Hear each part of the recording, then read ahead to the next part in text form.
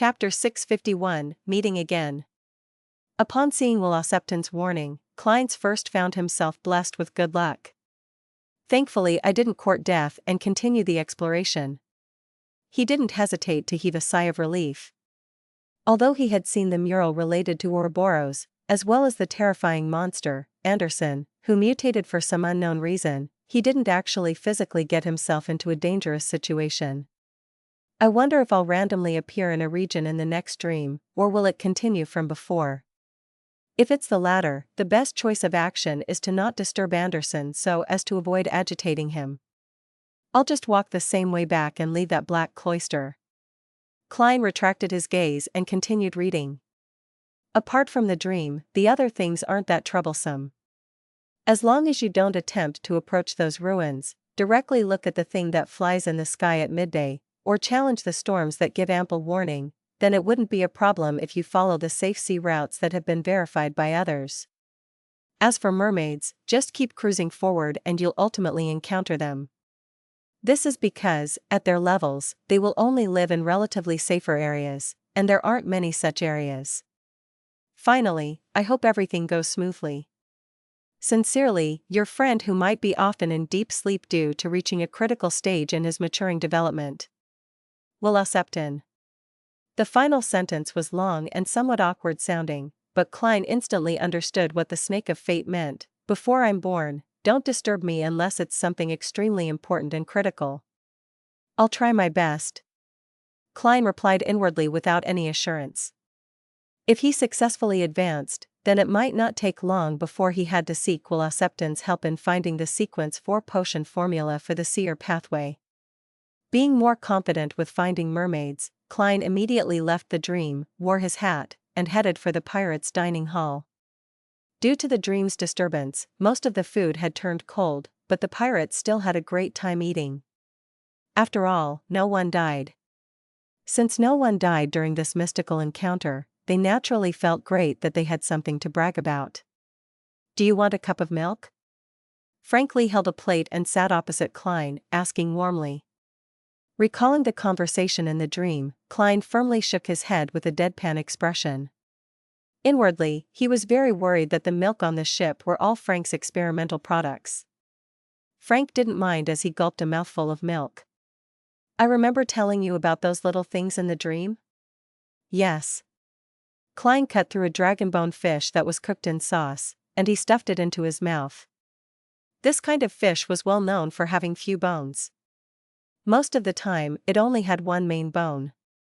In Backland, due to its various species, they were considered a mid to high-end delicacy, but east of the Orvie Island, in the periphery of the safe sea routes, they could often be caught. Frank chuckled. My description back then was a little inaccurate. Their true purpose was to successfully produce milk even when they aren't in a state capable of lactation, regardless of whether they are male or female. As long as they consume it, they will produce milk and return to normal once they aren't fed. This way, the milk cows don't have to suffer any torture. This way, it becomes fairer for men and women to bring up their children. It will be beneficial for women to head out for work. Wait, why are you telling me this? Klein nearly failed to maintain his persona as Gehrman Sparrow. At that instant, he felt that the nickname of Crazy shouldn't be Gehrman Sparrow's but Frank Lee's. He's actually someone who supports equality between men and women. However, his means are a little terrifying. That's right. The Church of Mother Earth is like the Church of the Goddess. They believe that women should have the same standing in society as men.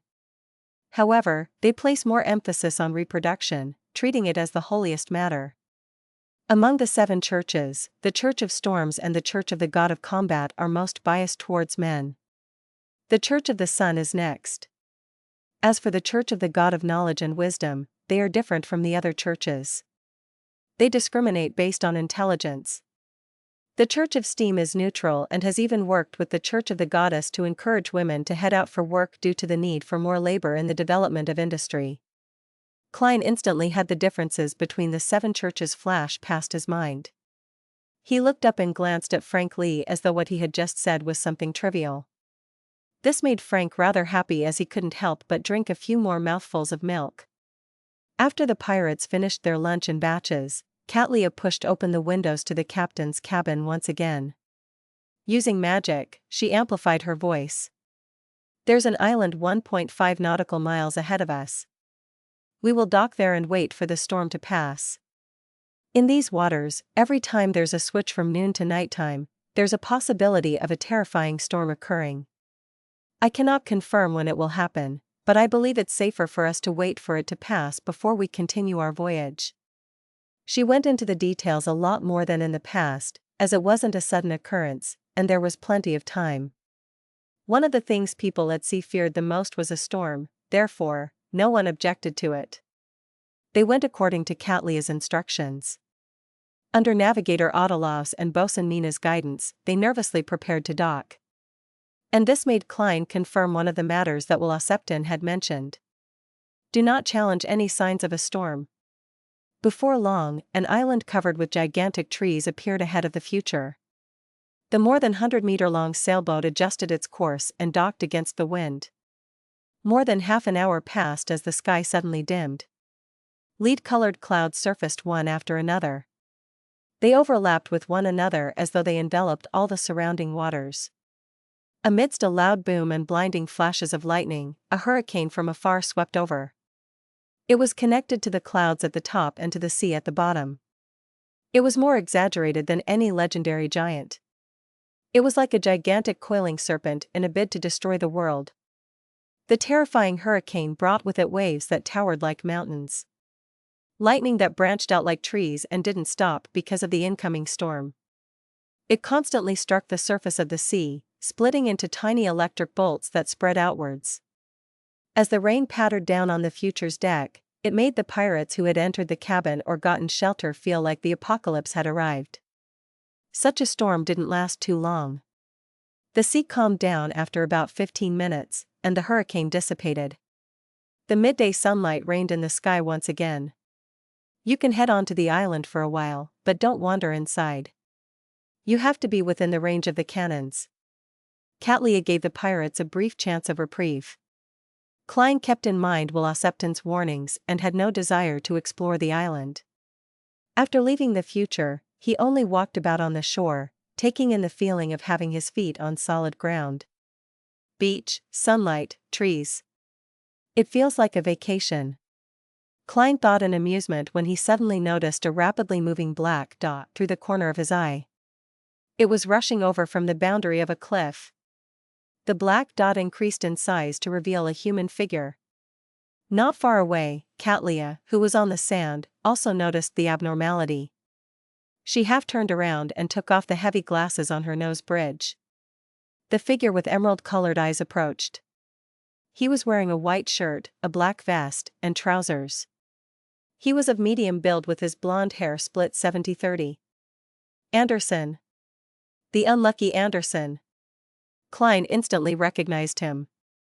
The person was none other than the terrifying Anderson in the dream world. It was the Anderson who said that his companions never returned after they proceeded to explore the hull but had claimed to be a member of the exploration team. At that moment, Anderson raised his right hand. Without any hesitation, as Gehrman Sparrow, Klein took out a charm and chanted a single word in ancient Hermes. Storm. The charm made of tin immediately turned sharp, resembling a thin blade. With the infusion of spirituality, the wind in midair reverberated.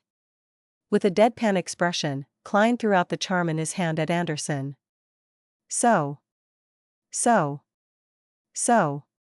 Azure-sharp blades shot at their target like a lined-up firing squad. Anderson was raising his right hand high with a smile and was about to say something when he heard a deep and mysterious incantation and the scalp-numbing sound of the wind. His gaze froze as he threw himself to the side and somersaulted multiple times in a pathetic manner as if the area before him was scorching metal. So. The wind blades struck the beach, slicing clear slits into the sand, but they were just short of hitting their target. Stop. As Anderson nimbly somersaulted to dodge, he shouted, "I come in peace. I mean no harm." Anderson Hood, Admiral of Stars, suddenly said a name as she raised her hand to stop Gehrman Sparrow, who had taken out a charm. She knows Anderson?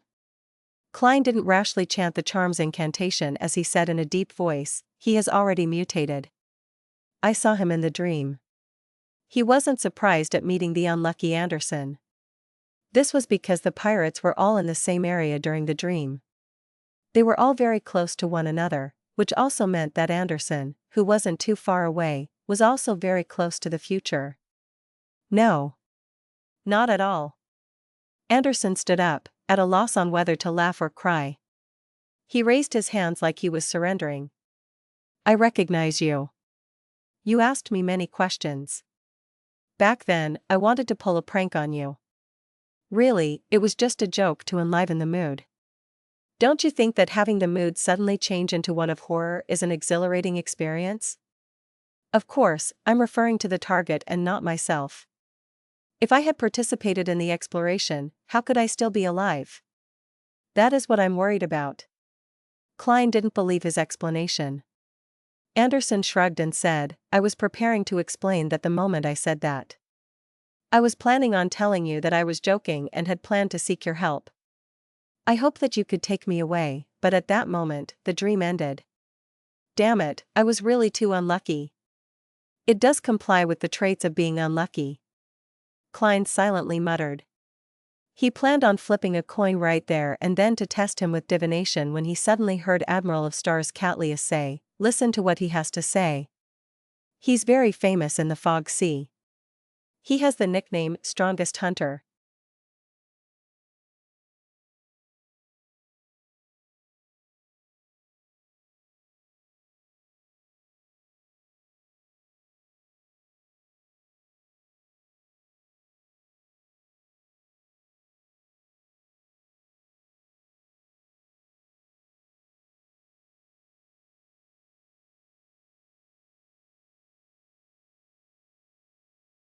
Chapter 652, Mermaid Clues.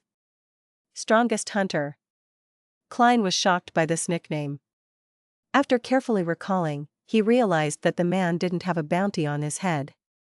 That meant that Anderson Hood's description of himself in the dream world was real and reliable. He was more of a treasure hunter. Unfortunately, Gehrman Sparrow hasn't killed any pirate admirals, otherwise, I would be the strongest hunter. Klein didn't let down his guard as he coldly looked at the man. As long as Anderson had showed any signs of abnormality, he would immediately throw the charm in his hand. After all, the activation incantation was all the same. At his sequence, he could do it simultaneously while injecting his spirituality. Upon hearing the Admiral of Stars' introduction, Anderson seriously shook his head. No, I'm not the strongest hunter. Oh, he's still rather humble. Klein sighed inwardly. Anderson chuckled and added, Admiral of Stars, if you really insist, then it's best if you add the condition, below that of a demigod. Yes, the strongest hunter below that of a demigod. I take back what I just said. The corners of Klein's mouth twitched indiscernibly. Seeing no response from the Admiral of Stars, Anderson naturally lowered his arms. These waters are very dangerous, but it contains many treasures. In this regard, I believe the two of you are very aware. In the past, many adventurers, or more precisely, treasure hunters, have entered these waters to seek our fortuitous encounters, but most of them didn't leave these waters alive. Haha, I'm talking about most, so there are always some lucky ones who can obtain items and ingredients while successfully leaving. The treasure hunting team I was in was organized by two treasure hunters who are experienced in this area. They claim to be very aware of which ruins are not to be explored in the first half of the safe route and which ruins could be attempted.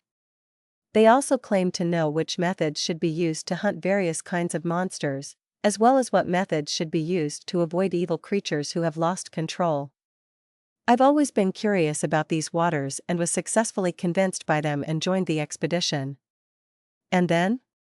Catlia looked at the figure opposite her with her black eyes that had a purple hue. Anderson sighed and said, it was very smooth in the beginning, as smooth as it can be. We avoided danger and obtained many of the relics left behind by former explorers, and we also hunted some monsters and obtained several ingredients. Everything changed when we discovered a strange temple on a submerged island. There were many murals which remained intact. This gentleman has also seen it in the dream world. He used his chin to gesture at Klein. That's not important, Klein replied calmly. Anderson shook his head and smiled bitterly. One of the murals was very sinister. It described a pilgrimage proceeding forward amidst a parted sea. The leader of the pilgrimage is depicted as an angel, having long silver hair that reached his back. He had very mild facial features. I was the first to arrive in front of that mural. I reached out my right hand and habitually outlined the various lines in midair. It's true, I really didn't touch it. I was at least 5 centimeters away, but to my surprise, the angel in the mural suddenly opened his eyes. Your nickname as the strongest hunter must have been forced as a result of you attracting too many problems. Klein scoffed silently without any sense of pity. Silver-haired angel? Katlia asked in return. Yes, but I'm not sure which angel it is. At the very least, he hasn't appeared in any of the portraits of the 7 churches. Of course, the mural artist might have casually added it, and it might not be real. Anderson was just about to raise his hand to comb his hair when he discovered that the man wearing a round-neck shirt, a brown jacket, pantaloons with a dark-colored cap was coldly staring at him. It appeared as though any abnormal action would result in the man attacking without hesitation. But at that moment, Klein was thinking about something else. This fellow is very professional when it comes to art. At the very least, the typical person wouldn't be able to know of so many religious portraits. Katlia, who didn't receive an adequate answer, immediately turned her head towards Klein, her gaze filled with an inquisitive look. She had just heard from Anderson that Gehrman Sparrow had seen the mural. Perhaps, this member of the organization that has been gifted by the Lord can recognize the angel. Katlia had an inexplicable feeling that Gehrman Sparrow might really know the answer. Considering how Mam Hermit would be able to obtain the answer at the next tarot club from a casual question, Klein didn't hesitate to simply say, Tail Devourer Ouroboros. Tail Devourer Ouroboros? That angel of fate? That king of angels? Katlia unknowingly pursed her lips as the purple hue in her eyes turned slightly more obvious. The last time she had heard this name was from the tarot club, thanks to Miss Justice. And that was her first time learning of the existence of the kings of angels. She never expected to obtain clues of them in the real world in just a few months. Tail Devourer Ouroboros? Anderson ruminated over the name in a daze. Klein didn't speak further, showing his disinterest in explaining. Seeing how the Admiral of Stars wasn't speaking a word, Anderson could only laugh and continue, I thought I was hallucinating back then because the mural didn't show any abnormality after that. Following that, our team fractured into 2. Most of them were frightened by my account and believed that they shouldn't continue exploring the temple. The remaining third desired to obtain more treasure and began setting off deeper into the temple. We waited an entire day, noon switched night a total of 3 times, but we didn't manage to see them return. We were all outstanding treasure hunters, so we knew that something must have gone wrong. After making some confirmations, we didn't dare stay any longer or wait. We immediately left the temple and got onto the ship to return the way we came. We had already received plenty, and we didn't wish to take any more risks. Wait, none of you had the intention to save your companions? Yes, a treasure hunting team that is temporarily put together will only bother with themselves and the few friends they are familiar with when they encounter danger. According to my experience, those companions of yours that vanished might be eating the fingers of corpses. Klein lampooned and didn't reprimand Anderson. Anderson sighed again and said, after leaving that temple, I discovered that there was something abnormal about myself. On the one hand, I became very unlucky, with everything I do failing. Even when drinking light beer in silence, I'll realize that someone had used a beer barrel as a toilet and pissed in it. Well, that's not what I encountered. It was my companion. On the other hand, we obtained control of ourselves in our dreams. We were no longer in a reverie and knew something, but we had no means to take action. Therefore, a number of my companions, a third of the original number of people, ventured deep into the dream world. They never returned. Katlia, who had been listening in silence, asked, what about their bodies in the real world? They mutated into monsters, killing quite a number of my remaining companions and sailors. Anderson took an obvious deep breath. We might have successfully killed those monsters, but due to the lack of sailors, as well as encountering a streak of bad luck, we failed to reach this island in time before the storm arrived. Therefore, our ship sank. Likewise for our loot. The rest of my companions either drowned, got struck by lightning, or got eaten by the underwater monsters. I didn't see all of it myself. As for me, I was relatively stronger and luckier than them. I was sent flying by the waves and successfully swam to the shore of this island and began attempting to create a canoe to leave this area. As you can see, even my final axe has shattered. It was also reflected in the dream. Anderson's final sentences were directed at Klein. They really are a treasure-hunting group plagued with bad luck. Klein inwardly drew the crimson moon for him. He believed that Anderson's description was likely real. His experience didn't seem to be fabricated out of thin air. However, it was unknown if he was hiding something. Perhaps, Anderson had really gone deep into the temple and eaten the fingers of the corpses before coming out, believing that he was fine. Perhaps, he had already explored numerous places in the dream world and had been corrupted by some unknown creature in an inconspicuous manner. After Anderson had finished recounting his experience, he smiled at Katlia and the man who he didn't know the name of. Do I have the honor of being a passenger on your future? I will pay for the fare. He looked as if payment wasn't a problem at all. Katlia once again turned her head to the side towards Klein, as though asking if he would accept. This is to say that you are leaning towards accepting his request? Aren't you going to do any tests? I have to go above the gray fog to divine before I can provide a clear answer. What gives you the confidence? A beyonder power obtained once a mystery prior reaches sequence 5? Klein figured out a lot of information from Katlia's gaze. Just as he was hesitating, Anderson hurriedly said, I'm very familiar with the route ahead. I can help you avoid the latent dangers on the safe sea route, and I can tell you which ruins aren't to be explored. I can also give you early notice to avoid the singing voices of the mermaids in time. Singing voices of mermaids? Klein's eyes nearly lit up as it took him a great deal of effort to maintain Gehrman Sparrow's image. Yes, a day's voyage from here, and I mean a day in terms of the world outside, we will circle around a ruin and turn. Upon saying that, Anderson suddenly realized something as he shut his mouth with a smile without saying anything more. Klein thought for a moment and took out a gold coin in front of Anderson as he silently chanted. Anderson hood is problematic. He repeated 7 times and went through the standard process of divination, but he didn't hold any hopes for an answer. It was a test on Anderson. If Anderson really was problematic, he would definitely show signs of guilt. After all, he couldn't be certain of Gehrman Sparrow's divination standard and was unable to determine if he could disrupt it successfully. Ding! The gold coin was flung into the air before landing. Klein glanced at it before putting it into his pocket. No problem. I'll later make a confirmation by going above the gray fog. Klein added inwardly. Katlia looked at Anderson and nodded. I agree to your request. However, after we leave these waters, you need to hand over half of what you have. If there's nothing, I'll not take anything either. Anderson fell silent for a few seconds before smiling again. Deal. Having found a way out, he clearly relaxed as he smiled.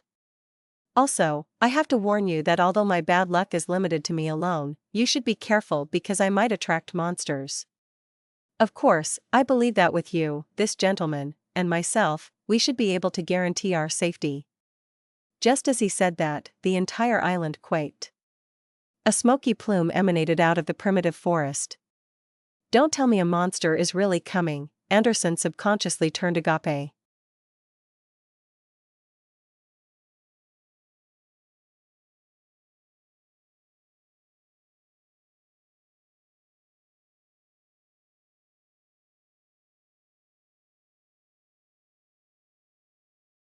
Chapter 653, Black-faced, Black-handed.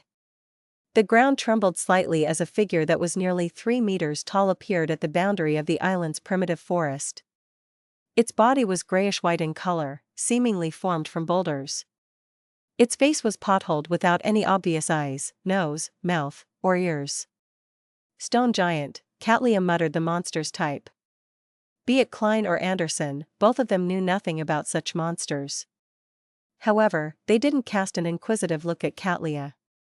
They focused on the monster, looking highly professional. Katlia turned her body to face the docked future.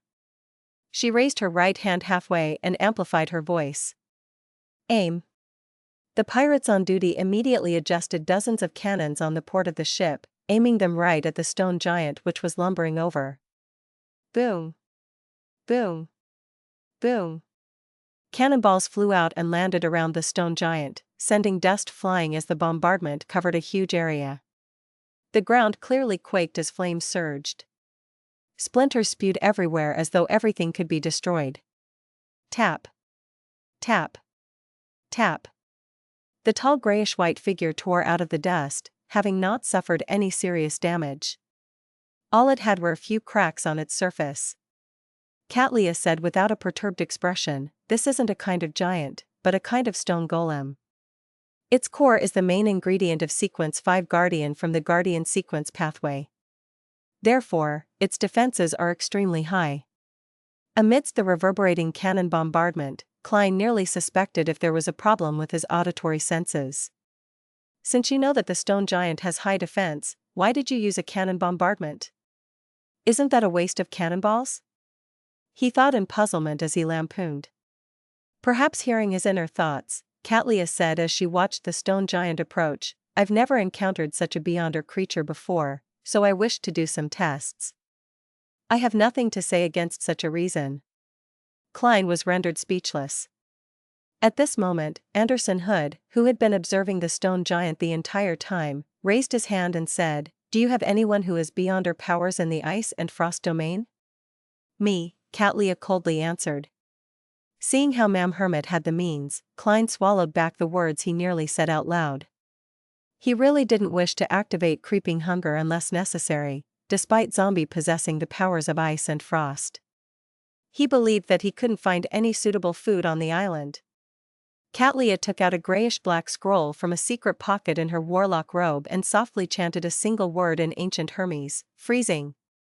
Silently, the scroll was consumed by icy blue flames and immediately, there were crystalline streams of light that appeared in midair.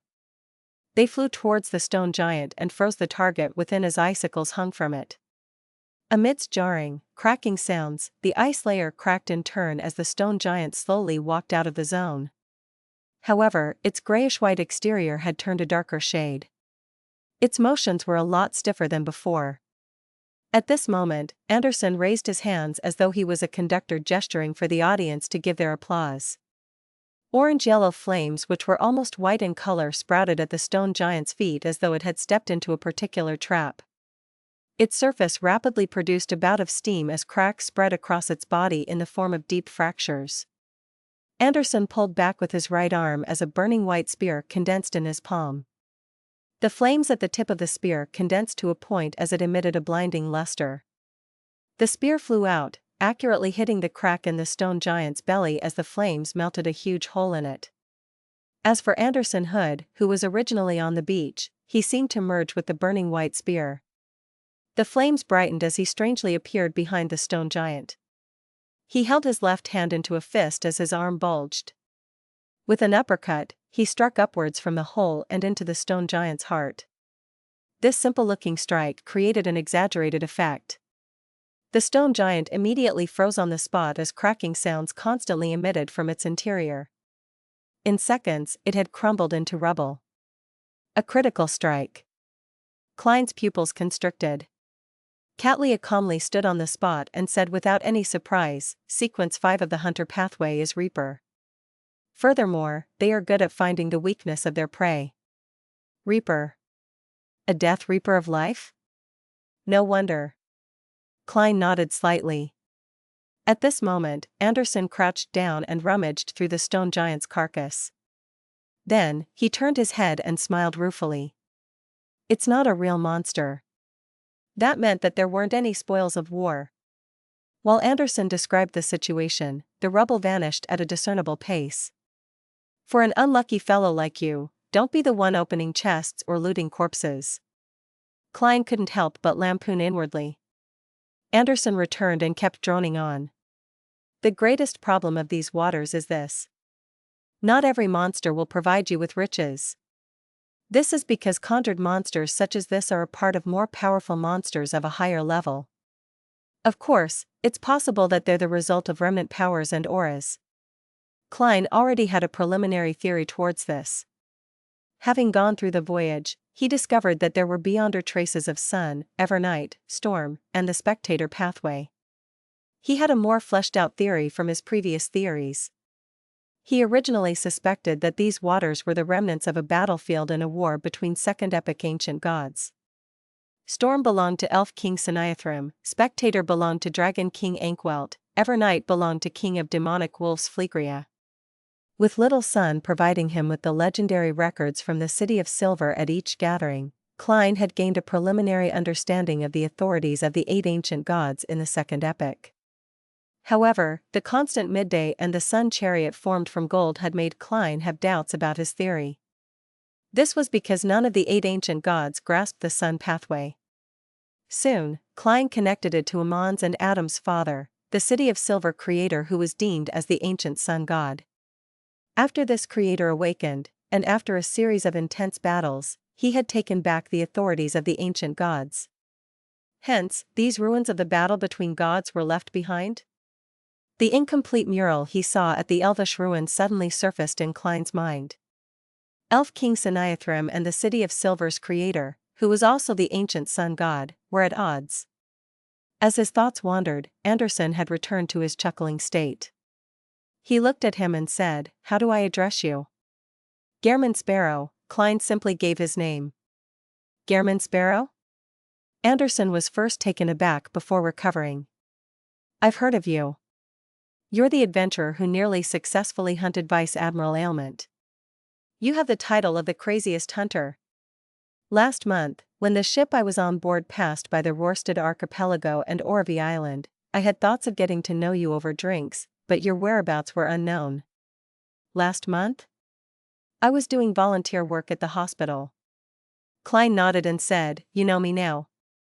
Also, try your best not to say anything." Anderson forced a smile.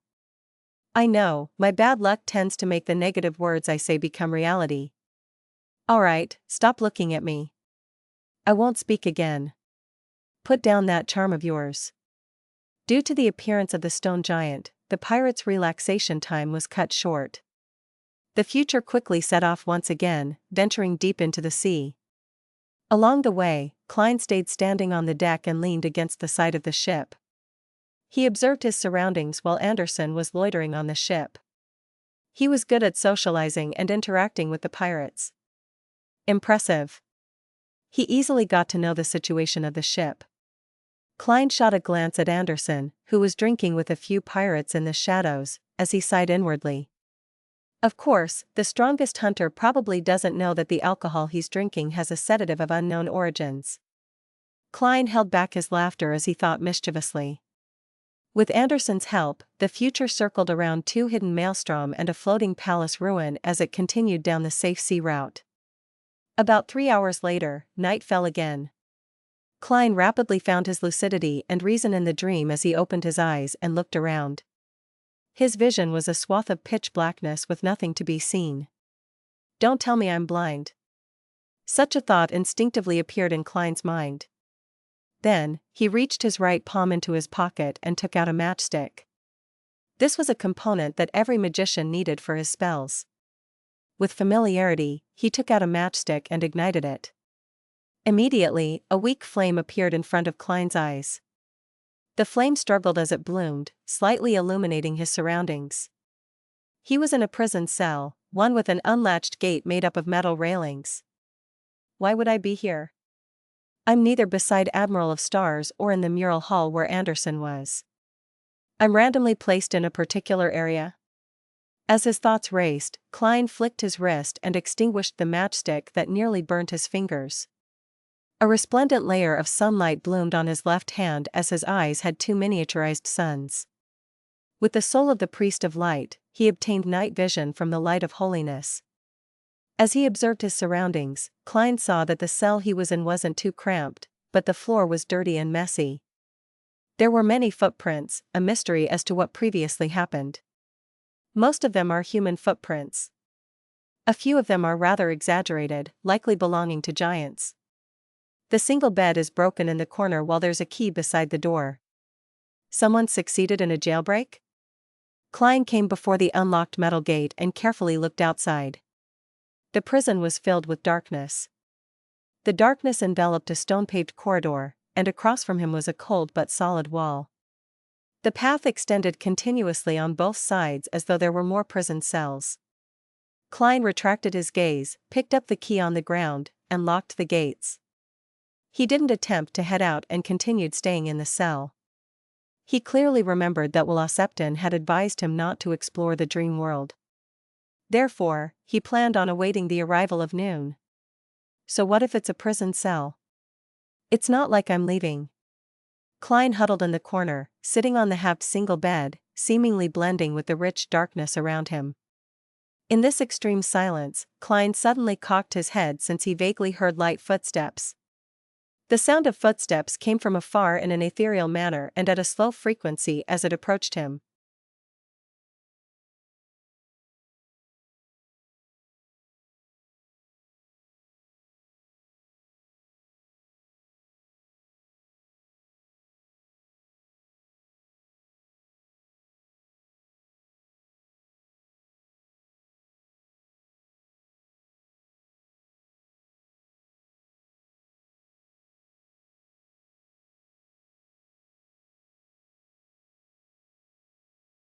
Chapter 654, Prisoner and Guard. No way. I haven't gone anywhere. Has the far-reaching hands of trouble come on its own? Klein revealed a grimace that didn't match Gehrman Sparrow's persona. He nearly drew a gasp. The only thing stopping him from doing that was because it would cause quite a stir, making trouble discover his hiding spot. No longer a green nighthawk, he rapidly made up his mind. He held his breath, slowly stood up, and moved to the side of the metal gate, without a sound. He secretly and silently looked in the direction of the incoming footsteps. He believed that, since hiding and avoiding it wasn't necessarily useful, he had to determine the danger revolving around the situation so as to make the best choice. The two miniature suns in his eyes dimmed as Klein waited for nearly a minute as he heard the footsteps turn heavier and clearer. Following that, he heard the clanking sound of a metallic gate slamming into the wall.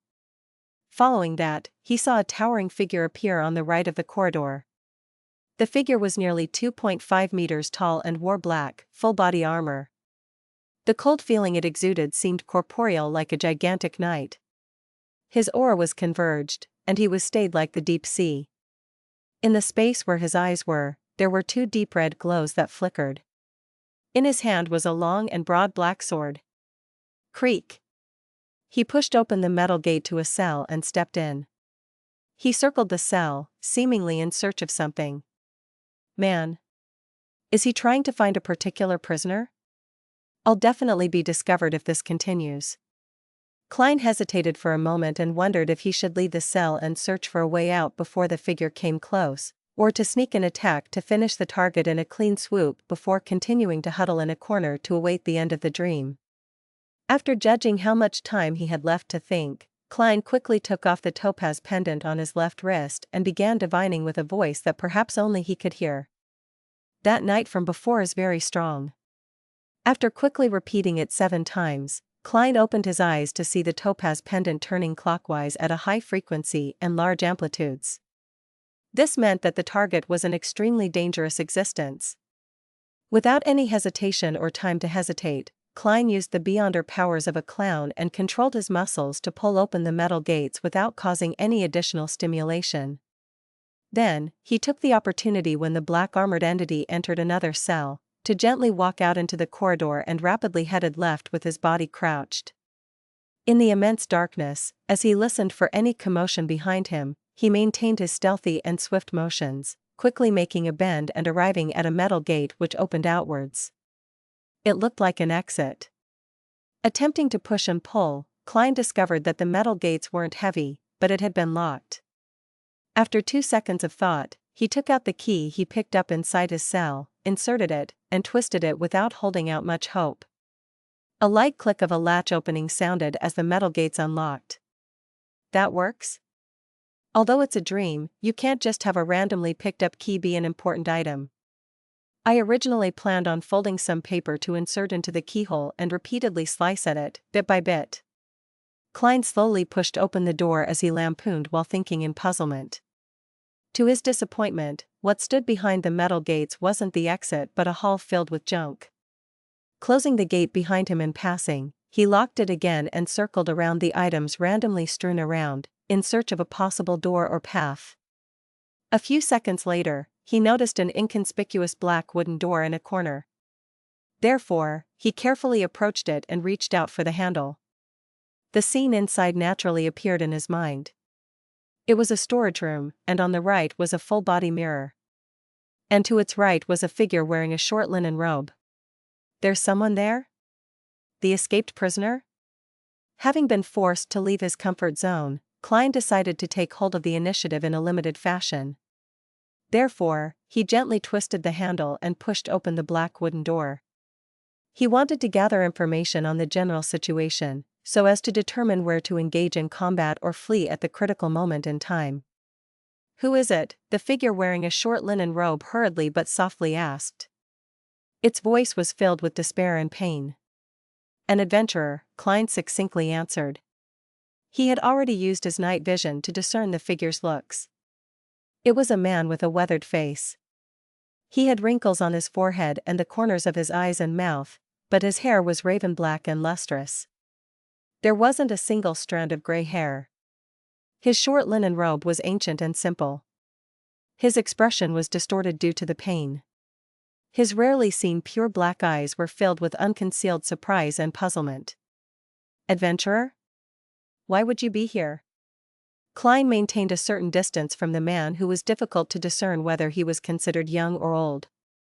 He stood by the entrance and looked at him. Before asking others, introducing yourself is a necessary form of politeness. As a faceless, just the short act of sizing him up from before had made him grasp the man's features. Apart from the discordant hair and the wrinkles, he had an old, gruesome scar on his cheek. The man was startled as he worriedly glanced at the hall. "It's best you close the door. We cannot be caught by that devil, otherwise." The muscles on his face clearly twitched as though he had recalled something nasty. "Devil?" Klein murmured and extended his hand back to close the black wooden door. The man heaved a sigh of relief and smiled wryly. "I apologize. I was indeed impolite. My name is Leo Master, an ascetic of a religious organization." "A religious organization? From the looks of it, you aren't a devotee of any of the 7 deities." Klein discovered a problem with his choice of words. If he was an ascetic of one of the 7 deities, he could have directly said it out loud. Even the high priest of the Church of Sun and the bishops of the Church of Storms wouldn't come to blows the moment they met in such a dangerous place. Leo Master said with a self-deprecating laugh, "That's right. I worship the original creator. He is an omnipotent and omniscient existence, the source of everything great. He is the beginning and the end. He is the God of all gods." This. Upon hearing how this person revered the original creator, Klein's first reaction was that it was the Twilight Hermit Order. However, there are also some smaller denominations in the northern and southern continents. There's quite a number of people who believe in the original creator. Klein deliberated as he asked, "What's the name of that religious organization? How did you end up here?" Leo Master hesitated for a moment before saying, "To the far east of the Sonia Sea is where my lord sleeps. His sacred mountain is hidden somewhere there. I led a pilgrimage here in an attempt to witness his miracles to redeem myself. Perhaps it's a necessary test. We were caught by that devil, and one by one, we died. Later, I seized the opportunity to escape the cell and hid here, awaiting the devil's departure." Klein thought for a moment before saying, Do you know the name of that devil? What characteristics does he have? He? Leo Master shook his head, saying in a somewhat puzzled manner. I do not know his exact name, but many pilgrims seem to know him. They call him the Saint of Darkness. Saint of Darkness? A demigod? Is this Leo Master's dream, or is it the demigod's dream? From the outcome of my divination, it's likely the latter. Otherwise, it wouldn't be that dangerous. Klein was about to continue asking which organization Leo Master was from and determine the beyonder powers of the Saint of Darkness when he suddenly noticed the full-body mirror opposite the ascetic through the corner of his eye. In mysticism, mirrors were passages that connected hidden and unknown worlds. It easily brought about terrifying accidents, therefore, Klein, who was in a dangerous dream, carefully walked over and planned on using the powers of a priest of light to destroy the item. No, don't. Leo Master seemed to sense Klein's intention as he cried out softly in horror. Without it, I will immediately die. Ah? Klein looked at the mirror again in puzzlement. Although the environment was abnormally dark, the mirror clearly reflected two figures. One of them was Leo Master with his numerous wrinkles and raven black hair. The other was the thin-faced, black-haired, and brown-eyed Gehrman Sparrow who wore a cap. At this moment, the Gehrman Sparrow in the mirror slowly moved his head even though Klein didn't make any movements. He revealed a deep, sinister smile towards him. The mirror's surface suddenly rippled as a hand reached out. With just the blinking of his eyes, the Gehrman Sparrow, who looked identical to him, crawled out of the mirror. His face was tainted with an obvious sinisterness due to the darkness cloaking it. How terrifying. Unfortunately, I don't look like Gehrman Sparrow, therefore, you failed to scare me. If Zhou Mingrui came out of the mirror, I might have been woken up out of fright. Klein calmly looked at his counterpart and raised his left hand, which swirled with a layer of sunlight. The sinister Gehrman Sparrow smiled as he raised his left hand as well, making a darkness that was made up of magnificence and sinisterness surface on his glove. This corresponded to the powers of a Baron of Corruption. My clone? Klein thought as he raised his right hand expressionlessly. From out of nowhere, he held a short milky white scepter in his palm, and at its tip were embedded blue gems. See God's scepter.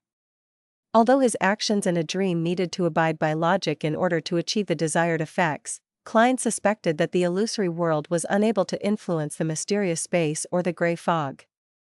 Therefore, he attempted to simplify the ritualistic process and told himself that the Sea God's scepter was stored in a similar unique zone in the spirit world. He could retrieve it whenever he wanted. The outcome from his attempt delighted Klein. Indeed, the dream world was unable to differentiate between a unique zone in the spirit world and the space above the gray fog. With the premise of the Sea God's scepter belonging to him, this sealed artifact at the demigod level was retrieved. It really works. Otherwise, I'd have to engage in an intense battle. Klein secretly heaved a sigh of relief. He similarly believed that the mirror was unable to replicate matters related to the gray fog. The sinister Gehrman Sparrow looked opposite him in a dazed state. He instinctively raised his hand, but his right palm was empty. Then, he saw countless bolts of silver lightning shoot out, enveloping him inside, causing him to expend one paper figurine substitute after another without being able to escape from the area. With a sizzling sound, a huge ball of lightning illuminated the cramped room, which provided no room for dodging. Following that, the Gehrman Sparrow from the mirror vanished. For some reason, Klein felt himself immediately turn serene, as though he had become a sage. He turned his head and looked at Leo Master again. What's the name of the religious organization you joined? Leo Master trembled as he answered, Aurora Order. Aurora Order? Klein was stunned as he couldn't help but prick up his brows. At this moment, there was a loud clanking outside. The locked gates that opened outwards had seemed to have been kicked open. Thump. Thump. Thump. The heavy footsteps that sounded like drumming walked towards the corner, seemingly discovering where Klein and Leo Master were hiding. Klein suspected that the lightning storm from before had been sensed by the Saint of Darkness. There's no way of hiding. Klein held the sea god scepter and kicked the black wooden door of the storage room open towards the Saint of Darkness. As the door tumbled, he clearly saw his target's appearance. The knight, who was wearing black full-body armor, had already raised up his visor at some point in time, revealing his deep wrinkled face and some of his bright raven-black hair, as well as the old scar on his cheek. He looked identical to Leo Master. Even the minute features were identical. The only difference was the deep redness that emitted from his eyes.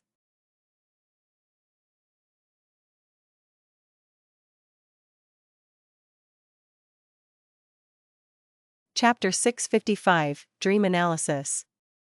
Klein was alarmed.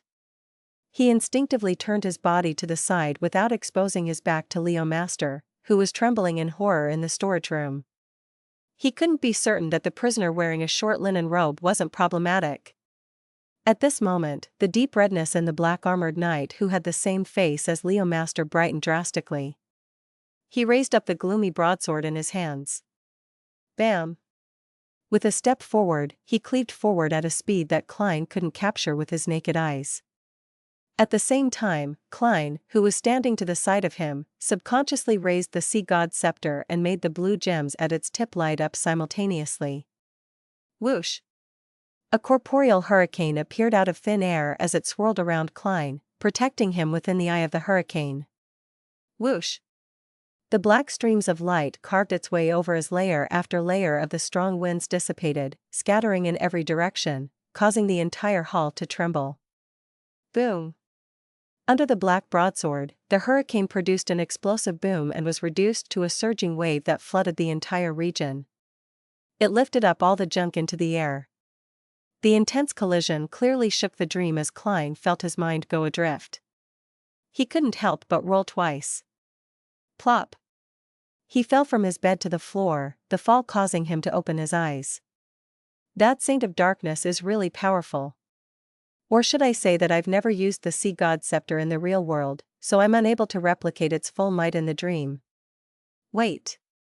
It's still night. Klein suddenly noticed a problem. At that moment, the midday sunlight wasn't beaming in from the windows. His awakening was due to the intense struggle in the dream, not due to a natural occurrence. That also meant that he needed to sleep immediately, otherwise, he might very well disappear in the dark night, never to be found again. With that thought flashing in his mind, Klein pushed his right hand to the ground, flipping his body up as he flew towards his bed and laid himself down. Then, he imagined the stacked spherical lights and quickly entered his dream. During this process, Klein swept his gaze to the window and vaguely saw the dark night outside. It was quiet and serene without any sense of sinisterness. Meanwhile, he vaguely felt that there was a fog encompassing the surface of the sea relatively far away. Amidst the fog, there was a cathedral composed of rather ancient architecture.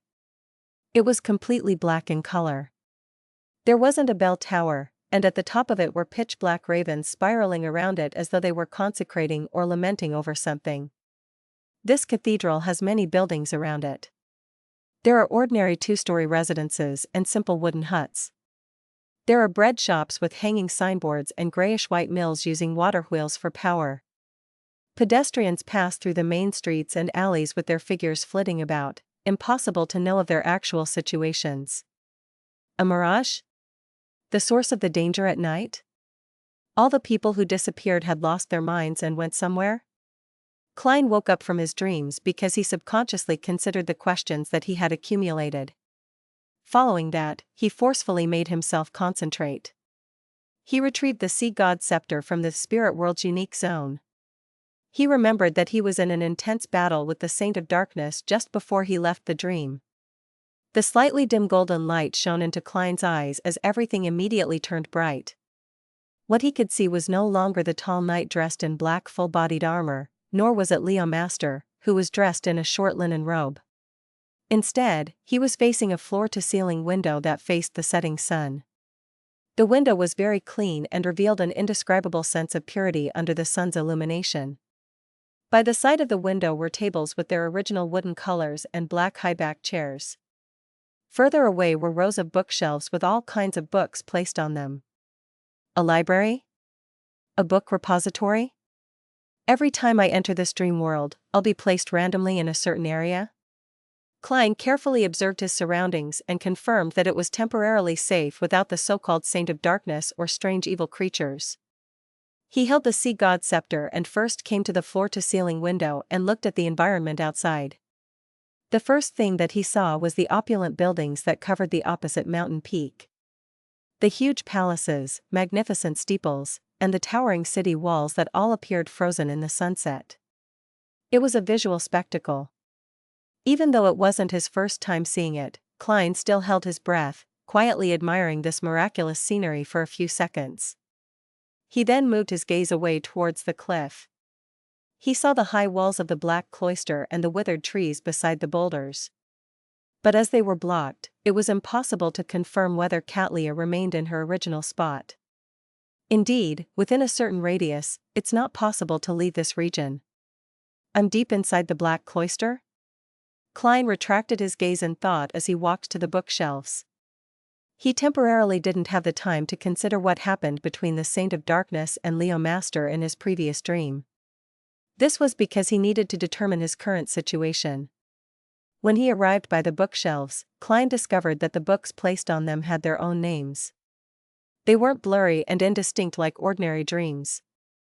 The Spirituality of Life, Book of Charms, The Flower Within the Heart, The True Cosmos and Inner Universe. These are all books on mysticism. Klein carefully reached out and took out the Book of Charms. He quickly flipped through it and realized that he knew most of the content, but there was a small portion which he had never come into contact with. It can be confirmed that this isn't from my dream. Ma'am Hermits? The knowledge that pursues her and is injected into her has been conjured in this black cloister? Klein had no desire to explore beyond where he was. He held the Book of Charms and returned to the side of the floor-to-ceiling window. He found a spot to sit down and began reading in a serious manner with the sunset's glow. You can still study even in dreams.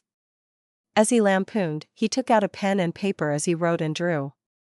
While he was engrossed in this, the light suddenly bloomed as blinding whiteness blanketed his vision. Klein naturally opened his eyes and felt warmth from the sunlight that shone inwards. I just read a few pages and plan to speed read it before using dream divination to recall them. Klein sat up, frustrated. He felt like he had lost a good opportunity to study. This was because he couldn't determine if he would be randomly placed in the Black Cloister's library again. He straightened his hair, wore his cap, and went to the deck. As he observed his surroundings, he recalled the dream. That prison is likely inside the Black Cloister as well. Yes, it might be underground.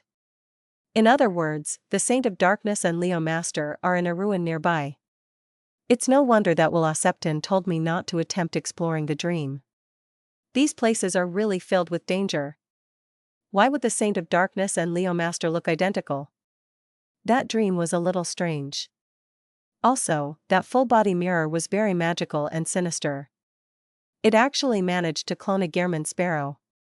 Upon recalling this, Klein began to find examples from his past experiences to confirm his through processes by comparison. This was called relying on experience. Soon, he thought of something. He had once borrowed the mental terror candle in Backland and helped Father Utravsky eliminate the past him. A character that was dissociated from his original self. Could it be that Leo Master is the Saint of Darkness from the Aurora Order? Due to certain reasons, he had split his personality, separating his good and evil sides? That sealed and dark prison is the reflection of his inner dream? Yes, that full-bodied mirror.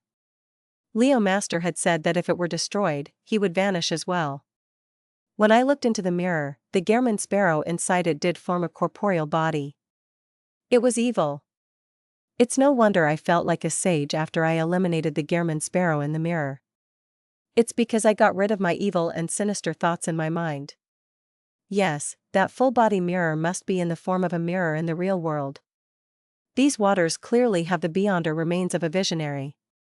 It conjures many unreal and real monsters that can kill. And this belongs to the spectator pathway, therefore, being able to split good from evil and causing dissociated personalities does make logical sense. Haha, Saint of Darkness Leo Master is a high-ranking member of the Aurora Order.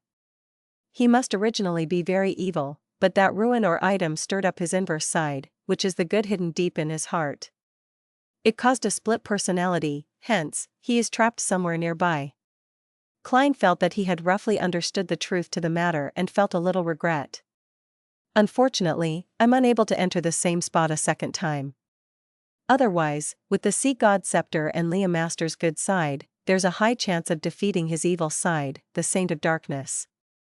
And the damage dealt in the dream world would continue on in the real world. In that case, a good saint who understands the Aurora Order would be born. It will make it easier to strike down on this cultist organization. Klein silently sighed and turned halfway around and watched Anderson walk out of the cabin. Where did you go in the dream? I didn't actually find you, the strongest hunter asked as though they were best buds. Klein secretly frowned as he asked, why should I be seen by you? Anderson was taken aback. Shouldn't you return to the spot where you left the dream upon returning there again? There are other elements involved in my random appearance in other spots within a particular radius? Something to do with my uniqueness? Klein realized that the problem was more complex than he had imagined. He said with some deliberation, I went elsewhere after entering the dream. Strange, Anderson frowned as though he was very puzzled. Without waiting for Klein to speak, he thought before speaking again, there's another strange incident. What?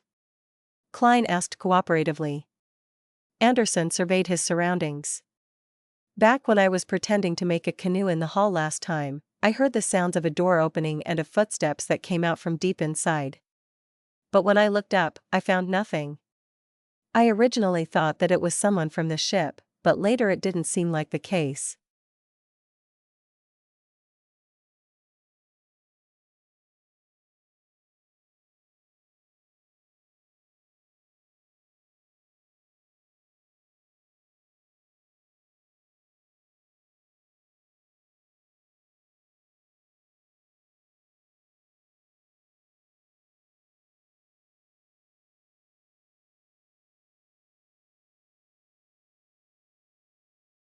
Chapter 656, Crazy Mutations. Someone opened a door deep in the Hall of Murals and came out. A rampager or beyonder creature who was nearby? Furthermore, it possesses the ability to act in dreams? After hearing Anderson Hood's description, Klein began making logical speculations. As his thoughts whirled, he suddenly had a new idea.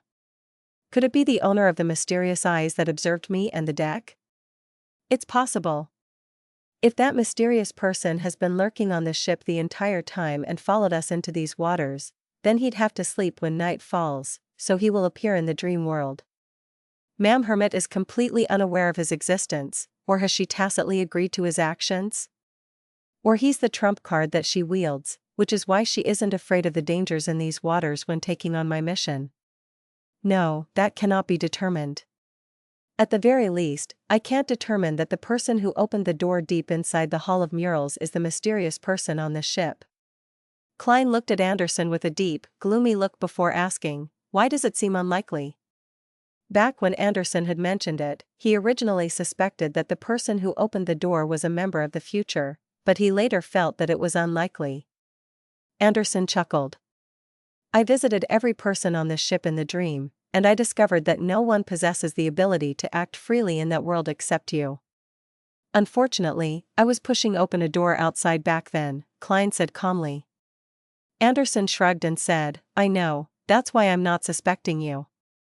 These waters have dangers lurking everywhere. All sorts of unimaginable monsters are active here. Perhaps the person opening the door from before was the stone giant from earlier or a rotting dragon who dreamed of countless treasures. Upon saying this, he leaned against the side of the ship and looked at the sea which was bathing in golden sunlight as he smiled wistfully. I discovered that ever since I escaped the ship-sinking crisis brought about by the storm, my bad luck has been decreasing bit by bit. Haha, it's obvious that it's not fixed and wouldn't last forever. Look, I successfully swam onto the island, and although I kept meeting with all kinds of bad luck, I managed to last until you arrived. Yes, I do attract monsters and did make that stone giant appear, but didn't we easily resolve it? Also, nothing happened despite me being on board for several hours. Doesn't that explain? Before Anderson could finish his statement, Klein coldly cut him off. Shut up. Doesn't this guy know to keep his words to a minimum when faced with a livid expression? I really want to beat him up. If it wasn't for the divination above the gray fog that said that you haven't mutated or have a big shot possessing you, then I would have already sunk you to the bottom of the sea. Yes. Sequence 8 of the Hunter pathway is Provoker. He must have easily digested the potion back then. From the bottom of his heart, Klein felt that the level of Anderson's provocation was far higher than Dannett's. Without feeling frustrated, Anderson raised his arms and said with a rueful smile. Fine, fine. I'll shut up. Seeing how he wasn't providing him with any more clues about the individual who opened the door in the dream world, Klein remained silent for a few seconds, suddenly turned around, and walked into the cabin. He had discovered a huge oversight on something. Since Anderson, who's plagued with bad luck, was on the ship, that meant that the chances of them experiencing an incident would only increase exponentially. Therefore, he needed to make some preparations. After returning to his room, Klein walked to the bathroom as he picked up Azek's copper whistle and Will-Acceptance paper crane. After setting up the ritual to summon himself, he brought Tinder, the sun brooch, and the Nightmare Beyonder characteristic from above the gray fog into the real world. He didn't immediately switch out his equipped inventory, but he did place them inside his suitcase and beside the biological poison bottle. This way, even if danger suddenly struck, he would have a chance to adjust his inventory, and then he could make a selection based on the danger he faced. After doing all of this, Klein felt significantly relaxed. He put away the other items and left the room for the deck, afraid that he would miss any signs of mermaids. Just as he walked out of the cabin, he saw Frank Lee crouched in a corner, looking shocked and dazed. What happened? Klein felt his heart skip a beat. He was afraid that something had gone wrong with the crazy crossbreeder's experiments, causing everyone on the future to be embroiled in a terrifying biological disaster. Frank shook his head in a daze. Didn't I mention about those little things before? They actually need to sleep for some time before they can grow and reproduce. In the end. What happened in the end? Klein's expression turned solemn. This made the strongest hunter Anderson, who was bragging about how many pirates he had hunted to the audience around him without realizing the change in their eyes, sense something as he curiously stopped his description and came over. The crouching Frank looked up and said, "They just finished a large-scale reproduction stage and have even mutated. This is a miracle." And? Where have they gone? Are they still in your laboratory? Klein instinctively felt that this wasn't something good. Frank used 2 seconds to digest the problem as he rolled up his sleeves to show his hairy arm. He pounded the deck in front of him and revealed a smile. They have drilled inside and have seemingly reconstructed the future. Amidst the dull pounding, something that seemed like milk spewed out like a fountain from the deck, spraying Frank Lee in the face. He licked the liquid by his lips and said in pleasant surprise, "The future. The future has produced milk." At the same time, the pirates by the side of the ship pointed down at the cannons in horror. The cannons are spewing milk. This isn't scientific. Klein nearly couldn't control the twitching of his facial muscles. Ever since he boarded the future, and ever since the ship came to the ravine and began the descent, he felt that many of the things that had happened were extremely unscientific. It even exceeded the confines of his mysticism knowledge. Anderson watched Agape, nearly forgetting to inquire. He stomped his feet habitually and successfully saw another milk fountain spew out. One thought after another flashed past Klein's mind as he acutely figured out a problem. He immediately looked at Frank Lee and asked in a deep voice, "After your little things have infected the future, will it continue infecting people?" While asking, Klein's right palm reached into his pocket. According to the situation, he selected the floating charm and prepared to fly into the air in order to escape the infection. Frank Lee thought seriously for a moment. In theory, yes. Before he finished his sentence, a figure appeared and kicked him in the ass, sending him tumbling a few times, slamming into pools of milk. That person was none other than linen-shirted Nina, who was draped in a blue jacket. She glared angrily at Frank Lee on the deck as she cursed while hyperventilating. "Aren't you going to finish off those darn little things of yours? Did you do this while thinking that my breasts aren't big enough?" Alright, Frank Lee patted his ass and said unwillingly. At this moment, Klein had already taken out his charm and softly chanted, "Storm." He believed that he had underestimated Frank Lee's ability to cause trouble and suspected that the disaster brought about by him would only worsen. Therefore, he decided to first fly into the air.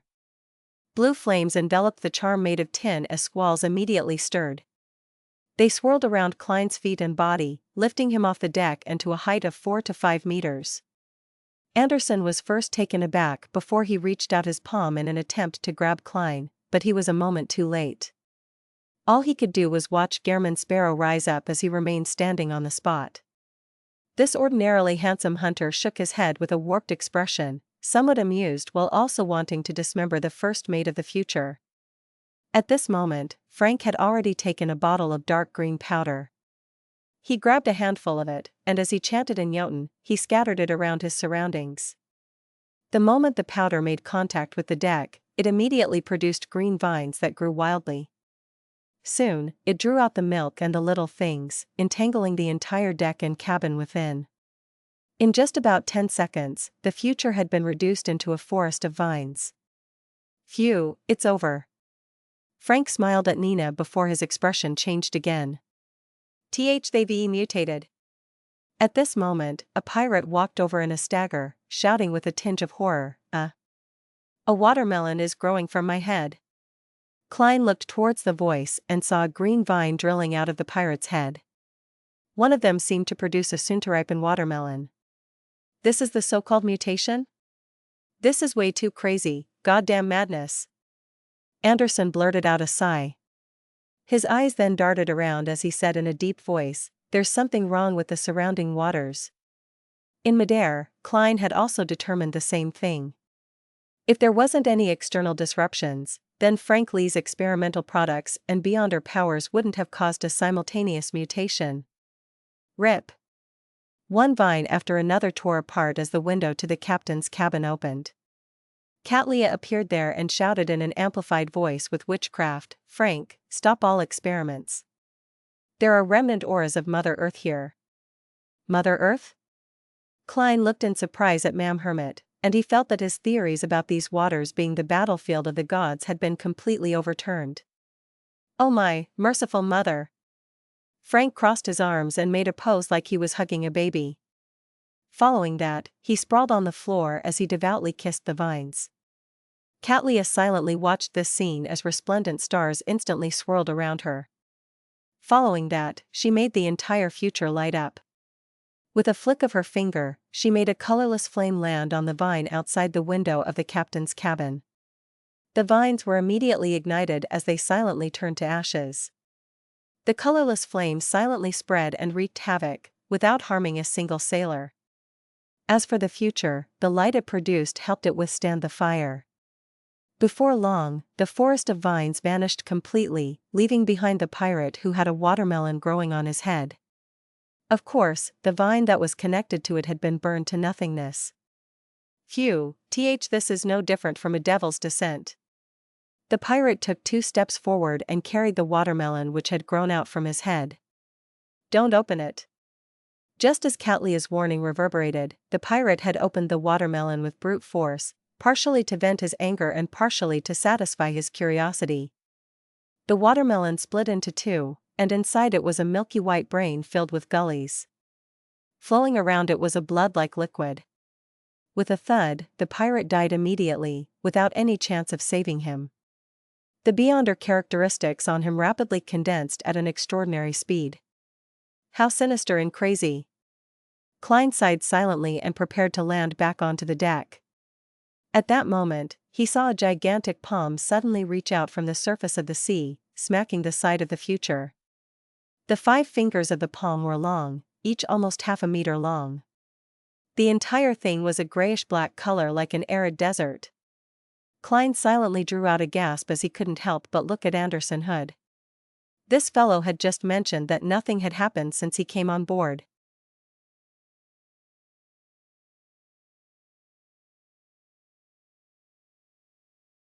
Chapter 657, Terrifying Vitality. The grayish-black hand grabbed the side of the ship and quickly hoisted it up, revealing the submerged parts, inch by inch. Through the blue water waves, Klein saw a huge grayish-black shadow. Following that, squirming flesh occupied his entire vision. The monster seemed to be an amalgamation of countless blackening or graying corpses. Attached to the two gigantic palms were withered-looking arms that resembled dry timber. The arms stemmed from a corpse that was suspected to be from a giant. This giant's single eye was shut tightly as a few heads were stuck to its neck.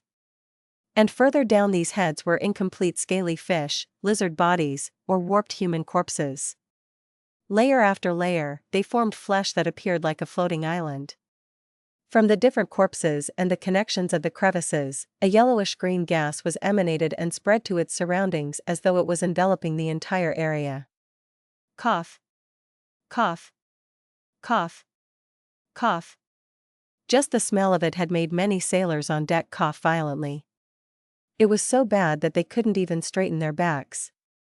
Upon seeing this scene, Frank Lee didn't hesitate to take out the materials inside a hidden pouch on his belt.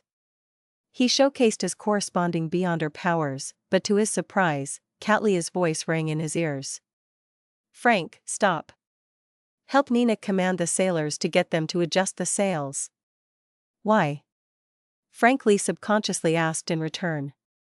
"In this area, the supernatural matters within the authority of Mother Earth will mutate, including your powers." As Catlea spoke, she extended both her palms forward and pressed down on a particular spot on her desk. The symbols and the magical labels on the future immediately became more pronounced as they lit up one after another, converting the entire ship into a resplendent sea of stars. They seemed to correspond to each and every point of starlight that swirled around Catlea's body. The spreading yellowish-green gas was kept out as Klein began floating towards the window of his room from the closest wall. The coughing pirates felt alleviated, and under the lead of Bosun Nina and first mate Frank, as well as the instructions of Odilov, they quickly adjusted the sails and attempted to make the future escape from the nearby waters in order to escape the influence of the mutation effects. However, the grayish-black colossal monster had held back the front of the ship, and the body beneath the water had connected to unknown parts of the ship in order to hold the future, preventing it from advancing forward. At the same time, formless tall mountains seemed to appear around them, blocking out the sea winds that blew from afar, preventing the future from using its strength no matter how it adjusted its sails. Faced with such a situation, there's a need to use a backup steam engine system. Unfortunately, the future lacks it. Yes. It can still fly with the help of the starlight, but that seems to be extremely draining on Mam Hermit. Besides, it will be difficult to grasp the direction and distance it will bring us. To make such a flight in such waters, there's a high chance of entering a more dangerous zone without being blessed with good luck. There's still the extremely unlucky Anderson on board. Klein floated by the window in his room as he took in the situation. He wasn't nervous, as neither Admiral of Stars Catlea nor the strongest hunter Anderson had showcased their true strength. "Of course, that includes me as well," Klein added inwardly. He planned on first returning to his room and wearing tinder. Without any food around, using such a mystical item was more suitable than creeping hunger. The latter was to be reserved for him when facing more dangerous and complicated situations before throwing it above the gray fog for it to cool down. As for the negative effect of losing items on him, Klein already had a plan. He decided to put in his wallet, Azek's copper whistle, the adventurer's harmonica, and other items into his suitcase when changing his inventory, leaving creeping hunger, Murloc cufflink, and the charms from the sea god domain. He would keep a close watch on the latter too to prevent them from being lost. And from a probability standpoint, the most likely item to be lost by Tinder would be the charms since they were the greatest in number. Klein wasn't worried about this. He had created charms with different effects. They were highly disposable. Besides, the corresponding metal in the storm domain is tin. It's very cheap and worth nothing. The Beyonder effects are bestowed by the sea god's scepter, so I don't have to spend any additional money. As Klein mumbled, he reached out to push open the window to his room. At this moment, the colossal grayish-black monster, which was a combination of flesh, climbed higher again. With its approach, the busy sailors had their hair grow wildly, to the point of exceeding their waists. This wasn't the most terrifying outcome. It was more harrowing that the blob of flaxen-colored hair seemed to have a life of its own. They would interweave and bind themselves to their owners. As the hair began to produce similar changes, the lustrous sea of stars on the surface of the future could no longer hold back this influence. To a number of pirates who had shaved themselves bald, their uniqueness didn't bring them luck either. Their nose hair would rapidly grow at a discernible pace, blocking their nasal passageways. By the window of the captain's cabin, Catlia had raised her arms at some point in time. In her hand was a scroll made of smooth fish skin. Numb. As the incantation in ancient Hermes resounded while the scroll burned in silence, a light green luster shot out from within, striking the monster's gigantic palm that appeared by the side of the ship.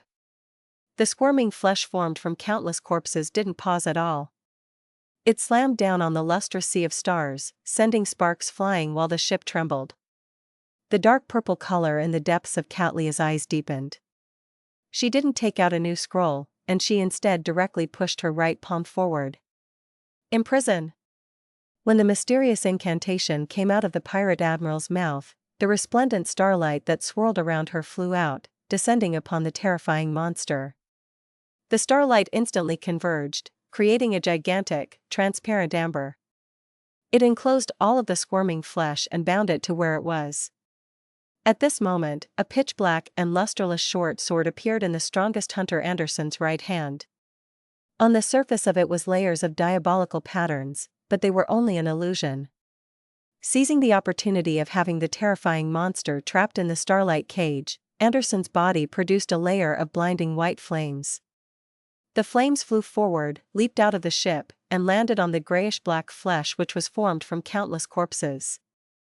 Following that, the blinding white light rapidly flowed across the monster's surface as if it was engaged in painting an extreme piece of artwork. With a boom, the flames surged into the sky as Anderson jumped back onto the deck with his pitch-black sword. The colossal monster remained frozen in place, as though it had lost all its vitality. Crack! Crack! Crack! Deep wounds appeared on its surface, shattering into countless pieces of flesh in just a second. A reaper's offensive strength is truly exaggerated. Klein, who had redone his inventory, returned to the side of the window to see this scene. Suddenly, he frowned indiscernibly. At this moment, something unexpected happened. The fractured pieces of flesh spread out their limbs, shooting towards the deck in a barrage of attacks. This colossal attacher seemed impossible to kill no matter how many pieces it was divided into. The number of pieces determined the number of monsters. Silently, a piece of grayish-black flesh facing the captain's cabin jumped up from the deck, heading straight for Admiral of Stars in a bid to wrap around her head. A figure surfaced from the darkness and shielded Catlia. It was none other than bloodless Heath Doyle. He opened his mouth as they cracked open, all the way from his nose to his chest. Soon, he formed a squirming vortex of flesh and blood. The vortex sucked at the grayish-black flesh and rapidly swirled inwardly, pulling it inside. Heath Doyle landed on the deck like a shadow. After wavering a little, he finally recovered. As for the grayish-black flesh that had splintered off from the monster, it had completely disappeared. The most terrifying part of the monster is its ridiculous vitality. If only this trait can be stolen. Having used another floating charm, Klein floated out the window. He reached out his black-gloved right hand and spread his fingers. The scene before him changed as a result. Blobs of different, gorgeous colors replaced the corresponding people and items. These colors kept changing as they rapidly twinkled, making it difficult for anyone to grasp the rules that followed. With the help of this vision, Klein discovered that the grayish-black flesh shared some of this luster. Although it was splintered, it was actually one. Calmly, he clenched his right fist, grabbed a blob of the light, and turned his wrist to the right. Suddenly, Klein saw the yellowish-green luster being drawn away, fusing into his right palm. This was the corresponding trait of the fog of poison. He had stolen the grayish-black monster's fog of poison. This was Tinder's effect. At the same time, Klein discovered that his damage transfer beyonder power was lost. He no longer had it. I can only steal from the same target once every 12 hours. With some level of realization, Klein looked at the surrounded future. The yellowish-green fog which was corroding the resplendent sea of stars rapidly thinned and no longer looked obvious. The grayish-black flesh that scattered everywhere also showed signs of desiccating and darkening. With that, the pirates found a chance to catch their breath. As for Katlia, she wore a golden brooch on the front of her classic robe. The brooch seemed to be made of gold, and it was shaped like a bird with a long feathered tail. The surrounding atmosphere suddenly turned staid and serene. All the chaos and anxiety vanished in a baffling manner. Even Klein sensed the indescribable influence and felt like he had become an emotionless zombie. Seeing how the critical moment was at hand, a ship came cruising over. It was also a sailboat and was equally large. Its color was mainly dark with a ghostly green to it. Its ghastly pale mainsail drew a blooming pitch-black tulip. It was the flagship of Admiral Hal Ludwell, the Black Tulip. It was a ship that frequently plied these waters.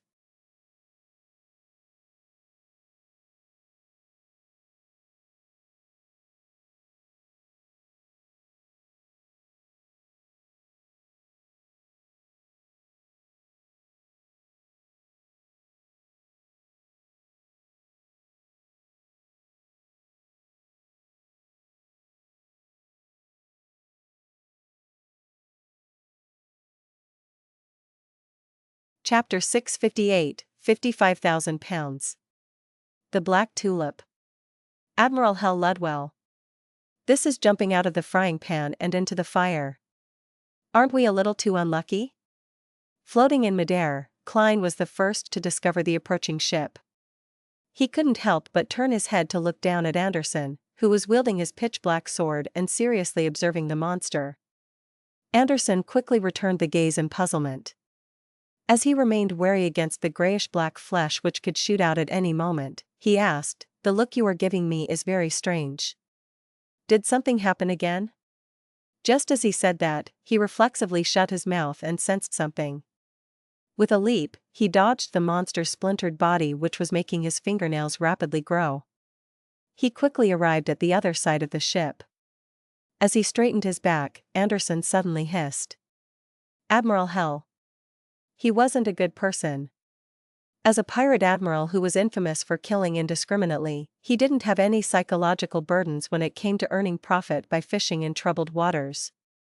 Once he weighed the situation and realized that he could use the powerful monster to finish off Admiral of Stars and everyone on the future while also receiving tremendous spoils of war, he would definitely take action. My bad luck hasn't decreased at all. It has only switched to a lump sum withdrawal? Anderson's expression warped. It was a mystery on whether he was crying or laughing. At the same time, the corresponding information surfaced in Klein's mind. Just the bounty placed on Admiral Hal Ludwell's head by loan alone had reached 55,000 pounds. He was an extremely powerful member of the 7 pirate admirals, the one with the highest bounty among the 7 pirate admirals. His flagship, the Black Tulip, didn't have many pirates living on it. Most of the jobs were left to undead creatures or the spirit world creatures he controlled. He killed indiscriminately, but he didn't have a sick fetish for killing. All he did was seriously complete his job of sending living creatures to hell. He had all kinds of connections with the numinous episcopate. The rumors state that he possesses a ring left behind by the ancient death. While Klein and Anderson were looking at the Black Tulip, the golden brooch on Katlia's robe began to emit a pure bright light instead of blinding sunlight. In front of the captain's cabin was a blurry figure that was rapidly increasing in length.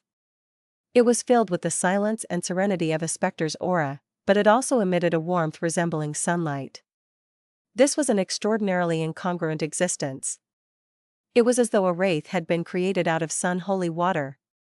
It was both holy and evil. The sun wraith widened its arms as it flew out at ludicrous speeds and hugged the grayish-black flesh. The sizzling sound of fat and oils burning sounded out. The sun wraith and the grayish-black flesh cancelled each other out as they were simultaneously obliterated, leaving no traces behind. The dark purple hue in the Admiral of Stars' eyes flowed as the brooch brightened. It quickly produced another sun wraith outside the window of the captain's cabin as it pounced towards the grayish-black flesh that had invaded the future. And at this moment, bloodless Heath Doyle protected Frank, Nina, and the other sailors. He used the devouring and digesting method in order to resist the monster's flesh, which possessed immense vitality. The Black Tulip's speed was faster than Klein had anticipated. In seconds, it had entered a range which was cause for alarm for the future. The black sailboat with a gloomy green slowed down and stopped to the side. It didn't seem to be aware of what had happened. Suddenly, Klein saw a nearly transparent eye surface around the future's airspace. It had ghastly pale eye whites as it looked down from above without blinking. This is a spirit medium's version of a telescope? After a momentary pause, Klein drew his revolver with his right hand and aimed at the eye that belonged to a spirit world creature. At that moment, he was somewhat hesitant. As the crazy adventurer, Gehrman Sparrow, to directly fire was the choice that matched his persona the best. But at this moment, Admiral Hell Ludwell had yet to show any signs of animosity. He might have qualms about the faction backing Catlia and hold back. If Klein were to rashly kill the telescope, it would undoubtedly push the situation into the direction of a more chaotic and dangerous development. During that brief dilemma, the nearly transparent illusory eye vanished. A distance away, the Black Tulip continued approaching as it became clearer and clearer. High above the Black Tulip, white skeletons, who didn't wear clothes or leather armor, busily controlled the sails while pale zombies patrolled the area with cutlasses in hand. The latter were observing their surroundings with green burning eyes. Shadows, wraiths, and all sorts of strange spirit world creatures were flying in circles, boring through the ship at times as the shipboard protruded transparent faces that weren't too obvious.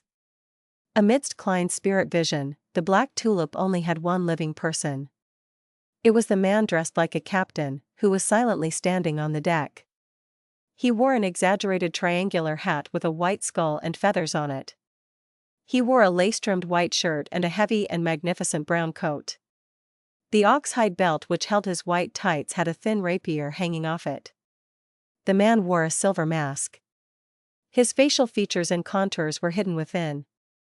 The holes that depicted his eyes, nose, and mouth had cold lines that left one shuddering. This matched the rumored image of Admiral Hell Ludwell. Where are his first mate, second mate, third mate, and bosun? Klein was first surprised at the lack of living personnel on the Black Tulip before quickly coming to a realization. Just like how the third mate, the gunner commander, and many of the sailors of the future were sent to the other ships of the pirate crew, only the minimum number of personnel were used to enter these waters. Admiral Hell Ludwell didn't let his weak subordinates follow him.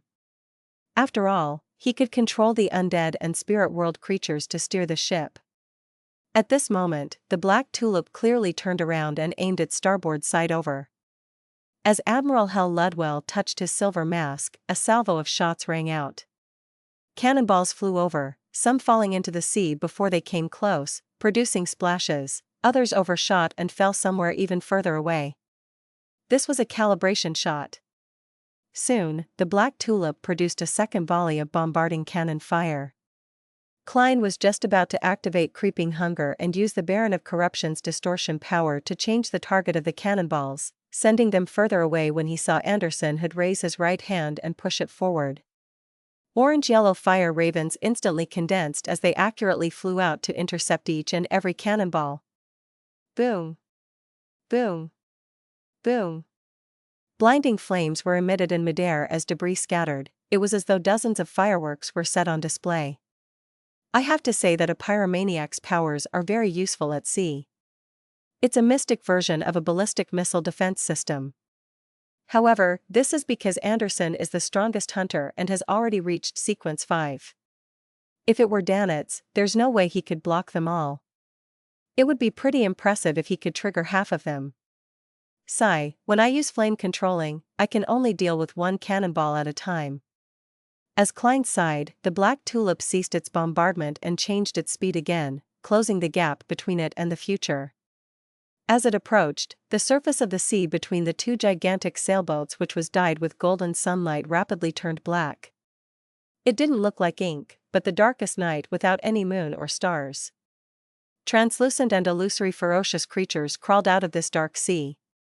Pale corpses reached out their palms which had rotten flesh dangling from them as dark red or cold flames emerged, forming pairs of eyes. Suddenly, the area seemed to turn into the entrance to hell. All kinds of undead creatures floated on the surface of the sea in dense numbers as they charged forward like an unending tidal wave. Anderson looked back at the sun rays which were obliterating the grayish-black flesh, and he knew that Admiral of Stars was at a critical moment in dealing with the terrifying monster. All he could do was draw a gasp and look up at Gehrman Sparrow with a bitter smile. Just as he was about to press his hands onto the shipboard to create scarlet flames that spread outwards to prevent the invasion of the undead army, he was surprised to see Gehrman Sparrow turn around and fly back into his cabin. He fled? No way. Anderson's expression clearly froze. He grimaced as he hurriedly leaned forward with his extended palms to press onto the shipboard. Silently, a swath of scarlet flame soared into the sky and swept the area ahead of him. At this moment, a charm suddenly fell in front of him as he heard a word spoken in ancient Hermes. Storm. Huh? Anderson instinctively looked up and saw Gehrman Sparrow in his round neck shirt and brown jacket being swept up by a squall as he rapidly flew towards the Black Tulip. Is he committing suicide? I can't understand such madness. Anderson turned agape as he felt puzzled. Whoosh! With the charm's effects and the blessings of the wind, Klein flew to the airspace above the bow of the Black Tulip. Admiral Hell Ludwell immediately looked up at him. The eyes behind the silver mask burned silently with two pale white flames. The shadows, wraiths, and the spirit world creatures of the death domain who were spiraling above the Black Tulip immediately swarmed towards the enemy. They either opened their mouths, letting out silent screeches, or they extended their long tongues with shrunken faces as though they were extremely excited. Klein looked at them with a deadpan expression as he reached into his pocket with his left hand, releasing the wall of spirituality on a squarish box. Then, he took out Azek's copper whistle, which was tied to a few matchsticks, and threw them at the deck of the Black Tulip's stern. Suddenly, the transparent, cold, and indistinct shadows and wraiths paused. It was as though they were frozen worms. Following that, they didn't hesitate to turn their bodies to rapidly fly to the stern of the Black Tulip. The strange-looking spirit world creatures followed closely behind.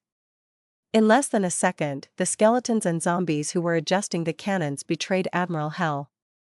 The bow was left completely empty except for Ludwell. Pa! Klein landed on the deck while pressing down on his cap, landing right before Ludwell. His body was bent slightly as he released the right hand on his cap, his gaze locked on the silver-masked Admiral Hell.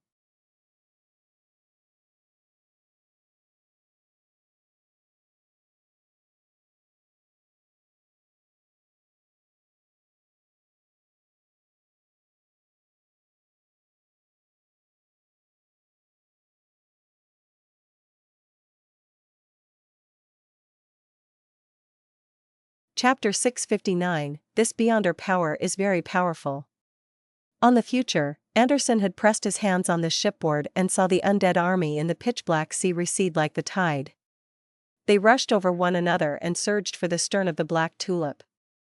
He saw Gehrman Sparrow press his cap with his right hand while he descended from the sky before landing opposite Admiral Hell Ludwell. Such a scene was illuminated by dark red or gloomy green light. With the accentuation from the wraiths, shadows, and all sorts of strange spirit world creatures, there was an indescribable sense of beauty. Cool. As expected of the craziest adventurer. Anderson praised from the bottom of his heart before recalling something. Gehrman Sparrow had apparently thrown a charm in front of him before flying over. Furthermore, he had specially demonstrated the incantation to activate the charm. His intent is. Anderson had moved his gaze down and discovered a charm made of tin at his feet. On the Black Tulip, Klein, whose body was slightly bent while his eyes were locked onto his enemy, wasn't actually as cold and calm as his expression depicted. Anderson better fly over with the charm. There's a high chance that I can't deal with him alone. It might even be very dangerous. While his eyes reflected the silver mask and the two pale white flames, Klein silently prayed. As the mysterious eyes that observed the deck and himself existed, as well as the door opener in the dream world which Anderson had mentioned, he cautiously gave up the idea of immediately praying to himself in order to use the sea god's scepter above the grey fog to respond. He also warned himself not to expose such matters unless he was in dire straits. He believed that creeping hunger and tinder, together with the various beyonder powers of magician and the charms of the sea god domain, gave him the ability to fight Admiral Hel Ludwell. As for Azek's copper whistle, it could attract undead creatures or spirit world creatures that were inclined to death's domain. It could neutralize the most powerful means of a powerful spirit medium. For a sequence 5 beyonder of the death pathway, as long as it didn't exceed a certain number, one would often choose to overwhelm their enemy with numbers when facing a certain number of mid-sequence beyonders. However, Klein didn't believe that he alone could defeat Ludwell in such a situation or even kill him. Firstly, the battlefield would be held on the Black Tulip. Considering how Admiral of Stars could use the future, anyone with a brain knew that such a situation wasn't optimistic. Secondly, Ludwell was the most senior pirate admiral at the moment. He had the two powerful factions, the King of the Five Seas and the Numinous Episcopate, backing him. The mystical items and sealed artifacts he had might not be any weaker than Klein's or might even exceed his. In addition, many rumors indicated that he possessed a ring that was left behind by the ancient Death. Along with the fact that his sequence was lower than Admiral Hel, Klein was not only lacking in the adrenaline of a pending successful hunt or of performing great acting in the role of a crazy adventurer, but he was also tense and anxious. He didn't dare to be careless. All he wished was that the strongest hunter who was plagued with bad luck would quickly fly over. Only when two people of equivalent strength allied together could they have a small chance of defeating or resisting Ludwell, who had lost his undead army. It also gave Katlia and her pirates time and space to finish off the pieced-together monster. Just as this thought flashed across his mind, Klein didn't hesitate to launch an attack. He made the fog of poison which he stole with tinder spread. No one could see the uneasiness and worry in his heart. Wearing an exaggerated triangular hat and silver mask, Ludwell raised his clenched left fist, spread his fingers, and aimed his palm at Klein. Instantly, the deck of the bow was enveloped by a harrowing yellowish-green fog. And in front of Ludwell, an illusory glow exploded. Following that, a point spiraled and collapsed inwardly, outlining a blurry bronze door whose two sides swung open. The bronze door was covered in all sorts of mysterious patterns. It had an indescribable heaviness and silence to it. With a creak, the door shook and cracked open a little. Behind the gap was endless darkness, as though it was the deepest and darkest night. Indescribable pairs of eyes were hidden in the darkness behind the door. They were densely packed and everywhere, but it was impossible to discern their actual bodies. Skinless arms covered in blood, along with greenish-black vines with baby faces reached out. Palms with mouths filled with teeth grabbed at everything beyond the door as they screamed, laughed, sobbed, yelled. This brought a terrifying suction force. Out of nowhere, cold hurricanes that sent chills down the bone stirred, pushing objects towards these strange creatures and the gap in the bronze door. The yellowish-green fog of poison was instantly cleared as Klein couldn't help but lean forward as he stumbled. The glove on his left palm immediately turned pitch black. It had the sinister feel of the night and the grandeur of the cosmos. Klein's brown eyes darkened as he spread out his left arm to the side in a gesture of politeness. The terrifying suction force that swept the bow's deck suddenly changed direction, grabbing the skeletons and rotting zombies that were rushing to the stern, and it threw them into the gap of the door. They were bound by the greenish-black, baby-faced vines and bloody arms and were pulled behind the bronze door where the countless eyes were. Distortion. Baron of Corruption's distortion. Klein had distorted the target of the mysterious door, and he used the skeletons and zombies on the Black Tulip to substitute himself. Despite that, he was still affected by the remnant forces of the tremendous suction force. He found it difficult to take a step, preventing him from fully making use of his nimble and agile traits. The cap he wore had already been blown up by the hurricane and was spinning in midair. It seemed to take flight as it pursued the undead creatures that had been sucked away. At this moment, Admiral Hell Ludwell, who wore his exaggerated triangular hat, raised his right hand again and extended his palm. The right side of his upper body rapidly turned illusory, as though it belonged to that of a specter or wraith. His arm kept extending and instantly covered quite a significant distance as his pale palm grabbed at his enemy. Whoosh! The noise from the hurricane suddenly vanished as soft sobbing sounds drilled into Klein's ears, causing his body to turn numb, as though his blood had frozen. As the pale palm approached, he seemed to be possessed by a wraith or evil spirit. He couldn't produce an effective response as he watched death approach. In despair, he felt his vitality deplete at an increasing rate. Without any resistance, Ludwell's pale and illusory right palm grabbed Klein and squashed him into a thin paper figurine. The paper figurine was covered with signs of dark green corrosion. Soon, it was shredded to dust under the hurricane that never stopped. To the side of the bronze door, Klein's figure surfaced again. His left glove had already been dyed with the color of pure sunlight. He immediately straightened his body and spread open his arms. Golden flames swirled around a pillar of holy light that descended from the sky, striking the bronze door which was covered in mysterious patterns. Sunlight suddenly burst out, and it was so blinding that it made it almost impossible for Klein to open his eyes. As for the terrifying door which Ludwell had created, it had begun shaking and turning slightly blurry. Even the extraordinary suction force from behind the door had weakened. More than half the greenish-black baby-faced vines and the bloody arms were vaporized. However, even more strange arms and distorted creatures attempted to squeeze out from the opening in the door. Just as Klein was about to continue using the Priest of Light's light of purification to purify the bronze door, Ludwell's pale palm swiped down wildly. Klein hurriedly dodged to the side as he kept rolling to avoid the remnant effects of the hurricane and the soul-sucking palm. 1 roll, 2 rolls, 3 rolls, and his body abruptly bounced up in a diagonal fashion. At some moment in time, creeping hunger had already appeared to be made of gold. Admiral Hell's silver mask was the first thing that was reflected in Klein's eyes. It included the pale flames in his eye sockets. Following that, 2 bolts of lightning brightened from the depths of his eyes. Interrogator's psychic piercing. At this moment, a black, square-shaped ring on Ludwell's left index finger produced a slight glow. Immediately a scene appeared in Klein's mind. It was a gigantic throne that was made up of the rotting heads of creatures like humans, elves, giants, dragons, demonic wolves, sea monsters, and vampires.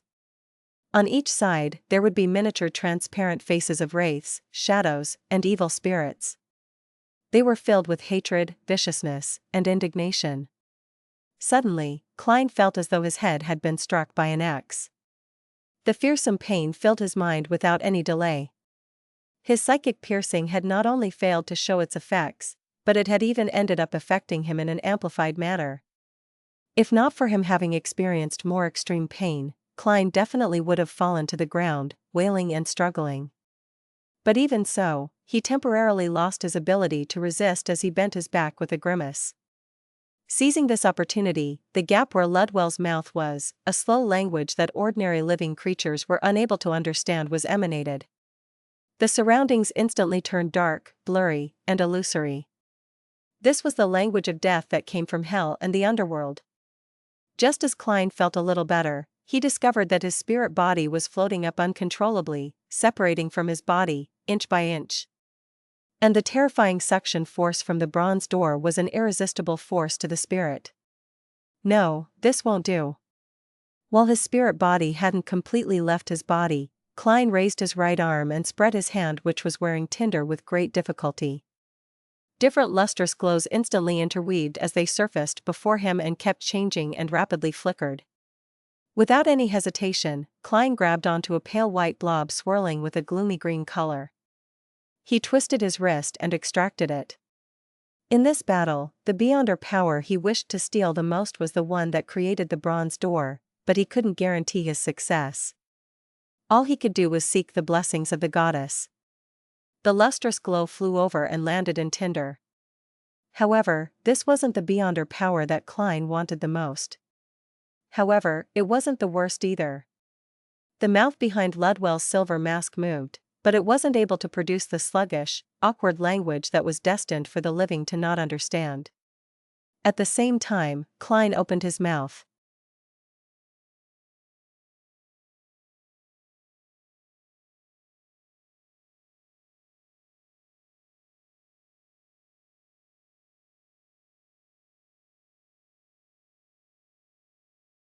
Chapter 660, Behind the Mask. One syllable after another of distorted, incomprehensible, jarring, and indecipherable words slowly spewed out of Klein's mouth. It made the hurricane produced by the bronze door's terrifying suction force to instantly calm down, cloaking the already dim surroundings with a deeper gloom. Only at this moment did he know that the beyonder power which Admiral Hell Ludwell had just used was known as the language of the dead. It could circumvent the protection of one's flesh and blood, so as to target the spirit body. It belonged to an advancement in a spirit medium's powers. It could go from direct communication with spirits to that of commandeering, to the point of enslavement. Living creatures were unable to understand the resounding language. Ludwell couldn't help but freeze on the spot. A transparent layer rapidly surfaced on his pirate captain attire. His spirit was being tugged at by an illusory power. At this moment, the black, square-shaped ring on Ludwell's left index finger produced a faint glow. The minute portion of his spirit body which had been forcefully drawn out had returned to his body as the two fused back into one. Ding! With his right hand, Ludwell drew the thin rapier hanging by his waist. It was iron-black in color, and its tip gathered the surrounding light, turning into a dark point. Admiral Hell suddenly took a step forward, and with vigorous wind currents, he suddenly closed the distance between him and Klein. Immediately, he thrust out the rapier in his hand at lightning speed. The bronze door, which was covered with mysterious patterns, remained standing erected in its original spot. It didn't vanish because of Ludwell's retracting of his left hand and subsequent actions. This was different from the similar-looking ability that Miss Sharon had previously cast using a mystical item. Oof! The black rapier pierced through Klein in an unavoidable manner. Klein's figure rapidly crumpled into a piece of paper. Its surface turned yellow and dry, as though it had been weathered for thousands of years. The hurricane brought about by the bronze door completely pulverized the paper figurine. In midair, Klein jumped out of the darkness as he held a huge handful of charms from the sea god domain. Storm! He quickly shouted in ancient Hermes as the tin flakes lit up individually as they sacrificed themselves to sea god. This also meant that if Klein wished so, he could recycle most of the materials and use it multiple times until the metals could no longer withstand the spirituality. Whoosh! Blue wind blades shot out as the surrounding waters sprayed out heavy waves that were as tall as the ship. As Klein didn't attempt or have the time to distinguish between the different kinds of charms, while these attacks inundated Ludwell, the extraordinary effects also augmented Admiral Hell. He was given augmented effects like underwater breathing, underwater mobility, flight, and pressure resistance, none of which were useful at that moment. Ludwell suddenly opened his mouth and produced a silent screech. He then struck the waves beside him as countless wind blades temporarily froze in midair. Immediately following that, Admiral Hell raised his left hand as the black, square-shaped ring on his index finger produced a sinister and eerie glow that instantly brightened. Whoosh! The bronze door, which exuded an indescribable feeling, instantly swelled as it doubled in height and width. Amidst a heavy creaking sound, the gap in the door opened up. The already terrifying suction force immediately rose to an unimaginable level. Blue wind blades and black sea waves were produced as Klein charged at the door from the air, heading straight for the strange vines and arms that extended outwards. Klein had planned on using the Priest of Light by clashing head-on with the bronze door with Light of Holiness to catch a breather, but he ended up seeing a glaring white fireball about half the height of a person fly over. The fireball's speed was augmented by the ridiculous suction forces generated by the door. It flew by Klein and smashed at the gap of the mysterious door.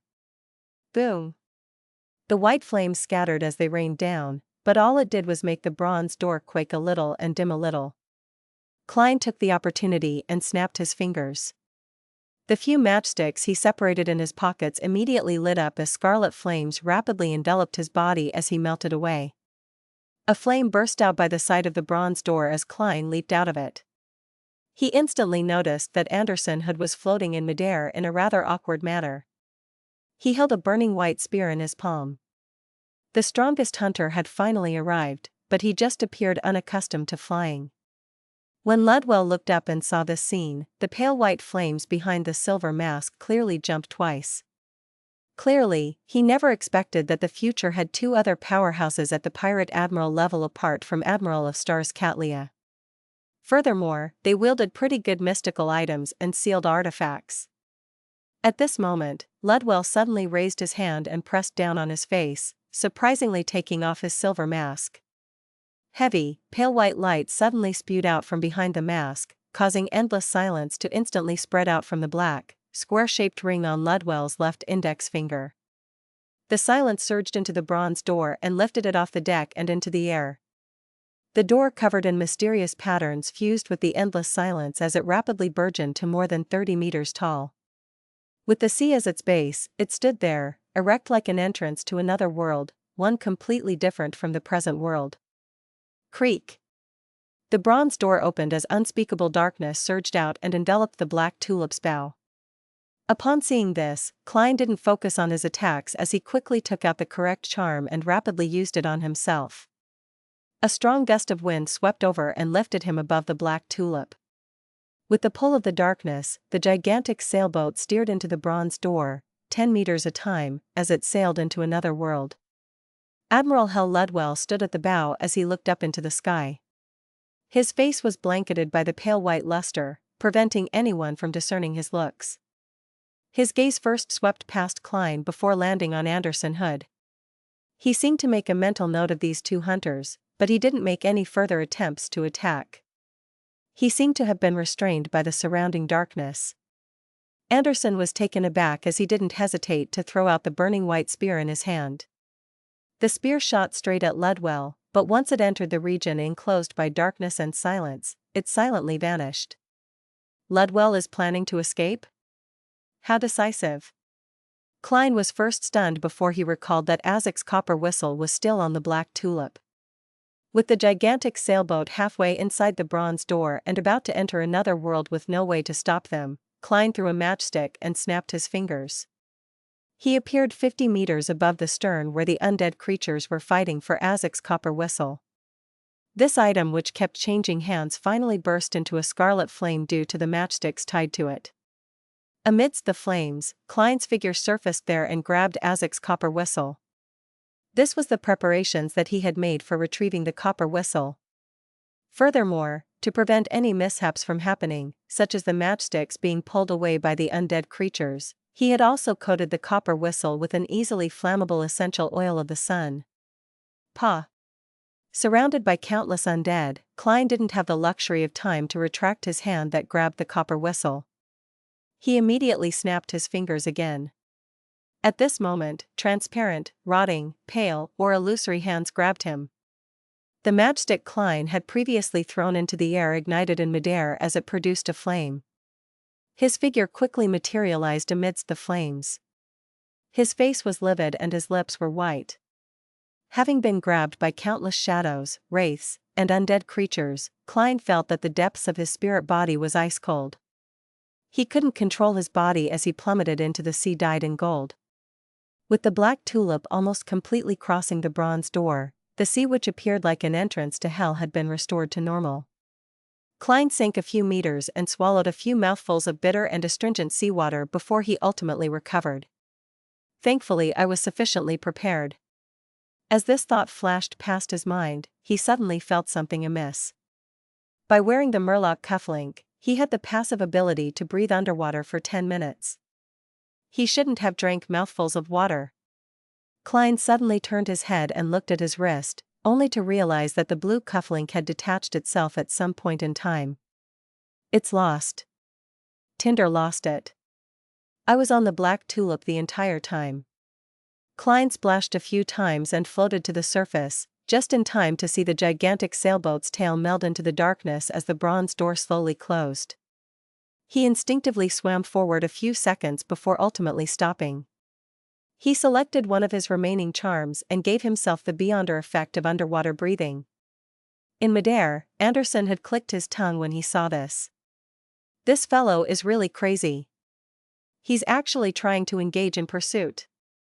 At this moment, the starlight above the future fell and condensed into a long bridge that extended over. Catlia had finally finished off the grayish-black monster with immense vitality. What a pity. If only Admiral Hell had hesitated a little and didn't flee in such a timely fashion. Anderson had sighed silently and firmly landed on the star bridge. As he watched Gehrman Sparrow fly over, he was just about to greet and praise him when he saw the cold and gloomy expression. Anderson instinctively made way and chuckled dryly, allowing Gehrman Sparrow to walk past him. After returning to the future via the star bridge, Klein held back his effusing emotions and watched Frank Lee walk over and give him a thumbs up. "You're the craziest fellow I've ever met. You actually dared to board the Black Tulip alone and single-handedly challenge Admiral Hell. You even returned alive. Sorry, in terms of craziness, I'm far inferior to you," Klein thought in response. At this moment, pirates with long or disheveled hair expressed their astonishment and amazement. In such an atmosphere, Klein closed his eyes and felt his faceless potion completely digest.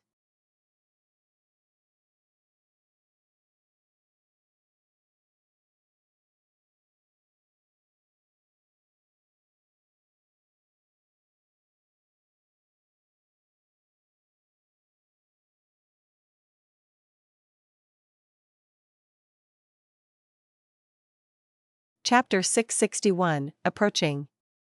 Frank Lee sensed the Gehrman Sparrow's abnormality as he added with a chuckle, "I had planned on providing you some help by throwing some seeds over. Unfortunately, I have no way to throw that far." Throw some seeds at the Black Tulip? These waters have the remnant auras of Mother Earth. Beyonder matters in the corresponding domain would mutate and would attack everyone, without identifying friend from foe. I was on the Black Tulip at that moment. Thankfully, you didn't throw them. Klein suddenly recalled the tragic state the future had been placed in moments ago and how the dead pirate had grown a watermelon on his head. Just as he was about to give a minced answer to match Gehrman Sparrow's persona, he suddenly saw Heath Doyle appear from the shadows, bending his back to vomit. This bloodless retched first before his knees went limp as he knelt on the deck. Ugh. Ugh. He finally vomited a pool of yellowish-green liquid. Amidst it was a piece of half-rotten grayish-black flesh which was still squirming a little. Ugh. Ugh. Ugh. Heath Doyle continued vomiting similar items. Upon seeing this, other than feeling somewhat disgusted, Klein felt significantly relieved. He was originally worried that Rose Bishop Heath Doyle had been corrupted from randomly eating things. But from the looks of it, he had likely isolated what he had eaten without truly digesting it. As expected of a Rose Bishop who isn't mad. Klein silently sighed. Just as he was planning to look away from the vomit, thoughts suddenly flashed in his mind. Creeping hunger has already been activated. It needs to be fed once within a day. And there aren't any outsiders here. There's also no ideal scum. The pirate who died won't do. Although his partners might not put too much weight on his corpse, creeping hunger devours the soul. I wonder if these pieces of flesh can be treated as food. At the very least, it contains a tremendous amount of vitality, a corpse that has been influenced by Mother Earth's aura. With this in mind, Klein took 2 steps forward and came beside Heath Doyle. He couldn't bear to look at the puddle of vomit as he instinctively cast his gaze aside towards the grand sea which reflected the sunlight beyond the shipboard. Then, he reached out to a piece of grayish-black flesh with his left hand. Creeping hunger didn't react as it didn't crack open a mouth.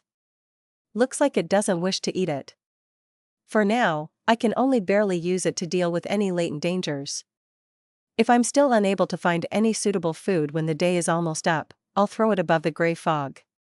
Klein helplessly retracted his hand as he looked up at the captain's cabin. The golden brooch in front of Catlia bloomed with light once again, materializing a sun ray that cleansed the pieces of grayish-black flesh from Heath Doyle. This pirate admiral's expression didn't seem to change. She only looked slightly tired as the purple hue in her eyes became increasingly obvious. After confirming that the ship had set sail again, Klein didn't stay any longer as he prepared to return to his room to change out of his drenched clothes. Anderson glanced at him and curiously opened his mouth. "Shut up." Klein spoke out before he could. The turn of events had made him lose his Murloc cufflink, therefore, he progressively found the person plagued with bad luck as a sore sight. He was just short of defining him as food for creeping hunger. "All right." Anderson raised his arms. "I'll just drink in silence." Klein ignored him and entered the cabin before returning to his room. Inside his bathroom, he picked up a water creation charm and activated it with Ancient Hermes. With a tub of clean water, he took off all his clothes and slid in. The ice-cold sensation and the warm sunshine significantly soothed him. He picked up a pen and paper he brought from his desk and wrote down a divination statement, the location of the Murloc cufflink. After reciting it 7 times, Klein completely leaned down, using the front of the bathtub as a pillow before entering a dream. Amidst a grayish blur and a disconnected illusory world, he saw a zombie rotting in several parts of the deck. The blue Murloc cufflink was embedded in the flesh of the zombie's left waist. Apart from the deck, it was pitch black. It was impossible to tell where the ship was. "It really is on the Black Tulip." Klein opened his eyes and came to the conclusion. "I hope Admiral Hell wouldn't discover it. This way, I can use this cufflink to lock onto the Black Tulip's location. It's not a big problem, even if he discovers it. As long as Ludwell doesn't throw the cufflink away, and there isn't too much of a delay in time, I can use it to locate his ship. However, the place to do the divination will have to be above the gray fog instead of the real world. Also, I need to perform divination disruption later to prevent Admiral Hell from locking onto me with the cufflink or even being able to curse me. That ring really seems like an item left behind by the ancient death. Yes, I should write to Mr. Azek and inform him of this." Klein quickly rinsed his body and walked out of the bathtub. After wiping himself dry, he switched into the lone gentleman's suit from before. He first adjusted his inventory and washed his clothes before unfolding a piece of paper, taking out Azek's copper whistle. Standing beside the desk and looking at the objects on it, Klein hesitated when he extended his right hand. The light in his eyes flickered before he put away Azek's copper whistle and placed it into a small metallic box. He then isolated its aura with a wall of spirituality. He planned on summoning the messenger only after he left these waters and the future. "I suffered quite a huge loss this time. Thankfully, I finished digesting the faceless potion. I can now just wait for the appearance of mermaids." Yes. The actual situation of this battlefield of gods is different from what I imagined. It actually has the aura of Mother Earth. It must have been left behind later, otherwise, it's impossible that a deity can't control her own aura. None of the 8 ancient gods in the second epic wielded the authority of the Earth domain. There are some suspects among their subsidiary gods, such as Giant Queen, Goddess of Harvest Omabella, or Goddess of Life who's subsidiary to vampire ancestor Lilith. This is a battle with subsidiary gods participating, or it really wasn't something from the second epic? Klein knew too little about the battlefield of the gods, so he could only mainly guess and have some fanciful thoughts. He focused again as he began cutting some paper figurines and drew the fool's secret symbol of change on them. "Pa." Klein raised the paper figurine and shook it. Flames appeared out of thin air as the paper figurine burnt to a crisp. By doing this, he could obtain the desired effects to a certain extent. If he wished for better effects, he had to go above the gray fog to respond. He could use the Black Emperor's card to stir the powers of the mysterious space, coupled with the paper angel to provide protection. With Azek's copper whistle and Velocipton's paper crane interfering with a suspected existence's spying, Klein returned to the bathroom and methodically finished what he needed to do. After tidying up the room, he put on Creeping Hunger and Tinder, and he slowly walked to the deck, prepared to seriously observe his surroundings, so as to not miss any clues of mermaids. Just as he left the cabin, he saw a seated Anderson Hood leaning against a wooden alcohol barrel. He had a gloomy expression as his aura was converged. It was as though he was in thought or feeling melancholic. He really kept to his promise and has been silently drinking? Klein mumbled to himself as he passed by Anderson. Anderson slowly looked up and asked as though he was in a reverie, "Is the alcohol here problematic?" Klein was taken aback as he seriously replied, "Yes." Anderson fell speechless. This fellow is just too unlucky. His beyonder powers had even failed him to the point of him not detecting the problem with the alcohol? The corners of Klein's lips twitched as he continued forward. On the deck, many sailors were gathered together, watching Nina take on the duty as a Lord of Storm's priest. She was holding a wake for the recently deceased pirate. After a simple prayer, Nina looked around and said, "Revere's wish was to be buried on the mountain at his port hometown after his death. There's the most beautiful sunset there. He wishes to be cremated so that he wouldn't be disturbed after his death. Holy Lord of Storms, bless him with eternal peace." Many of the sailors believed in the Lord of Storms as they struck their left breast with their right fists. Klein didn't approach as he silently watched this scene from a distance. After the wake was over, the corpse of the pirate, Revere, was reduced to ashes with the help of a scroll. Klein silently sighed as he inwardly drew a crimson moon. For the rest of the day, the sunlight remained brilliant as it continued being midday.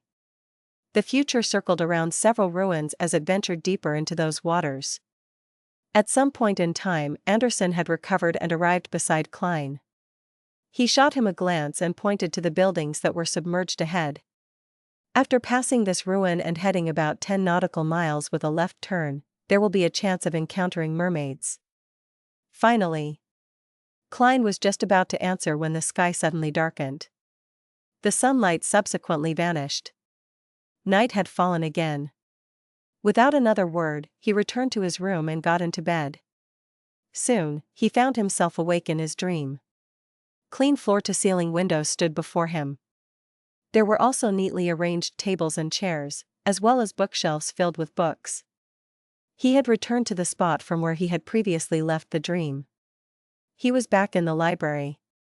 As the glow of the sunset shot in, it cloaked every object with a faint layer of gold. Klein walked forward in puzzlement and came before the bookshelf he previously browsed. Unsurprisingly, he saw a book of charms and other books on mysticism.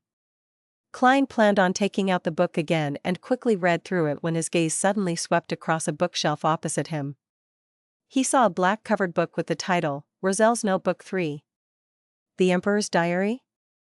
An entire diary? Klein subconsciously wanted to extend his hand.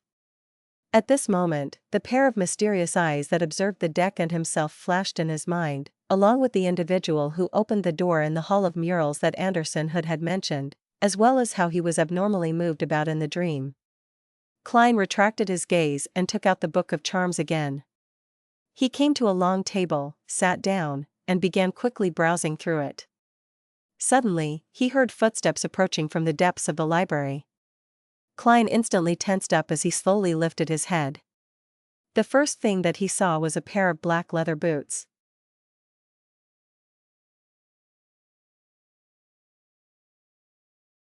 Chapter 662, Powerful Aura. As his gaze moved up, Klein roughly guessed the owner of those footsteps. She was a woman wearing beige trousers that made it easy to move about.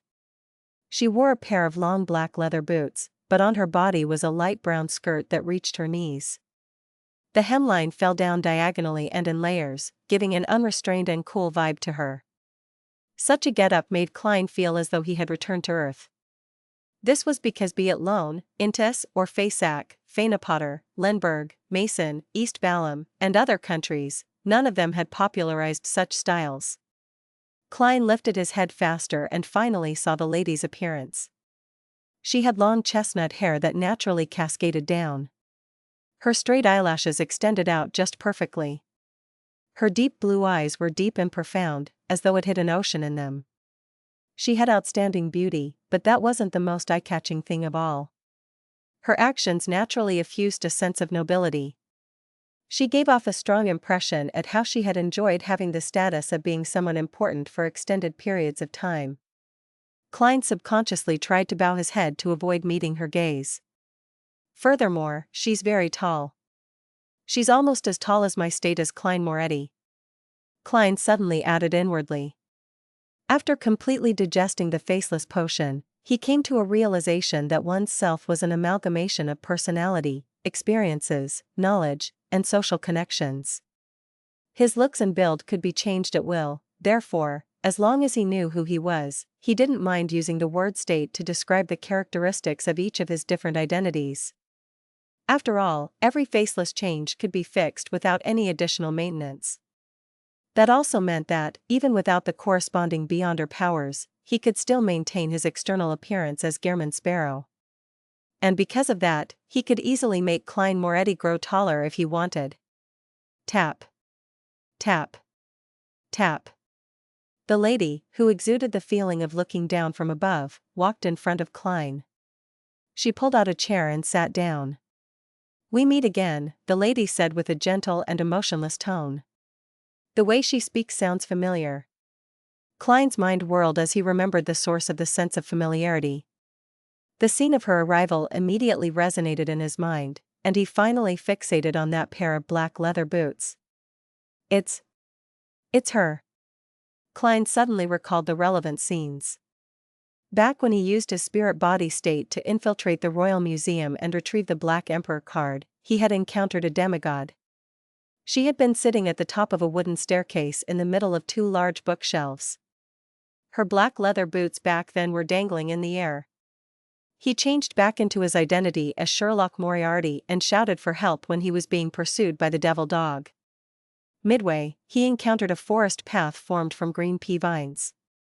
He had no choice but to follow the carriage up into midair where he saw the pea vines interweave to form a hammock and a pair of black leather boots. It's her. Why would she appear in this dream world and these waters? Besides, she said, we meet again. I'm Gehrman Sparrow right now. Amidst his thoughts, Klein replied with a deadpan expression, we haven't met before. So what if you're a demigod? As long as you aren't an angel, I can use the sea god's scepter to resist you in this dream world. Klein encouraged himself in secret. The lady with long eyebrows sat there and lifted her chin as she observed Klein for 2 seconds. Is that so? Mr. Hero Bandit Black Emperor. Klein's thoughts erupted with a boom as if he had been struck by lightning. His thoughts were reduced to countless fragments that were left in shambles and chaos without any main line of thought. As she knows that I'm Hero Bandit Black Emperor? She recognized me as the spirit body who originally stole the card of blasphemy from the Royal Museum? How is this possible? Wait, why did she directly address me as Hero Bandit Black Emperor? If she had used Sherlock Moriarty, I would be even more astounded, and I might even fail to hide the change in my expressions. As these thoughts flashed through his mind, Klein instinctively controlled his facial muscles and calmly said, I don't know what you're talking about. The lady, who wore clothes that were different from the present fashion trends, didn't repeat her words or explain anything. Instead, she said in a direct manner, your identity as Gehrman Sparrow was provided by me. Klein instantly felt his scalp tingle. He felt as though he didn't have a single secret when facing her. This identity of Gehrman Sparrow was created through the use of Miss Sharon's resource channels. This demigod lady is one of them?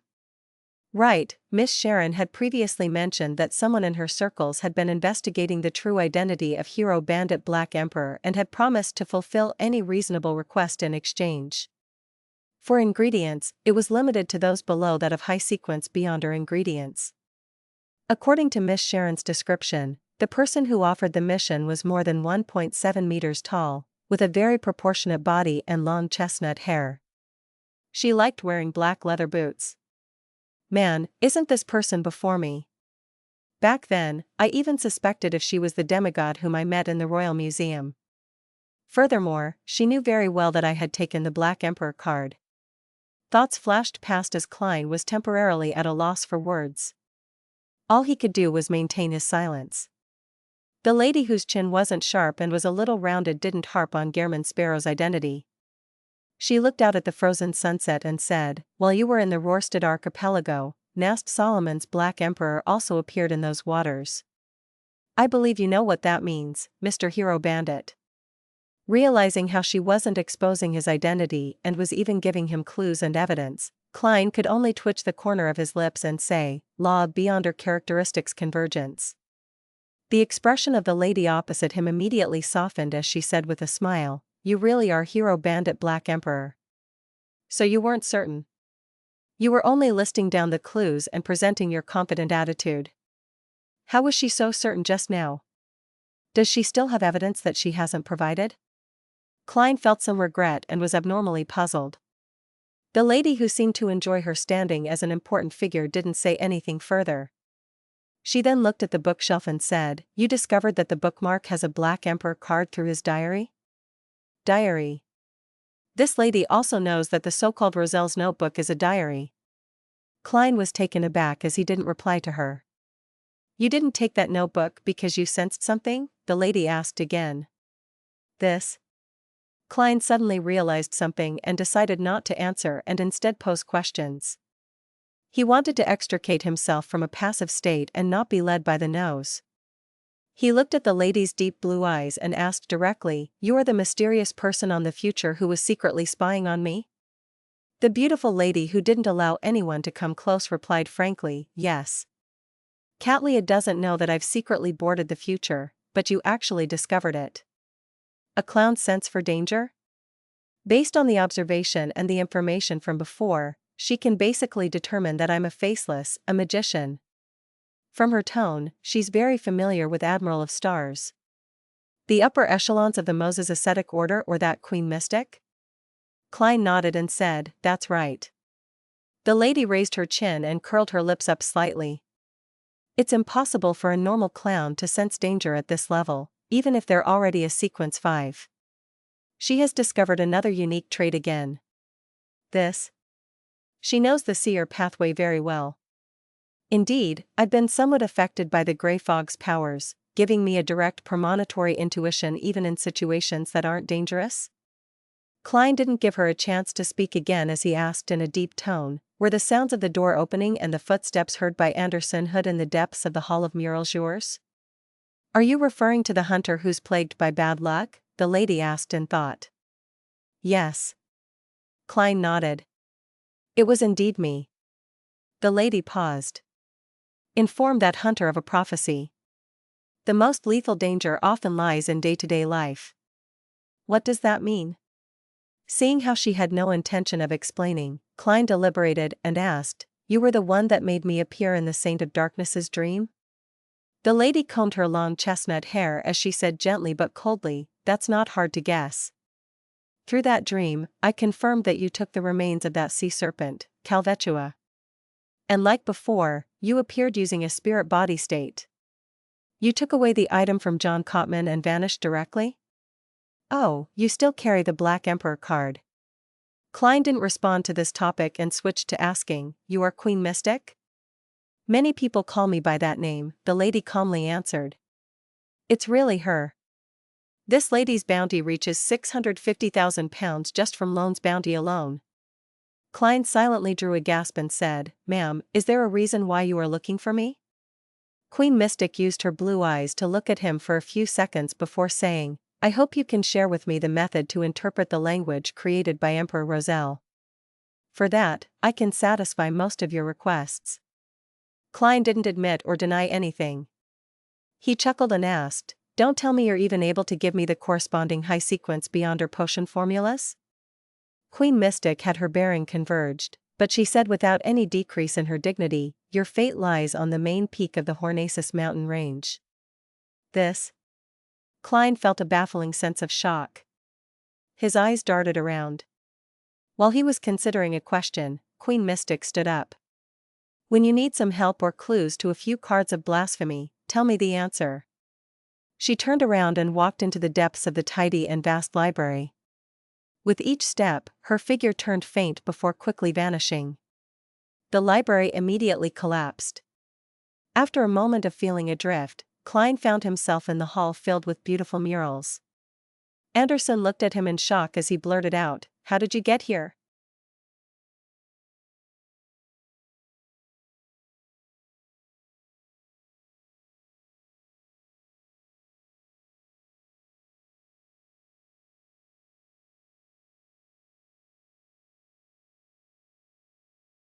Chapter 663, False Alarm. After hearing Anderson's question, Klein was momentarily at a loss for an answer. He couldn't just tell him that he had fallen out of a dream suspected to belong to Queen Mystic. He coldly looked at the unlucky strongest hunter, raised his right hand, and pointed upwards. "Is that so?" Anderson had nodded in enlightenment. "What, did you figure out?" "I don't even know what I'm expressing myself." Klein discreetly twitched the corner of his lips and changed the topic. He said in recollection, "I met someone just now." "Not someone we know? Not a member of the future? The person who came out of the door from deep inside the hall?" Anderson suddenly became excited. "This fellow doesn't put on airs of being the strongest hunter. He's like a breaking news reporter." Klein lampooned without answering him. He directly said, "She got me to pass on a prophecy to you." "She? What prophecy?" Anderson was somewhat puzzled. If I were using my identity as Klein Moretti, I would have answered, "Sorry, I've forgotten." "She only said it once." As Klein imagined the prank that wouldn't have happened, he said with a deep voice, "The most lethal danger often lies in day-to-day life." Anderson listened carefully as he drew a gasp. "That's just too accurate. I was drinking beer and nearly made myself a red asterisk road. Who would imagine that most of the alcohol on the future is problematic?" He ruminated for a few seconds and asked, somewhat worried, "That's it? Did you forget any details or keywords? I can tell that you're being provocative." Klein ignored Anderson Hood and walked to the entrance of the Hall of Murals where he looked at Frank and Nina outside. Back in the library, he had been suddenly accused of being Hero Bandit Black Emperor by Queen Mystic. This inevitably caused him to be placed in a passive state. Afterwards, he attempted to throw her off and not be led by the nose, therefore, he remained extremely nervous. His thoughts were completely focused on what he should say in response, without the time to consider the entire process and figure out the details. Now, he finally had the time. First, what's most important is to understand a question. To what level of comprehension does Queen Mystic have towards my identity and Rozelle's diary? Yes. She believed that I grasped the means to interpret the language created by Emperor Rozelle, and not the language itself. Although the difference in meaning isn't great, it's enough to prove that our identity as transmigrators isn't something she has figured out or have any clues that point towards that conclusion. Miss Sharon isn't a rookie who just joined the mysticism circles or got herself involved in complicated matters. While getting someone to fake an identity for me, it's impossible for her to divulge who she's doing it for. Besides, the picture I provided was already Gehrman Sparrow's image. That means that Queen Mystic hasn't equated Sherlock Moriarty to Gehrman Sparrow. Yes, if she had already known about this, as I had previously imagined, a better form of address would be Mr. Black Emperor Sherlock Moriarty. This would have dealt my mental defenses a blow that was several times stronger than directly addressing me as Hero Bandit Black Emperor. From her standpoint, how did she gather useful information from scattered clues? She knows that the bookmark is the Black Emperor card. Hence, the spectre-like Hero Bandit Black Emperor and the strange spirit body who stole the card of blasphemy from the Royal Museum were connected together. Later, King of the Five Seas, Nast, suddenly appeared in the Rorstad archipelago. According to the law of beyonder characteristics convergence, she guessed that Hero Bandit Black Emperor might have appeared in Byam and the archipelago. After her investigations, she discovered the familiar identity known as Gehrman Sparrow. Then, from his identical trajectory with Hero Bandit Black Emperor's actions, she made a prediction and engaged in pursuit. She infiltrated the future and observed me up close. This is logical, but there's a certain level of coincidences in all of this. King of the Five Seas Nast appears anywhere he likes. Perhaps he might be missing a particular lady from the Red Theater and got his ship to cross the spirit world to enter the waters around the Rorstad archipelago, or perhaps Byam happens to have the high sequence beyonder ingredients of the Black Emperor pathway that attracted him. There's no way to directly link it to Hero Bandit Black Emperor. Of course, it's not incomprehensible for Queen Mystic to make such a connection. Perhaps she abides by the principle of being wrong rather than feel sorry in regards to important clues. That's a good habit, but it's just tiring. There's also a high chance that she didn't lock onto Gehrman Sparrow immediately. However, with the reputation of the crazy adventurer Gehrman Sparrow becoming more prominent in the Rorstad archipelago waters and the City of Generosity biome, she matched the timing after hearing the name, and then she came to a preliminary conclusion. Sigh, it's still better to keep a low profile in life. Thankfully, my acting has finally come to an end. Subsequently, I can make the identity of Gehrman Sparrow vanish. Klein ran through everything and felt that he had mostly understood the problem at its root. However, he had another thought and guess. It was the way Admiral of Stars Katlia had received Gehrman Sparrow on her ship. She had done it in an ostentatious manner, as though she was afraid that it wasn't known to the world that the crazy adventurer was cooperating with her. Perhaps she was providing a certain level of clues. Later, Queen Mystic came and learned that it was Gehrman Sparrow. After figuring out the trajectory of my activity at sea, she had a certain speculation. Instead of trying to pull a bluff, she was actually rather certain. Klein held one hand in his pocket as he walked out of the Hall of Murals. He then headed straight for Katlia, who was outside the Black Cloister. He planned on using her turbid state to question her. At this point, he had actually relaxed significantly. This was because Queen Mystic clearly only knew that Gehrman Sparrow was equivalent to Hero Bandit Black Emperor, and he was a Beyonder who worked for some important figure. It didn't involve even more secrets. Even if she had connected the loss of the Black Emperor card that night to Detective Sherlock Moriarty who was nearby, that wouldn't be a huge problem. From a very long time ago, I had already equated Sherlock Moriarty to the world, and I also equated that to the blessed of the fool. Gehrman Sparrow is only an extension of that identity. Heh, this is my preparation for such matters. I always believed that I shouldn't treat others as red*RDS. As long as someone is active, any clues on their trajectory and social connections would lead to exposure. Therefore, I prepared this identity ahead of time for these smart people. I also strictly abided to these settings even in my everyday life. And for the blessed of an important figure to have a basic understanding of Roselle's dairy is completely understandable and acceptable. It's within the realms of an ordinary bestowment from a special existence. You probably never expected that there's a mask under the mask. Amidst his thoughts, Klein also felt that the help from the grey fog and his caution had played a significant role. If he hadn't noticed that he had been observed by someone ahead of time while instinctively abiding by his will, he might have summoned the messenger under Queen Mystic's surveillance. The messenger alone might not expose anything, but it's worrisome that Queen Mystic might have a way of tracking it and finding Mr. Azek. From his recent sightings, it's possible for her to dig out my identity as Klein Moretti. Klein tore through a square filled with numerous giant arrows, walked out the Black Cloister, and saw Katlia sitting there as she hugged her knees just like before. She was staring at the beautiful sunset. Klein leaped onto the boulder and came to the side of the withered trees.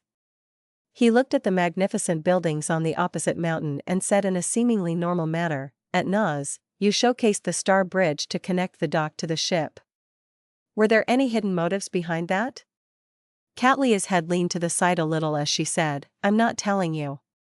Klein was momentarily left at a loss. He originally imagined that Admiral of Stars would be very honest in the dream world. He had never expected such a situation. Of course, this was also a form of honesty, but it was an honest personality. After 2 seconds of silence, Klein decided to pull a bluff. "You wish to use this method to inform someone that I'm worthy of attention?"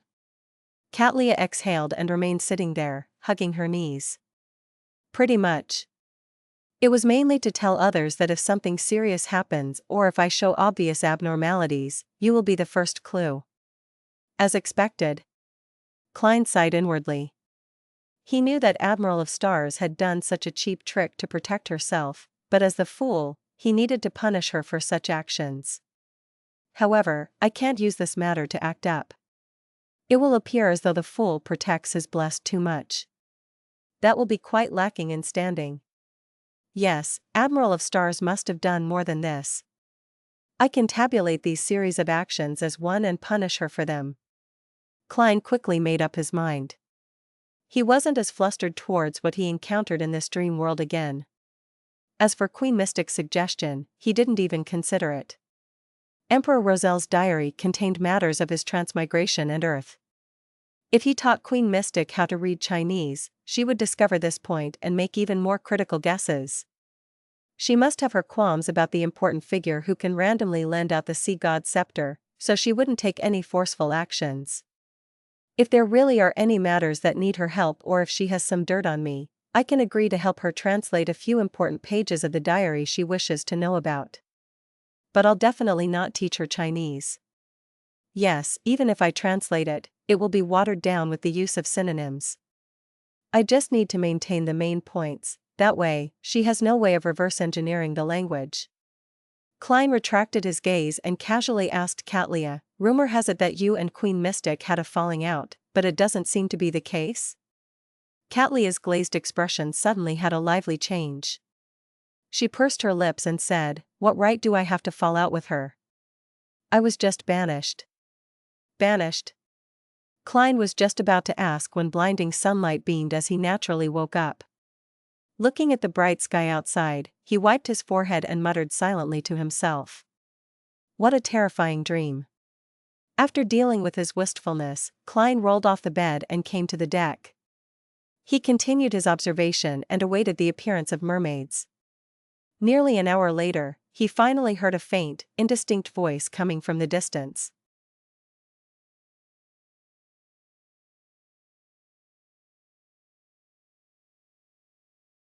Chapter 664, Every Second Counts.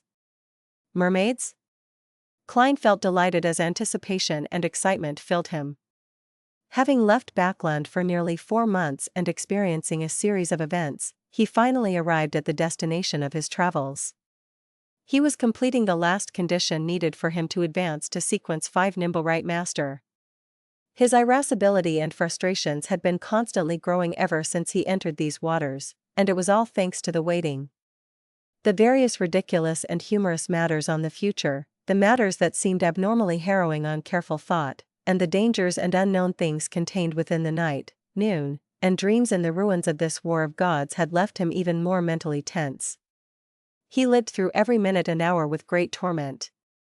Now, the pressure from these emotions finally had a chance of being released. Phew. Klein slowly heaved a sigh of relief. He directly returned to the cabin and entered the room that belonged to him. Without being flustered or letting the joy get to his head, he followed the planned sequence of taking out Azek's copper whistle and Septon's paper crane to interfere with the possible spying of Queen Mystic. After taking out the remnant spirituality of ancient wraiths, the pair of eyes from a 6-winged gargoyle, Drago bark, and a metallic bottle containing Sonia Island's golden spring from his suitcase, he spread them across his desk, entered the bathroom, and locked the door. He then familiarly set up the bestowment ritual. After setting up the ritual, he wasn't in a rush to go above the gray fog to respond to the prayer. Instead, he set up another ritual of summoning himself. While taking 4 steps counterclockwise and chanting the incantation, Klein arrived above the gray fog. He responded to the summoning ritual and used his spirit body state to come to the real world. He then brought Tinder back to the mysterious space. After doing all of that, Klein didn't relax. He came to the seat of the fool, conjured a pen and paper, and quickly wrote the divination statement, "The singing ahead comes from mermaids." Taking off his topaz pendant, he used divination to confirm the situation. The singing ahead of the future was from mermaids. After calming his emotions, Klein summoned the iron cigar case from the junk pile and made it land on the ancient, mottled bronze table. With a snapping sound, he opened the lid and saw the pupilless all-black eye sitting there in silence. He could sense the extreme madness and danger from it, but it appeared to be in deep slumber. After observing it for 2 seconds, Klein took out Tinder and slowly wore it on his right hand. After completing all of this, Klein didn't hesitate and reached out his right palm and spread his fingers. All sorts of blobs of light surfaced before his eyes. Grayish-white, bronze-green, dark red, and black colors formed the foundation of this mysterious space. And inside the all-black eye, there was a flaring and flailing iron-black beam lingering around the remaining colors. Without using his spiritual intuition, Klein knew with certainty through his understanding of objects that the true creator's mental corruption was represented by this iron-black light.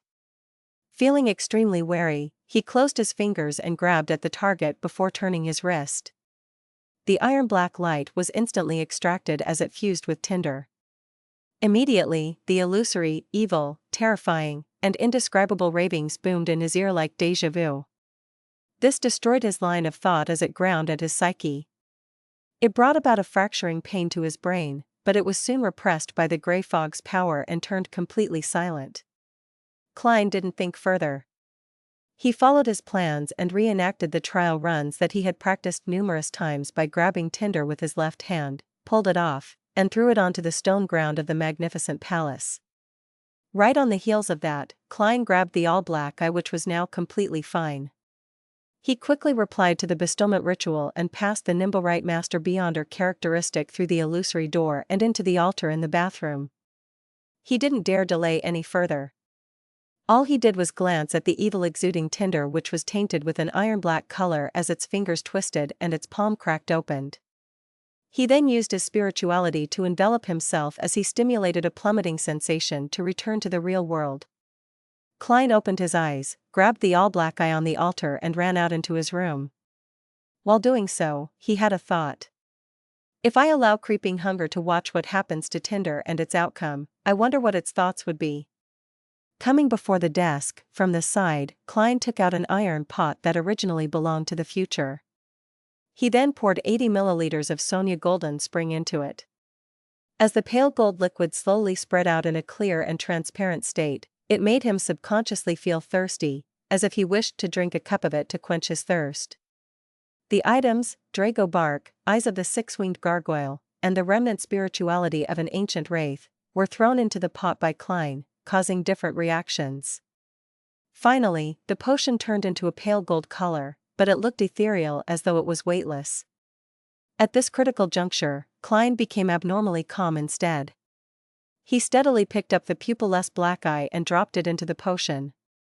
He had already confirmed that the true creator's mental corruption hadn't penetrated the gray fog or returned inside the all-black eye. And this was something he had expected. The all-black eye was instantly submerged by the pale gold liquid as the surface began bubbling. Every bursting bubble made the potion turn blacker. About 10 seconds later, all the changes came to a halt. Inside the pot, the potion took form as a completely black liquid. Inside, it seemed to contain countless tiny worms that were squirming about, worms that couldn't be seen by the naked eye. Klein took out a gold coin and made a quick divination as a confirmation. After receiving the revelation that it was a success, he heaved a sigh of relief and poured the Nimblewright Master potion into a metallic bottle he had prepared and stuffed it into his pocket. He didn't act in a fluster or rush. He followed the process he had planned by quickly clearing up the altar in the bathroom, and he retrieved Azek's copper whistle and Velocipton's paper crane. At this point, he walked out of the cabin and onto the deck. At this moment, the symbols and magical labels on the future had once again lit up, forming a resplendent sea of stars. It significantly reduced the mermaids' singing. Rumors claimed that the singing of mermaids could make humans lose their reasoning and turn irrational. They would then jump off their ships to become food for the mermaids. Klein subconsciously nodded at the window corresponding to the captain's cabin. Admiral of Stars was standing there as her body swirled with starlight. The gaze she sent back at him appeared mixed. "Have you recalled what you said and how you acted in the dream?" Klein lampooned as he said with a calm expression, "I need a dinghy." "It has already been prepared." Catlea pointed towards the shipboard without any signs of surprise. Gehrman Sparrow had mentioned that his purpose was to seek out mermaids back when he hired the future. Soon, Klein left the future and the protection of the resplendent sea of stars. He headed into the ocean on his tiny dinghy. As the singing grew louder, a voice seemed to drill into his spirit body, numbing his body, making him wish to hear more of it. This was far from sufficient for Klein. Besides, his spiritual intuition told him that he needed to be closer to make the singing clearer so as to satisfy the requirements of the ritual. Storm. Klein took out a charm made of tin, and he summoned a controllable gale that could push the dinghy ahead. After an unknown period of time, the mermaid's singing increased in volume. They were so clear, it was as though they were singing softly by Klein's ears. Each tone stirred his spirit body, and the melody was intoxicating. Klein felt his mind adrift as he nearly jumped into the sea and swam towards the source of the melodic singing. He tried his best to control himself and discovered many reefs ahead. Figures were seated at its edge as they sang. These creatures with a human head had quite some beauty in their clear, pure eyes. Their breasts were lifted up high, but they were also covered by dark red scales. The lower halves of their bodies were comprised of massive fishtails as they rhythmically struck the reef. The mermaids looked different and had different colored scales. From a human standpoint, they were all a different kind of beauty. Klein relinquished his control of the dinghy, raised his right hand, and reached into his pocket for the potion. At that moment, the mermaid sensed his approach and looked over. Then, these creatures, who were also known as sirens, stopped singing out of shock. All of them leaped into the water with a splash. "Don't go." Klein feebly reached out with his right hand. "Isn't it said that you use your singing to attract humans for food? Why are you running with a human here? I'm not a bad guy. I'm only here to listen to your singing." At this moment, Klein's heart was filled with what the F***K emotions. He soon discovered that the mermaid's singing didn't completely stop. Further away on the reef were a few mermaids with their backs facing him. They didn't discover the fleeing of their companions, due to the crashing of the winds as they continued boldly singing. Klein's mind stirred as he thought for a moment and took out a charm. This was the charm from the sea god domain that gave the user affinity with underwater creatures. Storm. Amidst the incantation, blue flames enveloped the tin plate, making it vanish from the real world. Although the remaining mermaids noticed him, they didn't flee in fear. Immediately, Klein took out the metal bottle containing the Nimblewright Master Potion and unscrewed the lid. He made every second count so as to prevent any mishaps. As he gulped the potion down, a somewhat bitter potion with a mustiness surged down his throat, into his gullet, and into his stomach. Suddenly, Klein found himself abnormally stiff. He felt as though he had returned to Tingen, back when he was being controlled by the strange puppet known as Sealed Artifact 2-049. He tried moving his joints, but he felt as though they were filled with lead. At the same time, he felt that tiny worms were boring into every one of his cells and into his spirit body. His thoughts slowed down as his brain reflected the gradual loss of control over his body. The mermaid's singing floated over, stirring those desires, the accumulated fanaticism and infatuation, allowing Klein to hold on to his final lumps of emotions. Through this temptation, he slowly escaped the state of petrification. A grayish-white fog quickly surfaced before his eyes as he heard the illusory ravings of Hornacis. Phlegria. Hornacis. Phlegria, compared to his advancement to a seer, clown, and magician, these ravings appeared staccato, as though they were being disrupted by something. "It's different from when I became a faceless. The ravings are clearly much stronger. It can intermittently break through the obstacles produced from the fusion of the powers of the gray fog and reality. I can think again." Klein was delighted as he attempted to raise his arm. His joints still felt heavy, but the feeling was weakening. At the same time, Klein saw his present appearance. His skin was yellowish-brown, like a puppet that had been buried alive for years with old bandages.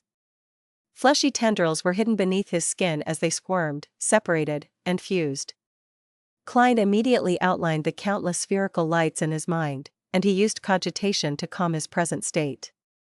During this process, the mermaid's singing continued to reverberate in his ears, allowing his joints and muscles to twitch before the numbness slowly receded. After an unknown period of time, Klein opened his eyes, his body having completely restored to normal. He took a deep breath and silently sighed. Finally. I'm finally a Sequence 5. I'm finally a Nimblewright Master.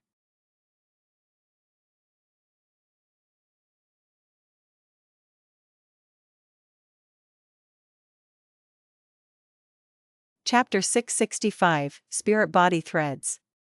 Under the strong sunlight, the sea reflected a golden shade. Apart from that, deep in Klein's eyes were countless illusory black lines. They extended from the nearby mermaids, from his body, and from the different parts of the neighboring waters. They were packed densely in thin and numerous threads, corresponding to different spots. Some extended into the infinite distance, to the ends of the void. This strange, beautiful scene wasn't an unfamiliar sight to Klein. In the few times he used the all-black eye's powers and his usage of it to create the fake world, he had been able to see similar scenes. This was the source of a Nimblewright master's beyonder powers. From the knowledge he obtained from the potion, these illusory thin black threads were known as spirit body threads. By controlling them, one could directly influence the target's soul body, astral projection, body of heart and mind, and ether body. Then, with the ether body as a bridge, one could control the target's body. Therefore, all the beyonder powers of a Nimblewright master was built on the spirit body threads. Firstly, it could find a hidden target using the spirit body threads that existed in every creature. It was the best measure against a demoness invisibility and a shadow ascetics hiding in the shadows. Of course, Klein wasn't aware if there were means to hide one's spirit body threads. Secondly, it was to control a target like a puppet. It would make the target's thoughts and body stiffen. This was a type of forceful control and was almost indefensible. The only way of escaping this control was to rely on the potency of one's spirit body. It was almost no trouble for a Sequence 5 Nimblewright master to control anyone who wasn't a demigod. Thirdly, through the passage of time, the control would deepen. A Nimblewright master could completely turn the target into their Nimblewright. Up to a certain distance, they could hide behind the scenes and control the Nimblewright to do battle. While doing so, the Nimblewright could use all of its original beyonder powers. This is truly magical, terrifying, strange, and indescribable. It's the perfect thing for someone working behind the scenes. It's no wonder Rosago claimed that the control of spirit body threads is one of the most difficult abilities to deal with for anyone that isn't a high sequence beyonder. But it requires time. Control cannot be instantly achieved. It requires a process that deepens with each step until it's ultimately achieved. To obtain initial control, the present me needs 20 seconds. But with the digestion of the potion, the time needed will clearly decrease. Once my Nimblewright Master potion completely digests, I might be able to do it within 5 seconds. Yes, before the effects show, the target wouldn't even notice it. Perhaps those with prophetic abilities might be able to detect it. Once initial control of the target has been achieved, they will immediately be slow to think. Their actions will be impeded and their bodies stiffened. Then, bit by bit, they will develop into a puppet, a Nimblewright. If a Nimblewright master has a partner, this process will make it easy to finish off a target that has been forcibly controlled. Yes, if the enemy's spirit body isn't strong enough, a Nimblewright master will have the strength remaining to even draw a gun or use a mystical item to act in concert with himself. If the controlling process isn't disrupted by an external force, the target will become my Nimblewright after 5 minutes. In a sense, the Nimblewright is truly dead and the process is completely irreversible. Once the potion is completely digested, the time it takes to convert someone into a Nimblewright will definitely be greatly shortened. The maximum number of Nimblewrights I can control at present is 1. I can't be sure how many I can control in the future, but it will definitely increase. The limit seems to max out at 3. This will not only need time, but there's also a distance restriction. I can only see spirit body threads within 100 meters. And to control them, I need to be 5 meters from the target. When controlling Nimblewrights, I cannot be more than 100 meters from it. I'm sure it will increase in the future. Apart from keeping its beyonder powers, a Nimblewright can also normally use mystical items and sealed artifacts. Furthermore, it expends its own spirituality and not mine. Of course, my controlling of the Nimblewright will expend spirituality itself. This ability is very suited for me. In extremely dangerous situations, with me having no choice but to investigate, I can let the Nimblewright do it for me. Although it will be heartbreaking to lose it, it's better than having myself die. Back when Nimblewright Master Rosago came to deal with me, he must have been engaged in another operation. This resulted in him losing his Nimblewrite. Yes, he must have not fully digested the Nimblewrite Master Potion. That's why he wasn't able to achieve initial control over me while waiting for me to open the door. He had to enter in order to converse with me. In short, this lives up to being a Sequence 5 Beyonder power. Furthermore, the Beyonder powers before this have also been enhanced by 50%, or even more. I'm really looking forward to knowing what kind of qualitative changes I'll experience when I reach Sequence 4 when possessing so many strange powers. Sigh, I don't even know what its name is. Klein ended the inspection of his body and reflected wistfully.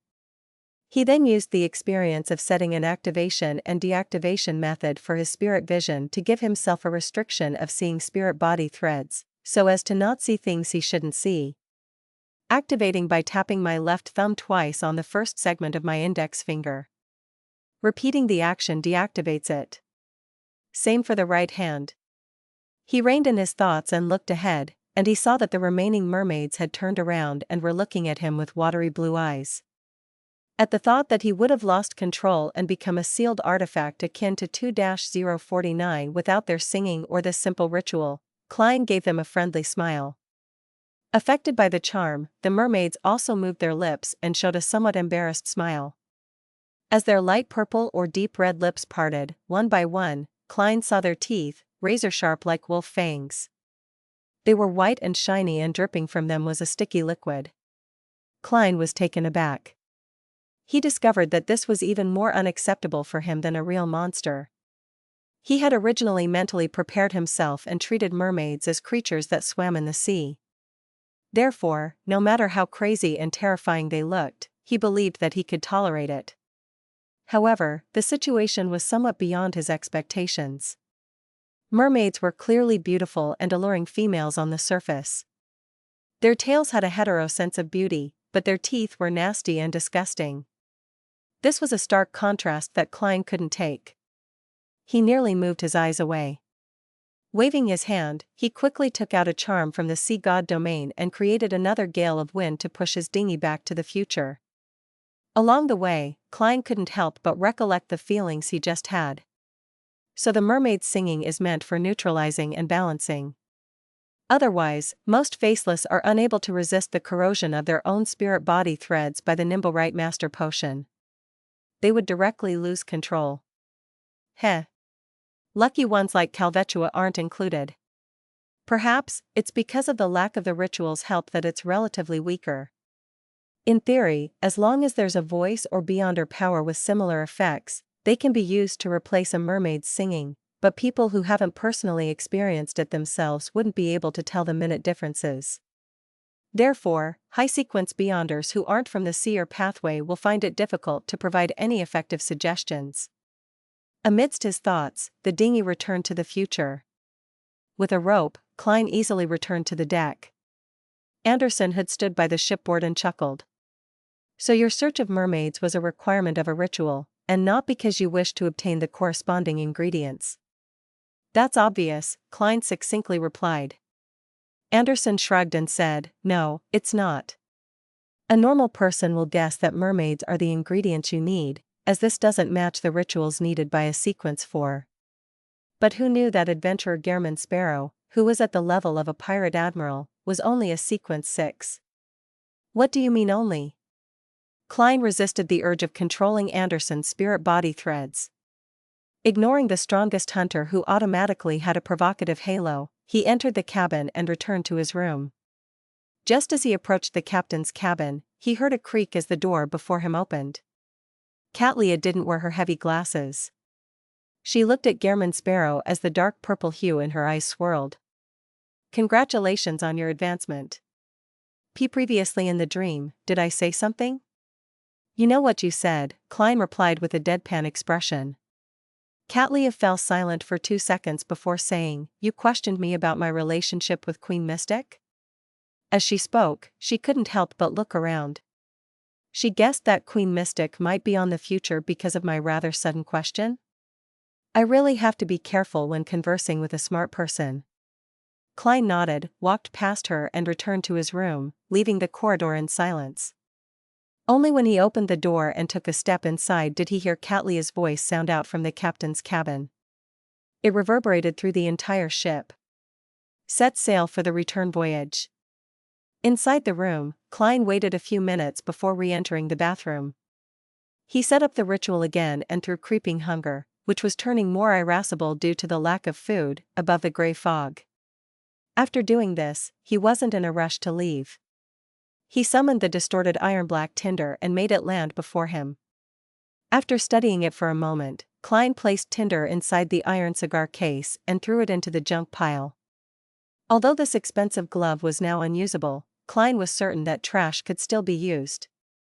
Immediately following that, he slowly took off the already silent creeping hunger, and he similarly placed it into the junk pile.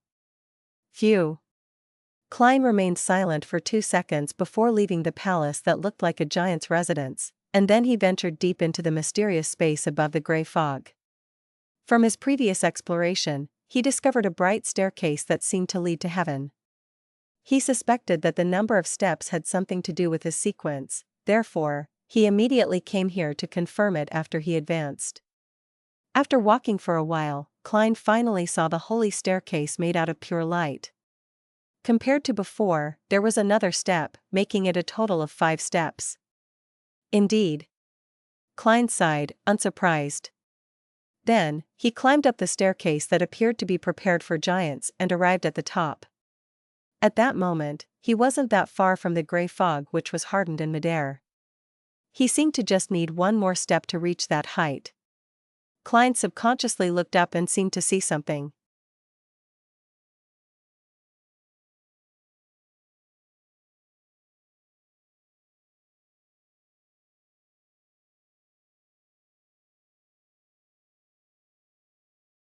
Chapter 666, Afternoon Town. That's. Klein's eyes reflected a nearly transparent object. It appeared like a carapace of something, occasionally shrinking and vanishing from Klein's line of sight, and at times peeking out due to an invisible wind, revealing some of its outlines. With it acting as an anchor point and looking further up, there were colors of green that was almost black, standing there silently. They looked like the colors of the trees of a dark forest. Klein mumbled without imagining what the object of those colors signified. All he could do was boldly guess that it had something to do with gaining a deeper control of the mysterious space above the gray fog. Without trying to do something that was destined to be in vain, he jumped down from the staircase that seemed to lead to heaven and phased back inside the palace. With the existence of Queen Mystic in mind, Klein did some simple tidying up before leaving the gray fog and returning to his bathroom. After tying up the loose ends, he walked to his suitcase, took out the sun brooch, and wore it on his double-breasted frock coat. After all the turmoil he had been through, the mystical items he could now use had returned to the state when he was in Backland. However, he was already a Sequence 5 and possessed one of the most difficult powers to deal with below that of the demigods. He was, in the true sense of the word, a powerhouse in the Beyonder world. I should be very agitated and happy, but I'm actually not. I'm even as excited as when I found mermaids. This is because I've just taken another step on my road to revenge. The true goal I wish to achieve is still a distance away. Following this, I should conclude the principles and digest the Nimblewright Master Potion and seek out the corresponding Sequence 4 formula and ingredients. Yes, I can only do all of these things after leaving these waters. Next, I'll seek advice from Mr. Azek, Willosepton, and Erodes. Heh, I should relax for the next few days. Being overly tense might break me down and cause me to have symptoms of losing control. Klein turned to look at the full-body mirror in his room. Looking at his 1.8-meter tall build, black hair, and brown eyes, with a thin face and cut features, dressed in a white shirt, a suit with a bow tie, and a top hat that was matched with the pale gold sunbird brooch. He wore a calm expression with a deep, dark gaze. After looking at this in silence, he raised his hands and adjusted the buttons at his cuffs and patted his black suit. Lightning streaked across the sky, illuminating the stacked, dark buildings ahead. Demon hunter Colin Iliad, with 2 swords on his back, pointed ahead and said, "That's Afternoon Town." He combed his grizzled hair that was flying about in the wind that swept through the wilderness. That's fast. With his axe of hurricane in hand, Derek sighed wistfully in surprise. He soon realized that it was reasonable. This was because the giant king's court was located somewhere near the city of Silver. Afternoon Town was the intersecting point that connected both nodes. With the lightning that illuminated the night sky, he clearly saw Afternoon Town in its entirety. It was built at the foot of a mountain and was naturally split into upper and lower levels. Instead of calling it a town, it wasn't much smaller than most of the ruins the city of Silver found. Here, the gray stones were stacked into different buildings. Some were entirely emptied out, nearing 10 meters. Some were similar to the residence Derek currently resided in. It was short as though any normal person would hit their heads onto the ceiling. These buildings were arranged close together before spreading out. Some of them had collapsed, while a number remained standing despite showing signs of age and tear. It's completely different from what's described in the textbooks. Derek suddenly recalled the knowledge he had learned from his history lessons. According to the City of Silver's records, Afternoon Town was the door that separated reality from myth. It was a place where humans and giants lived together. There was day and night here, but most of the day was in a noon state. Regardless of the fog, storms, or snow, none of them were able to blot out the strong sunlight. But at this moment, it was dark and heavy. Even if the area was illuminated by light, it lacked a sense of brightness and there was no signs of life. Clenching his axe tightly, Derek, whose eyes had 2 miniature suns, was on the flanks of the exploration team. He followed Chief Colin into Afternoon Town. This area had been cleared once on the first exploration. The streets were covered with signs of rotting flesh and dry pus. It was completely silent. Be careful. There are many strange monsters lurking in the darkness. Colin Iliad, with his scarred face, didn't let down his guard. He drew one of his dual swords as the silver light on his sword converged. This is the mythical door? When the creator abandoned this piece of land, even the myths were abandoned? Derek couldn't help but imagine what Afternoon Town had experienced during the cataclysm. He instinctively felt that it was probably different from the Kingdom of Silver. Before he could carefully observe his surroundings in search of possible clues, he suddenly heard a teammate on the other flank anxiously cry out, "There's something." Derek turned his head and saw a transparent face growing out of the wall of a 10-meter-tall stone building. The face was filled with countless cracks. With great regularity, they spiraled around the center, forming a single eye or mouth that resembled a vortex.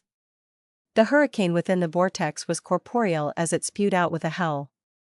The dawn-like light from within was dense, as though they were arrows of light. Bam! Bam! Bam! They struck a few members of the exploration team, but they seemed to strike thick city walls. All they produced was dull and closely spaced out thuds before disappearing into the dark environment. At some point in time, City of Silver Chief, Colin Iliad, was genuflecting. He stabbed the silver sword in his hand into the rotting gray ground. He had provided the front row with the strongest protection. At the same time, the other members of the exploration team methodically unleashed their attacks. Hurricanes of light and scarlet fireballs struck the monster. Right on the heels of that, the holy light that Derek summoned had landed on the vortex that resembled a single eye. Amidst the explosive boom, the boulder, which was originally covered in cracks, collapsed. A transparent face screamed as it vaporized. Although the battle was simple, Derek didn't feel happy at all. He had heard Mr. Hanged Man and Miss Justice discuss cases of Beyonder fights.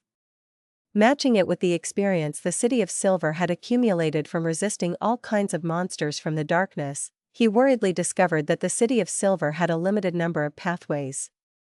Those who were not demigods lacked effective means of control, and the situation from before proved this point. Thankfully, there are sealed artifacts that are formed when monsters die to make up for this. Derek silently thought as he heard the chief instruct, "Move according to plan. 3 to 4 people a group. Search and clear the different areas." "Yes, Chief." The exploration team members were mostly rich in experience. They soon formed their groups. Derek's group consisted of 3 people. Apart from him, there was Joshua and Chaim, who had been to the abandoned temple with him before.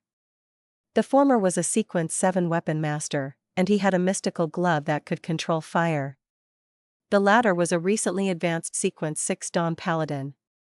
He was tall and reached a height of 2.3 meters. The City of Silver, which had warriors, also known as the Giant Pathway, as the main force, had an average height of 1.8 meters, including children above the age of 6.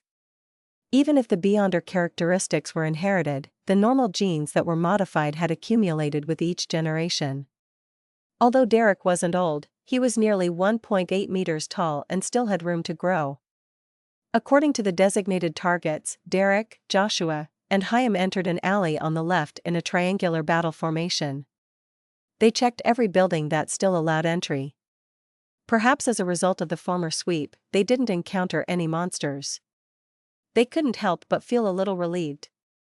Rumor has it that the 6-member council plans to set up camp here and make Afternoon Town a stronghold, Joshua, who was wearing a scarlet glove on his left palm, said after observing the buildings. Chaim nodded and looked down at his two partners. The true target seems to be. He pointed diagonally upwards. The Giant King's Court? Derek asked in surprise. Isn't it a search for the sea where Little Jack and company came from? Don't we need to circle the Giant King's Court? Derek was filled with puzzlement. Chaim shook his head. I've only heard rumors. He swept his gaze and pointed at the entrance to the underground chamber. Let's finish our search here. Derek answered tersely. With his night vision and ability to emit light, he wasn't afraid of the darkness as he stepped into the underground chamber first. Chaim lifted an animal hide lantern while Joshua followed closely in tow. This building's underground chamber was rather wide, with traces of dried, blackening pools. The smell of blood remained despite the many years that had passed. Derek surveyed the area and suspected that a sacrificial ritual had once been held here.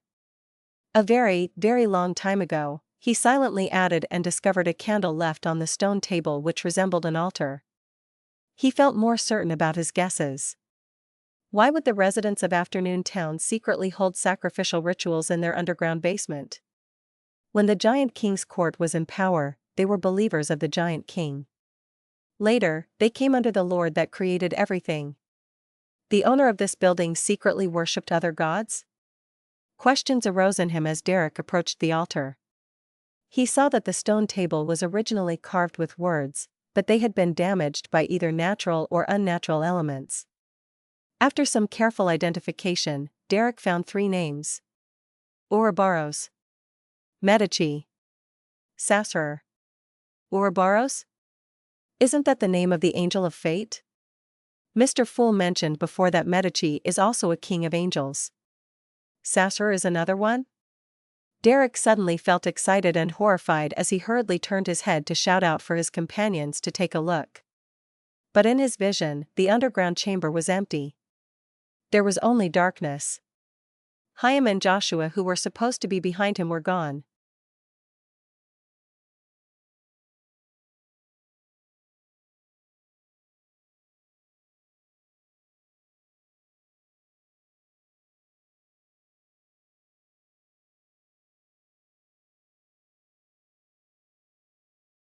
Chapter 667, Prayer. They're gone? There's only darkness? Faced with such a sudden change, Derek's first reaction wasn't horror. Instead, he clasped his hands together and pressed it to his mouth. Pure light was emitted out of his body as he dispersed the surrounding darkness, illuminating every corner of the underground chamber. In Derek's living environment, darkness was the most terrifying existence. Once they left the City of Silver, they had to constantly maintain the existence of light. Even a brief loss of light couldn't last for more than 5 seconds. When Derek first joined the exploration teams and lacked experience, he had nearly killed himself because of such a mistake. Thankfully, the chief was standing nearby. As the light slowly and continuously radiated from him, Derek raised his tightly gripped axe of hurricane and carefully observed his surroundings. He discovered that apart from Chaim and Joshua, teammates who had entered the underground chamber with him, vanishing, the stone slabs and tufts of black hair on the walls had turned blood red at some point in time. They were moist as though they had just been sprayed on. This calmed down Derek, who was well versed with exploration materials, to realize a possibility. The problem didn't stem from Chaim or Joshua, but himself. All I did was approach the altar and silently read 3 names. Typically speaking, even angels will require someone to read or write down an accurate honorific name in its complete form before they can receive prayers. And it's supposedly limited by range. I wonder if the kings of angels require the same conditions. One of those 3 names was the key to activating the hidden powers in the altar. I triggered the problem by using Jotun, which can stir the powers of nature. No, that's not right. It needs to be said out loud. Even if these are the true names of the kings of angels, I've never faced such problems in the past. Derek anxiously turned his body while feeling perplexed. He returned to the altar and came to the stone table. He was surprised to see that the words and symbols on the stone table were a lot more complete and clearer than before. It was as though the host of the ritual had just drawn it. The words were written in 3 languages. They were in Jotun, Dragonese, and a language that Derek couldn't recognize. However, he suspected that it was the ancient Hermes previously mentioned by Miss Justice and Mr. Hanged Man. This was because he had a basic understanding of some words from the conversations during the tarot gathering. They were rather similar to the words used on the stone table. The content expressed by Jotun and Dragonese were identical. They repeated the 3 names and their corresponding titles. Angel of Fate, Ouroboros. Red Angel, Medici. Dark Angel, Sasser. Following these names and titles was an entity Derek was very familiar with. Rose Redemption. Sasser really is a king of angels, one known as Dark Angel. He, Angel of Fate, and Red Angel are the founders of Rose Redemption? I wonder if Mr. Fool knows anything about him. He definitely knows a lot. The words in ancient Hermes should likely be the same content. In Afternoon Town, which had already converted to the faith of the Lord that created everything, there were residents who were secretly worshipping the 3 kings of angels beside the Lord. Upon having this thought, Derek suddenly felt a chill run down his back. He felt as though he was close to the reason why the Creator had abandoned this land. When he looked up again, he saw that the walls remained red, but Chaim and Joshua were still nowhere to be seen.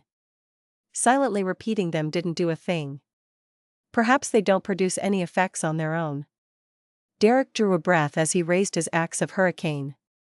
He carefully walked towards the entrance of the underground chamber, hoping to find the problem at its roots, so as to determine what led to his present situation. 1 step, 2 steps, 3 steps. Like a gigantic candle, he returned to the hall upstairs. There were rich shadows here, making it gloomy and eerily silent. The rotting chairs and the remnants of stone tables remained sitting there in silence, no different from before. Failing to find Joshua and Chaim, Derek could only walk towards the window while he felt high-strung. He wanted to see if he could encounter other members of the exploration team. Thud. Thud. Amidst light footstep sounds, he approached a huge hole that should have been a windowsill. He leaned forward and looked outside. Countless dark buildings spread out, either tall or short, as they extended outwards like steps. The lightning in the air happened at a very low frequency as many windows had candlelight emitting out of them. The dim yellow flames danced but weren't extinguished. Derek couldn't help but swallow a mouthful of saliva. He felt as though all the residents were still living in peace just before Afternoon Town encountered its cataclysm. Chaim, who was carrying an animal hide lantern, didn't need to bend his back to enter the underground chamber. He jokingly said to Joshua, "This house must belong to a human, but their family definitely has giant's bloodline in them. They're probably my height. TSK, the last time we went to that ruined city, we had to bow our heads when using the main doors." Having a giant's bloodline didn't necessarily mean that they had giant blood flowing in them. Instead, it referred to a physical characteristic that was inherited by descendants thanks to the consumption of the Pathways potion. Being tall was one of its manifestations. Joshua looked up at Chaim and scoffed. "That was you." I didn't need to. But you won't take long before you can advance. When the time comes, you won't be shorter than me, Chaim said with a smile before glancing at Derek via the corner of his eye. It was to prevent any accidents from happening when Derek approached the altar. Joshua thought before saying, "Actually, I'm very curious. Chief is a sequence 4 demon hunter. He should be like an ordinary giant with a height of 3 to 4 meters. Why does he look very ordinary, with him being only half a head taller than me?" Chaim subconsciously surveyed the area and said, "Rumor has it that the chief has a giant form." A giant form? Will his clothes tear when he becomes a giant? Joshua asked with a laugh. Unless his clothes and pants are mystical items. Chaim and Joshua exchanged a knowing smile. They were just about to turn their heads to share the joke with Derek when they realized that the youth was gone. Derek, who should have been standing before the altar, had vanished. Chaim's and Joshua's expression instantly turned heavy. One of them raised his huge broadsword, while the other raised his red-gloved left hand. They carefully approached the altar and did a careful inspection, but they failed to identify anything suspicious. Joshua was just about to attempt to identify the words on the stone table when Chaim patted him on the shoulder. "Don't look at it. I just recalled that Derek was looking at those words before he vanished. Let's bring the chief here." "Okay." Joshua nodded. They didn't leave in a fluster. They surveyed the surroundings before one of them rubbed his index finger with his middle finger to light the remaining candle on the altar. This was to protect Derek so as to prevent him from falling into true darkness. In the past, the exploration teams of the City of Silver had similar encounters in the ruined cities. A teammate might appear to have suddenly vanished, but they had actually been concealed by some kind of power. He stood in his original location, but with his teammates eager to seek help, they would leave the area with their lanterns. Hence, the poor bastard would be devoured by the true darkness, never to be found again. If it wasn't for another teammate finding themselves in another similar situation and having been rescued on the spot, the others wouldn't have known the actual reason for the previous person's death. With the candle lit, the dim yellow light spread outwards. Chaim and Joshua immediately left and arrived at the alley where they released a spirituality signal that everyone carried. They didn't wait too long for Colin Iliad, who had jumped off from the roof of another building before landing firmly. "What happened?" the demon hunter asked in a deep voice. The silver sword in his hand was already covered with a layer of light gray oil. Chaim immediately recounted what had happened. Finally, he said, "We didn't discover the reason for Derek's disappearance." "Derek."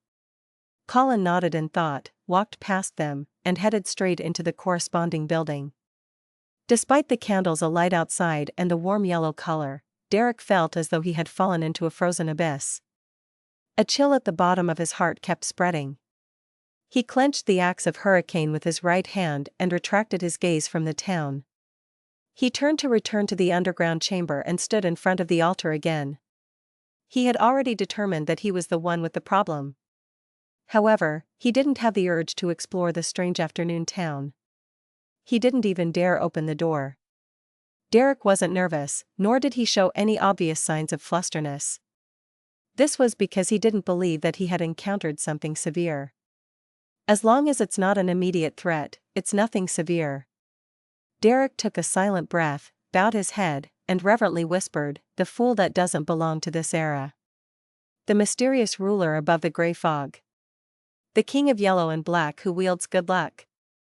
Klein, who had been admiring the scenery of the battlefield of the gods, had no choice but to enter the bathroom, set up the disruptive items, and take 4 steps counterclockwise to head above the gray fog. He sat at the high-backed chair at the end of the long bronze table.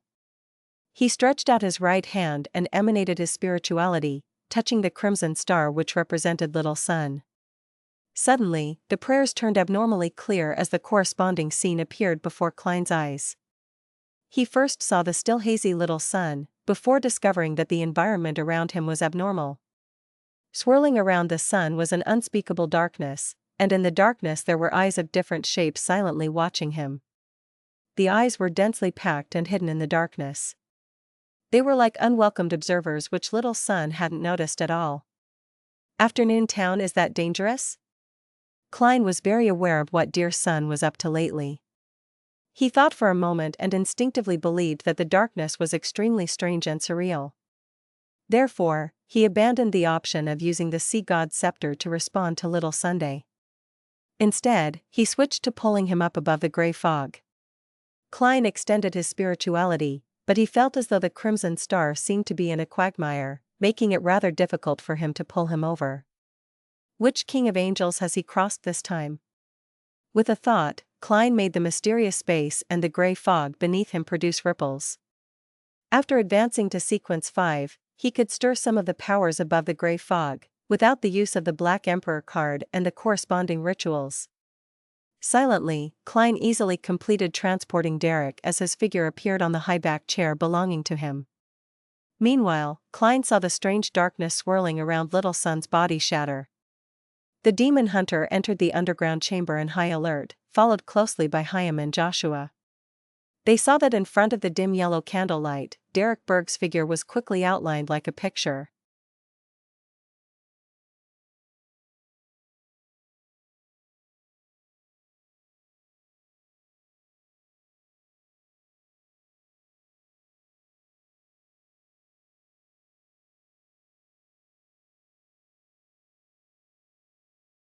Chapter 668, Confidence might also be a weakness. Above the gray fog, in the palace that was held up by stone columns, Derek quickly repeated his encounter to Mr. Fool. Dark Angel Sasser. The names and titles of these kings of angels seem to have been washed away by the rivers of history. Almost no one knows of them. If it weren't for Little Son discovering them in the forsaken land of the gods, or me directly encountering the ancient evil spirit suspected to be Red Angel himself, I might not even know a single king of angels. At best I would have heard of the Amon family and would have no way of delving deeper into the blasphemer. Where is this dark angel at present? Is he still alive?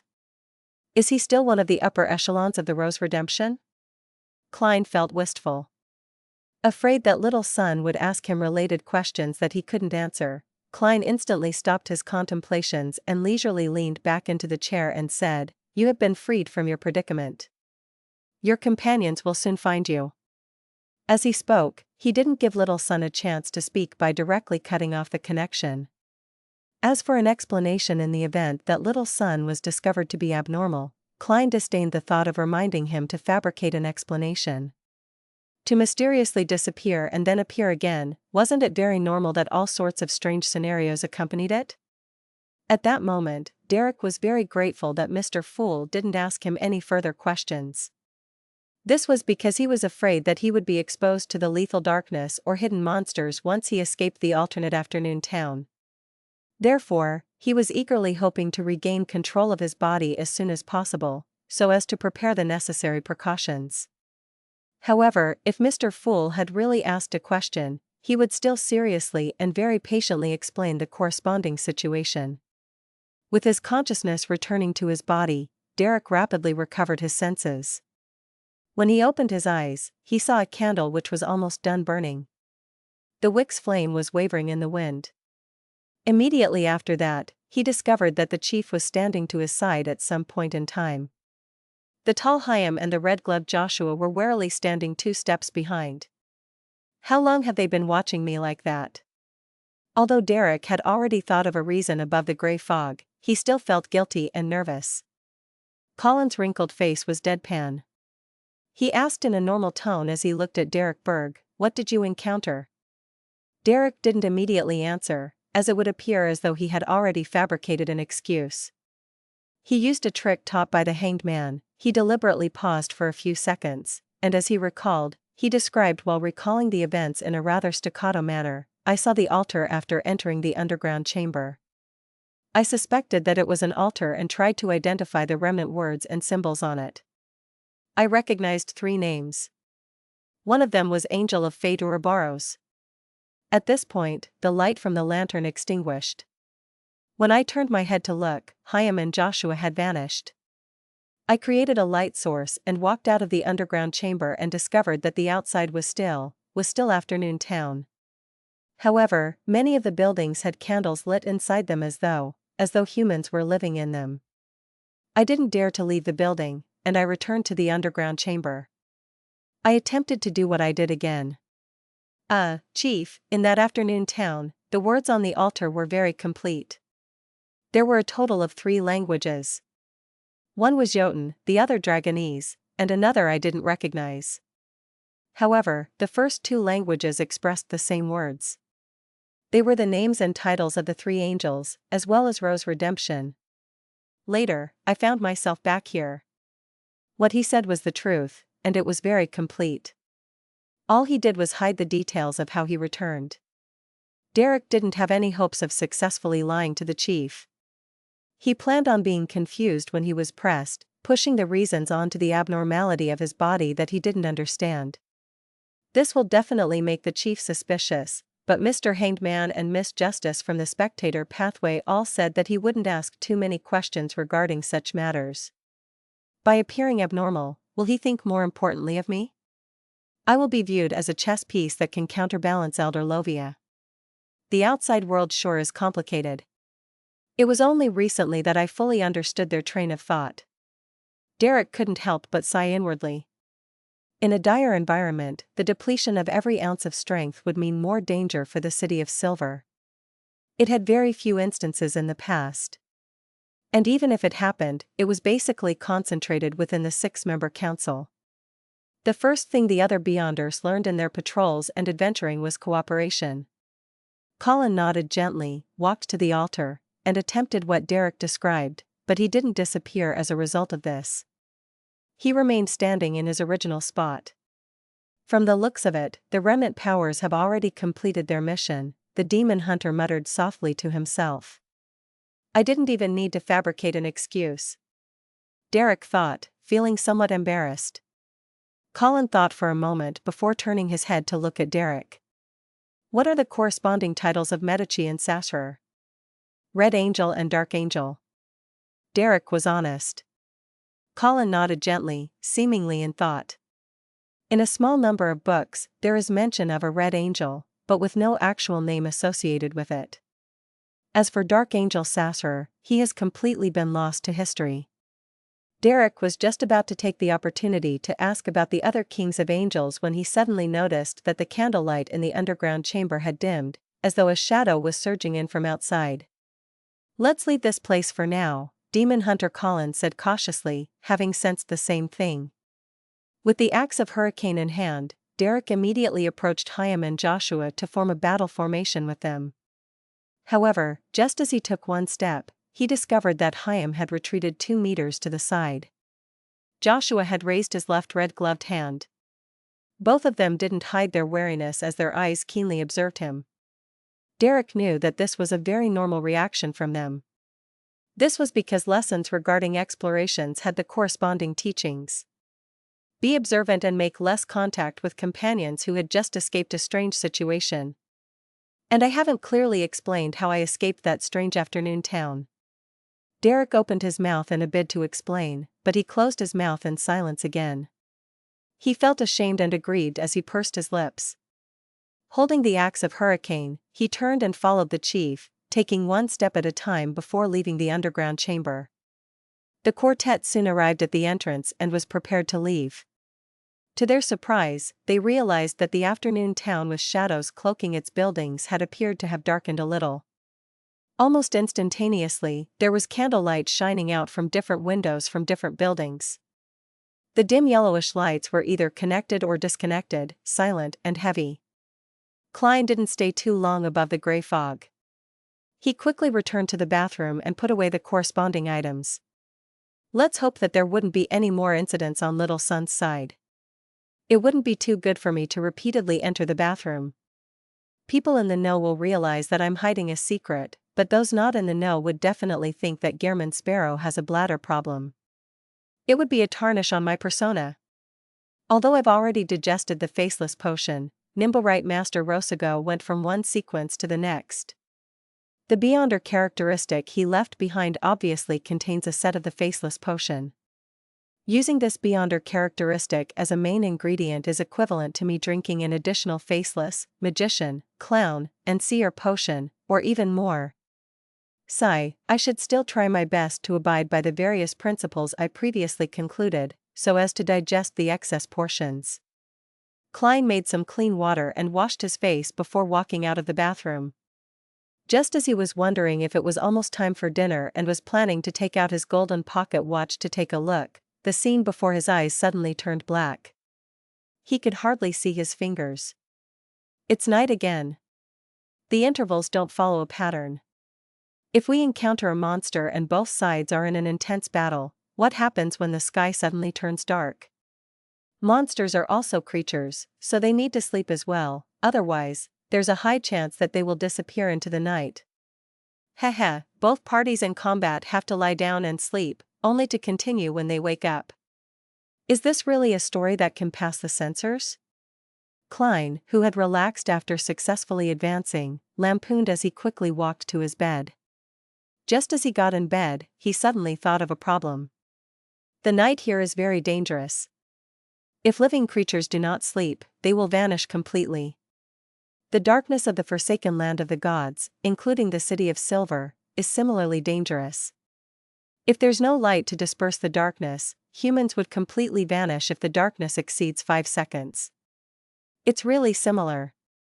Could there really be some connection here? Klein shook his head and, with cogitation, entered a dream. Amidst the dream, he realized that he had switched locations again once he became lucid. The last time he left the dream, he was on the boulder where Admiral of Stars Katlia was sitting as she hugged her knees. This time, he was facing a staircase. The light of the sunset shined through the colored glass panes high above, making the black spiraling staircase adorned with sculptures look exceedingly beautiful. Klein instinctively looked to the side and found Queen Mystic standing high up the staircase. This long chestnut-haired lady wasn't wearing her dress with open hems. Her top was a white shirt with lace and flowery bands, matched with a simple dark blue coat. Her lower half was still the beige-colored trousers with black leather boots. However, Klein believed that Queen Mystic probably had an entire wardrobe, or even a room full of trousers and leather boots of the same style. What's the matter? Klein took the initiative to ask. Queen Mystic caressed the handrail with her right hand as she slowly walked down. Confidence might be a weakness at times. You trust that copper whistle and paper crane of yours too much. Perhaps one day, it will be the source of danger. Klein felt a little uneasy at that, but he didn't show it. I don't understand what you mean. Confidence might be a weakness at times, Queen Mystic repeated again. Katlia trusts the sealed artifact she gave Heath Doyle too much.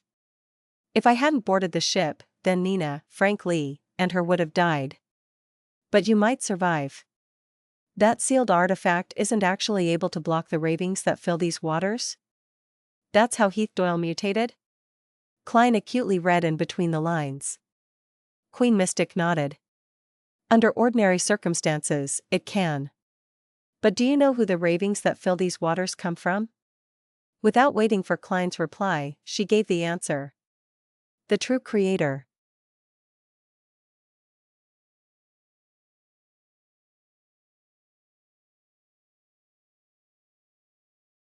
Chapter 669, Exchange of Information.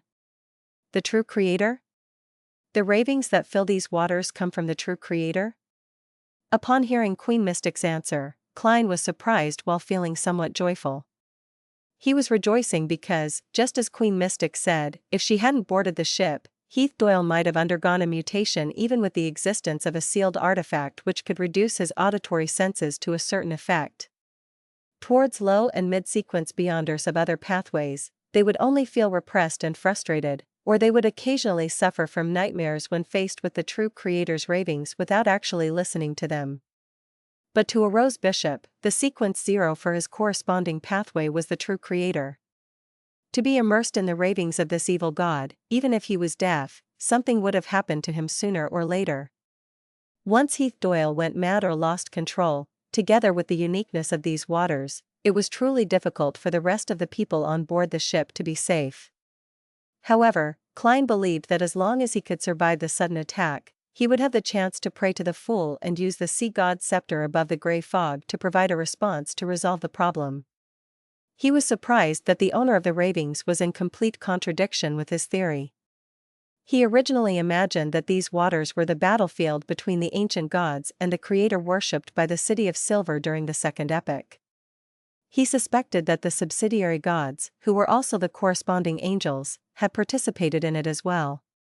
To his surprise, this appeared to be wrong from the beginning.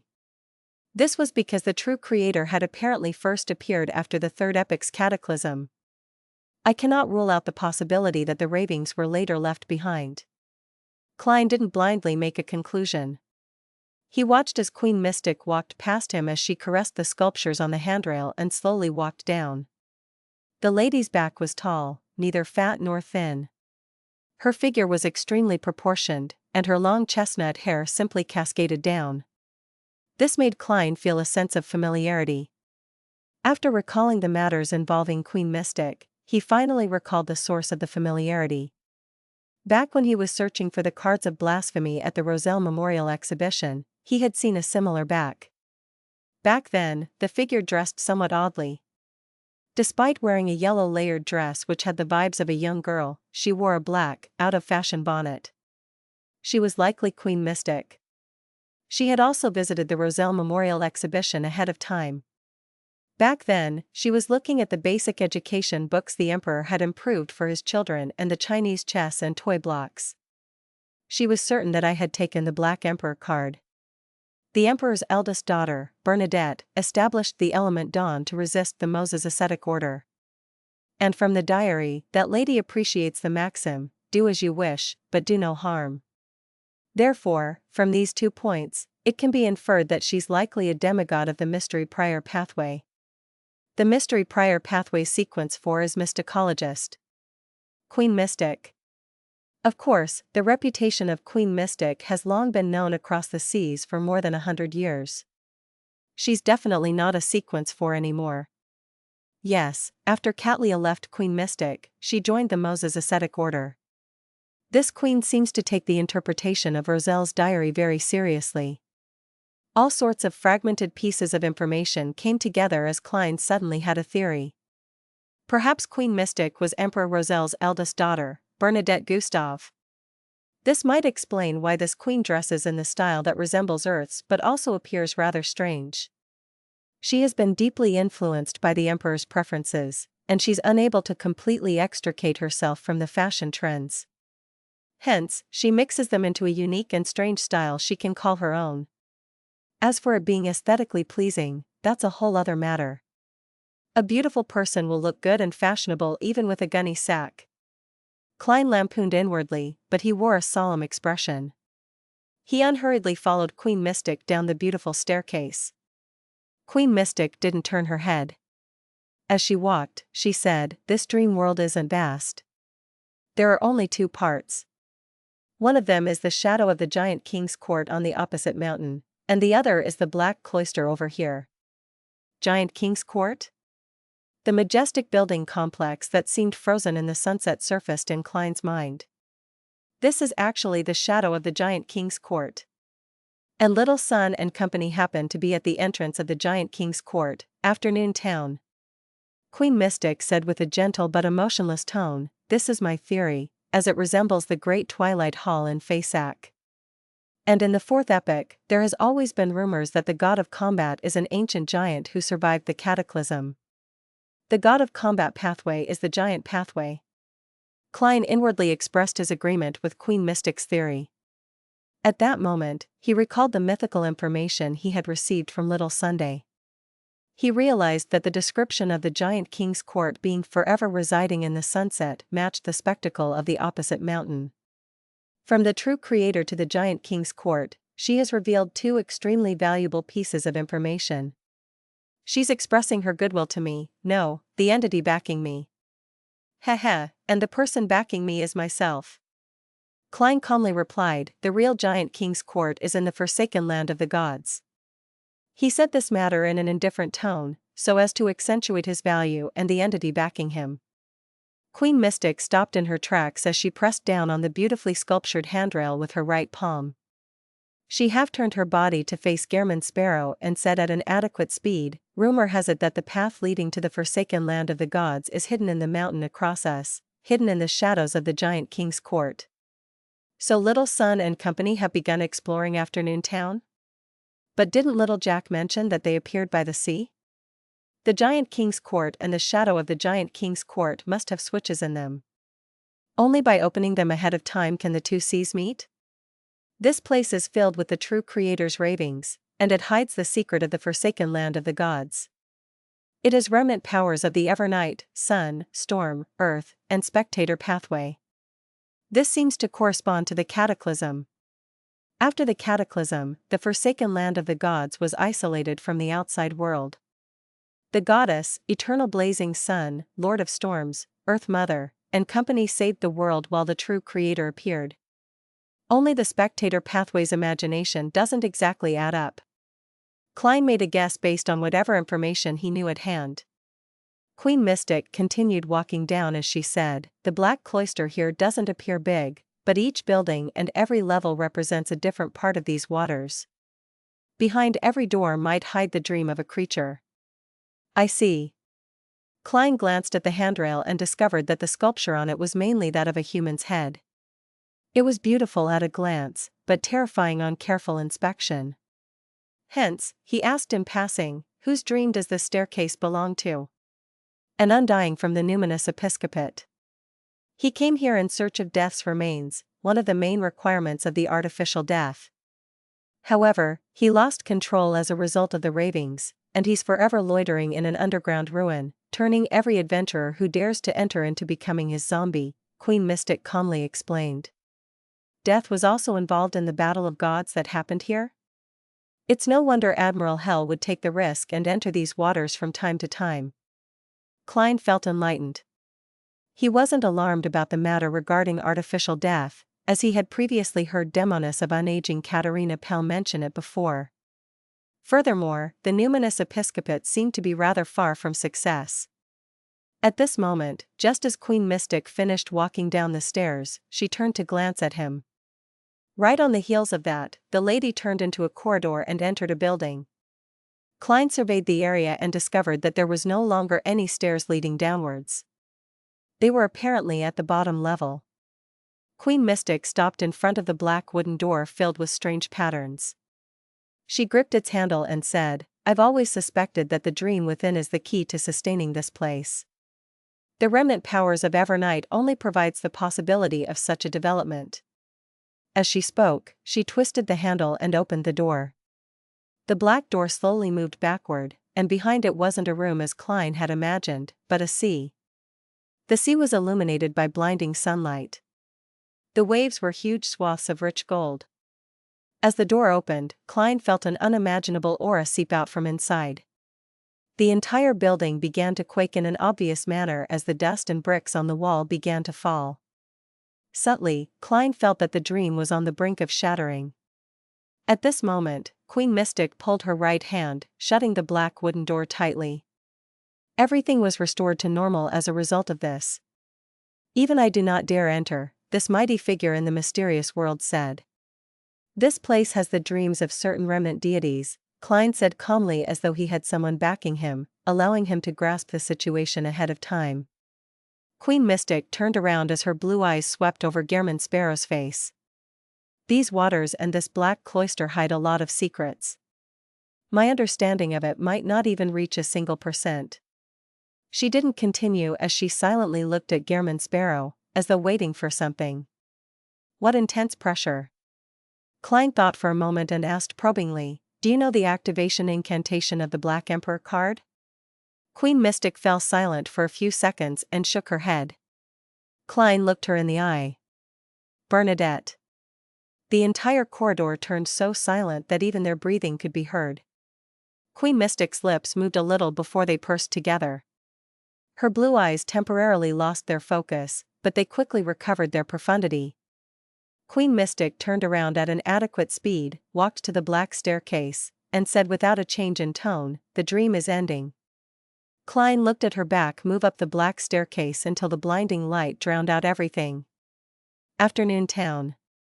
Upon seeing the candlelight light up in the buildings outside, the silent town seemed to come to life. Derek felt as though they had plummeted into a nightmare as they instantly tensed up. Demon Hunter Colin observed for a while before solemnly saying, "We are in the real world. The power of the altar has leaked out."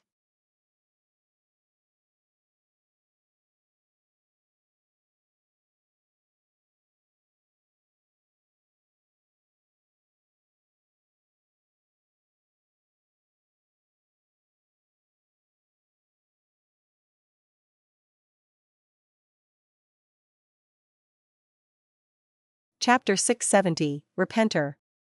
That strange afternoon town has infiltrated the afternoon town in reality? Derek vaguely understood what the chief was saying as he had a rough guess as to why this had happened. He suspected that when Mr. Fool pulled him out of the strange afternoon town, he had broken an intricate balance, causing the powers to seep out. This also explained why Demon Hunter Colin Iliad didn't vanish immediately when he repeated the attempt. Just as Derek was wondering what kind of changes this would bring, the chief of the 6-member council, Colin, had taken out a luminescent powder from a pouch on his belt, and he scattered it in the air. The powder suddenly blasted apart, spewing silver light upwards. It made it appear extremely obvious in such a dark environment. Derek, Chaim, and Joshua knew very well what this signal meant. It meant not to run about haphazardly. Stay in your area, be wary against any incoming enemies, and await rescue. Without a doubt, this was a signal to all the other exploration teams scattered across Afternoon Town. Colin consecutively released the signal thrice in the span of 2 lightning bolts. Then, he turned and said to Derek and company, "We shall meet up with the rest by combing outwards. Be careful along the way." "Yes, Chief."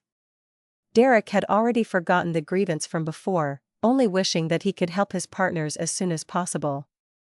Following Colin's instructions, he took the left flank of the small team.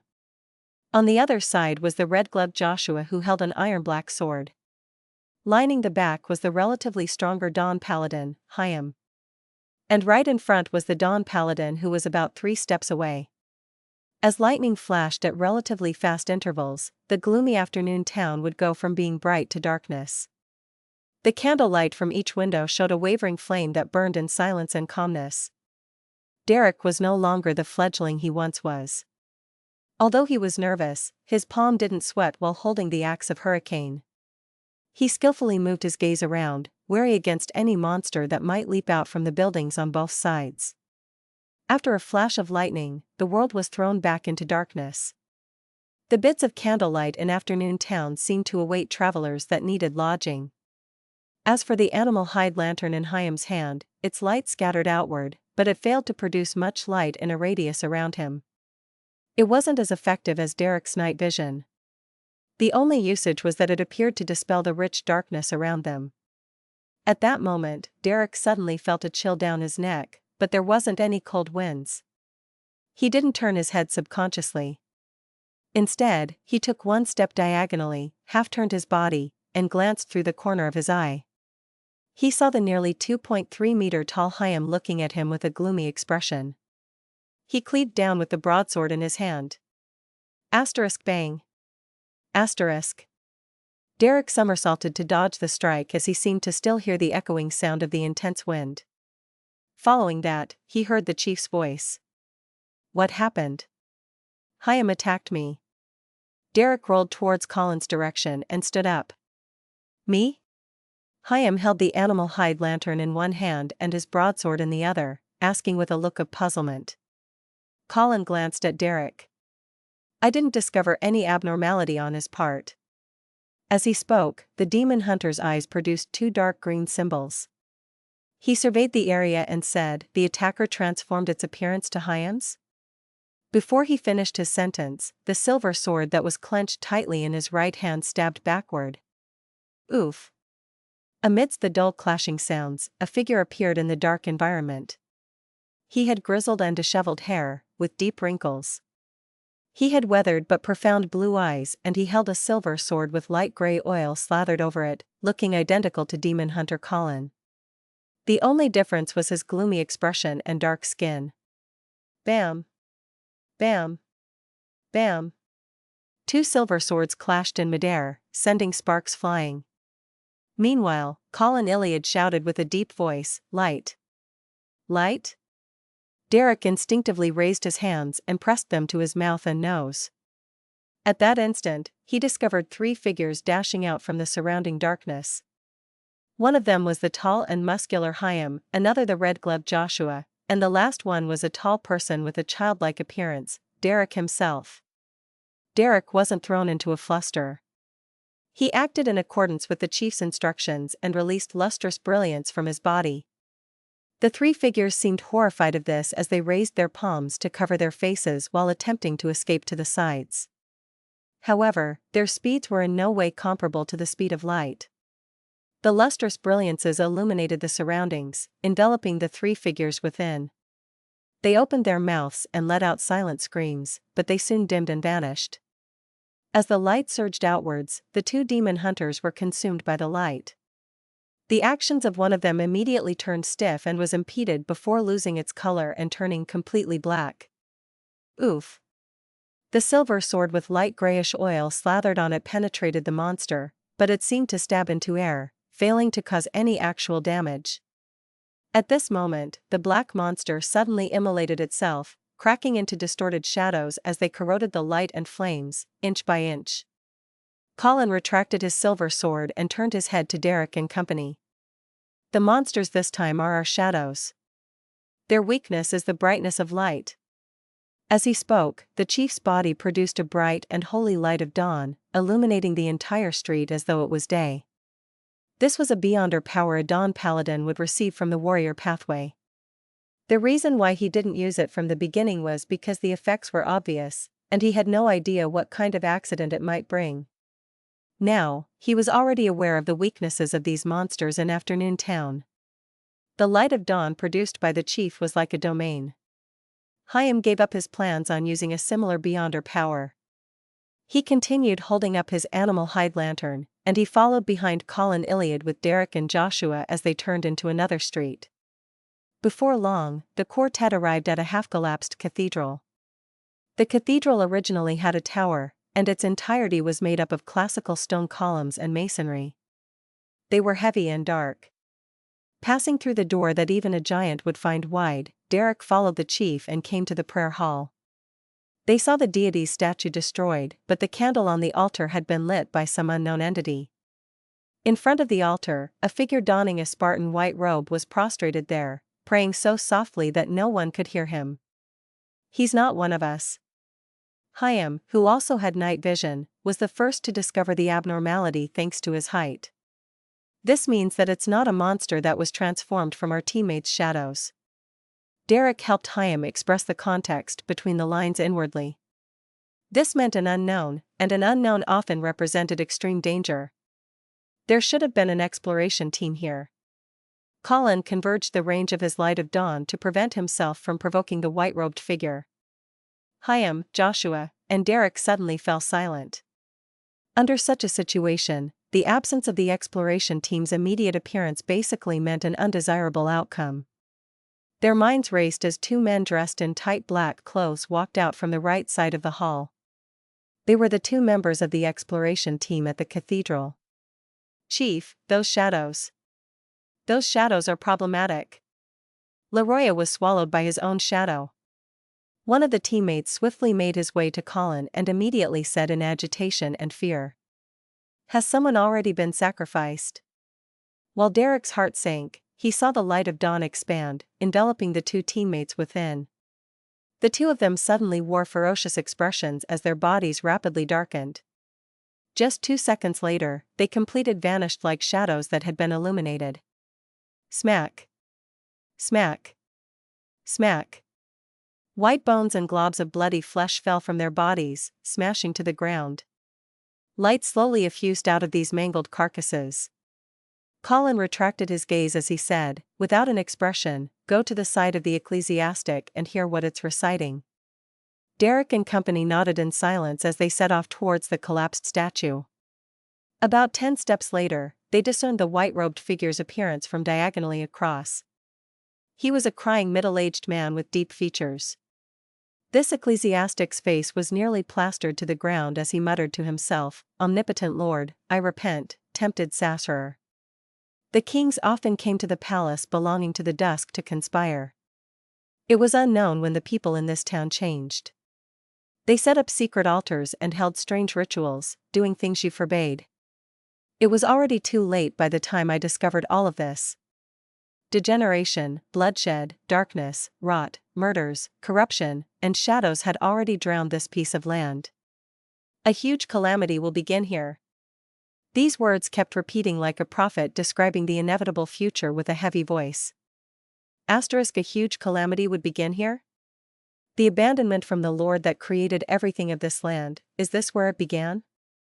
Also, who tempted Dark Angel Sassurer? This ecclesiastic should have stated who. It's because after he said the words "I repent," there should have been a name, but it was blank. He had originally said it, but the name vanished by itself? Who wiped it away? This ecclesiastic should have been from that strange afternoon town. After the balance was broken, he appeared here. Otherwise, he should have been discovered on the previous exploration. Many thoughts flashed through his mind in a short span of time. At that moment, he saw the chief take a stride, walking to the side of the ecclesiastic in white. Klein woke up from his dream as the midday sunlight shone at his eyes from outside the window. He rolled out of bed, and he unhurriedly arrived at the pirates' dining hall. When Frank Lee saw his arrival, he immediately waved at him. "Gehrman, I discovered something new." F***K, what now? Klein immediately felt his heart in his mouth. "A new invention of yours?" "No, it isn't." Frank shook his head in excitement. "I was planning on studying the fish in these waters. They will likely be able to dream. Just as I tried fishing, I ended up getting this strange item."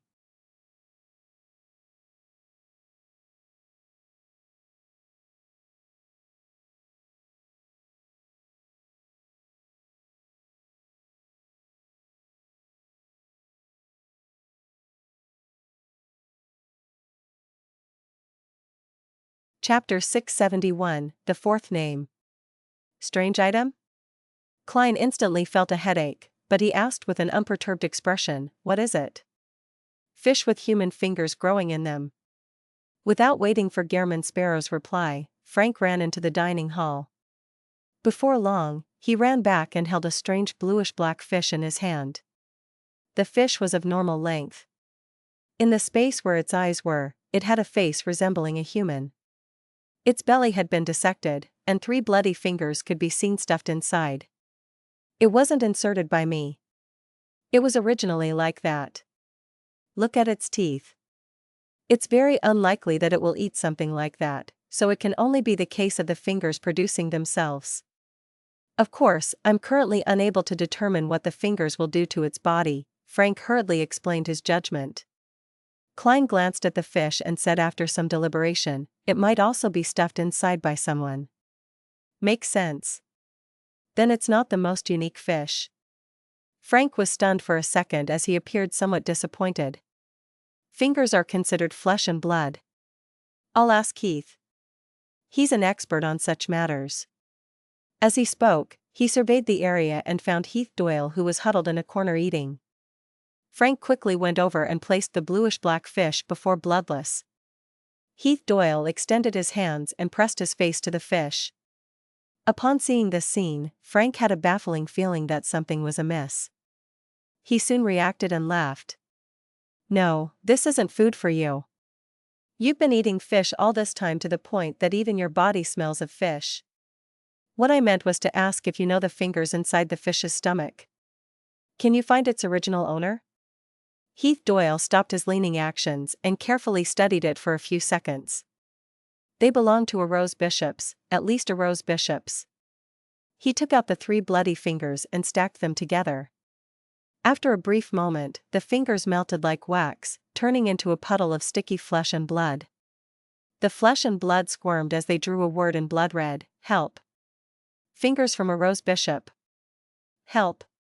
Upon seeing this scene, Klein instantly made some connections. He recalled the Saint of Darkness and Leo Master from the dream world. This Aurora Order saint was in a particular ruin, and he was affected by the remnant powers of an angel or deity of the spectator pathway, causing him to dissociate and transform into a kind character. This resulted in him being trapped there. His good and evil side constantly fought, often clashing at the psyche level. The main persona, which was more inclined towards the darkness, gradually held the advantage as the good personality hid everywhere in the mind world in search for help. Therefore, this is an attempt by Leah Master's good side to call for help. As a saint of the Aurora Order, he might very well have advanced from a shepherd, so it's nothing strange to have the beyonder powers of a rose bishop. Klein nodded in thought, believing that his judgment was likely close to the truth. Help? How? Frank Lee turned his head at Gehrman Sparrow with a blank look. You should ask your captain, not me. Klein shook his head. You don't have to bother. There are too many oddities with these waters. The reason for giving this opinion was that, from the dream, Leah Master's main persona held the absolute advantage. To really rescue him, he needed to make preparations to deal with a demigod. Although the good side would definitely interfere with it, all it could do was lower the Saint of Darkness's strength to a certain extent. It would still remain a demigod. Of course, with Queen Mystic on board the future, to make any actual attempts wasn't impossible. But if Leo Master were so easily rescued and have him become a completely good Saint of Darkness, Klein believed that the Queen would have long done so. The reason why she didn't take action had to be because it was unrealistic. For example, the place where Leo Master is at causes one's spirit to dissociate, so much so that Queen Mystic doesn't even dare challenge it. Leo Master's dream was only partially restored. It nearly made me face a situation I couldn't deal with. Finally, I resolved the problem quickly with the Sea God Scepter. If I were to meet him in the real world, I'd really suffer a dissociation in personality, becoming a member of an asylum. I would have to find a way to borrow the mental terror candle from Father Utravsky to have a chance of being treated. Heh. I can also get Miss Justice to treat me, but she's still lacking in strength at the moment. Klein recalled the past as he jested inwardly. Yeah. Frankly trusted Gehrman Sparrow a lot. Perhaps the fellow who's asking for help is long dead. Upon saying this, his eyes suddenly lit up as he stared at Heath Doyle. Can you wipe out the mental imprint left on this flesh and blood? Yes, Heath Doyle replied succinctly. The ends of Frank Lee's mouth cracked open bit by bit as he smiled like a 200-pound child. I've always been very curious about the flesh and blood structure of a rose bishop. I've always thought of the outcome of using similar flesh and blood as the medium for crossbreeding. One day, you will die amidst your experiments. Thankfully, I'll be leaving this ship soon. Klein had the baffling impression of a brattish child entering an armory. Heath Doyle, whose face was nearly translucent from the paleness, was taken aback for 2 seconds before sincerely saying, "Thank you." Why thank me? Frank Lee scratched his head, looking completely puzzled. He's probably thanking you for being able to hold back your curiosity and not using his flesh and blood as the experimental subject. You are a partner worth trusting. The corners of Klein's mouth twitched a bit in an attempt to interpret the reason. He realized that the future's first and second mate had rather strange thought processes. Afternoon town. In the half-collapsed cathedral. Colin stood by the side of the ecclesiastic in white and softly asked, "Who are the kings? What is the huge calamity? Who tempted Sasser?" The ecclesiastic didn't seem to hear him as he continued prostrating to the ground. He repeated his words of penitence as though he was an illusory recording left behind by the environment. A wraith, specter, or an evil spirit? Derek looked in that direction, feeling somewhat nervous. Seeing no response from the ecclesiastic, Colin reached out his right hand, inching his silver sword towards the person. However, despite the sharp blade tip reaching the back of his head, the ecclesiastic remained in penitence, as though nothing had changed. Colin Iliad retracted his silver sword as he surveyed the area with dark green symbols in his eyes. Then, he walked diagonally to the altar ahead as he cast his gaze onto the candle emitting a yellow light. After a few seconds of silence, he reached out his left hand and extinguished the entirety of the candlelight. The collapsed deity statue in the middle of the altar suddenly turned dim as the prostrating white-robed man finally stopped his penitence. He slowly lifted his head. It was a gloomy green, and his gaze was filled with hatred. Before Derek, Chaim, and Joshua could react in time, the devout ecclesiastic had pounced forward with an exceedingly fast speed, drawing out an afterimage. Colin was already prepared for it. He took a step diagonally forward with his right foot, turned his body halfway, and swept backward with the silver sword in his left hand. On the sword, spots of light soared, instantly forming a gigantic storm. The storm that was formed purely out of light swept the surroundings, leaving the ecclesiastic frozen in midair before he was completely devoured. The storm quickly came to an end as Colin looked at the ecclesiastic whose body had been infused with the light of dawn. Then, he repeated his previous questions again. Who are the kings? What is the huge calamity? Who tempted Sasser? The ecclesiastic, whose figure was already very indistinct, replied in a dazed manner, the kings are Sasser, Ouroboros, Medici.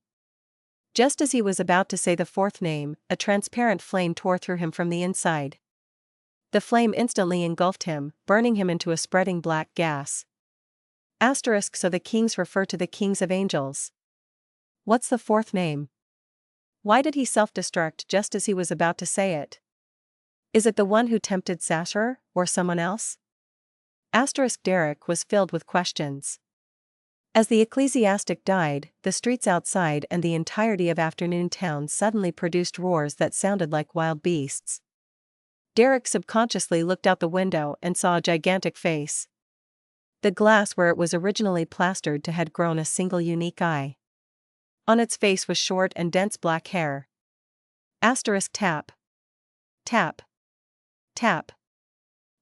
Another similar monster rushed out from inside the cathedral. It had the build of an ordinary human and two eyes, but the surface of its body was similarly covered with short black hair that resembled a beast's. A degenerate town that has been completely corrupted, Colin sighed as he faced one of the monsters. Derek, Chaim, and Joshua also took up battle positions in a bid to fend off the remaining monster. The future continued cruising in peace before encountering a brief night once more. After Klein entered the dream world, he found himself back in his original position, by Admiral of Stars Catlia's side. He was just about to look at the shadow of the giant king's court on the opposite side of the mountain to seek out more possible clues when he suddenly heard Catlia ask heavily while hugging her knees. Have you met her? Klein acknowledged tersely without hiding the truth. Catlia pursed her lips and asked, she's on the ship? Yes. Klein turned his head and looked at Admiral of Stars as he said in passing, you have very deep feelings for her. Catlia's expression wasn't as lost and dazed as before. Biting her lips, she said in a self-deprecating manner, that's right. I was by her side before I was 3. Heh. That's what they say, but I no longer have any actual memories of that. She taught me, and she held me by the hand as we adventured. She watched me grow up. To me, she's my captain and my teacher, as well as my mother. As Catlia spoke, she suddenly fell silent.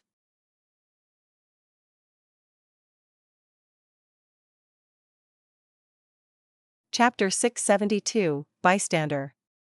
Upon glancing at the silent Catlia, Klein suddenly felt a little awkward. He didn't speak again as he turned and jumped off the boulder. He walked into the black cloister through the half-open door. In the square surrounded by a gloomy tower and the buildings, there were remnant fires from a war. Gigantic arrows were embedded in the ground, with the end of their shafts softly wobbling from the wind. Frankly was still digging and planting something, but there wasn't food by his feet anymore, but a pool of flesh and blood. What experiments do you plan on performing on them? Klein, who walked past, couldn't help but ask. Frank smiled in excitement. Plenty. For example, all I need is one ox that can satisfy the meat requirements of an entire ship. Every time a piece of meat is sliced off, it will regrow new flesh again. Why is it oxen again? Klein was momentarily unable to provide a response. All he could do was silently draw the crimson moon inwardly. Along the way, he encountered Navigator Odilov, who was reading on the ground, Nina, who was almost taking off her clothes due to her inebriation, Heath Doyle, who was hiding silently in the shadows of a corner, before arriving at the hall filled with murals. At some point in time, Anderson had conjured a reclining chair and was leisurely lying on it, observing the extremely religious and holy murals on the dome. Sigh, we're finally about to leave these cursed waters. It will just be another 2 noons and nights. Seeing Gehrman Sparrow enter, the strongest hunter sighed from the bottom of his heart. As long as we successfully leave this area, then I'll no longer need to worry about any remnant problems. Klein originally wished to ask him to shut up, but since he was talking about himself and no one else, he couldn't be bothered. He asked in passing, "Are you from Intis?" "Barely. My father is from Intis, and my mother is from Seeker," Anderson answered, with the full intention of having a chat. Klein continued, taking a few steps forward. "Then, do you believe in the eternal blazing sun, god of steam and machinery, or the god of knowledge and wisdom?" Anderson's expression suddenly turned a little odd. "My faith was originally in the god of knowledge and wisdom, but their priests are too despicable. Just because I failed my examinations, they ignored my ordinarily handsome face and treated me as a red road pooey. I'm just better at other topics. My intelligence is in no way lacking. My eye for aesthetics and my basic foundation in drawing has always been excellent. Before becoming a hunter, my dream was to be an artist. Of course, after coming to the sea, my faith is more or less in the Lord of Storms." Upon hearing Anderson's description, Klein suddenly thought of a joke asterisk. A priest from the god of knowledge and wisdom might make such a statement. He failed his examinations? This child is hopeless. Just bury him. Asterisk. He was about to lead the conversation into Anderson's life as a hunter, as he was the only person apart from Queen Mystic who could communicate with him normally in this dream world, when he suddenly heard the sound of a door creaking open. In the depths of the Hall of Murals, there was the sound of a door opening. Anderson just mentioned about successfully leaving these waters. Klein felt an inexplicable urge to facepalm himself as he focused his gaze on the source of the sound. Following that, he saw a man in a short linen robe running out from the depths of the Hall of Murals and towards them. The man had luxuriant raven black hair, but he had wrinkles on his face, as though he had suffered plenty of hardship. Saint of Darkness Leo Master. Leo Master's good side. Klein recognized the man, and he immediately discovered a tall figure surface in the depths of the Hall of Murals. The figure was dressed in thick and heavy black full-body armor. His eyes emitted a deep redness. He held a huge sword as he chased after Leo Master. Clang! Clang! Clang! His metallic boots hit the ground repeatedly, releasing clear and hurried sounds. It's the real Leo Master. The main persona of the Saint of Darkness. Klein saw the two approaching figures as he instinctively turned to the side and quickly retreated. He immediately held himself to the hall's wall before realizing that Anderson had leaped up from his reclining chair at some point in time, clinging close to the other side of the wall. Sensing Gehrman Sparrow's gaze, Anderson grinned, returning a smile that meant, "So you are the same as me." "Who's the same as you?" "This isn't cowardice. If you weren't around, I would have taken out the sea god scepter and fought the Saint of Darkness. I've always been considering what would happen in the real world if I were to help the good Leo Master kill the main persona in the dream.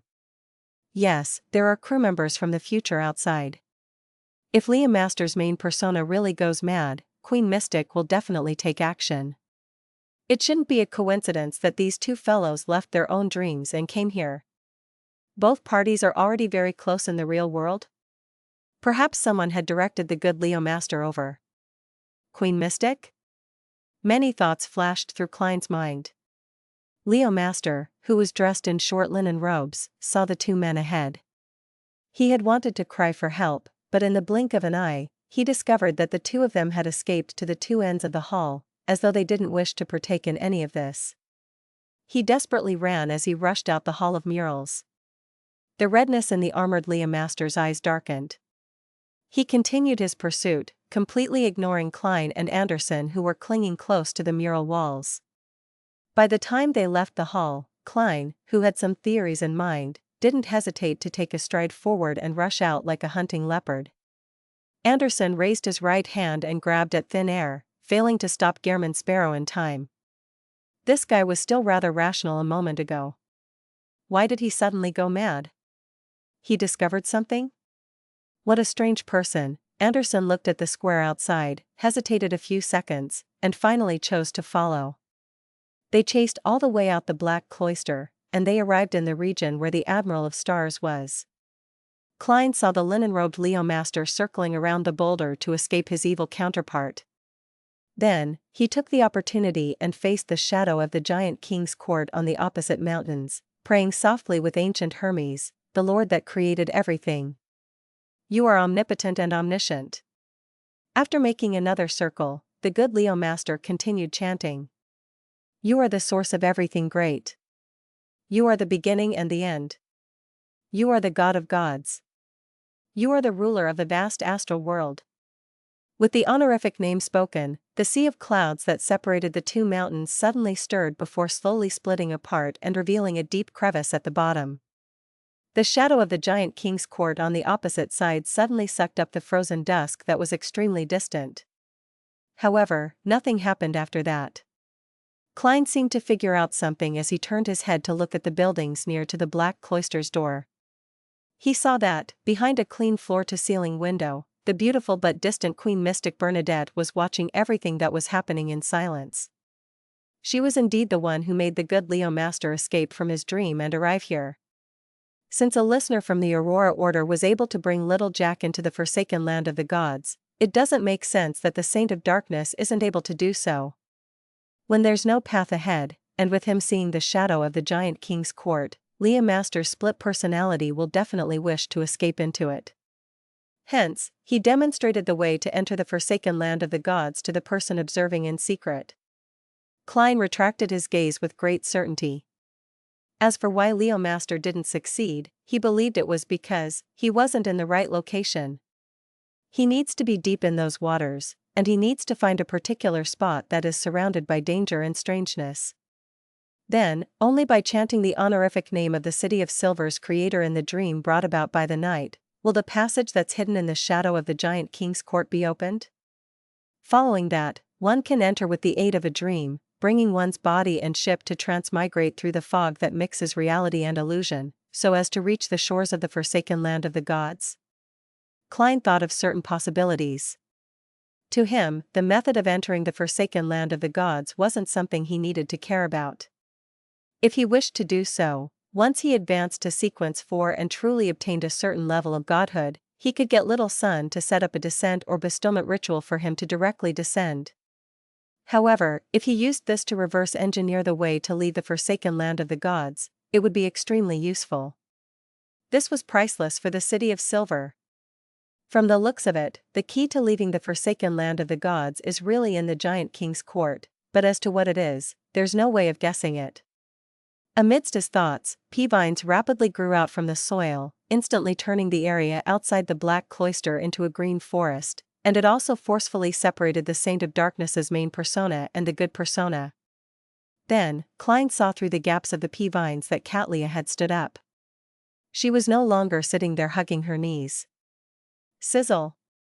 Derek first did a roll before he jumped up, cleaving down at the giant's leg which was covered in short, black hair. Stimulated silver lightning smote down, causing the single-eyed monster to tremble as he stood rooted to the ground. Derek didn't miss this opportunity as he immediately opened up his arms. Bright and pure holy light descended and enveloped the mutated giant. In the brilliance, the monster collapsed with a tragic cry as its body produced black fog. After a series of battles, Derek discovered that the monsters produced by the strange afternoon town were all afraid of intense light despite their different traits. Such an experience had allowed him to avoid injuries, allowing his teammates to keep their lives. After a while, when Colin finished the strongest monster, Afternoon Town was restored to its silence. All the lit candlelights were already extinguished. The chief of the 6-member council surveyed the area before saying with a sigh, "Let's regroup before we set up camp." At that moment, the teams that had gathered together had already been reduced to a third. There were only 6 people. Colin Iliad's true goal was actually the Giant King's court, but their encounter in Afternoon Town had made him realize that the exploration couldn't be done in haste. This was because the Giant King's court might hold deep secrets about the cataclysm, with unimaginable danger. Therefore, he needed half a year or more, perhaps even 2 years of preparation and preliminary explorations before he could attempt opening it.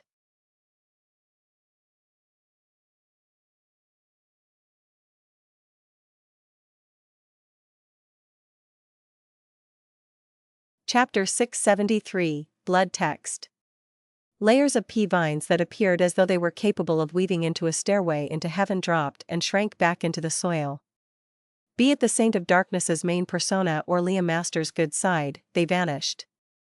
Only Cat Leah stood at the top of the boulder, surveying her surroundings with a blank look. Queen Mystic threw Leah Master's main and good side back into his own dream? Or did she pull them elsewhere in an attempt to understand the unique traits necessary for entering the forsaken land of the gods? It seems like it's impossible to pull these 2 personalities into different dreams, otherwise, Queen Mystic would have long conversed with the good Leah Master individually, as well as agree to help him defeat the devil in exchange for relevant information, without going through so much trouble. Of course, to truly kill off the Saint of Darkness's main persona, perhaps one will have to enter the dangerous ruins in the real world. Even Queen Mystic wouldn't dare to attempt it, as it might produce an evil queen who abides by "do as you wish," and do as much harm. Klein turned his head once again in thought, looking at the nearby buildings around the black cloister's door. He saw that the figure belonging to Bernadette had vanished behind the clear floor-to-ceiling windows. Klein didn't attempt to seek her out to figure out if Queen Mystic had obtained more information from Leah Master's good side. This was because he remembered Gehrman Sparrow's core persona, Mr. Fool's Blessed. And Admiral of Stars knew very well that, in Mr. Fool's tarot gathering, the sun came from the City of Silver in the Forsaken Land of the Gods. To say that Mr. Fool didn't know the method of entering the Forsaken Land of the Gods was unbelievable. Therefore, as a Blessed, Gehrman Sparrow definitely lacked the motivation to delve deep into the matter. There are many matters where the case is true that a persona which brings you success will also make you fail. This is a flaw for Faceless. Klein retracted his gaze and looked back at the shadow of the Giant King's court on the opposite mountain, only to realize that the frozen sunset was slowly returning to the horizon. On the same mountain, the boulder remained standing as Cat Leah slowly sat down again, hugging her knees. Noon and night switched thrice, but the actual amount of time that had passed in the outside world was just the daytime of a single day. The future circled around the dangerous ruins and dodged the latent dangers hidden in the safe sea routes, before finally arriving near the entrance of those waters. Klein and company once again saw the ruin, which was mostly submerged with seawater from the very beginning. They saw the gray stones and columns, as well as the huge dome at the top. Previously, they could hear loud and clear panting sounds. Bloodless had even painfully pointed out that a corpse was hidden in those ruins. And that corpse was very likely to be the source of the panting. At that moment, the ruin that hid immense danger no longer brought fear to the people on board the Future, but joy. This was because it meant that they were about to leave the ridiculous and terrifying waters. At some point in time, Nina had already climbed up to the tall crow's nest and said loudly as she looked at the ruin, there's a ship." "Ship?" Klein circled around Anderson Hood, who was blocking him, and approached the shipboard as he focused. Indeed, on the right of the stacked stones and stone columns, there was an ordinary 3-mast sailboat docked by it. As there was something in the way, it would be difficult for the people on board the Future to notice it if they weren't viewing it from a high vantage point or looking carefully. The sailboat floated there without a single sailor on board. The silence made it terrifying. It's as though it was all eaten by the ruin. Anderson came over and shook his head with a sigh. In these waters, one mustn't go close unless one knows the ruins well. A person who dares outline the mural of an angel of fate doesn't have the right to say that. Your treasure hunting team claimed to be rich in experience, but in the end, aren't you the only one left from it? Klein didn't turn his head as he lampooned. At this moment, Catlia also came to the deck as she looked at the sailboat docked by the ruin. During this entire process, she didn't give Gehrman Sparrow a glance, it was as though he didn't exist. After a brief moment of silence, Catlia raised her hand to remove the heavy glasses on her nose bridge. The deep purple hue in her eyes swirled as though she was trying to outline one complex symbol after another. A pair of eyes suddenly appeared above the empty sailboat. They were a pair of illusory, translucent dark purple eyes. The pair of eyes slowly moved and circled the deck once before entering the cabin. This Beyonder power is very useful. Speaking of which, based on the means demonstrated by Queen Mystic and Admiral of Stars, the Beyonder powers of a mystery prior has some of the highlights of fairy tales. Man, will Queen Mystic be able to turn people into frogs? Also, is the mystery prying of a mystery prior demonstrated here, on their eyes? Admiral of Stars' eyes are somewhat odd. I have to take note. Klein silently made a guess as he awaited the outcome of Catlia's remote exploration. After a while, the dark purple hue in Catlia's eyes finally dimmed. She rubbed her brows, wore her glasses again, and said to Anderson Hood and Frank Lee, "There's a problem inside." As she spoke, she took out a handful of colorful powder from her classic warlock robe, and she suddenly threw them outwards. The powder didn't scatter onto the ground and instead formed a realistic color picture. The picture's background appeared like a captain's cabin. There was a picture on the desk and a portrait on the wall, both depicting the same person. He was a man from Faysac, with broad shoulders, light blonde hair, and deep blue eyes. This? Klein first found it familiar before he recalled where he had seen the man before. Back when he was in Naz, an adventurer had been pursued by the second mate of the King of Immortality, Curtius, and ran into the Lairdal Bar to seek help from the members of the Adventurer Association. At that instant, among the powerhouses who stood up to provide protection was a muscular man from Faysac who was more than 2 meters tall. Klein had found him rather strong and placed him at sequence 6 at the very least. Why would his ship suddenly enter these waters, and why would he rashly explore a dangerous ruin? Amidst Klein's puzzlement, he carefully observed the supernatural picture on the deck. This time, he saw a pool of blood on the floor, and beside the blood were a few words in Faysac, the Fountain of Unaging. The last character had a drawn-out mark of blood before it was connected to clear smudges that extended out towards the door. Klein's mind seemed capable of restoring the actual scene. The Sequence 6 Faysac man had suffered a sudden attack and fell to the ground, heavily injured.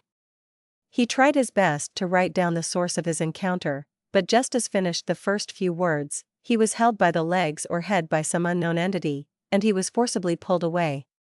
Considering how the red words weren't wiped away, Klein suspected that the entity that dragged the adventurer away wasn't a living person.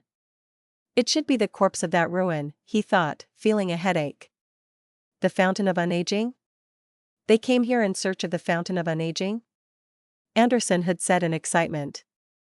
Clearly, but they didn't find it. Frank Lee shook his head in great disappointment. He also looked forward to the Fountain of Unaging, believing that the fountain's waters could create qualitative changes to his various experiments. The Fountain of Unaging. Slaughterer Curtius was the one chasing after the young adventurer back then. He's the second mate of the King of Immortality. Rumor has it that the King of Immortality had once drunk the waters of the Fountain of Unaging. Curtius even warned me, Gehrman Sparrow, to not interfere with the young adventurer's matters, claiming that it was the will of the King of Immortality. Klein barely reproduced the truth based on various tidbits of information.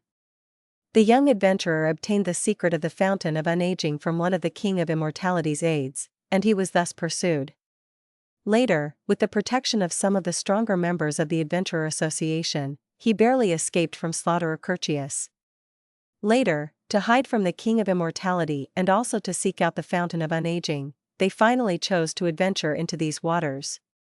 Who knew that they ended up being wiped out in that ruin? Could it be that the Fountain of Unaging is hidden deep in that ruin?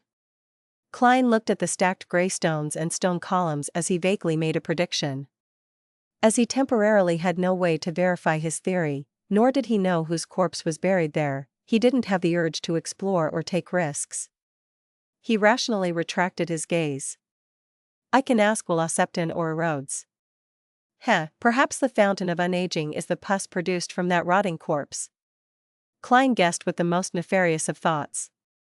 At this moment, Katlia, who heard Anderson's and Frank's conversation, thought and said, if their death was caused by their search for the fountain of unaging, I do not believe that the owner of the portrait and picture would have the motivation to leave behind accurate information before his death.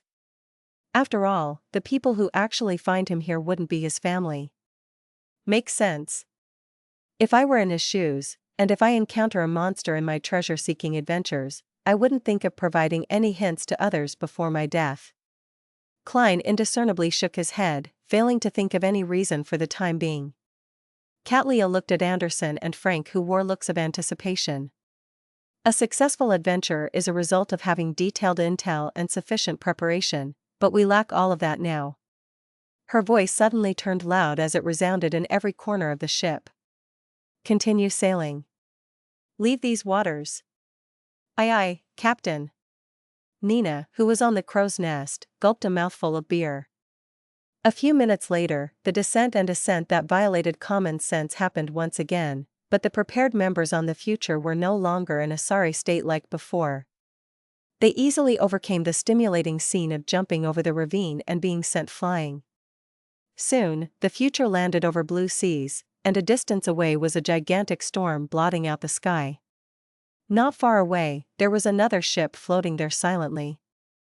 It was 200 meters long, its front and back curved up, making it look like a crescent. Upon seeing the flag depicting the black tombstone, Klein's mind flashed with the corresponding name, the Death Announcer. It was the flagship of the King of Immortality Agalito. At this moment, Klein no longer felt fear and horror, but excitement and agitation. With Queen Mystic on board, and with no need to hide this time. She, together with me, Admiral of Stars, Anderson Hood, and the crew of the future will have the chance of wiping out the crew of the King of Immortality.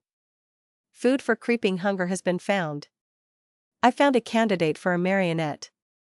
At this moment, the Death Announcer suddenly turned around, moving away at an unprecedented speed. It fled.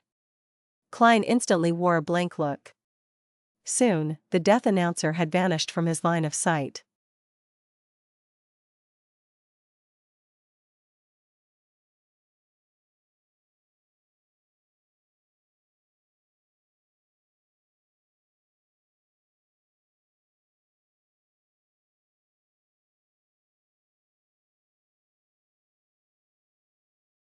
Chapter 674, Leaving the Ship.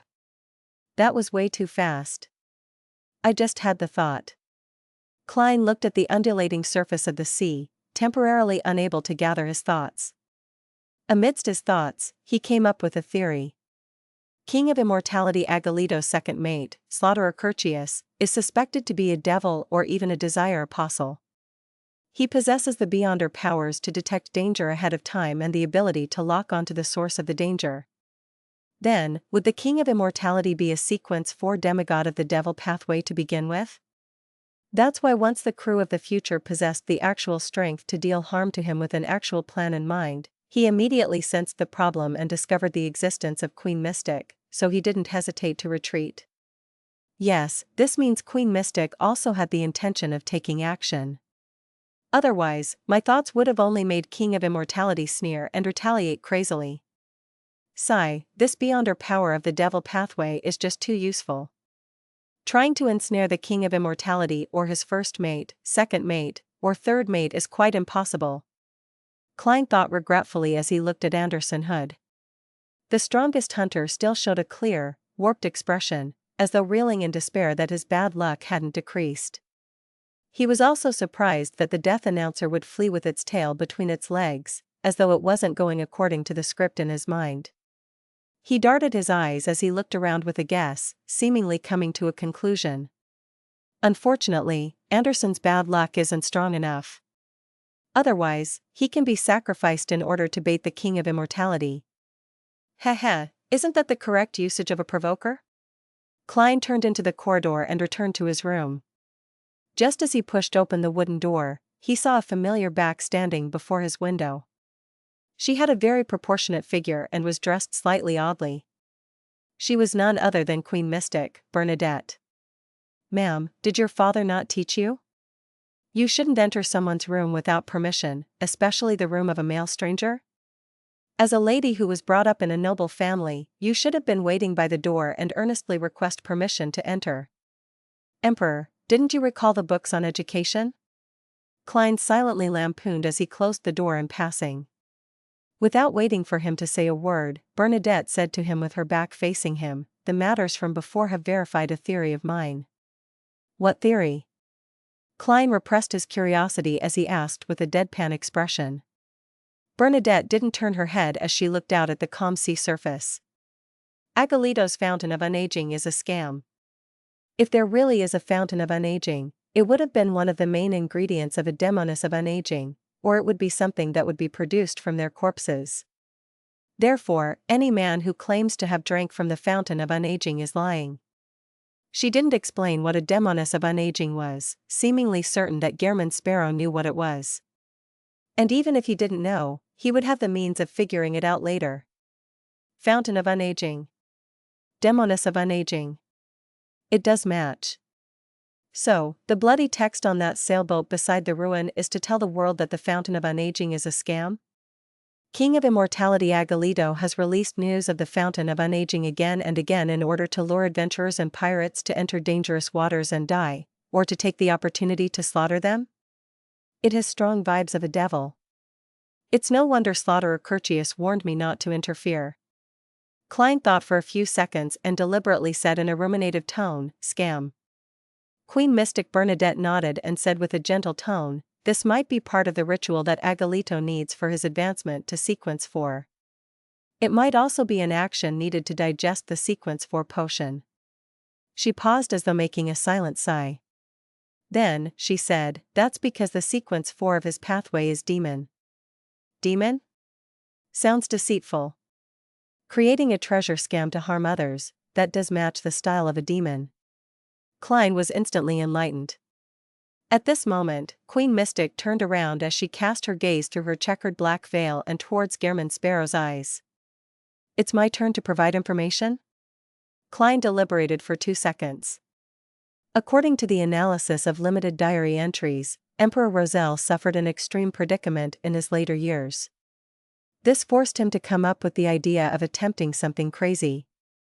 In this aspect, he was extremely frank. This was because the diary entries he had received up to date didn't reveal what Emperor Roselle wished to do in his later years, what predicament he was in, or what crazy action he did. Therefore, by providing this piece of information, he was hinting to Bernadette that to know the truth, she had to hand over the diary entries of Emperor Roselle's critical period to Admiral of Stars Catlia. Bernadette remained silent for a few seconds. As the dark clouds moved through the sky, allowing the sunlight to shine from the outside, the queen that reigned over the 5 seas suddenly dissociated like bubbles, shattering and disappearing. The light refracted from the bubbles had produced different colors, filling the room with a fairy tale-like dreamscape. If not for the hidden sage, the mystery prior pathway is really interesting. Klein reflected as he tapped his left thumb on the first segment of his index finger twice. He activated his vision of spirit body threads, but he didn't discover any additional black threads. This meant that Bernadette had already left. Phew. Klein silently sighed and quickly deactivated the vision. Just as he was about to lie in bed to take a rest, he heard brisk footsteps approach. Knock. Knock. Knock. Someone knocked at his door. Who is it? Klein sat up. It's me. Catlia's voice sounded. Klein went over, feeling puzzled as he opened the door. He didn't ask what it was about as he coldly looked at her, his gaze expressing everything. Catlia nudged the heavy glasses on her nose bridge and said, "Coming out from those waters doesn't bring us back to where we entered. We are less than 100 nautical miles away from Toscarter Island. It will take about 3 days to Nas. Where do you wish to return to? The entrance and exit are different?" Klein was surprised as he asked in a confirming manner, "Then, is it possible to enter those waters from this place?" "No, we will directly fall into that bottomless ravine of the ocean. According to the results of divination, The people who did so are dead in the true sense of the word, Katlia explained simply. Is that so? Klein thought before saying, to Tosgarter Island. The reason why he didn't choose Nas was because they were close to the next tarot gathering. He didn't wish to do something that took plenty of time on the future. Furthermore, Tosgarter Island was the easternmost colony of the Lone Kingdom. The currency used was pence, solely, and gold pounds. Klein no longer needed to consider the problem of foreign exchange. All right. Katlia had no views on this. Watching her turn and walk to the captain's cabin, Klein shook his head slightly and sighed inwardly. If you had come earlier, you would have met Queen Mystic.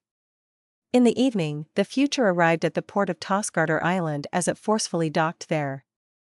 Klein dressed up as a gentleman, carried his leather suitcase, and came to the deck. He then handed over the final payment placed in his 2 pockets to Admiral of Stars Katlia. After subtracting the pugilist beyonder characteristics worth £700, it was a total of £1,300. As such, Klein's wealth was reduced to £8,436 and 5 gold coins. Katlia received it in silence and opened her mouth as though she wanted to say something, but she ultimately didn't say a word. Are you getting off here, or are you going somewhere else? She turned to look at Anderson Hood. Realizing that Gehrman Sparrow was about to leave and that he was on a pirate ship with him hunting several pirates in the past, Anderson immediately smiled. I'll get off here. You can now make payment. Katlia didn't spare him just because Anderson had borrowed clothes from the pirates. All right. Anderson didn't hide his heart-aching expression as he reached out and pulled off an ordinary button in the middle of his shirt. Reluctantly, he handed it over. This is what I acquired from those waters. It's from the corpse that originated from an explorer from the Lone Military. I'm not sure of its original name, and I can only call it by its corresponding sequence 6 due to the powers it exhibits. Yes, Judge. Its negative effects aren't especially strong. It makes its wearer easily offend people or monsters. Perhaps, one might end up being targeted by a demigod. This isn't something you can call not especially strong? If I were Admiral of Stars, I would have chosen that sword of yours. Klein lampooned as he watched Katlia receive Anderson's payment for the boat ride. He didn't bother with their affairs as he lifted his suitcase and left the Future, arriving at the pier of Tosgarter Island. Bang! Anderson had leaped off the deck and landed beside him. Let's get some drinks? To celebrate our departure from those cursed waters, the hunter invited him with excitement in a relaxed manner. Klein swept his glance at him, refusing his offer with his eyes. All he wanted was to put a distance between him and this fellow who had bad luck and a provocative halo. All right. Anderson looked to his sides, cleared his throat, and said, Can you lend me money? As you know, everything that I had has sunken in those waters. Having said that, he laughed. Don't worry. I'll return what I owe tomorrow morning. There are plenty of pirates in Tosgarter's bars and brothels. I plan on getting them to sponsor me a little. Extort those without bounties while cashing out those with bounties? Klein sked inwardly and handed him a 5 solely note. That little? Anderson said with his mouth agape. It's enough for your drinks, meals, and hotel, Klein calmly replied. Besides, this is £1 in cash. £1? Anderson rubbed his eyes and said with a helpless smile. All right, it's £1. I'll return £1 to you tomorrow morning.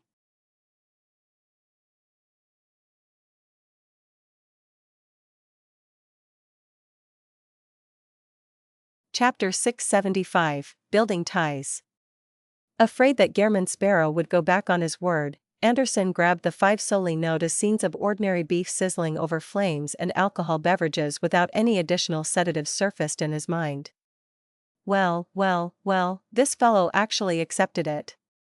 I was just saying it in passing in order to accentuate my persona, as well as to let him understand that it isn't so easy to borrow money from me so as to prevent him from hunting pirates and returning to the Fog Sea after borrowing a huge sum of money. Klein mumbled inwardly. To him, a Sequence 5 hunter wouldn't starve or have nowhere to stay when placed in a place with plenty of pirates, even if he didn't have a single penny. He indiscernibly shook his head and was about to leave the dock when he suddenly heard a boorish shout, "Gairman!" Upon hearing Frank Lee's voice, Klein shuddered as he turned around, his nerves taut. The first mate of the future, the poison expert with a 7,000-pound bounty, stood by the shipboard and held his hands to his mouth. As though broadcasting his voice, he asked, "Where will you be most of the time? Where should I write letters to? I wish to share with you the latest results of my research." "I don't wish to know. This fellow probably doesn't have many friends. And I dare to be one of the many people he thinks of as friends but doesn't treat him as one." Yes, Admiral of Stars is still inclined towards Queen Mystic, and she lacks belonging to the Tarot Club.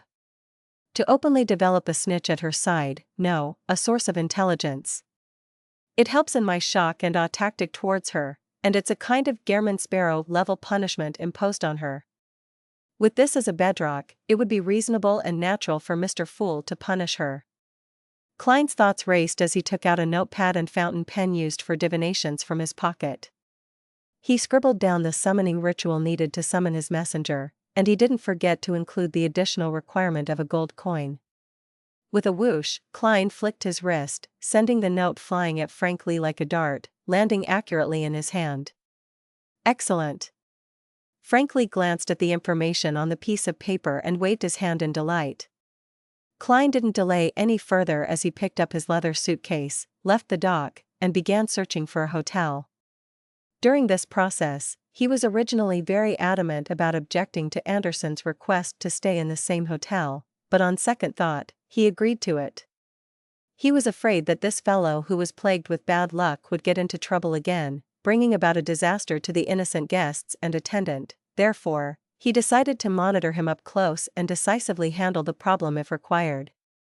After checking in, Anderson went into his room with his key. Bang! He sat down on a reclining chair as though a heavy burden was released. After leaving those dangerous waters, he finally felt like he was human again. He didn't need to worry about suddenly dying. After he laid there silently for a while, Anderson had slowly got up.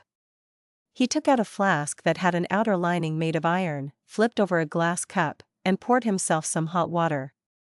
He believed that he should recollect himself and begin visiting the bars.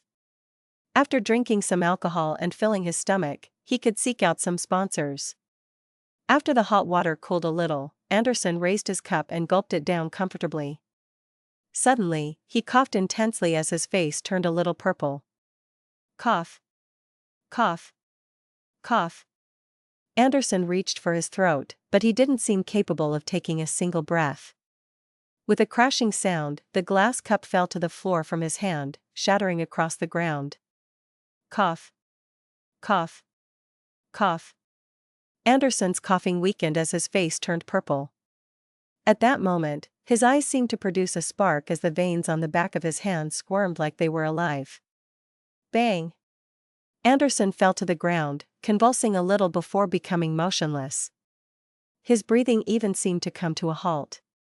Seconds later, the corpse-like Anderson suddenly got up as he rubbed his face in fear. Damn it, I almost choked to death from drinking water. If that really happened, then I might be the hunter with the most laughable cause of death. Thankfully, I bought this item at great cost before entering those waters. It finally came in handy today. As he spoke, Anderson took out a doll formed of straw, from a secret pocket in his vest. Ink was used to simply draw 2 eyes, a nose, and a mouth. The doll's surface had already been corroded as pitch-black liquid dripped down, drop after drop. In about 8 seconds, it was completely reduced to a liquid, turning into a stain on the floor. My bad luck hasn't decreased at all, and it has even gotten worse. Man, Gairman Sparrow once told me of a prophecy, saying that the most lethal danger often lies in day-to-day life. Anderson paced about as he carefully avoided the glass fragments at his feet, afraid that it would cause him another death. No, I need to save myself. I need to save myself. Anderson pulled open the door and carefully walked out. He came straight to Klein's room, reached out his finger, and rapped on the door. Soon, the wooden door, which was neither too solid or hard, opened without a sound. Gehrman Sparrow, who had only taken off his coat, appeared before Anderson. Anderson forced a smile and said, "Are you pleasantly surprised?" Creak. The door closed right in front of him. He was first stunned before he muttered to himself with a stiff expression, "I should change the way I talk." Thump. Thump. Thump. He knocked on Klein's door again. The door quickly opened as a revolver was pointed at him. "Haha, I just wanted to ask if you know any Beyonders who can improve my luck."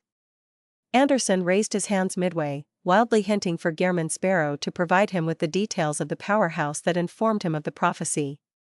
Too late. "I've no idea where Queen Mystic is." "Eh?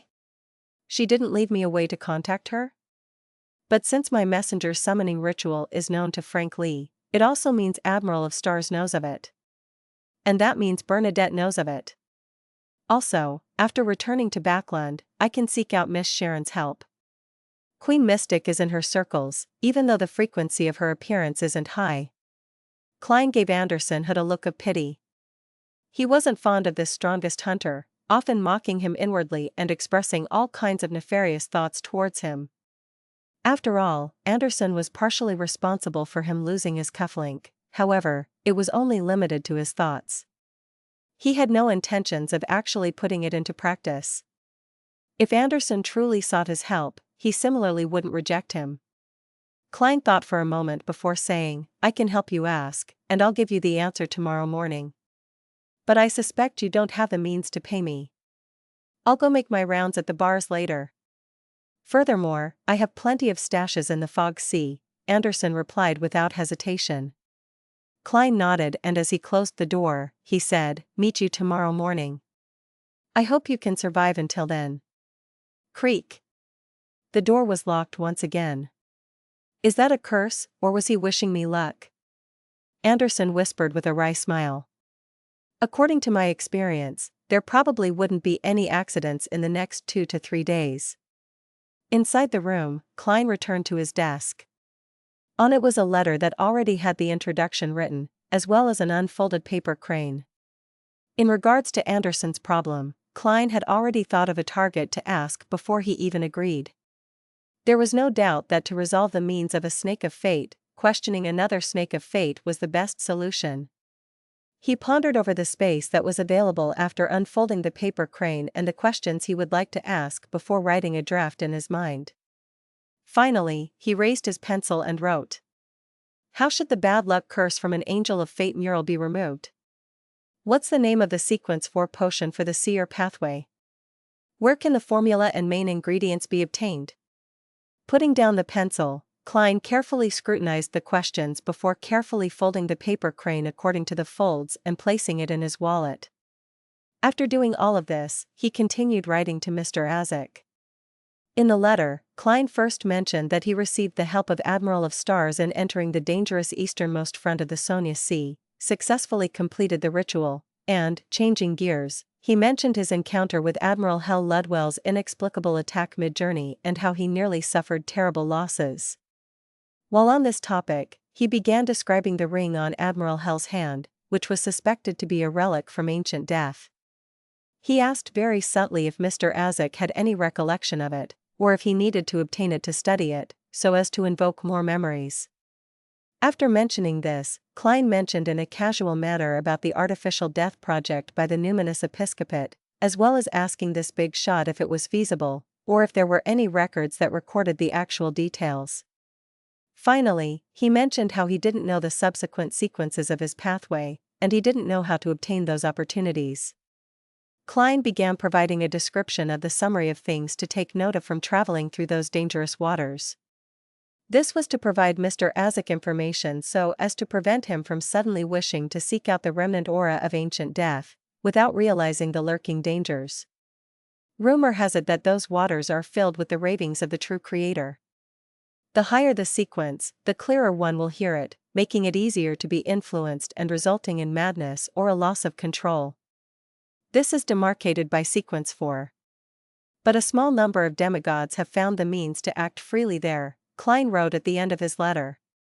After folding the paper, he picked up Azek's copper whistle and summoned the huge skeleton messenger. The messenger burrowed out from the ground and politely looked at Klein from a level height before opening his palm. "Not bad." Klein praised silently and handed the letter over. Then, he brushed his teeth and took a bath before comfortably getting into bed. After an unknown period of time, he found himself awake in a dream, and he saw the desolate plains and pitch-black steeple. Familiarly walking into the depths of the steeple, Klein discovered Will Acceptance reply among the scattered tarot cards. Friendly reminder, the paper crane is about to tear. The bad luck curse brought about by the mural can be resolved by Ricardo. High-sequence formulas for the seer pathway can only be obtained from the crazy Zeradol or the Hornacis mountain range. If you are the blessed of the Evernight, treat it as though I didn't say it. Sequence 4 of the seer pathway is Arcane Sorcerer.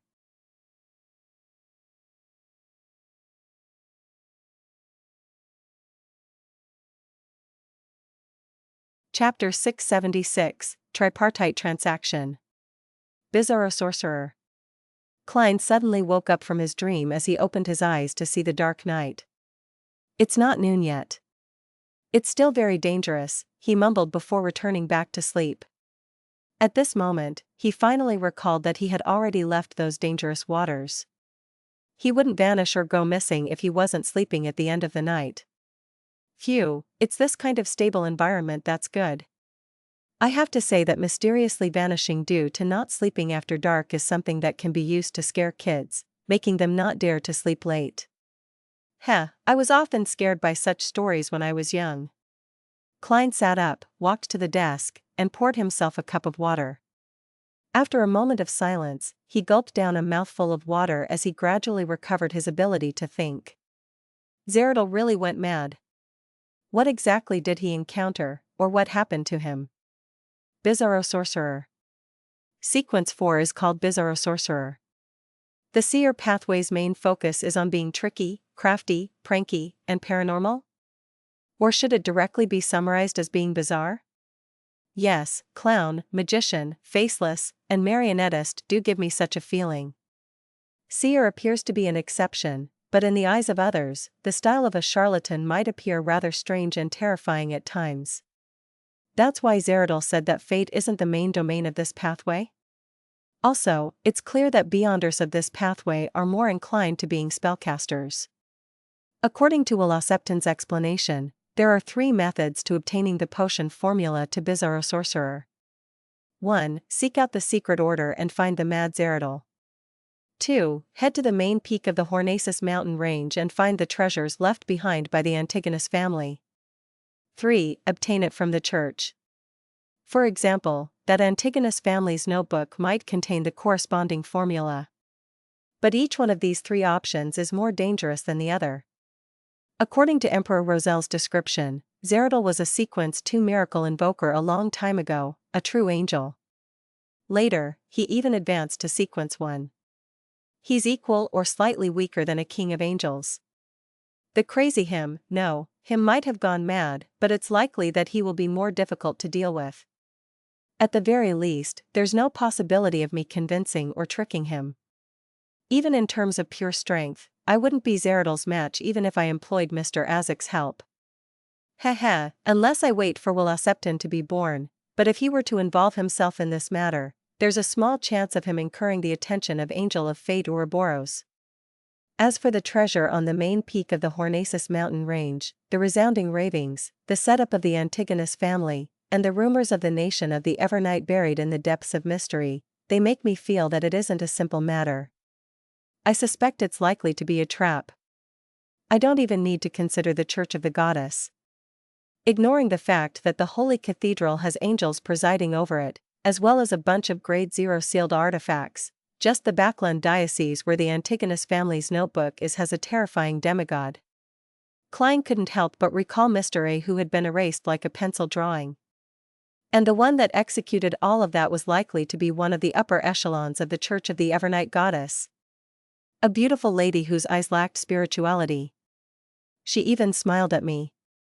I've no idea what it means.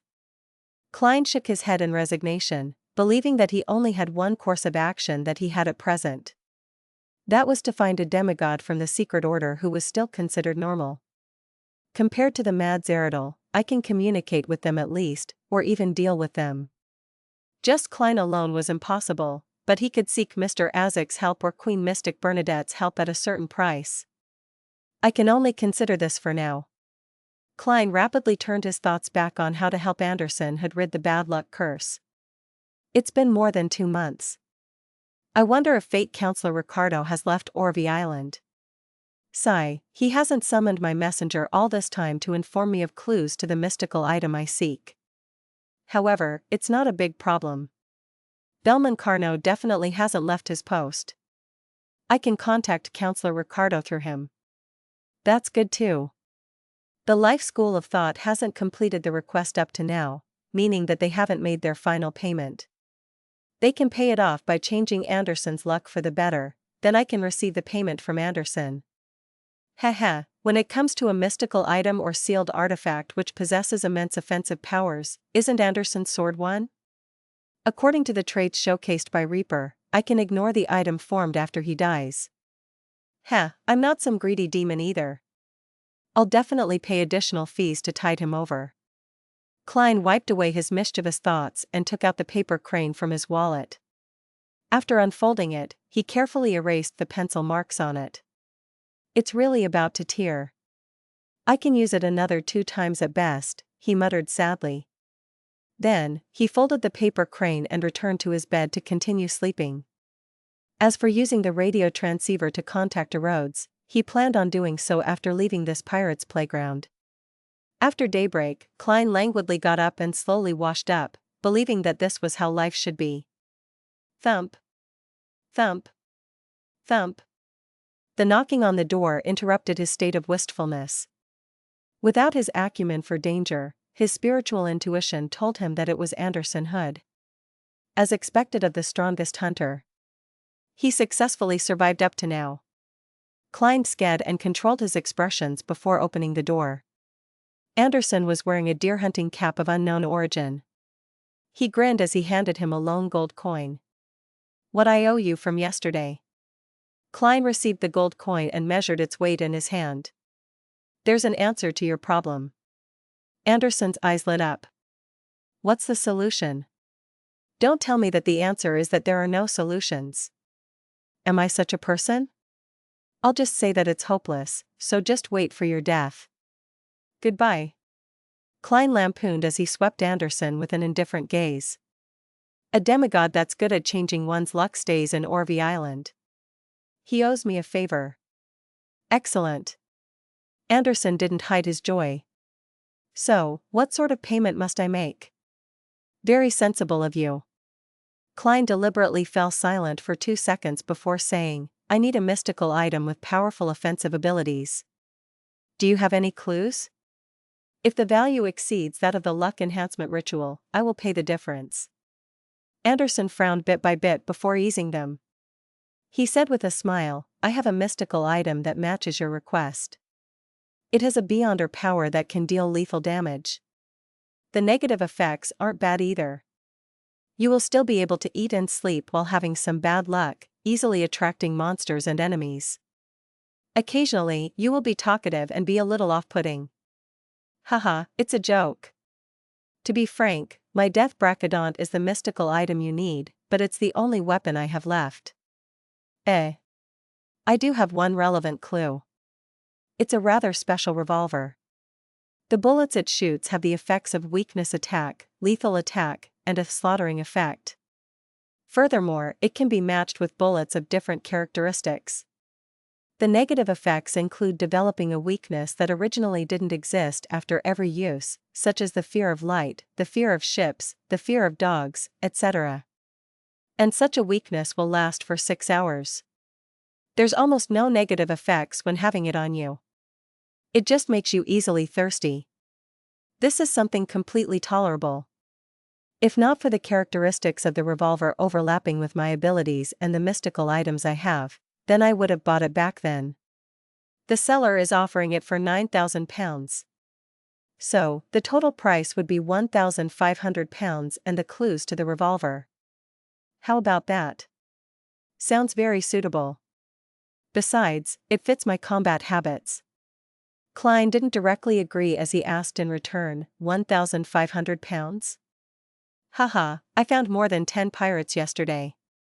They were all very kind, contributing all their wallets to me. Otherwise, they would lend me their characteristics and heads. In just one night, I received £1,600. Seriously, I love this pirate's paradise. Anderson said with a beaming smile. I have to keep £100 for myself for the ship tickets to return to the Fog Sea. So all I can do is pay you £1,500.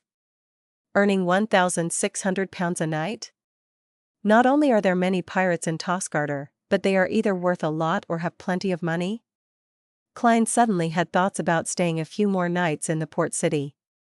But considering how the easily cacheable and locatable targets had mostly been finished off by Anderson, what was left was definitely not easy. He felt depressed again as he coldly asked, "Aren't you afraid of being a target of revenge for doing something like that in a pirate's playground? What's there to worry about? I'm not afraid, even if they're subordinates of a pirate admiral." Heh, I believe you're the same. If they're men of the Four Kings, that's not a big problem either. We're about to leave, and the propagation of information takes time. By the time they come, I'd have changed ships and identities several times. Anderson said without much concern. Why are you cursing yourself again? Klein silently swept him a look of pity. Deal. Haha, here's £300. You'll have to wait for the remaining £1,200. That's when the bounty rewards and characteristic money arrive. Don't worry, it will definitely come today. It's not a lot. Anderson took out a thick wallet filled with plenty of solely bills and handed them to Klein. In consideration of his persona, Klein only did a simple count before stuffing the cash into his wallet and pockets. He said without emotion, "Buy 2 tickets to Orvie for tomorrow." He didn't deliberately exhort Anderson to buy them with a different identity, as he believed that the hunter across him was mature and experienced. If he's lacking in experience and strength, with the way he does things, he would have long been buried in some sea. Klein couldn't help but lampoon inwardly. All right. Anderson pointed at the floor. Breakfast together? My treat. Klein nodded without refusing him. Once they arrived downstairs, the two sat at a table near the window. Midway, a waiter brought white porcelain cups and teaspoons over. Just as they interacted, the waiter's gaze suddenly turned adrift. He picked up the teaspoon and stabbed it at Anderson's throat without any warning. Although Anderson was surprised, his reaction was in no way slow. He immediately leaned backward and dodged the sudden strike. Bang! Not far away, the hotel's boss suddenly shot at Anderson's dodging body. What am I doing?" After the gunshot, the boss muttered with a look of alarm and blankness.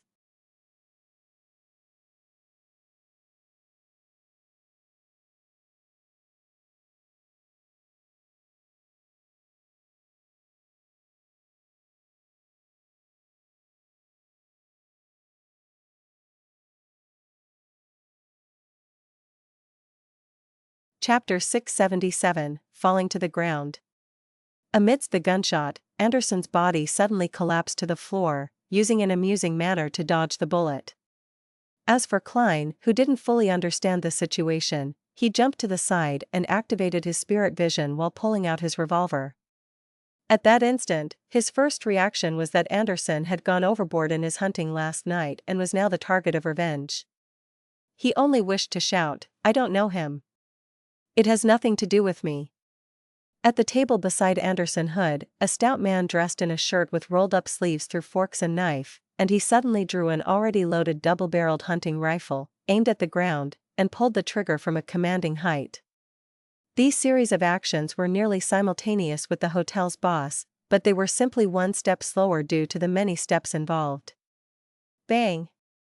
The scattershot sprayed out countless tiny shrapnel, riddling the ground with holes.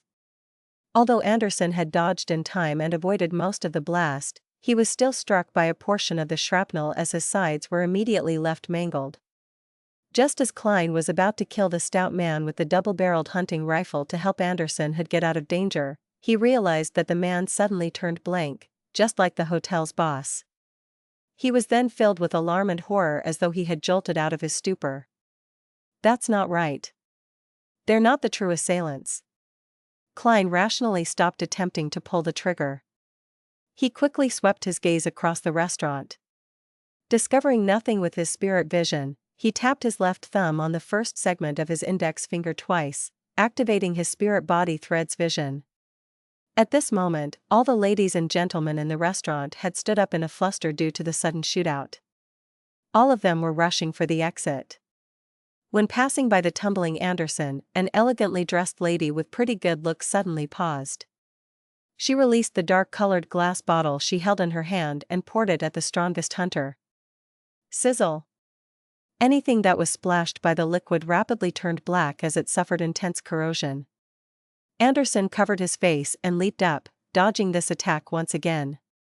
Immediately following that, a gentle and cute lady, a gentleman with newspapers, a red-vested waiter, and a 5-year-old child whose hands were stained with sweets attacked Anderson Hood in all kinds of manners. Flour, lit matchsticks, fruit knives, boiling coffee, and concentrated alcohol beverages inundated him as almost everyone in the hotel's restaurant seemed to have one goal: kill Anderson Hood.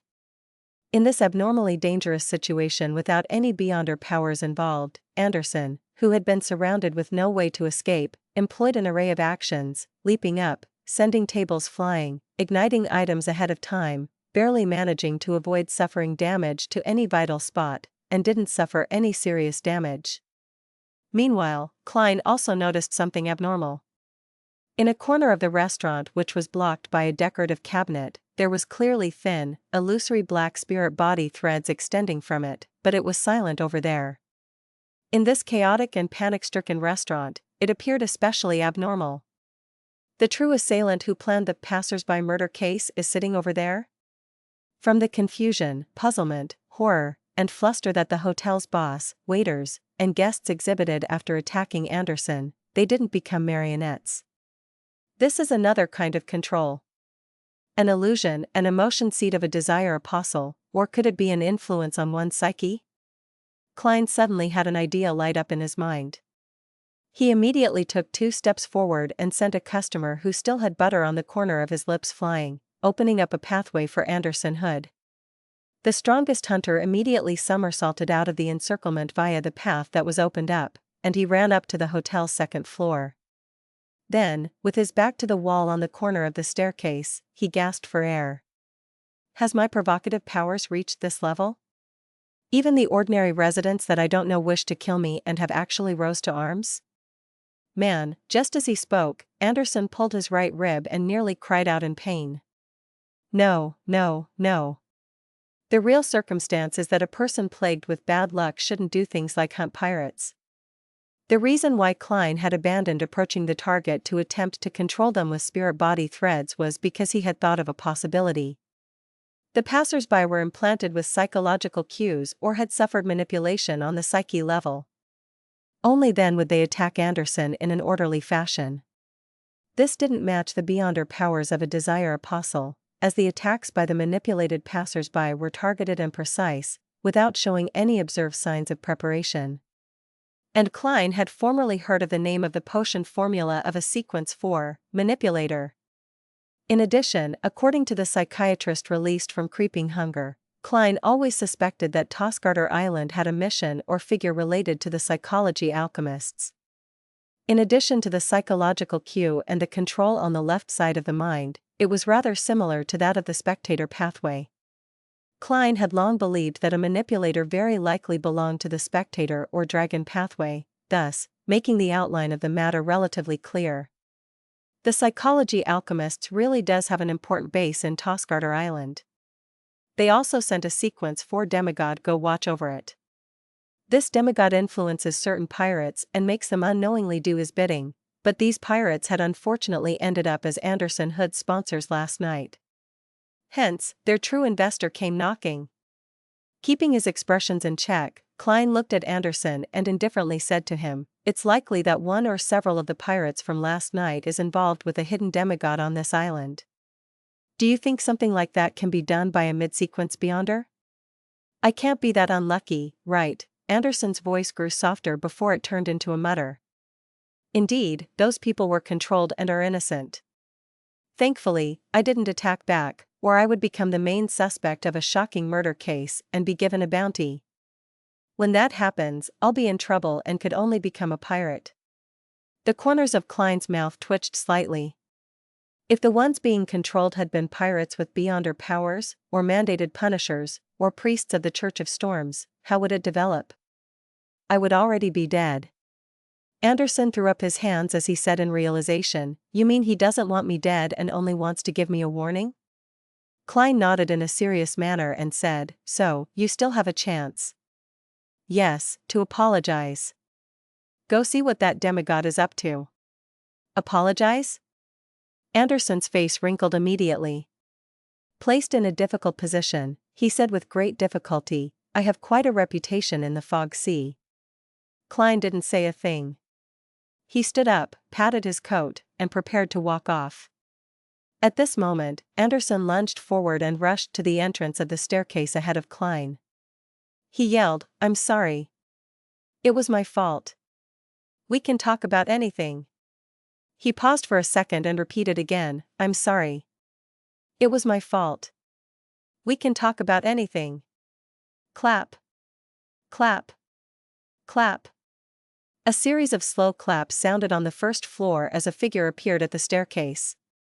Amidst the light footsteps, this figure slowly walked to the bend, but Klein instinctively moved his gaze away as though he didn't wish to know what that person looked like.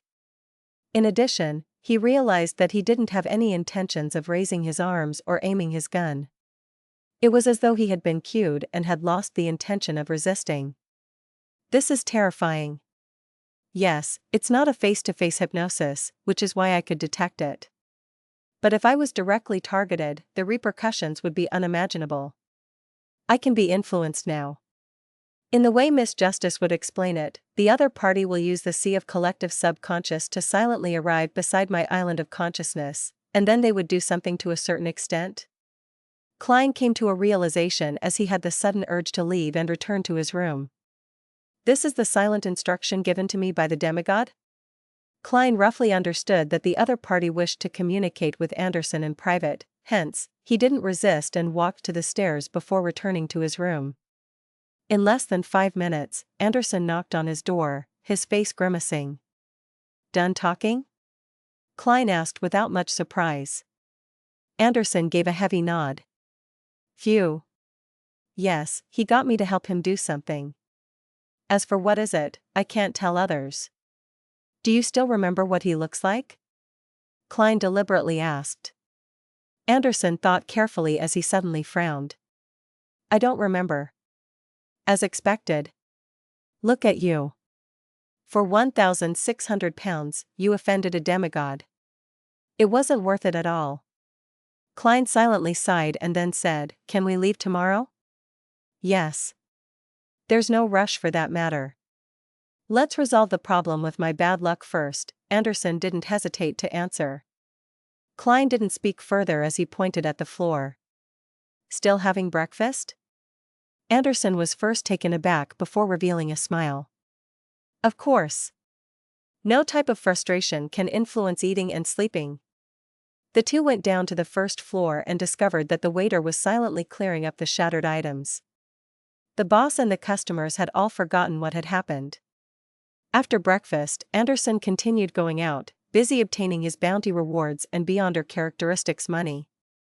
He also did some preparations while Klein stayed in his hotel room, converging the spirituality that overflowed from his advancement and using worms to test his marionettist Beyonder powers. At 2:30 in the afternoon, he went above the gray fog ahead of time and began practicing for the upcoming tarot gathering. After all, Mr. Fool would very casually and lightly punish the hermit Catlia. Sitting in the chair belonging to the Fool, Klein began playing out the 3 punishment plans he had decided over the past few days. 2 of the plans needed him to borrow some of the power of the space, and 2 of them needed to use props. Hence, he needed to decide on the entire process ahead of time. He would then familiarize himself with it, and he couldn't reveal his lack of fluency at the critical moment. After an unknown period of time, Klein exhaled and confirmed his plan. Then, he conjured the world. Without any items, he saw the countless dense black threads that emanated from his body. Items conjured using the powers of the mysterious space above the gray fog possess a certain amount of spirituality. So they come equipped with spirit body threads. And in the real world, items without life do not have any. Klein familiarly controlled the black threads and quickly completely controlled the world. Now, not only could he make the world's expressions more intricate and have reactions that were more like a real person, he could also make the marionette's spirituality fluctuations become more natural. It wouldn't appear as lifeless anymore. Apart from that, he was like a player who had two accounts, gaining the world's vision, hearing, as well as his other senses. After completing all of this, Klein glanced at his golden pocket watch, sent Little Son a message, and began to silently count his heartbeats.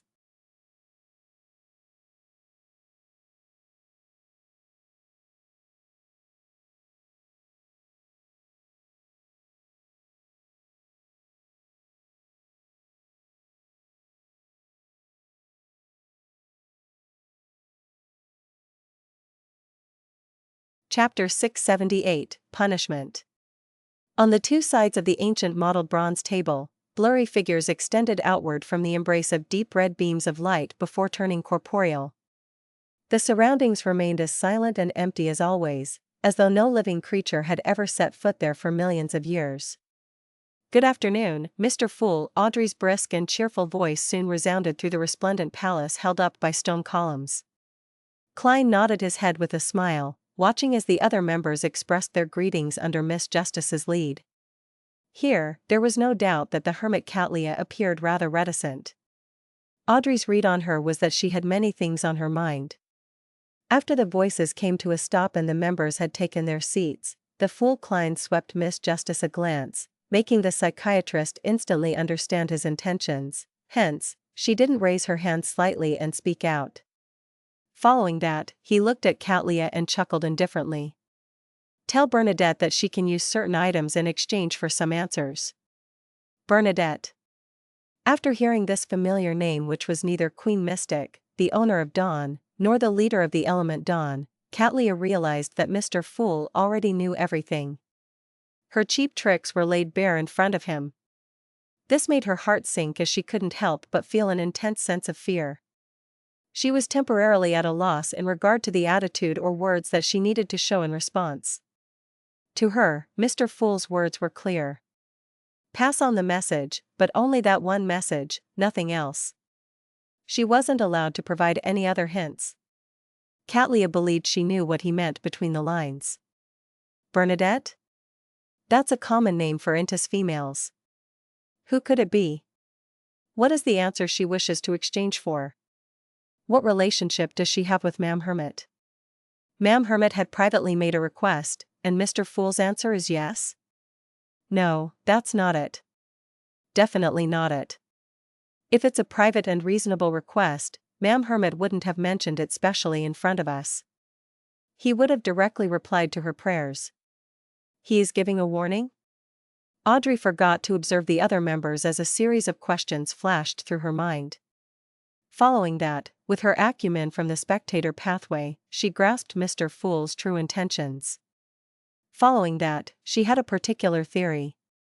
Ma'am Hermit had privately hinted about our tarot club to this Ma'am Bernadette because she hopes to acquire some answers. Mr. Fool is very displeased regarding this matter, so he pointed it out directly and gave this first-time offender a warning? Seriously, why would you divulge matters of the gathering to others? I haven't even told Susie. This will bring danger to everyone. Thankfully, Mr. Fool is around. Audrey nearly puffed up her cheeks, forgetting her image and etiquette. For the first time, she realized that not every tarot club member had a sense of belonging like she did, showing such reverence and faith in Mr. Fool. The hanged man Alger, the magician Furs, and the moon Emlyn also had similar questions and theories, but their focus wasn't the same. As Alger anticipated what Mr. Fool would do, he began to wonder who this Bernadette, a commonly seen female Intis name, represented. He was curious as to why the reserved hermit would risk divulging some information on the tarot club. While Furs was worried if the existence of the tarot club would be exposed, she also instantly imagined a spy and double spy story. Emlyn watched in schadenfreude, believing the hermit to be truly foolish.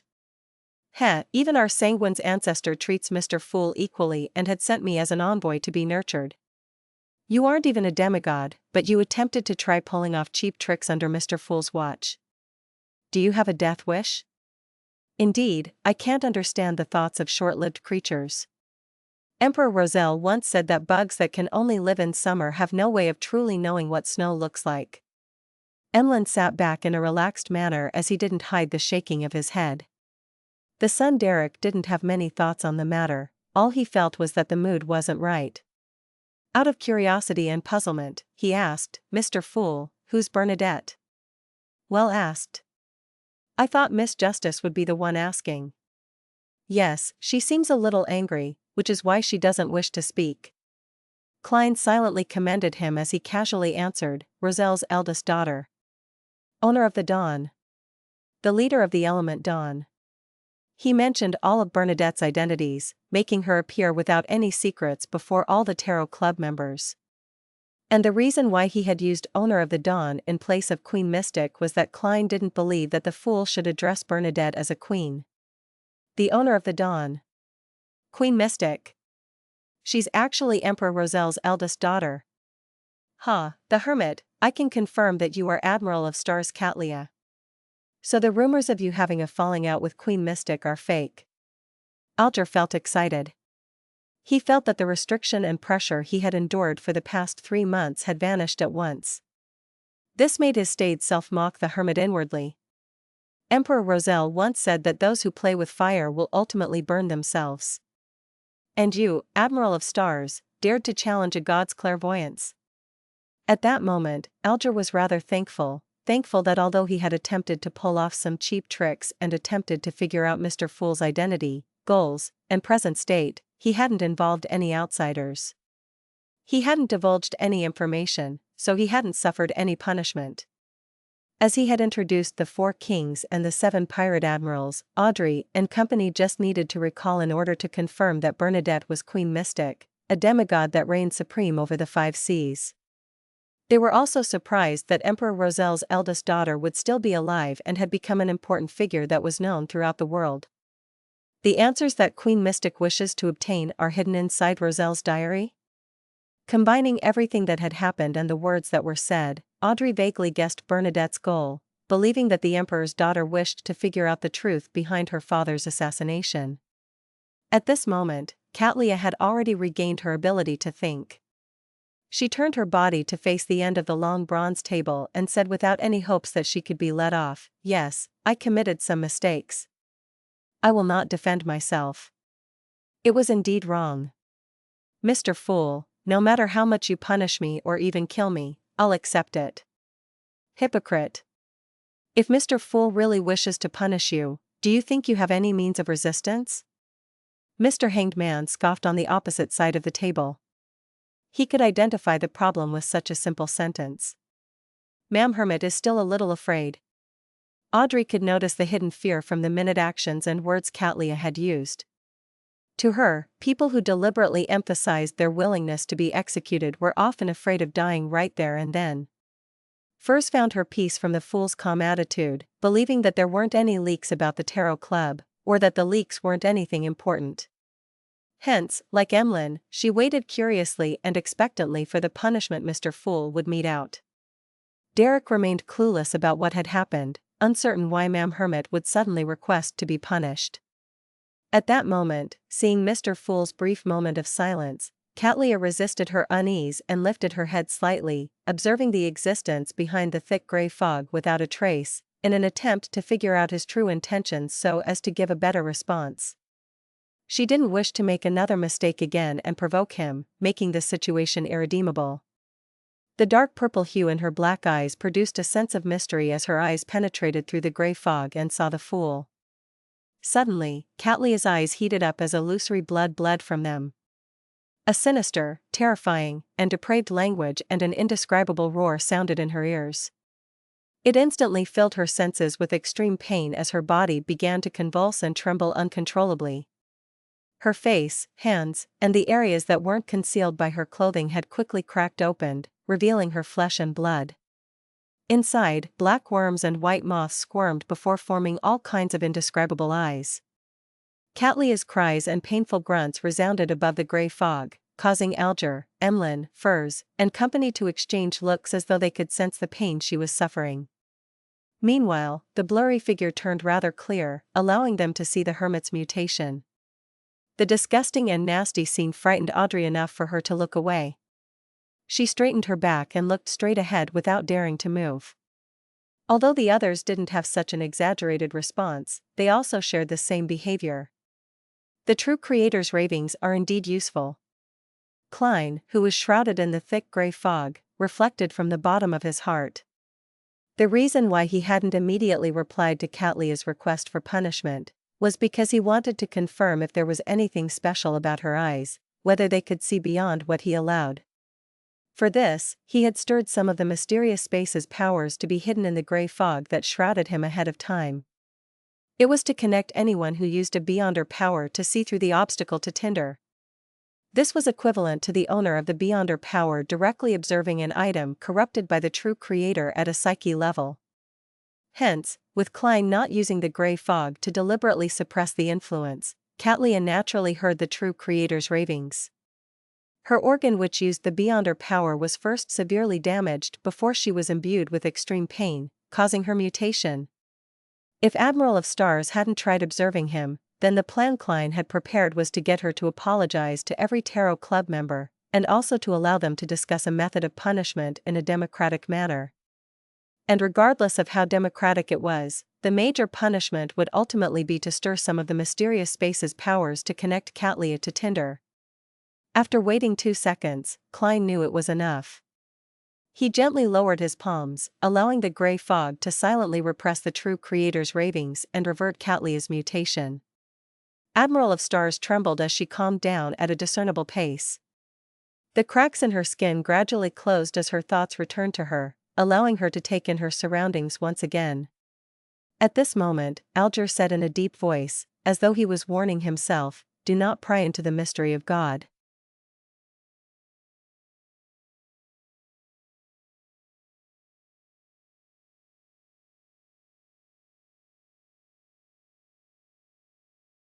Chapter 679, Murder Request. Do not pry into the mystery of God. Alger's whisper soon disappeared, but it continued resounding in everyone's ears, making them realize a reality. Although Mr. Fool often didn't put on any airs and seldom spoke, nearly answering every request they had, making them find him warm, he was ultimately a god whose mysteries shouldn't be pried into. He was a god that transcended reality. Audrey, Emlyn, and the other Tarot Club members instinctively accepted Mr. Hanged Man's altered saying, pretending that they had forgotten the original wording to be "do not look directly at God," because they had looked at Mr. Fool from time to time, asking him questions or seeking his advice, and with regards to that, Mr. Fool didn't seem to mind. Of course, we weren't looking at him directly due to the thick gray fog's obstruction. From Mam Hermit's outcome, Mr. Fool had done so for our own good. Audrey slowly exhaled. At this moment, the fool Klein was thinking, Mr. Hanged Man is working very well in concert. I was prepared to control the world to say something similar to complete the final step of the punishment. He originally felt that getting the fake world to say something like "do not lie to God" or "do not pry into the mystery of God" would make it somewhat embarrassing. In the future, if people were to learn that the so-called blessed or the so-called world was actually a smurf of the fool, he would be too embarrassed to face anyone. But later, on second thought, the world had done similar deeds in the past, so he wasn't short of one more. Besides, all he needed to do was to not let anyone know, right? Having overcome his mental barrier, Klein had planned on acting according to his rehearsals, but to his surprise, reality went better than he had expected. The Hanged Man seemed to be shocked to the bone as a result of the hermit's punishment. As such, he helped him say the sentence, "do not pry into the mystery of God," making the effects even more natural and perfect. Yes. The problem of Mam Hermit's leak of information regarding the Tarot Club was only briefly tapped on by the Fool. He had given a warning via the insinuation behind his words, but she later suffered from prying into the mystery of a god. It wasn't truly the Fool's intentions. This is the outcome I wished for the most. This can effectively uphold the Fool's image. After all, a god wouldn't be petty with mortals, as it would only tarnish his reputation. However, the way Mam Hermit does things is way too bold. I just realized and confirmed today that she has pried into the mysteries of the Fool more than once. Although it wasn't for any vile motives, it's also something worth punishing her for. My previous reactions must have made her believe that I had acquiesced her observations, so she made it a habit. In the end, she ended up falling headfirst into my expectations. In addition, without fully grasping Mr. Fool's attitude, she directly gave hints to outsiders. Her boldness is obviously extraordinary. This means to show that she hasn't suffered enough in the past. Today's lesson should be enough to drill it into her for a very long period of time. Thinking back to her state in her dream, all of this seems pretty much the expected outcome. Sparing the rod spoils the child. I also managed to put Mr. Hanged Man, as well as the other members in check today as a result. Klein silently muttered to himself in amusement, surveyed the area, and said calmly, "That shall be all." Upon hearing that, the hermit Catlia, whose spirit body had just recovered, felt relieved. She felt intense fatigue and joy surge through her body. All she wanted was a reclining chair for her to rest for a while. The first time is a warning, but the second time wouldn't be a nice outcome. This pirate admiral sighed silently, warning herself not to try her cheap tricks any further or believe that her hints could fool Mr. Fool. She was also not to attempt to pry into his secrets. The pain she received was in no way weaker than the torment of having knowledge injected into her by the hidden sage. Therefore, she believed without a doubt that Mr. Fool was essentially a god, a true god, an unfathomable god whose mysteries couldn't be pried into. Thankfully, Her Majesty now knows where she can exchange the answers she has been desperately looking for all this while. I don't need to hint to her or tip her off in the future. Catlia turned her body to the side again, trembling as she looked at the end of the long bronze table. This time, she only dared to look at the end of the table or the armrest. The dark purple hue in her eyes had also turned faint. Amidst silence, with sincerity, she said, "I'll remember your leniency in sparing me." In the grey fog, the Fool Klein nodded gently without repeating his previous words. After a moment of waiting, the magician first straightened her back, looked around, and spoke before Justice Audrey. "Everyone, is anyone interested in an assassination mission? The target is an important member of a cult." Grateful for the favors her teacher, Dorian Gray, had given her, Furs had been recently hoping to do something for him. After some consideration, she placed her sights on the Aurora Order Oracle who had dealt immense damage to her teacher's family, Louis Bean, who could be a scribe or traveler. She didn't let Lamino's travels get to her head to the point of believing that she could kill an experienced Sequence 6 or Sequence 5 Beyonder who was good at escaping. The reason why she had such considerations was that she believed that the secret organization known as the Tarot Club, which was backing her, would provide her with unimaginable support. Mam Hermit and Mr. World both appear to have the means to fight Louis Bean. With any of them taking action, and with me using Lamino's travels to help, it's not impossible for us to succeed. Furs began formulating the most ideal situation. Of course, she knew that her current savings weren't enough to kill a powerful Beyonder like Louis Bean. After all, with her £830, she probably couldn't even buy a single hand of his. She knew very well that back then, Miss Audrey Hall had spent more than £10,000 to kill an Intis ambassador, a Sequence 6 conspirer.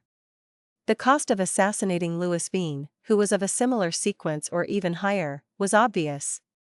Furs planned on agreeing to a series of requests that the executor of the mission would have, helping the executor complete matters they found inconvenient to do themselves, in order to pay off the cost of the mission.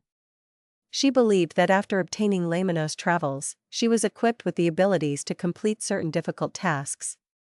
After hearing Miss Magician's request, the Hermit Catlia, the Hanged Man Alger, and Justice Audrey cast their gazes onto the world. They believed that this gentleman, one who had a unique penchant for hunting beyonders, possessed the necessary strength. I'm not in Backland. However, I can't respond that way. Otherwise, it would expose the possibility that Mr. Fool only has 2 to 3 blessed to Mr. Hanged Man and Ma'am Hermit. Klein controlled the world, overcoming his emotions as he hoarsely laughed. Where?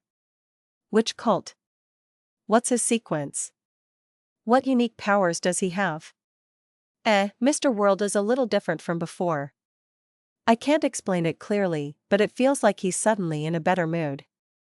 Perhaps, he has really encountered something worth being happy about. Audrey suddenly noticed the difference as she excitedly imagined what could have recently happened to Mr. World.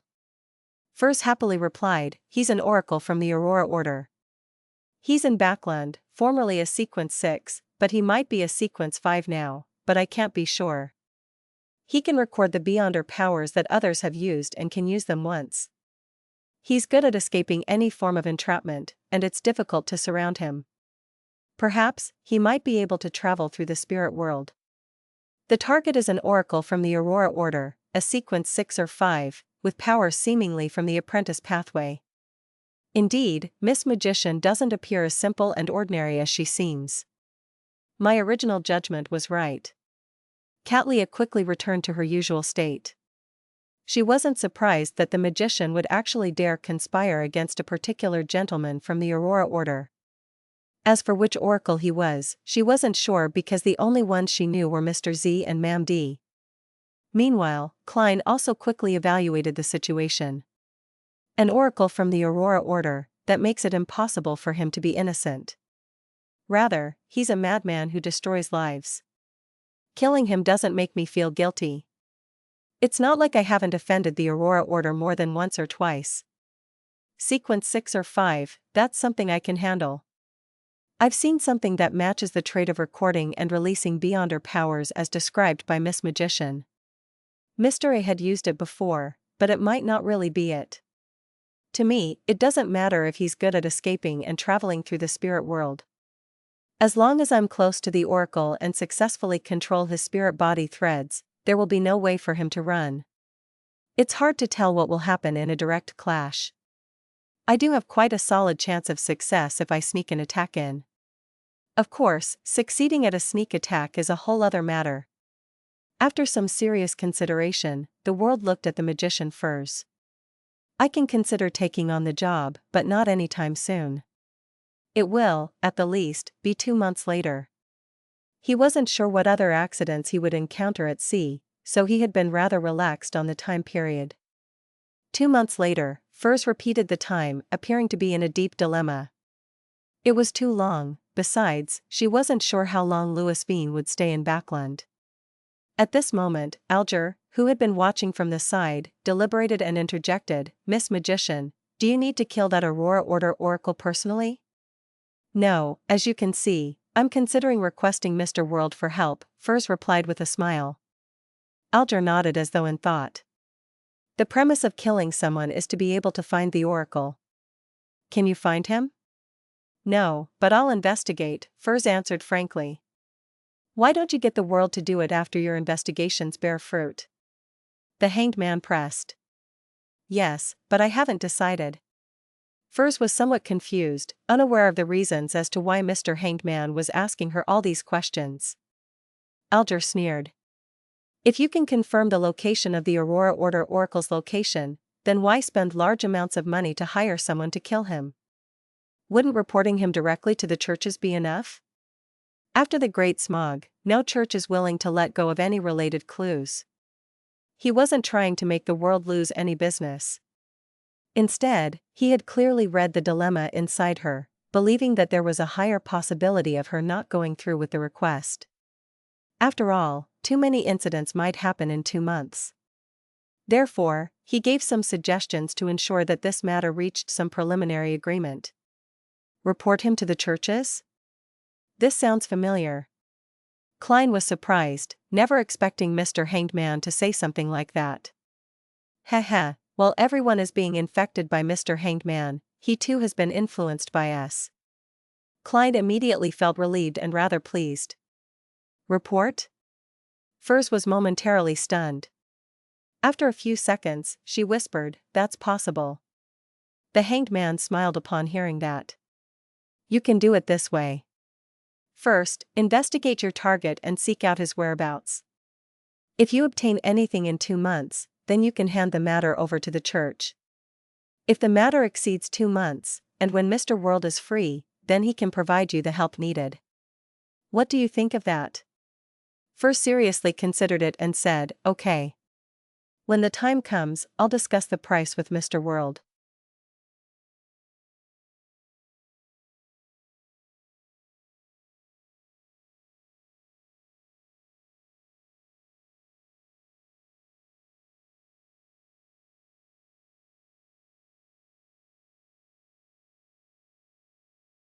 Chapter 680, New Thoughts.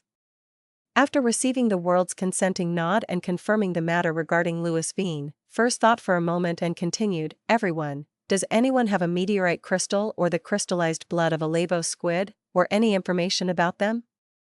These were the main ingredients of the astrologer potion formula. Furs originally planned on continuing her requests, hoping that Mr. Moon, who was also in Backland, could help her find Louis Veen, but after some consideration, she decided to first do it herself. Only after confirming that there aren't any solutions or clues would she then request the Tarot Club for help. Meteorite crystal? Lavo squid's crystallized blood? Sounds familiar.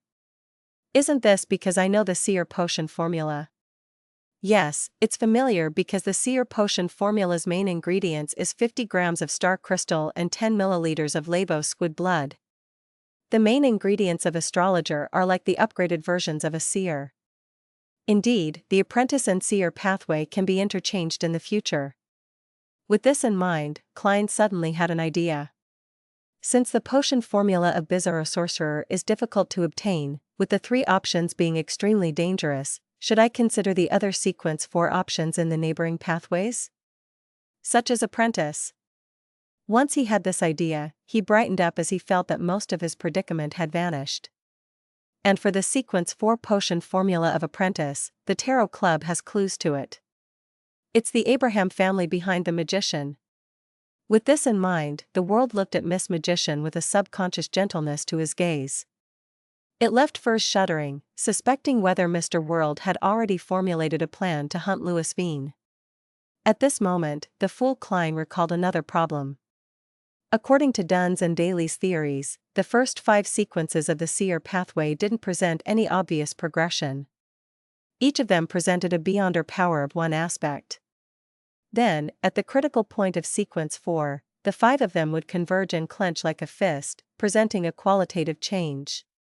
Back when Captain and Ma'am Daly made this theory, they only knew bits of information regarding seer, clown, and magician. I'm only able to verify this idea for the subsequent faceless and marionettist by myself. So, could it be that seer, apprentice, and the possible marauder pathways cannot be interchanged at sequence 4, but at sequence 3? Klein slowly felt his joy dwindle again. He knew too little and was temporarily unable to make a judgment. All he could do was await Mr. Azek's reply and wait to leave the waters which were watched by the true creator before contacting Erodes. As Klein was thinking, he suddenly heard Catlius say, "I have the crystallized blood of a lavo squid. It will cost 600 pounds. As for meteorite crystal, I know where to get it from." "How many grams do you need?"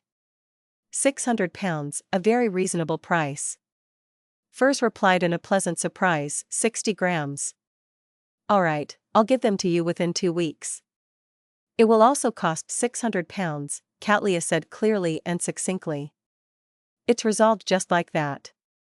Today's Ma'am Hermit is really proactive with the desire to participate. Yes, she had just been. Furs quickly nodded. That wouldn't be an issue. I have 830 pounds in savings. That's enough for me to buy the crystallized blood of a lavo squid. But in 2 weeks, I still need to save up nearly 400 pounds. The royalties after the new year will be paid soon. It's about 150 pounds, making me lack 220 pounds.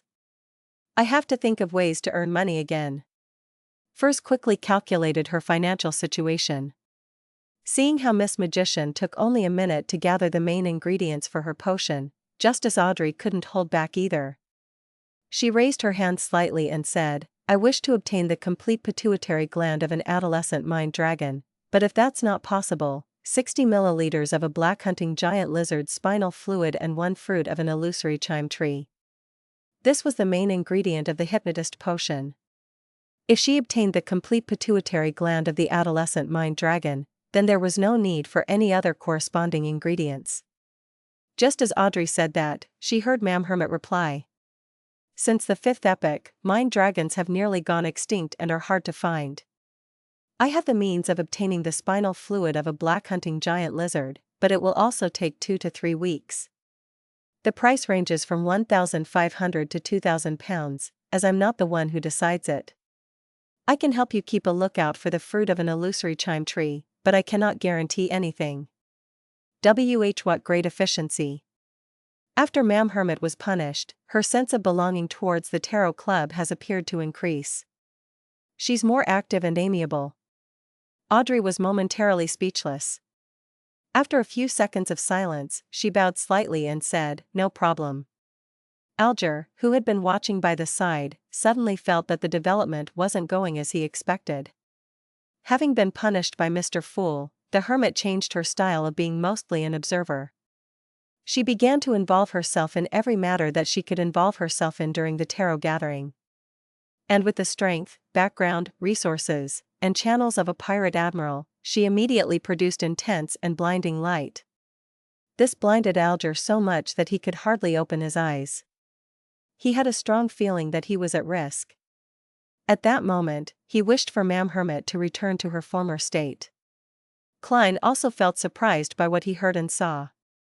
"I thought Mam Hermit would be silent for some time, feeling an aversion to the Tarot Club for some time, but in the end. Is she the type that needs to be beaten in order to be obedient?" "Yes. Sparing the rod spoils the child. Queen Mystic must have spared the rod too much." The way Queen Mystic does things isn't much to speak of either. The Emperor has also spared the rod. As he lampooned, Klein controlled the world, making him survey the area before chuckling. "Does anyone of you have the potion formula of the Seer Pathways Sequence 4, or have any clues regarding it?" Sequence 4. Mr. World is beginning to advance towards the realm of a demigod? Audrey was surprised. She originally imagined that she was advancing sufficiently fast, and she felt a little proud about that. But now, she suddenly realized that she was falling behind. Mr. World has instantly become really lofty. Furs was similarly surprised. Although she felt that the silent, reserved, and unsocial Mr. World was a powerful beyonder, she believed that he was still very far from a demigod, from a Sequence 4. But to her surprise, he was already seeking to purchase the Sequence 4 potion formula. As expected of Mr. Fool's blessed. Alger sighed. Likewise, Emlyn and Derek shook their heads, expressing that they had never heard of the name of the Pathways Sequence 4. Klein, who believed that he could obtain clues from the City of Silver or the Sanguine, could only helplessly retract the world's gaze. After a few seconds, Catlia said, "I need a drop of blood from a mythical creature, regardless of the kind." In the palace held up by stone columns, silence suddenly became the main symphony. Even the world didn't know the exact concept of what a mythical creature was. Klein didn't expose this point as he planned on inquiring about it to the people he could ask in the future. He controlled the world to remain silent for a few seconds before saying, "I'll keep an eye out." As this was a rare request from Mam Hermit, Justice and company also gave similar responses. All right. Catlia wasn't surprised by this outcome. The only reason why she made the request was to express her attitude of being integrated with the Tarot Club to Mr. Fool. She believed that this was better than trembling and being apprehensive at eliminating the aftereffects of what had happened. After a brief pause, Derek was about to say something when Emlyn spoke out ahead of him. The Sanguine Baron chuckled. "The requests for our row is clear. He wants the Sun Sequence 6 Notaries potion formula, and Mr. Hanged Man wishes to obtain the Ocean Songsters." Upon hearing this, Klein suddenly felt a little guilt-ridden. When he first obtained Creeping Hunger, He had wished to quickly release the Priest of Light in it, and obtaining the sequence 6 and 5 potion formulas of the Sun pathway, so as to sell it to Little Sunday. Yet, he hadn't completed it all this while. I'll walk around Tosgarter's pier tonight. I'll find a pirate with beyonder powers who deserves to die or some gang leader to settle this emergency, regardless of which sequence they are. Or, I can directly release the Priest of Light. Klein made the world deliberate before saying, I'll provide you with the notary potion formula in 3 days. Upon saying this, he looked at Little Sun. You can consider what item you wish to exchange for it. All right, Mr. World, Derek replied in glee. As for the ocean songster potion formula which the hanged man needed, everyone didn't have any clues. Emlyn cleared his throat and said, My request is different from the last one. I hope that you can help me find the believers of the primordial moon. Every effective clue will be rewarded with £100. A direct confirmation will be £500. He looked at Mr. Fool to make a request and, after obtaining his approval, he conjured 5 things that resembled bounty notices. Each person received a set of the 5 bounties. He and Derek didn't have one. Klein controlled the world to pick it up and casually browsed through it. Gallus Kevin, Dandy, Lara, Windsor Bearing, Argos. They aren't weak at all. At the very least, they're equivalent to recently born vampires, he silently muttered to himself as he memorized the corresponding information. After completing this matter, Emlyn felt more confident about winning the competition. He leaned back casually and waited for the other members to issue requests. This time, no one spoke again. Upon seeing this, the fool Klein chuckled. Continue your free exchange. Instantly, Audrey, Alger, Catlia, and company cast their eyes at Derek. They remembered that the Sun had previously mentioned that he would have arrangements to join an exploration mission that involved the periphery of the Giant King's court.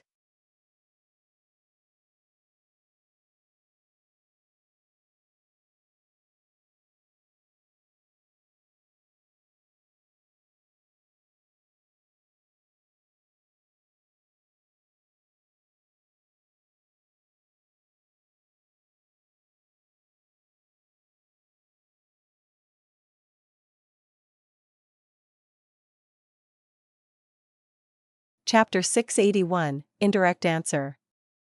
Being the main focus of attention, Derek didn't choke. He eagerly said, I've recently been in an exploration team led by the chief to Afternoon Town. It's a key gateway that leads to the Giant King's court. It's a door that separates myth from reality. His opening perfectly garnered the interest of all the Tarot Club members as they awaited the rest of his account in different postures. Derek skipped the unimportant experiences that they had during the journey, and he directly started his story from Afternoon Town. He first described the dead silence and darkness before how his 3-member team discovered an underground altar. He then described how he identified the names, Ouroboros, Medici, and Sasser, and entered another side of the town without realizing it. There, he saw the titles such as Dark Angel and the words Rose Redemption. Having said that, he thanked Mr. Fool once again for his help from the predicament. Then, Derek simply introduced the monsters that transformed from their shadows before emphasizing the ecclesiastic who was in constant penitence in the half-collapsed cathedral. He used his own words to describe what was said, mentioning that the ecclesiastic suddenly self-destructed when he was about to say the name of the 4th king of angels and was burnt to a crisp by a transparent flame. Another king of angels. And the mood in Afternoon Town is really dark and scary. The ecclesiastic's penitence has a feel of a prophet predicting a calamity. Audrey listened in relish as she had her interest about the blank line and unspeakable name piqued. At this moment, Derek turned his body and looked at the end of the bronze table, sincerely asking, Mr. Fool, who was it that tempted Dark Angel Sasser? Who does the 4th name refer to? Why can't it be said? Here it comes. Behind the gray fog, Klein's smile nearly froze. The reason that he had hurriedly sent Little Sun back to the real world was that he was afraid of facing such a question. Back then, he was worried that Little Sun would inquire about Dark Angel Sasser, and now, he was facing a question he didn't know the answer to. Thankfully, a magician never performed unprepared. After that day, Klein undoubtedly began to seriously consider how to answer such questions. Now, with great confidence, he landed his right palm on the armrest and said with a deep, meaningful glint in his eyes, "It's because it's a secret." He used his eyes and body language to hint to the Tarot Club members that secret wasn't to be taken at face level, and it had a deeper, more substantial meaning. As for what it was, they had to figure it out themselves. Deities had deep reasons to conceal certain matters. After finishing this series of actions, Klein couldn't help but feel penitent. He felt that his charlatan vibes were increasing. Meanwhile, he felt regret that the hermit's prying into his secrets was a result of his temptations. This was because Mr. Fool would use his eyes and body language to provide additional hints. Therefore, all the members would subconsciously observe his attitude. That's because I have no solutions. Without doing this, how am I supposed to continue the act? It's not like I'm a real evil god. Klein sighed silently. Secret? The name itself is a secret? The content which Mr. Fool wishes to point out is in here? Which names are secrets themselves? True gods at sequence 0? Alger instantly thought of many things as he came up with a theory by combining many of the matters which Little Sun had previously mentioned. When a name itself becomes a secret, it means that the matter involves a true god. Furthermore, it's very likely to have the Evernight goddess involved. It's because she's the mother of secrets. The extreme danger of the darkness in the forsaken land of the gods indirectly proves this point. Catleya came up with an unconfirmed theory based on the knowledge she had and the hint from Mr. Fool. Meanwhile, she was almost certain that the calamity the ecclesiastic was referring to was the cataclysm that ended the third epoch. A king of angels who was tempted, afternoon town residents who fell from grace, a town being corrupted bit by bit, a black flower of calamity that blooms. All of that buried an epoch, creating the forsaken land of the gods. What a heavy sense of history. Catleya couldn't help but think poignantly. While the Tarot Club members were in contemplation, Klein also began to analyze the reason for the empty name and the reason why it couldn't be said. Could it be the true name of a deity? A true god had tempted Dark Angel Sasser, and the fourth name representing the King of Angels also became a true god later? But it's not like I haven't said the true name of a deity before. Primordial Demonis Cheek is understood by many to be on the same level as the 7 deities. It's not like anything happened in the end. Perhaps it has something to do with the language used? The languages of Lone, Intis, and Faisak, and even ancient Faisak do not possess the ability to stir the powers of nature. On the other hand, the commonly used Jotun in the city of Silver can. That ecclesiastic likely used a similar language. I should later try to pronounce Cheek using Jotun? Then, I'll die on the spot and succeed in courting death. Forget it. Besides, having a blank name and an unspeakable name means different things. I've no idea why. At this moment, seeing how Little Sun was still in a confused daze without understanding Mr. Fool's meaningful hint, Alger volunteered to give an explanation. The 2 names might separately represent 2 deities, so they cannot be said. Perhaps the true creator had tempted Dark Angel Sasser, leading to the fall from grace of the few kings of angels and the residents of Afternoon Town. This brought about a great calamity. It's why he has a temple and statue in your forsaken land of the gods. The fourth name that corresponds to a king of angels might have benefited greatly from the calamity and succeeded in advancing to become a true god. This is similar to my guess, but they can't be confirmed. Catleya didn't supplement, as she didn't believe that their theories were facts. Audrey, Furs, and Emlyn listened attentively as they couldn't help but feel poignant that the Tarot Club often made things appear especially high-end when discussing such matters. Things like kings of angels, evil gods, and real gods, or ancient secrets all depended on a single word. Is that so? I get it. Derek came to a realization as he earnestly thanked Mr. Fool once again. Just as he was about to turn around, he suddenly recalled something and worriedly asked, Mr. Fool, is the crux to leaving the forsaken land of the gods really in the giant king's court? After all this time, he had already accepted Mr. Hanged Man's take that the region where the city of Silver was located was known as the forsaken land of the gods. That's what I believe, but the problem is that I'm unable to confirm it. To not search for the sea and switch to exploring the giant king's court was likely Shepherd Lovia's suggestion. This can partially verify my theory, but it cannot eliminate the possibility that it's a conspiracy. The fool Klein's smile nearly froze again. His thoughts raced as he quickly thought of a solution that didn't need him to give a direct answer without tarnishing Mr. Fool's reputation. He immediately gave a relaxed chuckle, turned his head at the hermit Catlia.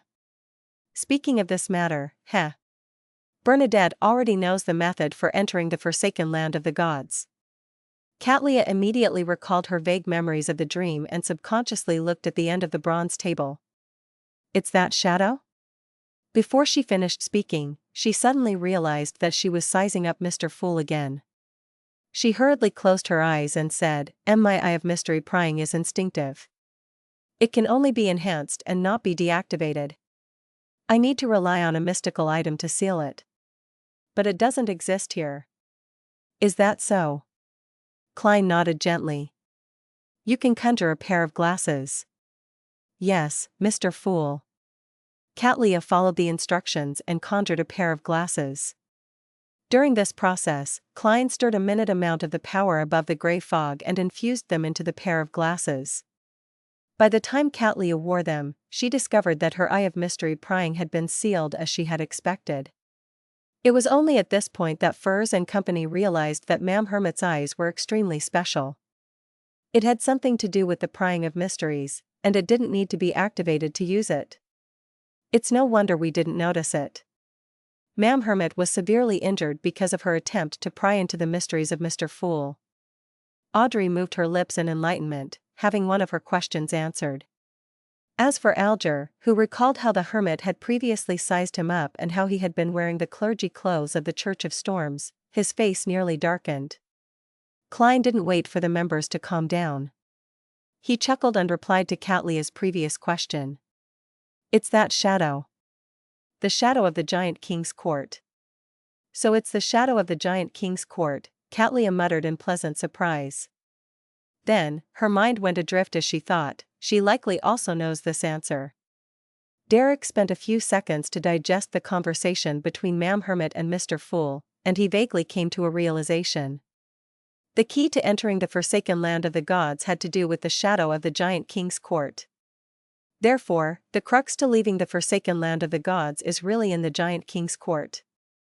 Derek's heart palpitated as he bowed his head in excitement. Thank you for your answer, Mr. Fool. Phew. Klein silently heaved a sigh of relief.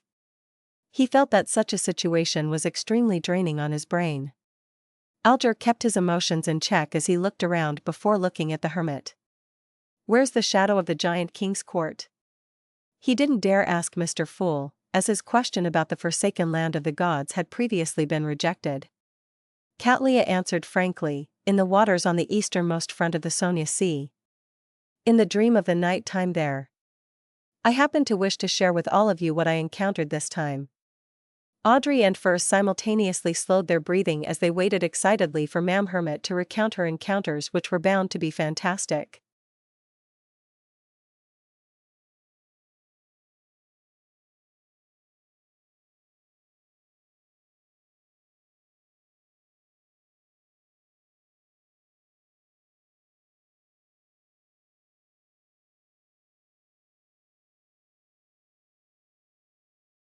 Chapter 682, Seeking Food.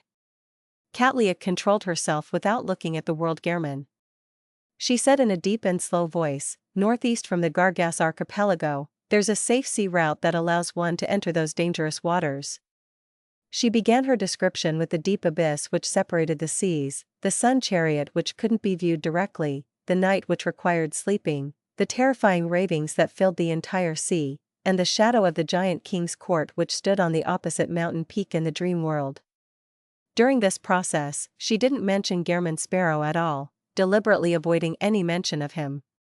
As for the abnormalities that happened en route, she described them simply, such as the remnant aura of Mother Earth which caused hair to grow rapidly. Towards the end, she placed her focus on the ruin with the sleeping corpse and the adventurer's sailboat which had the words written in blood, Fountain of Unaging. This might mean that the fountain of unaging is in that ruin, and the corpse that produced such loud breathing is the keeper. Catlia mentioned the common theories on the future, but it didn't mean that it was hers. Fountain of unaging. One of the 6 major treasures at sea. Alger was tempted by what he heard as he considered the possibility of exploring those ruins after reaching sequence 5. Audrey finished listening attentively as she shook her head slightly. I don't believe that the decisive meaning behind those words in blood mean that the fountain of unaging is in those ruins. After a second's pause, she attempted to analyze the deceased's state of mind. A person who's about to die after being attacked by monsters wouldn't point out matters regarding the treasure. If he wishes to warn companions or relatives who come looking for him, then he should have written that it's dangerous here, or speak about the source of the danger. If he plans to tell passing ships that the fountain of unaging is there, then he lacks the motivation to do so for a living creature at death's doorstep. Unless a conspiracy is hidden in this matter, the conspiracy of enticing people to enter the ruin to seek out the fountain of unaging might be how he can be rescued. Yes, if I were in his shoes, I wouldn't think of desperately telling others that there's treasure here. What's in it for me? Emlyn echoed. Only hatred, bone-deep hatred, will make me write something like that on the brink of death. Otherwise, I'd rather tell others how I should be buried or what kind of burial items I want. He sked and shook his head. Klein nodded indiscernibly. Controlling the world, he said hoarsely, the fountain of unaging is a scam. He used absolutely certain words without any additional words that would signify other possibilities. The fountain of unaging is a scam. Catlia looked at the world before retracting her gaze in thought. It seemed to corroborate with certain theories and guesses she had. Alger frowned, not that he didn't agree with the world's judgment or that he believed that Miss Justice's and Mr. Moon's explanations were devoid of reason. Instead, he realized that he had completely failed to consider this possibility. To him, this was a mistake he shouldn't have committed. After all these years, I'm still being temporarily blinded by immense profit. He fell silent for a few seconds and sighed. After exchanging what everyone had seen and heard recently, everyone began to teach little son ancient Hermes, and they learned some mysticism from each other. Time quickly passed as the fool Klein surveyed the area after everyone came to a stop. Let's end it here for today. By your will. Audrey stood up immediately and curtsied with her illusory dress. The rest of the members said the same almost at the same time. As he watched the blurry figures vanish before his eyes, Klein wasn't in a rush to leave. He conjured a goatskin and fountain pen and wrote down the divination statement. The hope for my advancement to sequence 4. Putting down the fountain pen, Klein held the goatskin and leaned back. As he closed his eyes, he entered a cogitation state and began silently reciting the divination statement. After chanting it 7 times, he quickly fell asleep and entered the dream world. The gray, blurry sky cracked open as he saw a towering mountain tear through the clouds. At the mountaintop, there was a collapsed palace whose walls were covered with weeds and moss as they showed obvious holes. Inside the palace's hall was a huge throne carved out of stone. It was adorned with dull gemstones and gold. It was mostly mottled and damaged. It looked as though it wasn't prepared for a human, as countless translucent maggots were bunched densely together. They squirmed slowly as they kept growing. Around the throne was a raving that seemed to penetrate the long rivers of time and history. It was illusory, ethereal, and constantly echoing. Hornacis. Phlegria.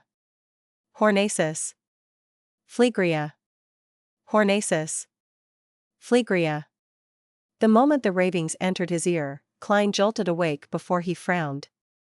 It really is the main peak of the Hornacis mountain range.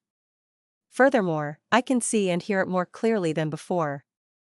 This made him recall Queen Mystic Bernadette's prophetic words, "Your fate lies on the main peak of the Hornacis mountain range." Is that my fate? It really makes me want to be rebellious and not go. Sigh, I can't deal with absolutes. It depends. Klein sighed and conjured the 5 bounty notices provided by Emlyn White. Combining the information he had, he used the methods of divination to find the locations of the primordial moon believers. Finally, due to his lack of information, he could only confirm 2 points. Gallus Kevin, Windsor Bearing, and Argos are all in Backland.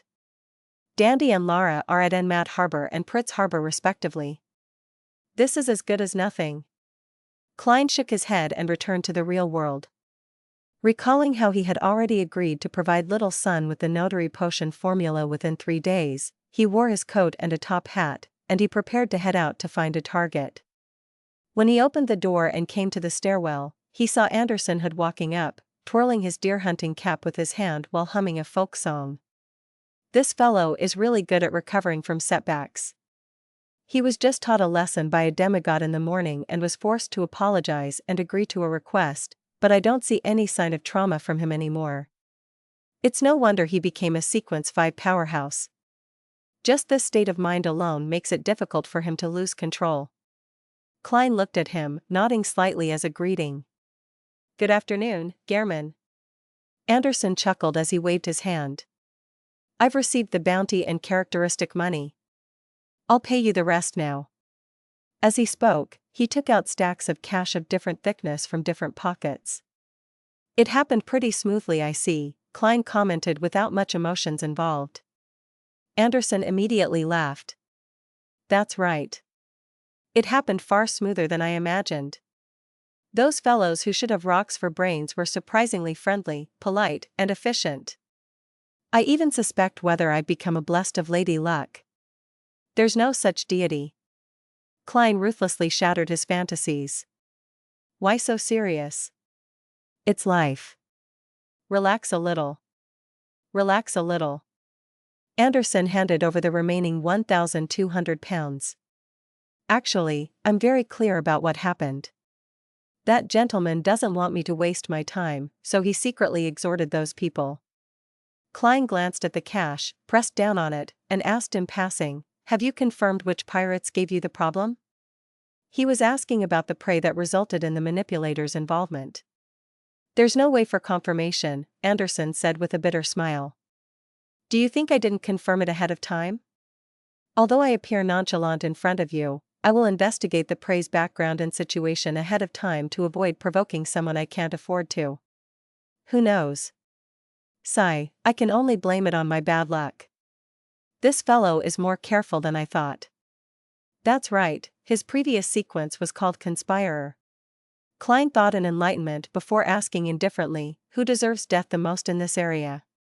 Anderson was taken aback before he chuckled. Does our craziest adventurer plan on beginning his hunting activities? However, you have to consider it well. I do not wish for you to be my partner when completing the demigod's mission. Don't worry, we're different. I'm a seer. I have all kinds of means to hide my tracks. I will not allow someone to come knocking at my door. Besides, that's a demigod of the spectator pathway. He's not good at divination or prophecies.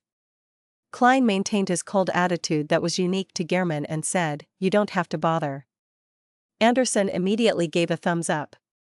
Your craziness is worthy of praise. He thought for a moment and added, the person who deserves death the most is Malsona from the Lone's new party. He's one of the pirate's best friends. He has in his control some kind of plant that's similar to cannabis, which is highly addictive. This helps him control many people in the Tosgarter government and the police department. He's one of the most powerful mob bosses over here. He has committed many crimes, killed plenty of people, and basically did it with the help of pirates. On the surface, there's no apparent problem. He isn't a beyonder, but the difficulty in killing him is how troublesome it is, yes, troublesome. He has 3 to 5 beyonders from different pirate crews providing him with protection.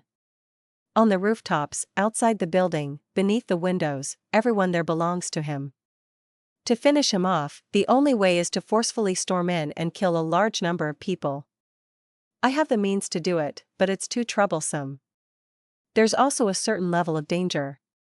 You'll become a wanted criminal after that, so I didn't deal with him and only dealt with his safe at home. Safe. To talk about banditry in such a fresh way. Yes, I previously heard that Tosgarter's main industries are its plantation economy and pirates' black market trading. It also has flourishing bar, brothel, and gambling industries. I never expected that it includes new age drugs. Malsona is an ordinary person and not a beyonder. Perfect, creeping hunger happens to lack food. Klein nodded and indicated for Anderson to go deeper into detail. Evening, in the Oak Tree Bar. A boxing match was about to unfold in the boxing ring. Many alcoholics surrounded it with mugs in hand. They were like sharks who had caught the scent of blood. As they placed their bets, they loudly yelled words such as "kill him." This was a business of the head of the Lone's new party, Malsona. The unique thing about the boxing matches held here was that death was permitted. Malsona greatly enjoyed matches that resembled ancient wrestling competitions. He often came to watch a few matches.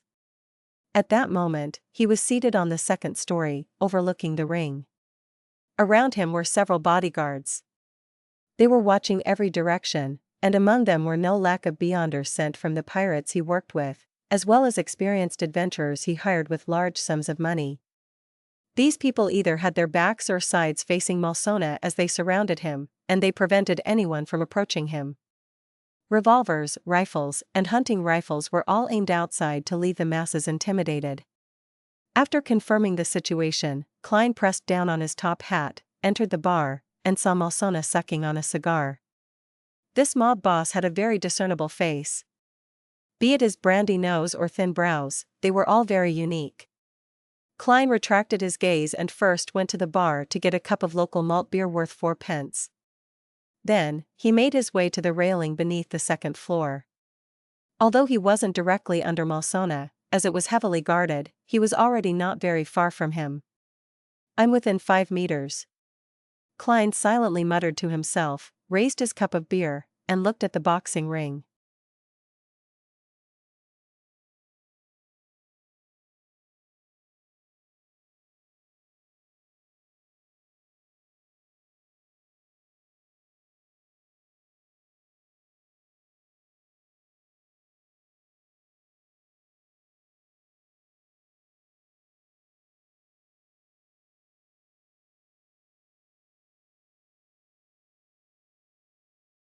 Chapter 683, So You Are Here as Well.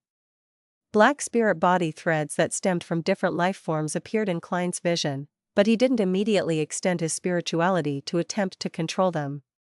After distinguishing and confirming which spirit body threads belonged to Malsona, he gulped a mouthful of malt beer as he began to focus on the boxing match in the ring, just like a real member of the audience.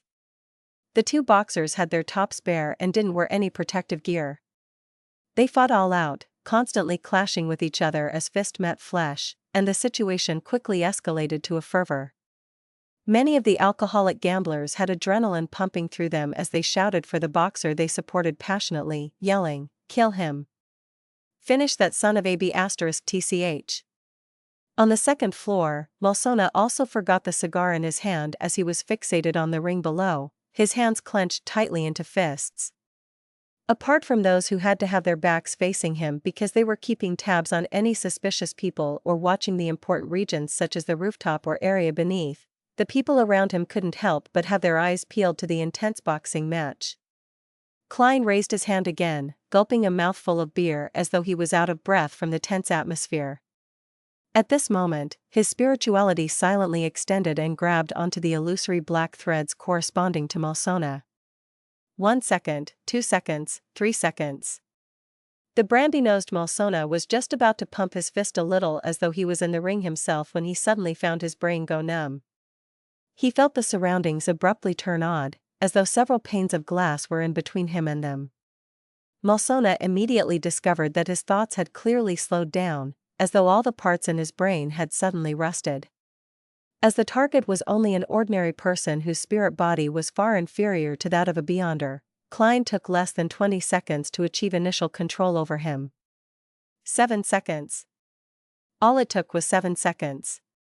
Oh no. Something wrong is happening. It's likely a beyonder, with relatively special powers. Malsona, who often interacted with pirates, was no stranger to the mysterious world. It was why he spent large sums of money to hire beyonders to protect himself. If he hadn't long destroyed his body with sex and alcohol, making his psyche relatively weak and his condition terrible, giving him a high chance of losing control if he were to consume a potion, he would have also wished to obtain supernatural powers himself. At that moment, as his thoughts were slowing down and due to his lack of experience, Malsona spent more than 10 seconds to figure out that he was under assault. He immediately reached out his arm and opened his mouth in an attempt to shout for help. However, his actions were extremely slow, and his voice was weak. With a number of his bodyguards around him engrossed in the exciting and nerve-wracking boxing match, and the audiences roaring in an ever-increasing crescendo, as well as all the guards along the perimeter putting their attention on any possible attack locations to protect their employer, his obvious abnormality ended up being neglected. When the climax of the match received a temporary respite, a number of bodyguards and subordinates turned to look back at their boss, and they saw that his eyes appeared somewhat in a daze. His hands didn't seem to be in the right place, as if he was still caught up in the match, anxiously awaiting the final results. The corners of the mob boss's eyes had tears welling up as he tried hard to release his fingers to drop the cigar to attract the attention of his subordinates, but he discovered in despair that his line of thought was becoming highly impeded and stiff. Even a simple action needed more than a minute to complete, and his fingers were even resisting his will. Pa! The burning cigar finally fell to the ground as Malsona's tears flowed down to his neck across his cheeks. A few bodyguards discovered this and were just about to ask their boss if it was because the match was too exciting when Malsona suddenly bent down. As he wiped his face, he picked up the cigar. That was an excellent match. Give the victor more money. Malsona flicked the cigar and pulled up his collar as he grinned happily. He didn't say exactly how much was to be given, as Klein didn't know the market rates. All he could do was give a vague comment.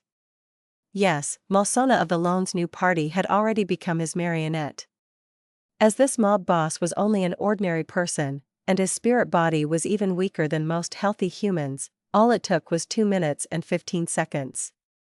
If the time needed was any longer, he would have had to divert his attention to create an illusion to create some chaos, making the bodyguards place their attention on protecting Malsona and not being able to discover his abnormality in time. Kill him! Kill him! The shouts of the audience suddenly turned uniform as the match in the ring came to its end. Malsona also allowed his bodyguards to continue watching the match. When a boxer collapsed to the ground unconscious, Malsona took a swig of his cigar and said, to the lounge, "I want to take a break."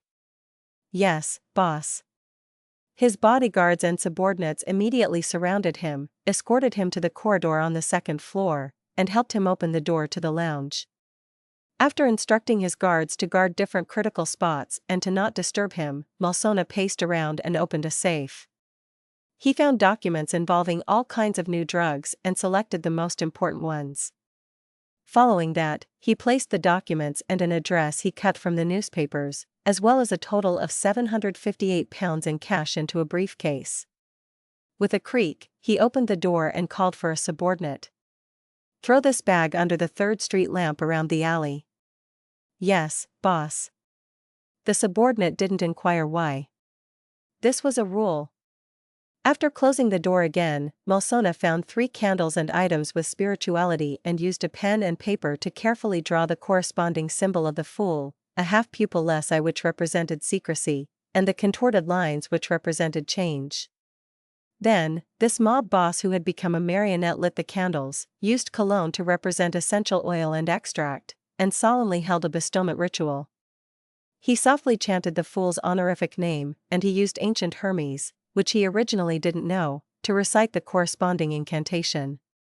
Following that, he picked up the item with spirituality and let it fuse into the wind, constructing an illusory door with the transformed candlelight. If he couldn't find any items with spirituality, Klein had planned on using Malsona's blood. A human's blood was an item with spirituality to begin with. In the washroom on the 1st floor, Klein took this opportunity by taking 4 steps counterclockwise and going above the gray fog. He didn't use the Black Emperor card, and instead, he directly stirred some of the powers of the mysterious space, combining it with the paper figurine before throwing it through the bestowment door. The pitch blackness immediately transformed into an angel with 12 pairs of wings. It flew through the illusory and mysterious door, passing through the pitch-black depths of the void and arriving where Malsona was. This was to disrupt any subsequent investigations via divination, prophecy, or other beyonder powers. Right on the heels of that, Klein picked up Creeping Hunger and threw it into the ritual's door. Creeping Hunger arrived in the real world thanks to the bestowment ritual, and it arrived in front of Malsona. Having not eaten for a long time, it immediately became restless. At this moment, Klein, who had returned to the washroom, controlled the frozen Malsona from a distance of dozens of meters away to immediately close his mouth and pick up the glove on the altar. A crack opened in the middle of the glove as 2 rows of illusory, white, and eerie teeth were revealed. The senses of the marionette he obtained quickly weakened as he decisively severed his control. The slight backlash made his mind spin, but it didn't take long for him to recover. Then, as though nothing had happened, he left the washroom, returned to the bar counter, and continued drinking the malt beer he didn't finish earlier. At the same time, he found a rat on the 2nd floor through the use of spirit body threads, and he made it become his marionette in less than 2 minutes. The rat began searching for a tunnel and path with rather awkward and unfamiliar motions, and it took quite some time before entering Malsona's lounge through a hole hidden by a bookshelf. At this moment, a thin glove that resembled human skin lay silently on the ground as there was nothing left behind of Malsona, not even his clothes. The rat climbed up to the table and bit on the paper with the symbol corresponding to the Fool, placing it close to the burning candle. The paper quickly ignited and burned to ashes. After extinguishing the 3 candles and returning them to their original locations, the rat came beside Creeping Hunger and bit onto it. Then, it returned via its original path and left Malsona's lounge. It stealthily ran all the way to the balcony facing the outside on the 2nd story, and it silently climbed down.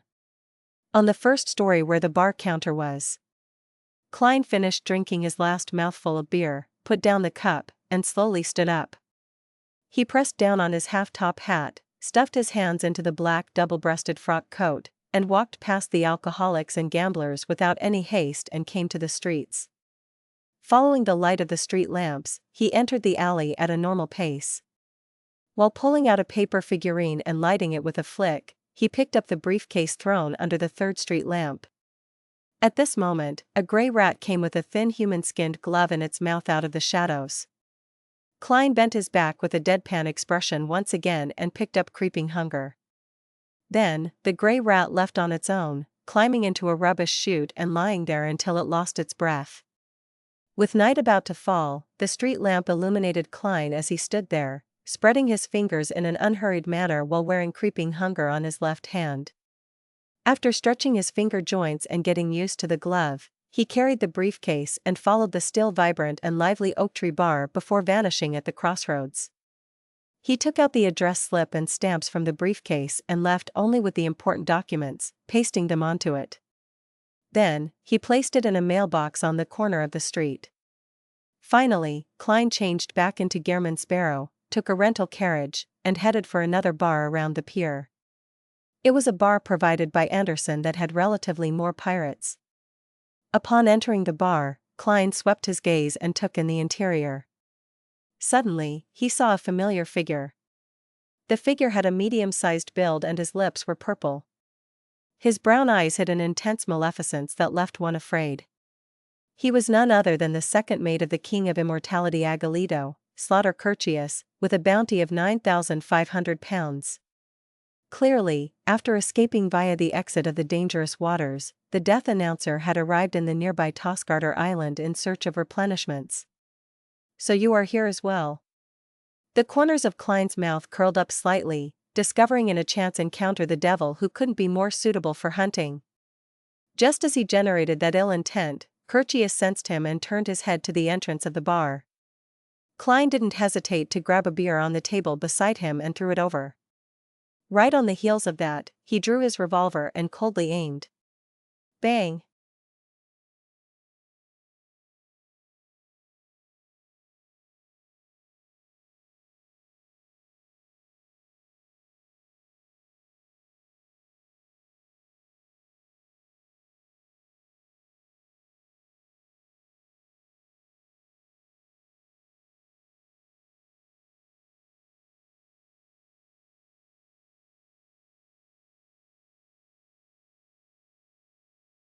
Chapter 684, Battle Encounter. Gotcha. Curtius only half turned his body as the cup of beer hit the round table beside him, smashing to pieces. Amidst the gunfire, he didn't attempt to dodge, as though he had instinctively seen through the illusion. It was as though he had a spring installed in him as he bounced to the forefront amongst the gamblers and alcoholics who were crouched down or scattered. His gaze was locked onto the cold adventurer wearing a suit by the door. Gairman Sparrow. Curtius's pupils constricted as he opened his mouth and chanted the language of foulness that stemmed from the abyss. At this moment, Klein truly pulled the trigger as a pale golden bullet that appeared to be scooped out of boiling hot water shot out, going straight for the slaughterer who had a bounty of 9,500 pounds.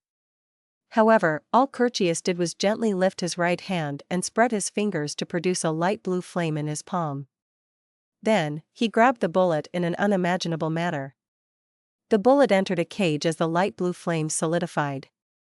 Following that, the bullet emitted sunlight, just enough of it to neutralize everything. Two figures stood up beside Curtius. One of them was a short-haired woman wielding dual pistols, and the other was a boorish man in boxing gloves. Clearly, Curtius didn't come to Tosgarder's Pier in search for supplies alone.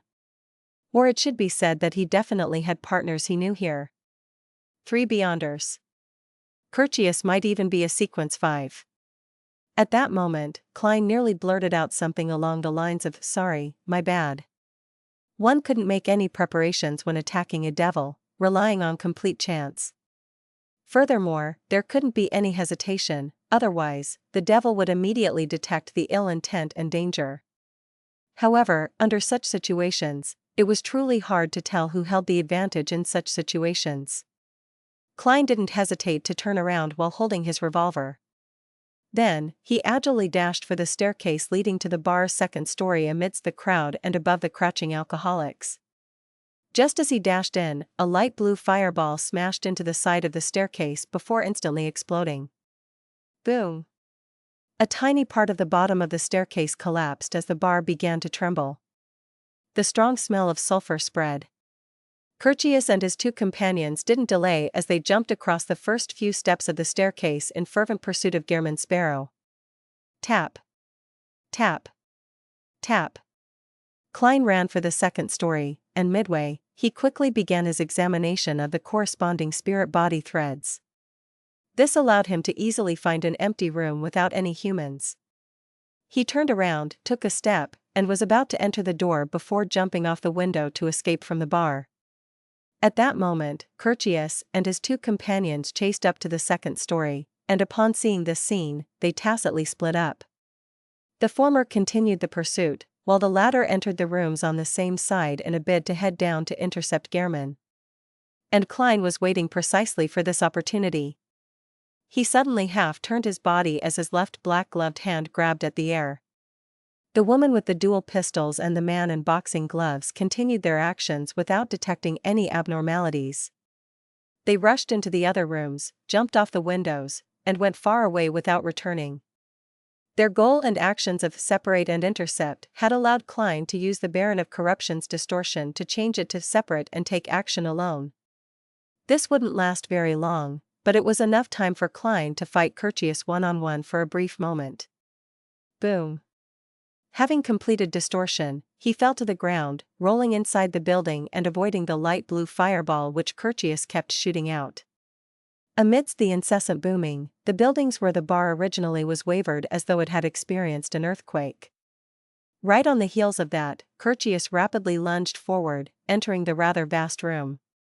Seeing Gairman Sparrow adeptly somersaulting and jumping without fighting him head-on while also controlling his emotions very well, Slaughterer immediately opened his mouth and used the unique language of foulness to say the word, "slow."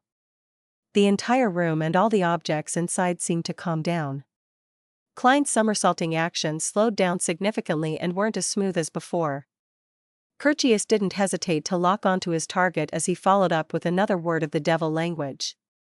Die. Klein's figure instantly froze as he stood rooted on the spot and gradually turned faint and thin, becoming a paper figurine filled with spotted red rust. At the same time, he surfaced by the side of the door, wearing a half-top hat and black double-breasted frock suit. He reached out his black-gloved hand, grabbed the handle, and shut the door to the collapsing room with a pull. Creak. The din outside vanished as the room seemed to stand out alone, becoming a firm cage. Upon seeing this, Curtius's body swelled as his clothes tore. He instantly transformed into a behemoth nearly 3 meters tall. His skin appeared dark, but it was dark black and sinister. Goat horns filled with countless mysterious patterns grew on his head as a pair of bat wings on his back spread open. Swirling around him were light blue flames that emitted the strong smell of sulfur. So. Light blue fireballs shot out in unison, blanketing the region around the door. At the same time, the redness in Curtius's eyes bloomed as he said with the extremely corruptive words of the devil, "Corruption." This was also an area of effect attack. The light blue in his eyes filled up as Klein clenched his left hand, which wore a sinister and noble glove, and quickly did a half-twist. The fireballs immediately lost their trajectories and acted chaotically as though in random motion.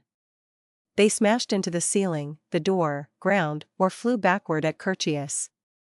Immediately, the booming sounds in the room undulated. The seal created by the power of distortion suffered an intense blow as it trembled, but it didn't show any signs of damage. The light blue flame soared into the sky as the smell of sulfur spread. Klein's body suddenly bent down as his body was covered in a layer of clearly sticky black liquid. Bang! His figure exploded, turning into torn pieces of paper and corrupted black fog. Immediately following that, he surfaced on the other side, his skin a clear dark shade. His clothes were torn from the explosive force and the flames from the abyss. Corruption, which had splash damage, was useful against his paper figurine substitutes to a certain extent, inflicting damage to a certain degree via an unavoidable influence.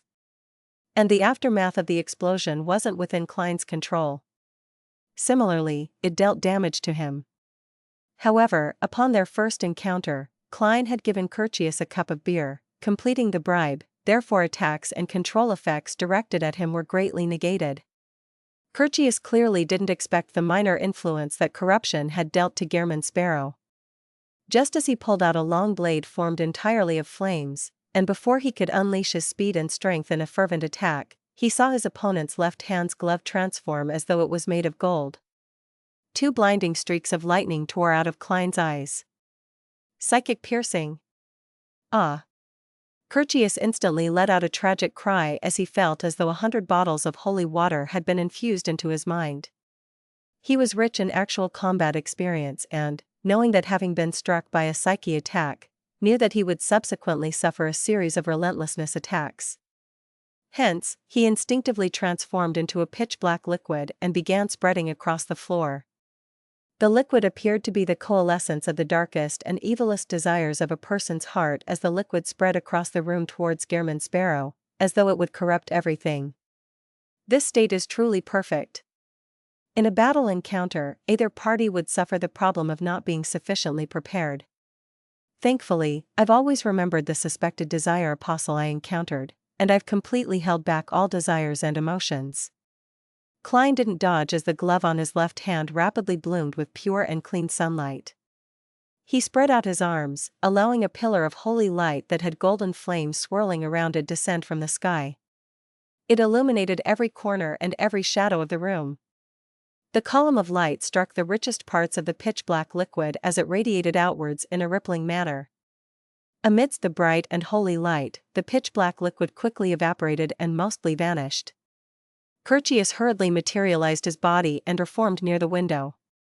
He still maintained his state as a 3-meter-tall devil. He was as calm as always, but he could hardly hold back his intense bloodlust and desire to kill. The present him was already rather weak. He didn't dare to circle around Gehrman Sparrow as he waited for him to show any emotion so as to control his desires. He ignited the 2 mysterious goat horns on his head in an attempt to forcefully attack his enemy's psyche, inducing emotions to a certain degree in an unavoidable manner. Once he had any desires or emotions, the situation would be in the desire apostle's control. At that moment, Curtius's head suddenly turned numb, causing him to nearly lose the thoughts he previously had. After both parties entered a range of 5 meters, the reason why Klein remained in a passive state, using paper figurine substitutes and a Baron of Corruption's distortion powers to barely put up a fight and stall for time, was to divert attention in order to control Curtius's spirit body threads. With the strength of a Sequence 5 spirit body, it wasn't easy to obtain initial control over Slaughterer to begin with. However, with the cup of beer bribe, it reduced Curtius's defense and resistance. And after that, this desire apostle suffered a psychic piercing and was thoroughly purified once by light of purification. As a result, he had become rather weak. Therefore, even though Klein was using his other powers, he still took 15 seconds to obtain initial control over Curtius. The intense battle in the room instantly turned quiet. Although Curtius's thoughts had turned slow, he still had the ability to complete certain actions. He could still forcefully resist the control that stemmed from the depths of his spirit body. The bloodshot colors in his eyes converged as his eyes reflected Gehrman Sparrow's figure. The curled goat horns on his head began to burn intensely as hatred, greed, lust, wrath, and other emotions and desires began to spread outwards in a corporeal manner. Klein entered a half-cogitation state as he calmly focused on deepening his control, hoping to quickly make Curtius lose all means of resistance.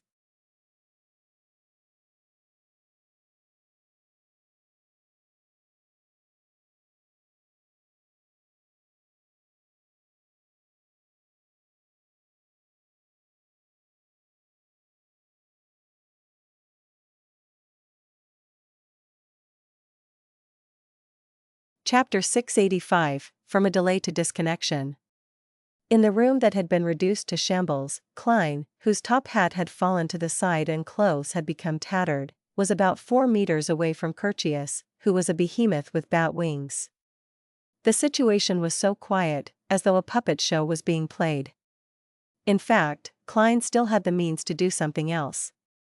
Back when marionettist Rosago forcefully controlled both him and Sharon, he could resist the wraith's possession and use flame controlling to summon a flame to destroy the shadow pulled in by Sharon. If he hadn't made a serious mistake by targeting the Sequence 5 wraith, Rosago could have diverted his attention to killing Klein, snuffing out any chance of him using the language of foulness charm. Now, although Klein was definitely inferior to him, there was also only one enemy. Of course, there wasn't really much he could do. Under the premise of not losing control over Curtius, he could move, but he couldn't do it too hastily or quickly. He could use Beyonder powers which didn't expend too much of his spirituality, but he couldn't divert his attention to power the mystical items he carried, or use actions that required too much movement like drawing a gun. And when a target was controlled to a certain extent, several attacks could nudge or stimulate the target, allowing them to resist the control of their spirit body threads to a greater extent and even show signs of escaping from his control. Therefore, Klein had to wait. At that moment, his heart rate suddenly sped up as an uncontrollable sense of horror and anxiety surfaced in his mind. He couldn't help but suspect that Curtius's companions who had their intentions affected by distortion were about to return. No good. My emotions have been stirred. Klein was first taken aback as he tried to use cogitation to forcefully calm his agitated heart. Haha. He has emotional stirrings. A chance. Curtius was delighted as a slow thought flashed through his mind. Then, using his Beyonder powers, he attempted to magnify Gehrman Sparrow's horror and anxiety, planting an emotional seed in him. As long as he succeeded, all he needed was to completely trigger it, maiming his opponent, making him unable to influence him further. No. How can it be ineffective? His emotional stirrings have disappeared. Curtius's bloodshot eyes constricted slowly as it was gradually filled with shock, alarm, and anger. Klein, who imagined that he had given the Desire Apostle a chance to counterattack, discovered that nothing had happened after completely calming himself down. The curled goat horns on Curtius's head were ignited, but he didn't attempt to use his emotional stirrings. Moments after having this thought, Klein roughly understood the situation. It wasn't that Curtius didn't wish to control his horror and anxiety, but it was that he had failed. From the moment he sensed the emotional stirrings, he had to take a few seconds to digest the situation before using 2 to 3 seconds to make the decision. Finally, he spent even more time to organize his thoughts before channeling the corresponding Beyonder powers. All of that took him at least 10 seconds to complete. Klein only took a total of 3 to 4 seconds to calm his mind after detecting the problem. Therefore, Curtius's Beyonder powers naturally failed to be effective against an enemy who was in normal condition. To put it simply, the delay was too long. Under such situations, don't try to fiddle around with highly intricate matters. Klein lampooned before suppressing his sense of schadenfreude. After another 10 seconds, Curtius finally understood the source of the problem. He no longer considered targeting desires and emotions, and instead, while flapping the bat wings on his back with great difficulty, he relied on a devil's powerful body and spirit body to resist the control stemming from the spirit body threads. He tried to make the swirling light blue flames slowly coagulate into a fireball. Klein could almost foresee fireballs bombard him, hence, he didn't hesitate to split off some of his spirituality, snapping his fingers using his right thumb and middle finger. Pa!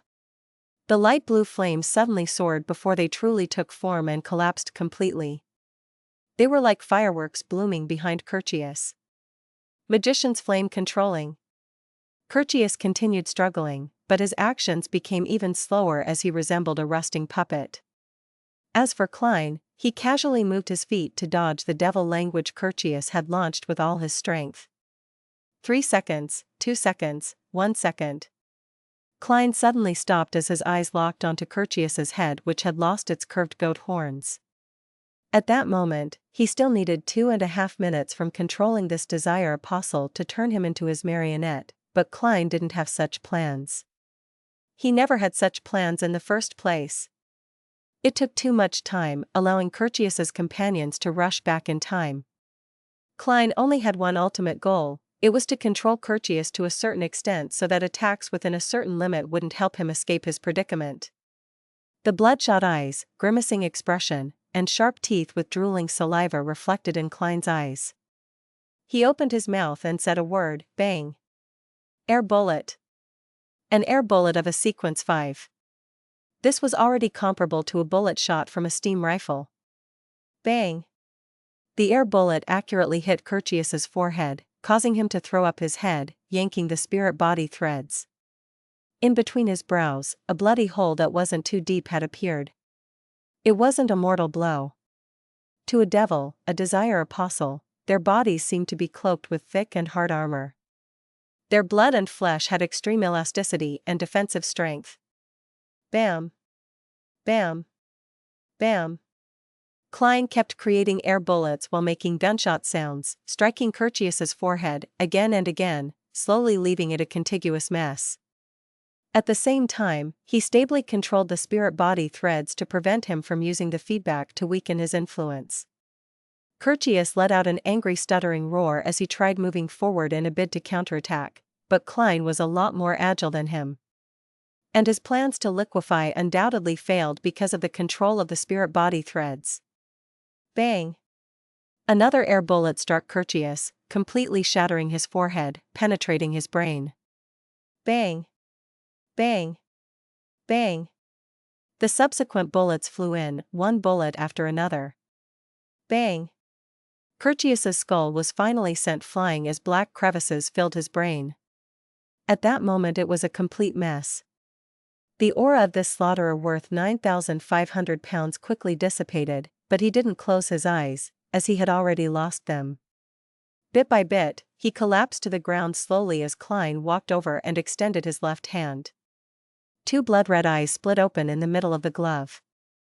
A cold and eerie wind appeared as slaughterer Curtius's spirit body, as well as his black fog-like Beyonder characteristic shot towards creeping hunger amidst screams before fixing itself to a blank finger.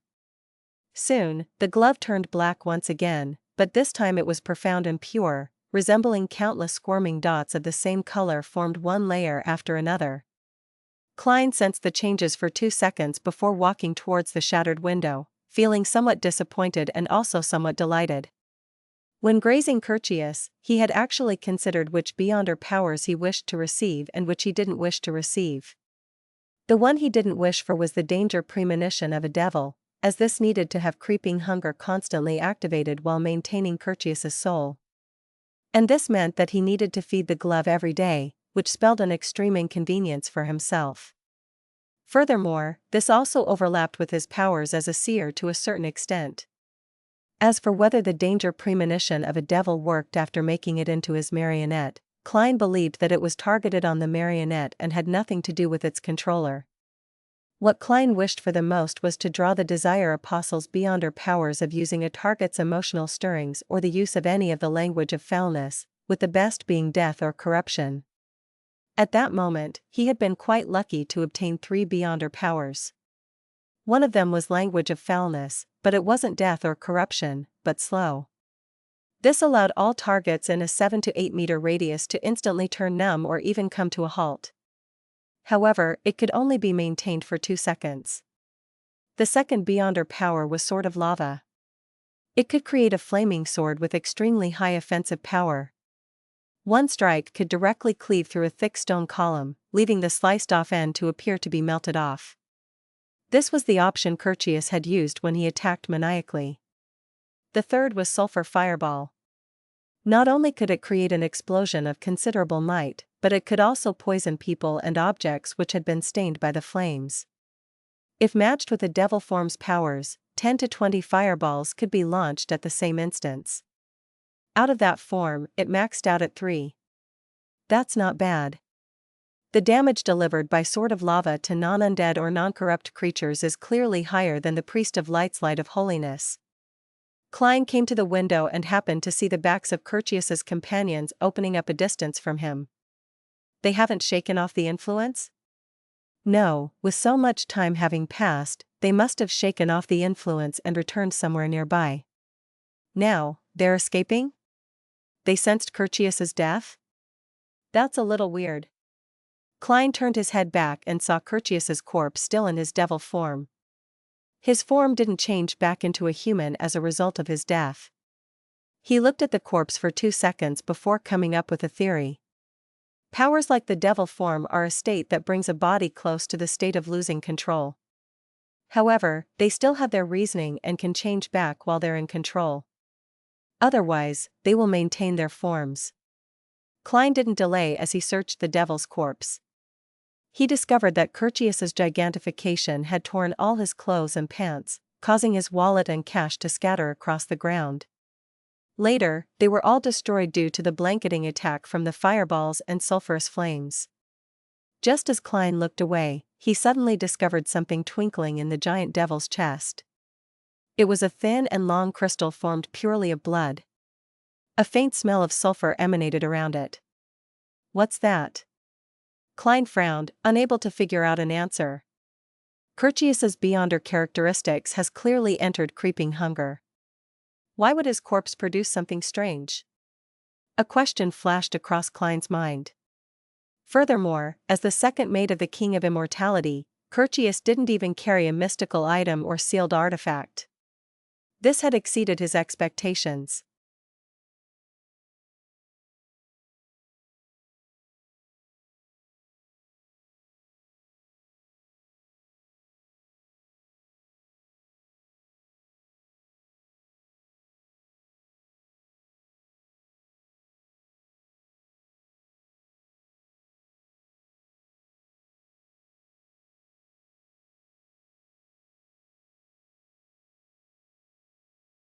Chapter 686, A Hard-to-Complete Ritual.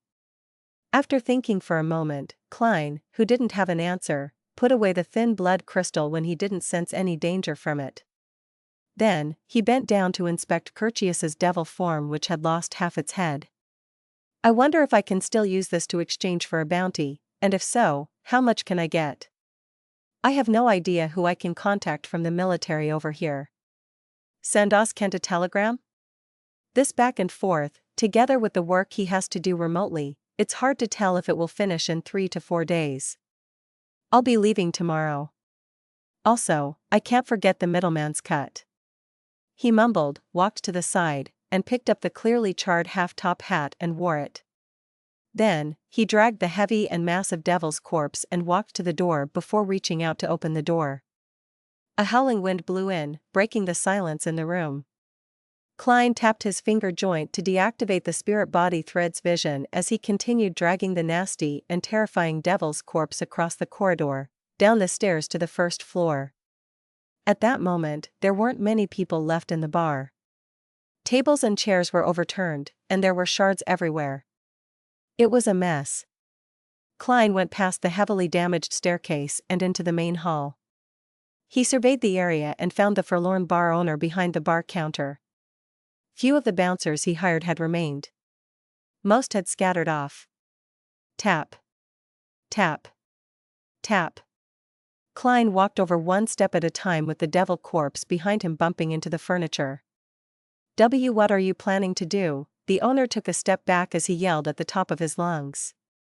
His bouncers gathered over, shuddering in fear. Their eyes were darting around as their bodies revealed their own inclinations. It appeared as though they would immediately flee the moment any incident happened. Klein stopped in his tracks, throwing Curtius's corpse in front of him. Then, he said in a deep voice, "Can you claim bounty rewards?" The owner was stunned for a second as he instinctively moved his gaze down before seeing the huge devil's corpse which still had some blue flames lingering around it. He and his bouncers drew a cold gasp at the same time, many of them feeling surreal. This was a real devil. Apart from its lack of curled goat horns, it looked identical to the devils described in the church's Bibles or mythical stories. To ordinary people living in the pirates' playground, it wasn't rare to witness supernatural powers. Here, their horizons were clearly broader than the colonies of Orvie and the civilians of the kingdom's native soil. However, as the owner and bouncers of a bar, they had never seen real devils before. They even suspected that it was an attempt by the church to tarnish unofficial beyonders. The owner retracted his gaze with great difficulty as he looked at the stoic adventurer in tattered clothes. "I can. They should have the means to determine that this is Curtius." "It's Curtius, right?" Klein silently heaved a sigh of relief and silently nodded. The owner hesitated for 2 seconds and forced a fearful smile. "However, it's impossible to get everything. As you know, there will be some money spent during the process. The fees cost about 30%, otherwise, you'll have to wait quite a while. After all, £9,500 isn't a small sum. For Tosgarter's Pier, it will take at least a week. It's because there are pirates frequenting this area, and there are often adventurers here to claim bounties. Therefore, it constantly has quite a bit of cash reserves. If you were in Orvie Island or anywhere else, it might take 2 weeks or even a month. £9,500 really wasn't a small sum." Klein clearly remembered that back in Tingen City, the Nighthawks team's monthly budget was only about £1,000. The budget was even split between the church and the police department. He thought for a moment and asked the bar's boss, "Do you know me?" "Yes." The owner hurriedly nodded. Klein swept his gaze across everyone and continued asking, "Can you figure out where I'm living?" "Yes, yes." The owner didn't dare to lie. Klein tersely responded before using a flat and direct tone. "Send £6,000 to me before noon tomorrow." £6,000? That's less than 70%. That's about £600 short. The owner was taken aback, never expecting the crazy adventurer to take the initiative to lower the price. "Can you do it?" Klein asked again. The additional £650 was his compensation for the bar. After all, he had left the bar in a mess. However, this wasn't something the crazy adventurer would say himself. He believed that the bar's owner wasn't a philanthropist. There was no way he would hand over the excess to others. The owner considered it seriously before replying, "Yes." Even though the official process wouldn't be that fast, there was nothing he needed to worry about. This was because he planned on borrowing some of the money and using his savings to pay the bounty reward which Gehrman Sparrow wanted. To be able to earn several £100s at once wasn't something he would miss out on. Klein nodded and didn't speak another word. He turned around and walked to the bar's entrance. When he came near, he took out a few yellow pennies and threw them onto a tiny round table that still stood standing. After some clinking sounds, the pennies spun to a stop. They numbered 8 pence. While doing this action, the black-suited Klein didn't stop walking. His figure soon disappeared from the entrance. What's the meaning of that? The owner said with a surprised and blank look. Most of the bouncers shook their heads with the same expression, indicating that they didn't know Gairman Sparrow's motive. Only a bouncer who had been standing guard by the door thought with a frown. Then, he said uncertainty, when he first entered, he took someone's cup of beer and threw it at Curtius. This is the compensation for that cup of beer, as well as the cup? The bar fell into silence once again. Although the owner and bouncers couldn't accept such an explanation, they had the baffling feeling that this matched the style of the crazy adventurer, Gairman Sparrow. Another set of clothes ruined. That's nearly £9. Thankfully, I made quite a lot this time. Yes, I'll have to make another set tomorrow. After turning into another street, Klein stopped and observed himself. He wasn't in a rush to return to the hotel he stayed at. He first followed the information provided by the head honcho of the loan's new party, Malsona, and found a policeman who was controlled by drugs. The man helped the gangs commit several sordid deeds, to the point of creating a scheme to kill a witness. He channeled his spirit to confirm his crimes before allowing creeping hunger to enjoy a true feast for the day. After doing that, Klein returned to his hotel via a carriage and entered his room. After setting up the altar, he used a ritual to send creeping hunger and the thin blood crystal above the gray fog. Sitting at the end of the long bronze table, Klein didn't hesitate to pick up the glove and release the soul of the priest of light. This Sequence 5 powerhouse had a thin face and an elegant bearing. He was an amiable elder, and he wore a simple white clergyman's robe. He bowed to express his gratitude to the mysterious existence who was concealed by the gray fog. Klein gently nodded as a response. Then, he conjured pen and paper and wrote down the divination statement, the potion formulas for the sequences above the sun pathways sequence 7. Leaning back into his seat, he began using dream divination to communicate with the spirit. The grayish world quickly changed. He saw the priest of light roll open a piece of brownish goatskin in a room filled with sunlight. On it was a formula written in ancient Fasak, sequence 6, notary. Main ingredients: 1 set of crystallized roots of the tree of elders, 5 feathers of a spirit-packed bird. Supplementary ingredients: 100 milliliters of radiant spirit-packed trees juice, 1 golden-rimmed sunflower, 1 white-rimmed sunflower, 5 drops of aqua fern juice. After the scene paused for a few seconds, ripples surfaced again, outlining an opulent hall filled with golden statues. Inside the hall, a man covered in pure light that prevented one from looking straight at him said to a half-centenarian elder, "This is the potion formula for the priest of light. Remember, dispel the darkness and praise the sun." The elder received it in excitement and spread open the ancient goatskin. Sequence 5, Priest of Light. Main ingredients: red comb of a dawn rooster, a pure white brilliance rock. Supplementary ingredients: 5 grams of rosemary, 7 drops of fingered citron juice, 10 milliliters of rock water, 60 milliliters of a king of dawn rooster's blood. Ritual: in pure darkness, bury your entire body in ice that usually doesn't melt, before consuming the potion. The scene quickly vanished without any additional content. Klein wasn't surprised. He knew very well that when it involved the domain of a demigod, the 7 churches would often directly provide the potions and rituals without giving them the formula. At this moment, the priest of light's figure had mostly dispersed due to the forceful spirit channeling. His painful expression eased as he raised his head and spread out his arms as though he was embracing sunlight.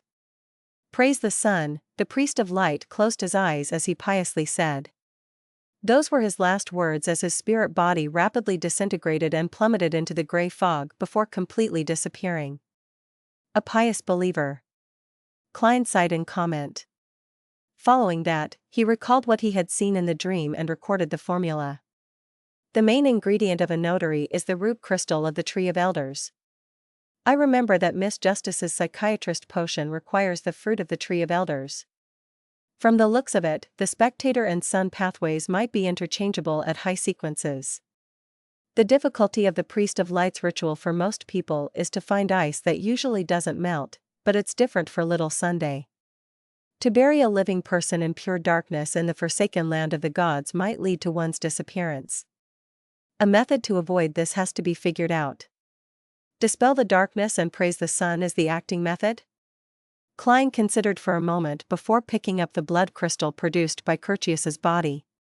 After a few seconds of consideration, he wrote down the corresponding divination statement in a serious manner, its origins. Holding up the item and the piece of paper, Klein chanted softly once more and entered a dream. In the gray, blurry world, he saw the gigantic sailboat, the Death Announcer, with its bow and stern curving up high. He saw Curtius climb up a soft ladder and arrive on the deck. Just as this Desire Apostle found his footing, a sticky black fog emanated from the deck's cracks. It was filled with a corruptive smell that enveloped Curtius within it, corrupting and tainting all the shimmering objects on him, including his body. The gas quickly contracted and entered Curtius's chest. The color gradually turned red, as though it was a bloodstain. Finally, everything was restored to normal. Curtius genuflected as he said to the deck, "Your will is my will." Great Death Announcer. Following that, the scene shattered as Klein opened his eyes. He sat straight and looked at the thin and long blood crystal. In thought, he silently said, "The Death Announcer is alive? A sealed artifact with living traits? This crystal is the source of its control over its crew, and it comes equipped with an intense corruptive force. Therefore, mystical items of low levels will be corrupted by it?"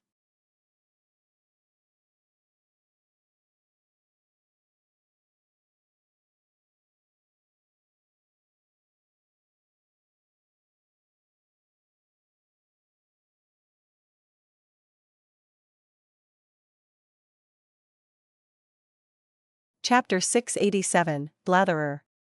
Picking up the blood crystal and smelling the faint smell of sulfur, Klein could vaguely sense the corrosive powers hidden deep within. Legend has it that the abyss is an area with the greatest powers of corruption. Even an angel will fall and lose control there. The people guarding the abyss will eventually be assimilated by the abyss. The characteristic shown by the Desire Apostle does match this point. Deepening the assimilation of a Desire Apostle? Klein allowed his thoughts to wander. Soon, he noticed a detail. Curtius had declared loyalty to the Death Announcer, and not to King of Immortality Agolito. Does this mean that the real King of Immortality is the Death Announcer? Agolito is only its spokesperson or the administrator to infect targets? Rumor has it that Agolito isn't a demigod and isn't at sequence 4. He relies solely on the Death Announcer to become one of the 4 kings. If that's the case, his actual situation is worse than I expected. He doesn't even have any autonomy. Of course, I can't eliminate the possibility that he's a sequence 4, and his relationship with the Death Announcer is just one of cooperating partners. He's a demon after all. He's crafty and enjoys misleading people. Klein contemplated for a few seconds before attempting another divination to see if he could obtain any revelation for the blood crystal's usage. He wasn't afraid that it would incur huge trouble for him, or it could be said that he was already prepared to receive any. Even if it was connected to the Devil King in the Abyss, it would at most be equivalent to the backlash from the true Creator or Eternal Blazing Sunday. Klein believed that the gray fog had the means to defend against and suppress it. This is the first time. I won't have my location locked on, so it's not a big problem. Besides, I already divined its origins, and there wasn't any danger. Therefore, the Death Announcer definitely isn't a sequence 0 devil. Isn't that obvious? If it's really a sequence 0 devil, or a sealed artifact at the level of King of Angels, Amon, then there's no need to avoid the joint forces of me, Queen Mystic, Admiral of Stars, and Anderson. Klein realized that he had been frightening himself. He began to seriously begin the dream divination. In the blurry world, he saw a world covered with sticky black fog. A monster formed from dark-colored lumps of flesh squirmed over as its body cavity produced a raging roar, Blatherer. The scene changed, producing an ancient-looking altar which was splashed with fresh blood. Engraved on of it were words and symbols filled with a corruptive feeling. It was as though they were shouting something. The hazy world shattered as Klein slowly opened his eyes and sat straight. He tapped his finger on the edge of the long bronze table and muttered to himself, Blatherer refers to the state before the death announcer became a sealed artifact, a Blatherer from the abyss. Or was it a gigantic monster formed from dark-colored lumps of flesh that became a sealed artifact after being killed by a Blatherer? Heh, regardless, the final confirmation is that there's one ship involved. Otherwise, it wouldn't have solidified into its present state. From the laughter of the person on the brink of losing control, it's very likely that the death announcer corresponds to Blatherer. A preliminary prediction is that it isn't a grade 0 sealed artifact, otherwise, King of Immortality would be the best of the 4 kings. It's probably a sequence 3? Furthermore, Agalito clearly doesn't match well with it. The level of power shown isn't that high. It's at most sequence 4. That corruptive altar that gave off a feeling as though it was shouting suggests that the blood crystal is able to summon a high-level devil? For example, the Blatherer? Having no idea how to summon a high-level devil, nor having any plans on doing so, Klein casually threw the thin blood crystal along with the Beyonder characteristic, the glowing crystal left behind by the Priest of Light, into the junk pile. Then, he perfunctorily named the former, Aura of Blatherer. After doing this, Klein cautiously attempted another divination. It was to confirm if he would encounter any danger that night, danger that came from King of Immortality Agalito. In fact, he already had a prediction for the divination's outcome. King of Immortality Agalito wouldn't touch ground on the island. Firstly, it was because Tosgarder had a hidden demigod. Ordinary Beyonders might not know, but the 4 kings would have some level of understanding. And it was unlikely Agalito would wish to have any head-on conflict with other demigods. Forcefully entering the territory of another person wasn't his style. Secondly, Klein's previous theory had produced a conclusion: Agalito didn't dare to lead the death announcer, and the death announcer had no way of going ashore. Indeed, Klein received the revelation that it would be very safe that night. This meant that he didn't need to change his appearance and move to another hotel. Around 9 in the morning of the next day, Klein saw Anderson Hood appear the moment he walked into the restaurant on the first floor and found a seat. Anderson immediately sat opposite him. This strongest hunter used his fingers to comb his short blonde hair, making it part 70-30. As he looked at Gehrman Sparrow, he'd sked with a laugh. Impressive, you managed to hunt Curtius even when fighting 1-on-3. The way you dragged the devil's corpse downstairs has already spread throughout Tosgarder Pier. It's said that every pirate with a bounty on their head has decided to distance themselves from your sights. They will not appear anywhere within a 5-kilometer radius from you. Ever since he acquainted himself with Frank Lee, Klein had quit drinking milk. He raised his hand to order a cup of coffee, a piece of white bread, 2 toasts, a roasted pork sausage, and a plate of butter. Then, he replied in an extremely calm manner, "Your ability at gathering intel is pretty good." Anderson chuckled. "This is necessary for a hunter." The Tosgarder adventurers are discussing a serious question as to who is the strongest hunter. When Anderson saw Gehrman Sparrow look up with a cold and ambiguous gaze, his smile froze. "They've all chosen you." After all, this is the Sonia Sea, and not the Fog Sea. Why did you need to add that second sentence? It's just asking for a beating. Klein casually asked, as though being indifferent. Anything else? Anderson suddenly felt his comprehension skills were impeded. Any other intel? Klein repeated himself with more details. There is, Anderson suddenly signaled with his eyes. Malsona from the lone new party has mysteriously disappeared last night.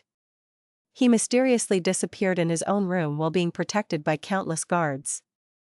The official explanation is that Malsona has already died. The reason was that he possibly consecrated an evil god or summoned a devil. No one believes that. It's because the Church of Storms has received an anonymous letter that has detailed records of Malsona's crimes, as well as evidence. He stared intently at Gehrman Sparrow, hoping that the crazy adventurer would provide him with more information. He clearly remembered that Gehrman Sparrow had just asked him who deserved to be killed yesterday afternoon. And his answer was Malsona from the Lone New Party. Klein tersely responded without saying anything more. At this moment, a figure rushed into the hotel.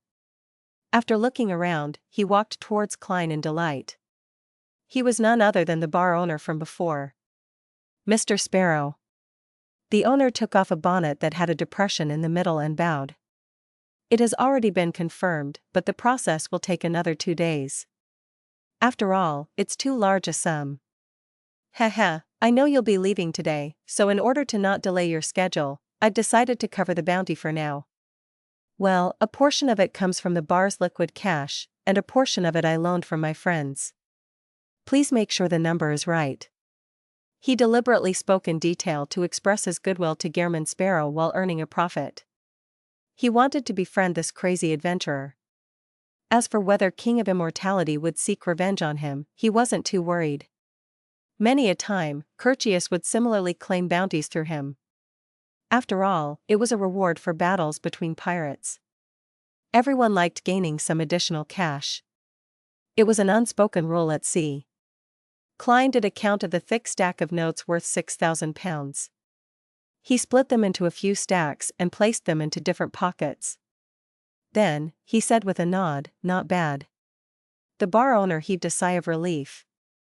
He then warily surveyed his surroundings before suppressing his voice.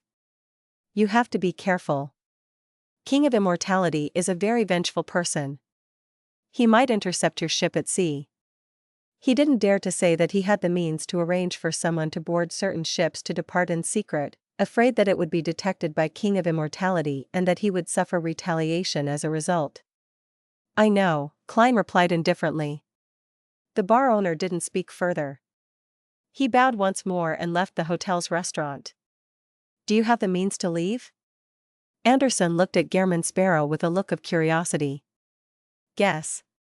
Klein revealed a gentlemanly smile. The corners of Anderson's lips twitched. I'm relieved by seeing your confidence. By the way. The tickets. It sets sail at 1:30 in the afternoon. Impressive. I thought I was rather amazing earning £1,600 in a night. Who knew?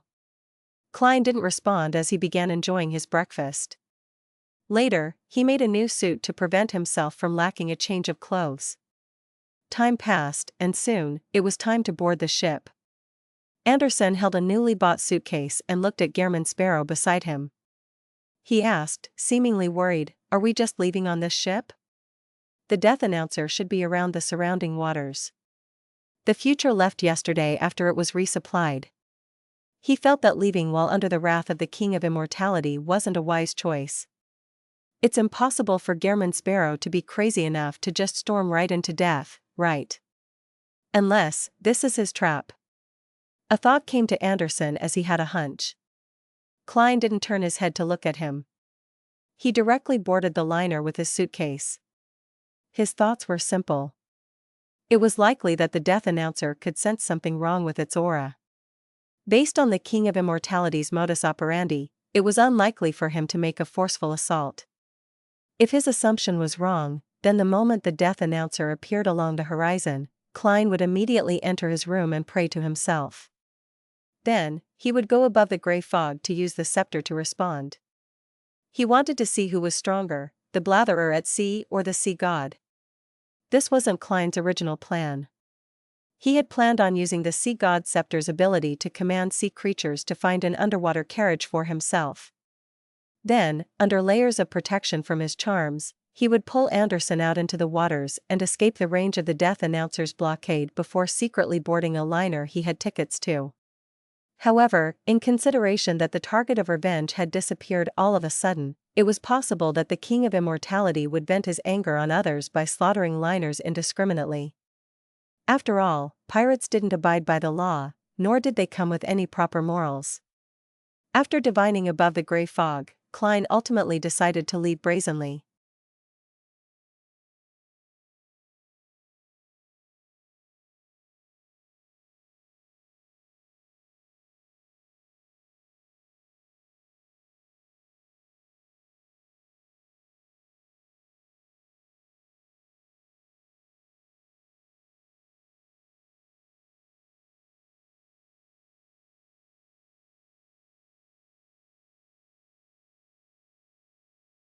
Chapter 688, Fruitless Wait. After hitting the deck, entering the cabin, and coming to his room, Klein was just about to say something when Anderson had spoke before he could. That's not right. If I were the passengers on board this ship, I'd definitely be very afraid and nervous to see an adventurer who just offended the King of Immortality. I'd either get the captain or first mate to convince you to switch to another ship, or I would switch ships myself. To my surprise, all of them are especially calm. This guy is very sharp. He's able to notice the minute details.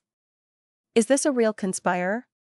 Often acting happy-go-lucky, shooting off his mouth, and being optimistic, but in actuality, he has silently grasped the situation and made his preparations.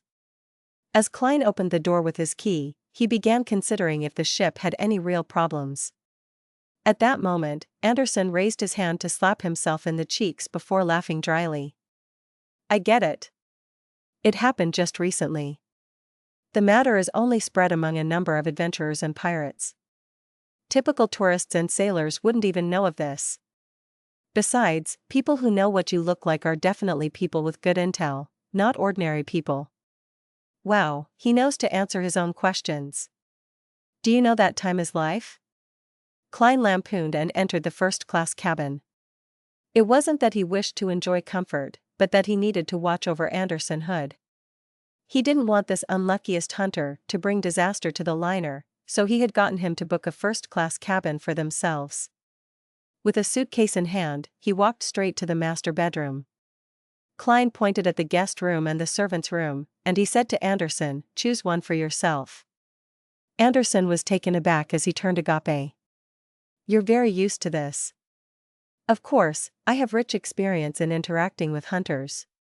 If Danitz were here, I would designate him to the servant's room." Klein didn't answer as he entered the master bedroom. 1:30. The steam engine whistled as the liner set off on time. After hanging his coat, Klein walked out of the master bedroom in pants, a shirt, and a vest. He looked out the window at the horizon. Thanks to the wind, the green waves ebbed as they spread along the outline of Tosgarter Island, inch by inch. That's no way to see the full situation. Anderson came over and smiled.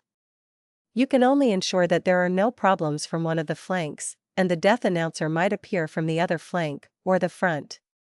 The best option is to climb up to the crow's nest.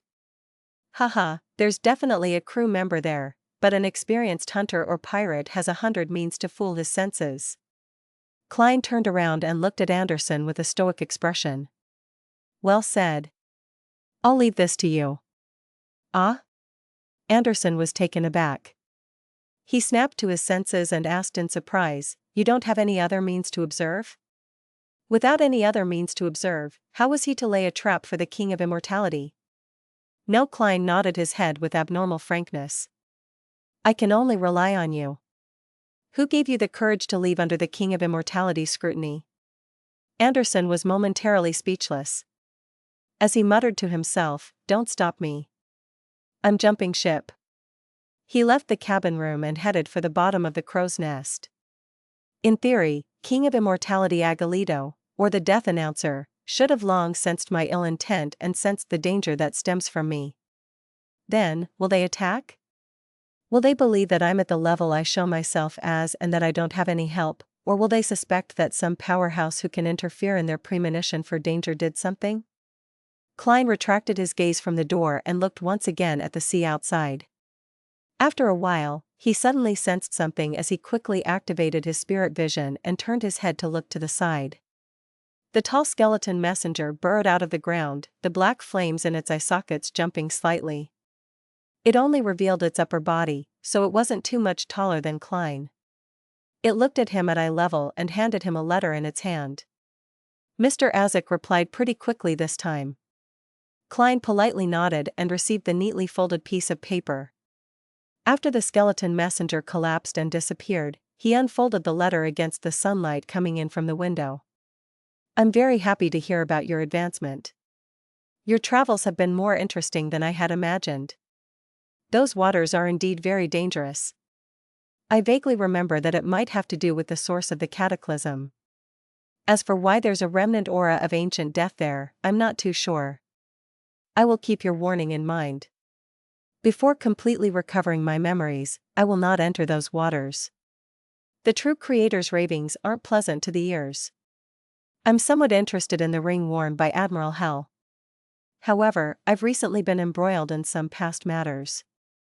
I might need some time before I pay him a visit. Upon seeing this, Klein couldn't help but smile. After replying to Mr. Azek, I'll tell him that I have the means to lock on to Admiral Hell Ludwell's location. I must get him to bring me along with him when he pays a visit. Oh no, I didn't divine the location of the Murloc cufflink recently. I'm not sure if Ludwell has discovered it or thrown it away. Yes, I'll divine it above the grey fog after I confirm that the death announcer isn't pursuing me. Moving his gaze away, Klein continued reading. The ancient chronicles I received from Katerina does mention matters regarding artificial death. To put it simply, the former royal family of the Balam Empire, present upper echelons of the numinous episcopate, had gained inspiration from the hidden sage's sudden coming to life and turning anthropomorphic. They wished to let death, which is at present only a concept, to experience something similar. There's a possibility of it being fulfilled. Due to the indestructibility of Beyonder characteristics, the perishing of death doesn't mean that the corresponding Beyonder characteristics and authority has been completely lost. According to the chronicles, the corresponding research hasn't reached a breakthrough, but that was from centuries ago. The sequence 4 corresponding to Seer is Bizarro Sorcerer. The powerhouses from the Antigonus and Zeradal family left me with a deep impression. Even though I've already forgotten the details, my recollections are still able to bring me some feelings of fear. As for where to get the formula and ingredients, I'm not sure. Perhaps you can consider switching to neighboring pathways. I've already recalled matters regarding this. You can choose Sequence 4 Secret Sorcerer of the Apprentice pathway or Sequence 4 Parasite of the Marauder pathway. However, I vaguely remember that these 3 pathways only allow switching at Sequence 3. Indeed. There's only a roads left. Klein forcefully produced a grin. After reading the reply, he took out a pen and paper and wrote down parts of the content he had already thought of, as well as asking about the exact definition of a mythical creature. After putting down the pen and paper, he wasn't in a hurry to summon the messenger. He planned to wait for the death announcer to appear before adding the request for help into the letter and then mailing it out. This way, he could hold out for some time with the Sea God's scepter, and he might even have Mr. Azek tear through the spirit world to rescue him. When the time came, the two of them could join forces and have a chance to claim the death announcer as theirs. As for why he didn't write it ahead of time, it was because a devil might not come again due to their premonition for danger. Of course, Klein had no idea whether they could sense the exact contents of his current ill intent. After patiently waiting for a few hours, Klein heard the door open. When he looked back, he saw Anderson stroking the side of his face. He walked in with mixed emotions. The death announcer hasn't appeared. We've completely left the waters around Tosgarter Island. The King of Immortality actually didn't seek revenge. This fellow is more impressive than I imagined. Anderson sighed inwardly. Klein gave a regretful nod, walked to his coat rack, and took his coat and hat in preparation to head for the dining hall. In a secret chamber, a small red gloves team was discussing a case they were on. Solashur Soest held a chalk and pointed at a blackboard. The devil murder case this time has some similarities with the assassination of Duke Negan in Backland. First, a human skin with its own smell and aura appeared. This is something that hasn't appeared in many of the devil-related cases in the past. Second, there's more than one devil. They take turns wearing the human skin in order to carry out their normal activities to conceal their partner's evil acts. Finally, they're suspected of belonging to the Beria family. At that moment, Leonard, who appeared to be listening attentively in the corner, couldn't help but recall something when his captain mentioned Backland. Having witnessed the complete destruction of the underground ruin, he wanted to find time for himself to investigate the mysterious detective, Sherlock Moriarty. He had planned on starting from Sherlock Moriarty's former landlord, but his team took on an emergency case and began to investigate a new series of serial murders. He had no choice but to leave Backland. Leonard, what's your take on this? After Soest finished his briefing, he named Leonard Mitchell to continue. Leonard turned his head to the side in a daze and looked at the content on the blackboard. He quickly organized his words and said, "I believe that it's not only a form of concealment, but is also a requirement of a particular ritual. Captain Soest, as you know, devils have many kinds of blasphemous and evil rituals." Reasonable deduction. Soest then gestured for another team member to speak his piece. "Phew, thankfully old man has recently been catching me up on devil studies." Leonard heaved a sigh of relief and began attentively listening to the discussion of his team. After a 2-day voyage, the liner safely arrived at Orvie Island. After checking into a hotel, Klein said to Anderson Hood, "Wait here for me. That demigod doesn't like strangers suddenly visiting." He didn't wish to expose the contact person of the life school of thought. "I hope I'll live to see him." Anderson smiled bitterly as he wished himself good luck. The corners of Klein's mouth twitched, and he gave up saying anything further. He rode on a carriage and went straight for the Church of Storms' St. Draco Cathedral. Before long, he arrived once again in the small room in the magnificent bell tower where he saw the tall, extremely asymmetrical and ugly bellman, Carnot. After hearing Gehrman Sparrow's intentions, the hunched Carnot nodded. "I'll bring you to Mr. Ricardo. He has already recovered and is no longer where he originally was."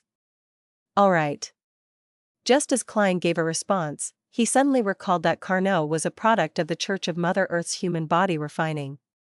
He then asked a question, "Do you know frankly?"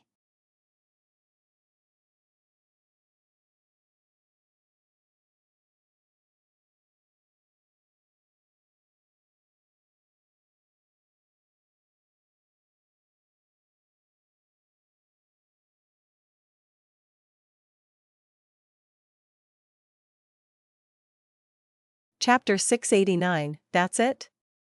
Bellman Carnot's expression immediately turned odd when he heard Frank Lee's name.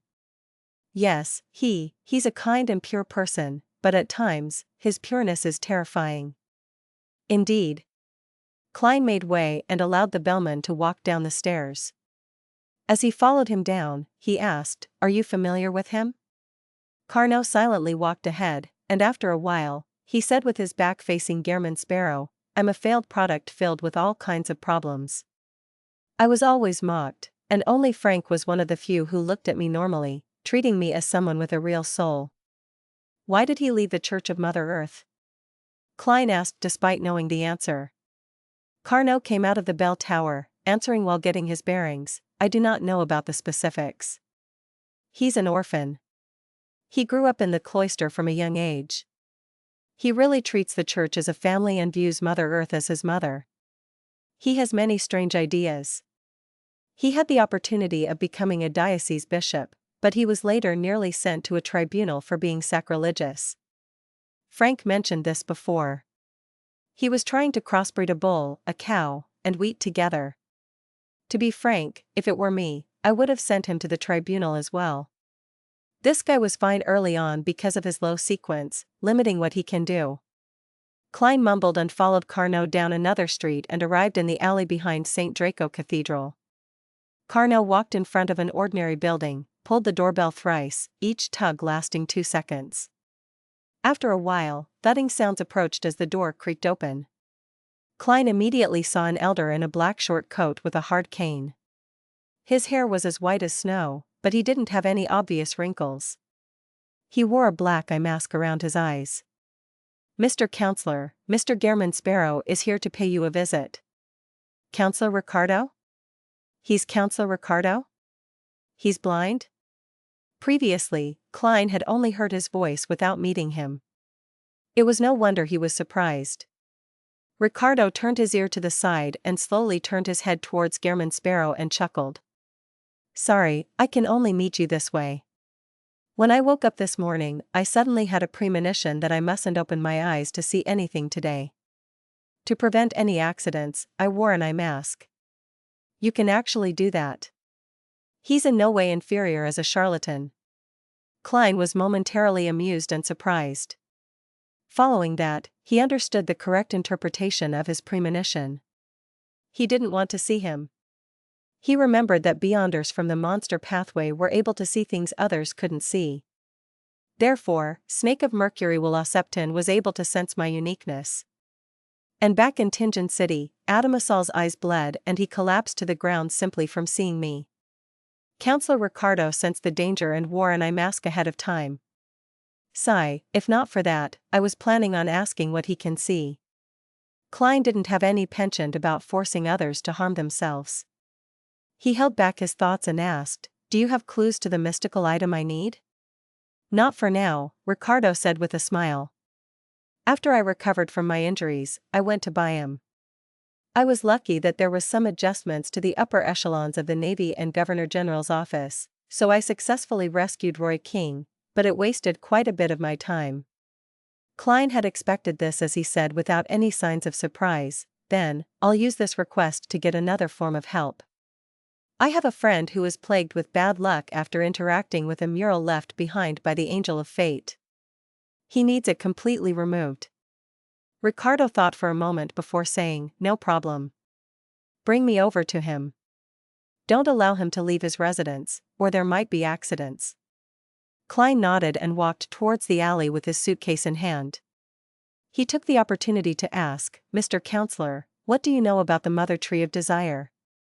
From Klein's point of view, the Life School of Thought and the Rose School of Thought were at odds with each other, so it was likely that they knew each other very well. With cane in hand, Ricardo slowly walked behind him to his right. He didn't need anyone to help him, it was as though he wasn't wearing an eye mask. He chuckled. The Mother Tree of Desire is the Rose School of Thought's manifestation of the chained god. However, I suspect that the truth is actually the reverse. The chained god is one of the Mother Tree of Desire's many manifestations. My reasoning is that Red Light, Moria, claims that the mutant pathway Sequence 0 is still unoccupied. Heh, you know about Sequence 0, right? Yes, Klein succinctly answered. He didn't even express his knowledge of the Great White Brotherhood. Ricardo tersely acknowledged. In short, no one knows the true identity of the Mother Tree of Desire, nor does anyone know what her pathway is. Perhaps, that's her true identity. In addition, I can provide some indirect information. The Mother Tree of Desire and the Primordial Moon are at odds. There seems to be some irreconcilable conflict between them, and it's because of this that the Rose School of Thought views us as an enemy. However, at times, the Mother Tree of Desire and the Primordial Moon seem to have a subtle relationship. You might find it hard to imagine that the southern continent's shaman king, who worships the moon, joined the Rose School of Thought. The seven churches hate the true creator, primordial demoness, dark side of the universe, and the other evil gods, but their hatred for the primordial moon and Mother Tree of Desire runs even deeper. Similarly, the Aurora Order, Demoness Sect, Blood Sanctify Sect, and Moses Ascetic Order do not like the Rose School of Thought. That's interesting. Mother Tree of Desire is one of the two most isolated ones? Klein stopped a carriage while in thought as he watched Carnot help Ricardo up the carriage. He then entered the carriage and instructed the driver to bring them to a nearby hotel. Before long, the carriage arrived at their destination. Just as Klein was about to get off, he suddenly heard a loud bang. A rumbling explosion shook the entire street as glass fragments from a window fell to the ground. No way. Could it be caused by Anderson's bad luck? Klein's spiritual intuition told him that it was the case, but the unluckiest hunter had apparently lived.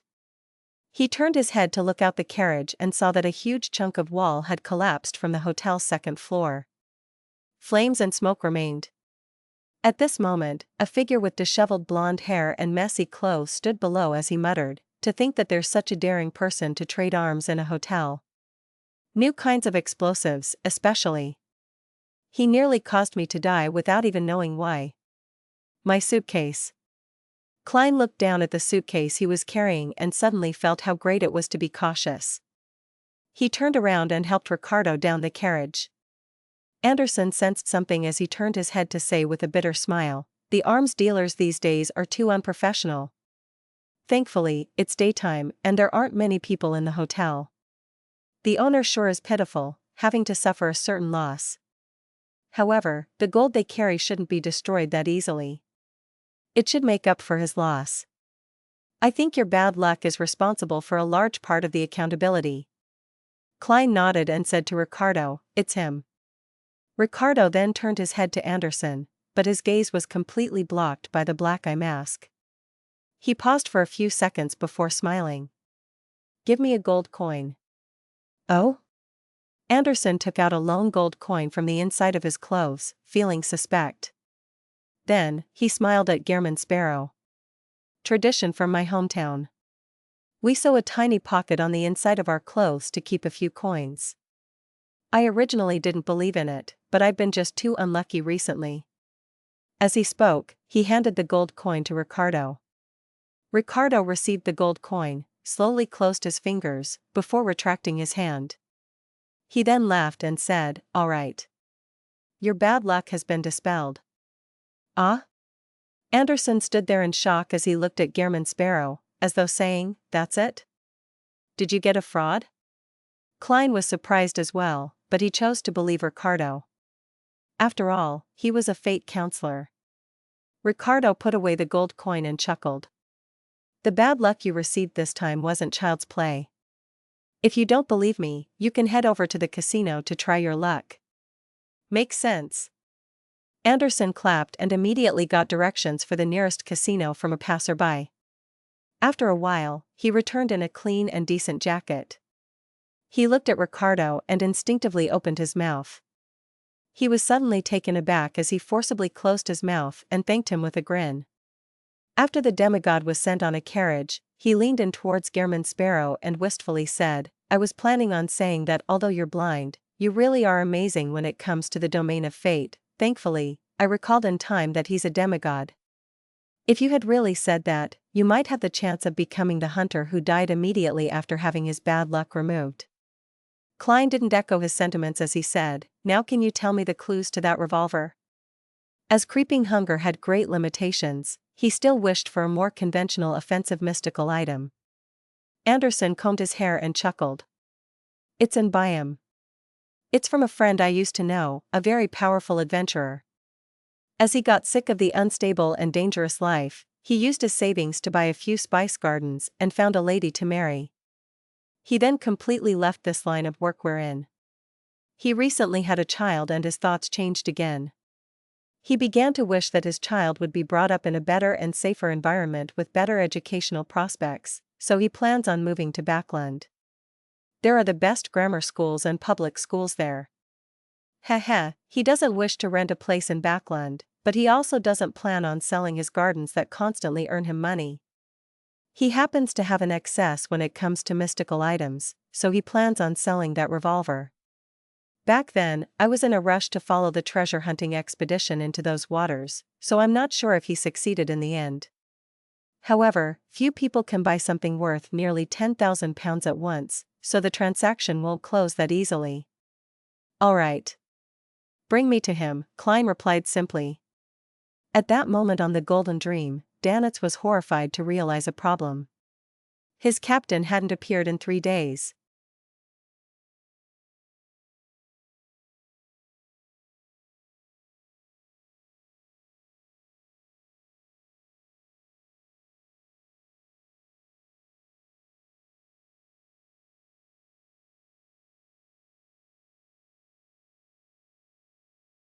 Chapter 690, Miss Messenger. Under the sunlight, the Golden Dream emitted golden lusters as if it was a mobile treasure. Danitz stood inside the captain's cabin, pacing about endlessly. He attempted to recall everything that had happened over the past few days in a bid to find a clue. 3 days ago, his captain, Vice Admiral Iceberg Edwina, wanted to do a study in which she might not appear for 10 to 20 hours. Therefore, all corresponding classes were cancelled. In regards to this, Danitz and company didn't find it odd. These happened frequently. They were delighted that they didn't need to attend classes, hence, there was drinking, singing, and a bonfire party held on the ship. They were only short of burning down the Golden Dream, but they had a great time. But with the passage of time, everyone gradually felt that something was amiss, including the somewhat slow Danitz. Their captain, who should have finished her studies within 24 hours, didn't appear the next day. She didn't even get anyone to send her food or light beer, which was used as water. After patiently waiting for half a day without seeing Vice Admiral Iceberg Edwina, the sailors mustered the courage to knock on her door. To their horror, there wasn't any response. Under the first mate, Brew Walls's lead, the pirates opened the captain's cabin and found it empty. They then went to the collector's room and other places, but they failed to find her. Based on past experiences, their initial guess was that their captain had suddenly thought of something and left the Golden Dream in a rush while using some mystical technique or emulating someone else's beyonder powers without leaving a letter behind. Later, Danitz and company attempted to contact her using methods like the Soulfall ritual, but they failed to receive a response. All they could do was search the captain's cabin and other places as they convinced themselves to wait patiently. 3 days passed, but Vice Admiral Iceberg Edwina didn't appear nor reply. It left the sailors panicking. T, any results from your divination? Didn't you claim to be an expert? Danitz turned towards Flowery Bowtie Jodson in frustration. Jodson, with his black hair that was dyed gold, rubbed his temples and said in a rather mellow voice, "They failed. Every divination method used to find her has failed. But for now, it can be confirmed that Captain is still alive. It's just that her whereabouts are unknown." The first mate, Walls, who had short, grayish, curly hair, nudged his monocle and said, "We need to seek help. None of Captain's collections have been lost. She didn't even bring her essential mystical items with her when she left. This means that the situation was very sudden and unexpected. Whose help can we seek?" Another bosun whose waist was swollen, Bucket Daniels, asked anxiously. Brew Walls raised his silver-patterned knife to his aquiline nose and said, "Return to the western shore." Between the lines, he was hinting at seeking the Church of the God of Knowledge and Wisdom that backed Vice Admiral Iceberg Edwina. That won't do. To go from the pirates' playground to the western shore, we will need to pass the Sonia Sea, the North Sea, and the Berserk Sea. Then, we will cruise through the Fog Sea for a very long period of time. Captain can't wait that long. Anything might happen to her at any time. Flowery Bowtie Jodson said. We have to immediately find someone we can quickly contact and provide us with help on short notice. Danitz wanted to curse T when he suddenly had a light bulb moment. There was only one person he could quickly contact, and that was Gehrman Sparrow. Furthermore, this crazy adventurer had never hid the fact that he was good at divination and also had a mysterious background. Perhaps that madman can find Captain. He's often able to do the impossible. Danitz tugged at his collar as he felt his worry and frustration ease a little. He raised his chest and looked around. Then, he cleared his throat and said, "I have a candidate. I can immediately contact him. Besides, he's very good at divination." Just as he said that, Gourmet Brew Walls, Flowery Bowtie Jodson, Iron Skin, Barrel, and company turned their heads at him in unison. With their eyes red, they roared, "What are you waiting for?" Danitz silently left the captain's cabin and returned to his room. He unfolded a piece of paper, picked up a fountain pen, and followed his captain's teachings by writing a greeting followed by some pleasantries. Suddenly, he stopped writing. He felt that the excessive politeness and small talk didn't match his goals for seeking help. T. Danitz cursed as he tore up the piece of paper. Right on the heels of that, he wrote on a new piece of paper. "Help. Captain has vanished." Well. Although Gehrman Sparrow is a madman who can't be comprehended with common sense, he probably won't be able to understand such a letter. T. Danitz cursed himself again as he ripped up the second letter. He calmed himself down and contemplated for a few seconds before penning a third time. This time, he simply wrote what happened after his captain's disappearance. He also included the location of the Golden Dream, and he minced his words by asking Mr. Gehrman Sparrow if he could provide help to a cooperating partner. Divination needs something. Just as Danitz folded the letter, he suddenly realized that he had forgotten something. He rushed back to the captain's cabin and found a pearl earring that Vice Admiral Iceberg Edwina often wore. After doing all of this, he took out his notebook that was filled with all sorts of mysticism knowledge. He flipped to the corresponding page and unfamiliarly set up a messenger summoning ritual with his past experience. After placing a gold coin on the altar, he took 2 steps back and recited in ancient Hermes, I summon in my name the spirit that wanders about the unfounded, the friendly creature that can be subordinated, the messenger that belongs to Gehrman Sparrow. Howling winds resonated as the candlelight on the altar rapidly burgeoned before being dyed a pale whiteness. Rionette Tinker appeared at a decent speed, still wearing her complicated black dress while holding 4 beautiful and identical heads. Danitz imagined that the messenger would bite the gold coin and the envelope containing the paper and earring like the last time. But to his surprise, the 4 heads in Rionette Tinker's hand automatically turned around, surveying the area before finally looking towards the captain's cabin.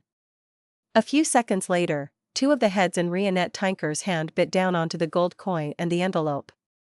After the strange messenger vanished, Danitz exhaled and wiped his forehead, feeling a baffling sense of pressure. Orvie Island, in the room of another hotel. Klein was just about to get Anderson Hood, who had won quite a fair bit of money, to purchase the tickets to City of Generosity by him when his spiritual perception was triggered. He quickly activated his spirit vision and saw his headless messenger, Rionette Tinker, appear by his side at some point in time. In her hands were 4 beautiful heads. She's not like the skeleton messengers who I can detect the moment they appear. My spiritual perception is triggered only after she completely enters the real world. Klein received a letter from the teeth of one of Rionette Tinker's head while in thought. At the same time, he noticed that Anderson's spiritual perception was no way weaker than his. He too had reacted. This is a messenger? Anderson asked in disbelief, as though he had heard of such things but had never seen them before. Klein nodded without expression as he tore open the letter. A pearl earring? Klein unfolded the letter in puzzlement. By his side, Anderson came over out of curiosity as he sized up Rionette Tinker as he'd sked. There's an indescribable sense of bloody beauty. Just as he said that, his hand suddenly rose up to grab himself by the throat. The grip was so tight that his tongue extended out as he foamed at the mouth.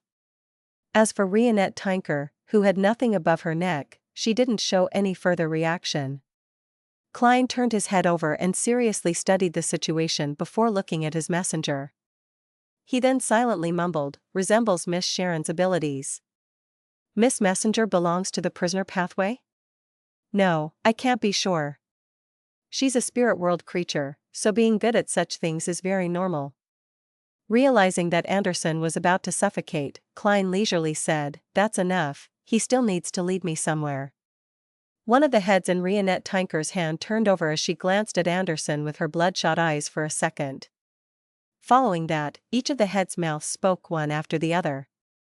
Still, can lead you by making into zombie.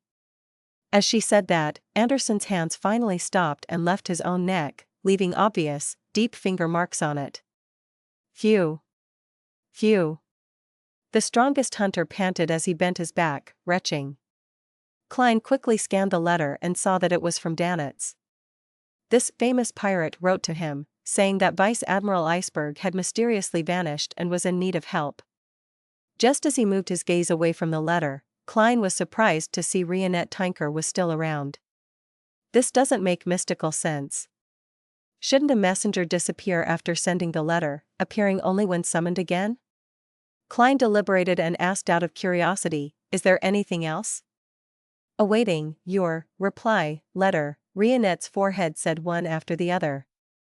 How do you know that I'll reply? Klein glanced at Anderson, who hadn't recovered, and confirmed that the strongest hunter didn't notice the words that didn't match Gehrman's persona. The heads in Rionette's hand said once again, her disappearance is very odd. How do you know that? Klein instantly imagined that Miss Messenger had secretly read Danitz's letter. The heads with the long blonde hair simply rolled up and said a phrase each, forming a complete sentence. I investigated the ship's situation. My messenger is a part-time scout? Miss Rionette Tinker, will you be a hired goon in the future? I wonder if I need to make additional payment. As Klein lampooned in thought, he said, no rush. I'll reply later. He planned on heading above the grey fog to use Vice Admiral Iceberg Edwina's earring to do a divination. Rionette Tinker didn't say a word as she vanished silently. Ahem, Anderson finally recovered as he stood straight. He gave Gehrman Sparrow a flabbergasted look. Your messenger. Your messenger is a demigod.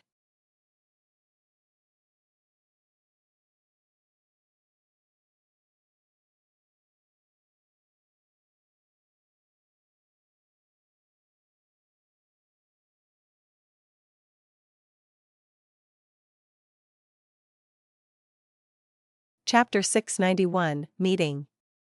There's no need for you to tell me. I've more or less confirmed it moments ago. Upon hearing Anderson Hood, Klein wore a calm expression as he mumbled inwardly. Back when he encountered Rionette Tinker in the spirit world where he saw her massive true form and Gothic-styled castle, Klein already believed that she wasn't someone to be messed with. And with Miss Messenger almost killing the strongest hunter with such ease, it made him believe without a doubt that she was a demigod, a sequence 4 at the very least. A demigod is willing to help me deliver letters for a gold coin per trip? It's obvious that things aren't that simple. Miss Messenger must have her motives. Of course, I can't disregard how I'm always encountering all sorts of strange matters. It might have piqued her interest, and she doesn't mind being a messenger since she happens to be free. Similar situations include Erodes's fawning and Snake of Mercury will Septon's friendliness. Regardless, I should be wary and not fully trust her. Before having a chance to discuss similar matters, I shouldn't consider blowing the harmonica whenever I encounter danger. Who knows if Miss Messenger will just directly rip me to shreds. Klein instantly had many thoughts go through his mind while he continued wearing a stoic expression. Faced with the alarmed Anderson, all he did was slightly nod his head. It's none of your business. This guy is really mysterious. A spirit world creature at the demigod level is his messenger. Besides, he casually knows a demigod that's good at improving a person's luck. It's no wonder he's so calm and composed after offending the King of Immortality. It's no wonder the King of Immortality didn't dare to seek revenge or even appear. Anderson suddenly came to a realization as he couldn't help but carefully size up Gehrman Sparrow. Oh? Klein emotionlessly swept his gaze at the strongest hunter. Anderson hurriedly retracted his gaze as he chuckled dryly. I realized that you're very suitable to being the main lead of a figure painting, the kind that has a dark, gloomy background. This really accentuates your bearing. How about it? Do you want to consider it? I can help you draw a portrait. Believe me, I'm a master at this. Klein couldn't be bothered to listen to his nonsense. He lifted his golden pocket watch and opened it. Return to your room. I'll come for you in 5 minutes. All right, Anderson replied with a beaming smile. After the strongest hunter left, Klein took out Azek's copper whistle and Septon's paper crane before entering the bathroom where he set up a ritual. After placing Vice Admiral Iceberg Edwina's pearl earring above the grey fog, Klein sat at the end of the long bronze table. There, he conjured a pen and paper and wrote a simple divination statement, Edwina Edwards's location. Holding the paper and earring, Klein leaned back into the chair and recited the divination statement as he entered a dream with cogitation. First, a grey world occupied his vision. Following that, plains blanketed in ice and snow were reflected in his eyes. The howling snowstorm enveloped everything as the area was covered with thick fog. It didn't appear like a real frontier. Klein quickly saw Edwina's figure. Her long brown was tied up simply at the back as the rest of it fluttered wildly in the snowstorm. Dressed in dark-colored trousers and a white waist-fitting shirt with complicated flowery patterns along the collar and sleeves, she gave off the feeling as though she was frail in such an environment. Edwina's feet, which were clad in leather boots, kept moving across the snow, leaving behind a series of clear footprints, but they were quickly wiped away by the violent snowstorm. The screen shattered in turn as Klein opened his eyes. He realized that he couldn't interpret Vice Admiral Iceberg's actual location from his divination's revelation. The poles? Faceax plains of Evernight? There's no way to confirm. Apart from the snowstorm, there aren't any features. Klein sat up and put down the pearl earring and the paper with the divination statement. After contemplating for a few seconds, he confirmed another matter: Edwina Edwards had really vanished. She wasn't in the Golden Dream, but it could also eliminate the possibility that it was a trap. Klein cautiously performed some divination on this matter and received the result that there weren't any traps on the Golden Dream. After some thought, he left the mysterious space above the gray fog and, via a series of procedures, brought the pearl earring back to the real world. Recalling the map of the waters around Orvie Island and the present location of the Golden Dream, Klein selected an uninhabited island that fishermen used to seek shelter from storms. In the letter, he got Danitz and company to steer their ship to somewhere not too far from there. After folding the letter, he blew his harmonica and once again saw Miss Messenger holding up the 4 heads. While handing over the reply letter, Klein coughed slightly and said, "Can you confirm Danitz's location?" One of the heads in Rionette Tinker's hand nodded before the rest spoke. "Yes, as long as he's not beyond range." Seeing that Miss Messenger remained floating there without any signs of leaving, he said with his eyes looking to the side, "The gold coin will be paid by Danitz." "All right." Rionette Tinker's figure quickly phased away. "Phew." Klein exhaled. After some precise preparations and dealing with the scene, he carried his suitcase which he had finished packing and walked out of the room. He then knocked on Anderson Hood's door. "We'll go somewhere else first before heading to Byam," he calmly told the strongest hunter of his decision. "You can choose to wait for me in Byam or follow me." Anderson gave a cheeky smile and said, "I can feel my adventurer's blood burning in me. I'm very curious as to what matter that messenger has brought. I thought I had no means of knowing better, but to my surprise, you actually invited me." "I didn't. I'm only giving you 2 choices." Klein coldly turned around and walked to the staircase. Anderson hurriedly carried his newly bought suitcase and followed behind. Out of the hotel, Klein took a carriage to leave the port city. Then, he walked to the periphery of an uninhabited cliff on Mount St. Draco. Looking at the waves crashing into the cliff below, Anderson looked around in surprise. "This is our destination?" Klein ignored his question. He took out a charm made of tin and softly chanted the incantation, "Storm." He infused his spirituality and split the charm into 2, half of it for himself, while the other half was used to augment Anderson. The remaining one was thrown down the cliff.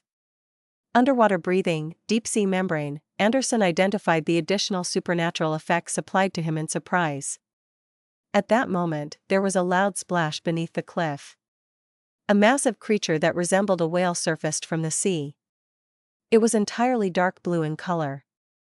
Its mouth was open, revealing its white teeth and blood-colored interior. Klein walked to the edge of the cliff and jumped straight down. With the charm's powers, he gently landed in the undersea behemoth's mouth. Anderson watched blankly before he jumped down in excitement, landing beside Klein. The massive undersea creature closed its mouth, turning the interior pitch black. Then, it submerged itself and began swimming for its designated destination. Inside its mouth, Klein's eyes produced a flash of lightning as he saw through the darkness. He found a tooth to lean against as he casually sat down. Due to the protection from deep-sea membrane, he wasn't afraid that his clothes would be dirted. "Man, this is quite fascinating." Anderson surveyed the area and asked curiously, "How did you come up with this? How are you doing this?" "Of course it's by praying to myself, then using the sea god scepter to pull a suitable undersea creature from nearby." Klein didn't reply Anderson's question. He half closed his eyes as though he was resting. "It's just a little stuffy." Anderson took out a cigar case and matchstick from his pocket. "Can I smoke in here?" "Ask it." Klein didn't open his eyes. Anderson chuckled dryly before putting away the cigar and matchstick. "I don't think it will like the smell of tobacco." In the dark sea, this massive creature swam quickly, efficiently drawing out the oxygen in the water via the use of its special organs from time to time. After an unknown period of time, it surfaced in front of an uninhabited island. After using the charm's power to go ashore, Klein took off his hat and bowed at the undersea creature. You're very polite, Anderson said in amusement when he saw the scene. I've always been very polite, even if I'm facing prey. Klein shot a glance at him as though he was including him. Anderson chuckled dryly as he pointed to the other side of the island. There's a ship there. Oh, it's the Golden Dream. At that moment in time, Klein had also seen the sailboat that had been scrubbed clean. On the ship spanning dozens of meters, a lustrous main cannon that didn't belong there was swirling with stacked cymbals. He immediately went over with his suitcase, and before long, he arrived where the Golden Dream was anchored. Then, he saw Danitz jump down from the deck as he ran across the water. Just as Danitz arrived before Gehrman Sparrow, deliberating on what to say, he suddenly saw a familiar figure. Anderson Hood, he pointed at the strongest hunter as he yelled. Anderson immediately roared with laughter. You didn't expect me, right? Although he didn't know why he would encounter the Golden Dream, this didn't stop him from having the idea of occupying the ship by force. You know each other? Klein indifferently swept his gaze towards Danitz. Danitz instinctively shuddered as he forced a smile. This guy isn't a good egg. In the Fog Sea, he's often pursued by a bunch of pirates, but in the end, all of those pirates would end up as bounty rewards. You might not be aware, but he started off in the Church of the God of Knowledge and Wisdom. Later, he was banished after failing his exams repeatedly. I heard all of this from Captain. They were former classmates. He gave Anderson a look of contempt, mocking his low intelligence. As for Flowery Bow Tie Jodson and company on the ship, all of them showed similar expressions. Anderson's gaze slowly swept across their faces before skiing. That's not the main point. The main point is that I once pulled at your captain's hair. The scene instantly turned extremely silent as Danitz couldn't stop his expression from twisting.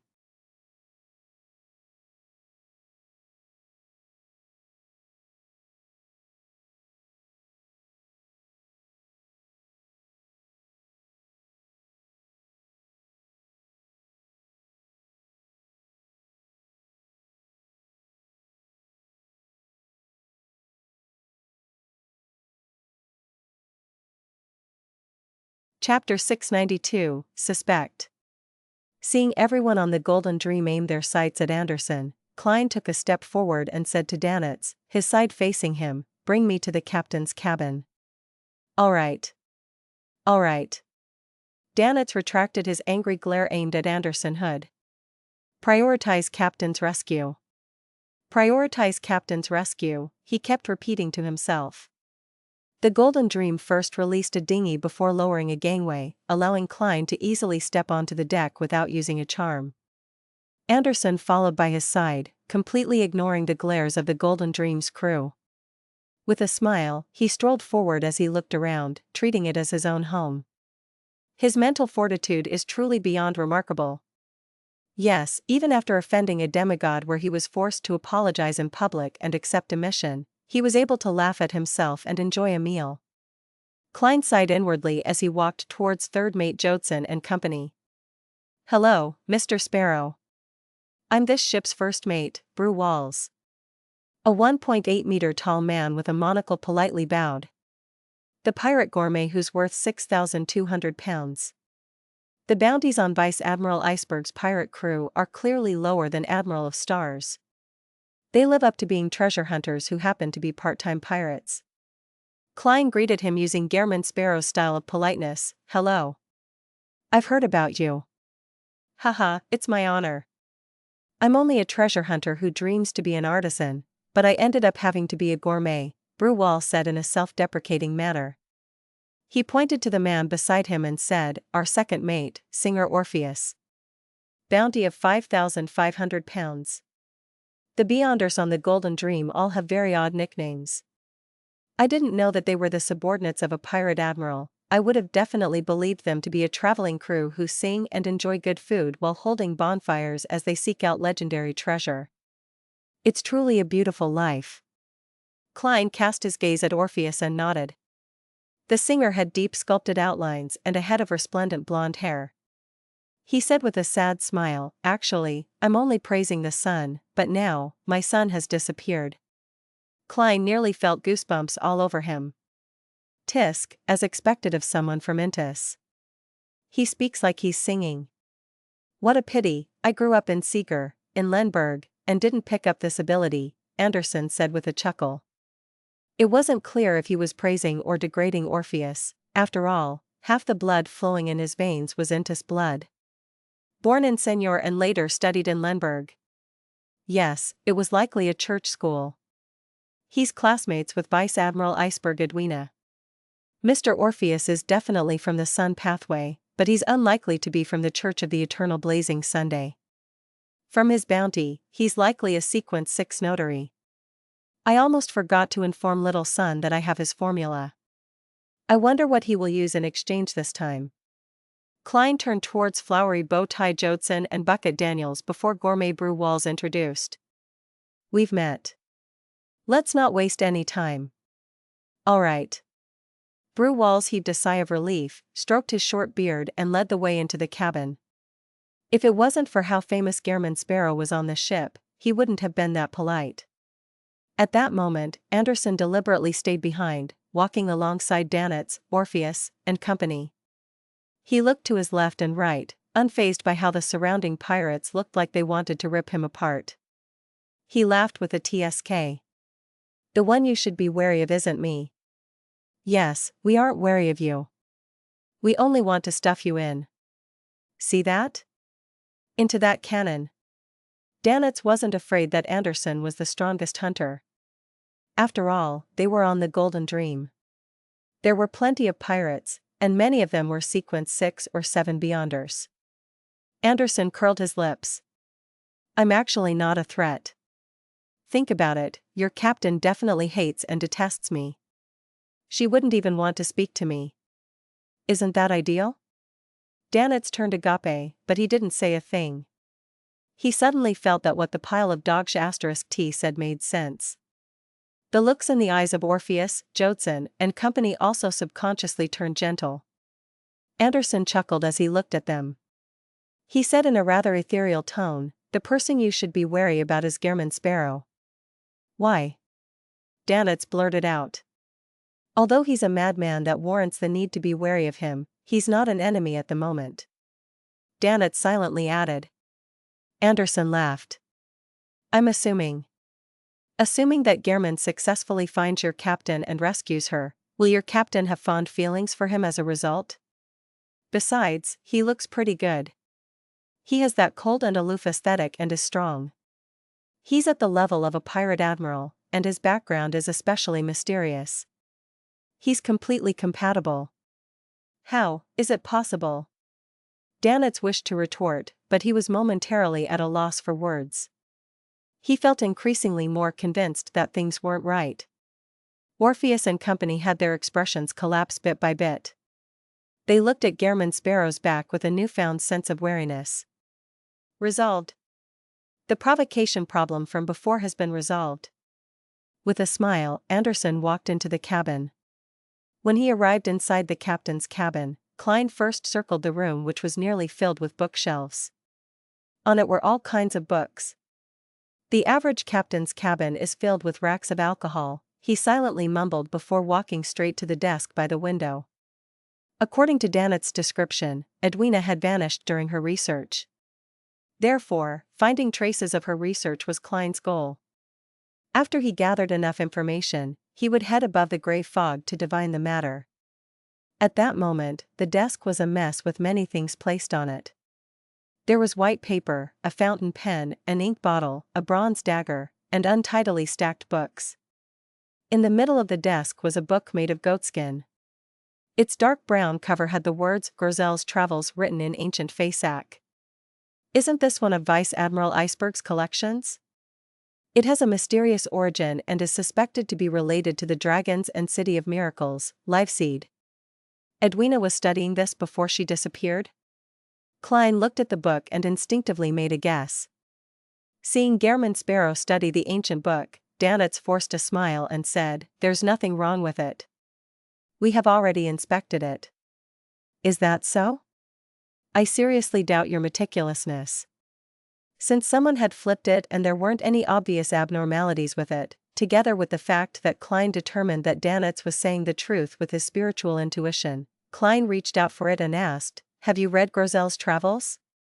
Danitz shook his head. Brew Walls, Orpheus, Jodson, and company shook their heads as well. Their expressions seemed to say that their daily studies were tiring enough. They didn't wish to read any other books during their breaks. Swiping his fingertip across the yellowish-brown goatskin, Klein carefully and seriously read each page. Soon, he arrived at the spot where the pages were stuck together. From the corner of his eye, he saw what was written in it. That's not right. His gaze focused as he hurriedly flipped 2 pages back. He clearly remembered that his previous read stopped at Giant Grozel and his team preparing to challenge the Frost Dragon, the King of the North, in a head-on clash. There was nothing after that, but now, there were 2 more pages. It also meant that the stuck pages had thinned, and the book had 2 more pages.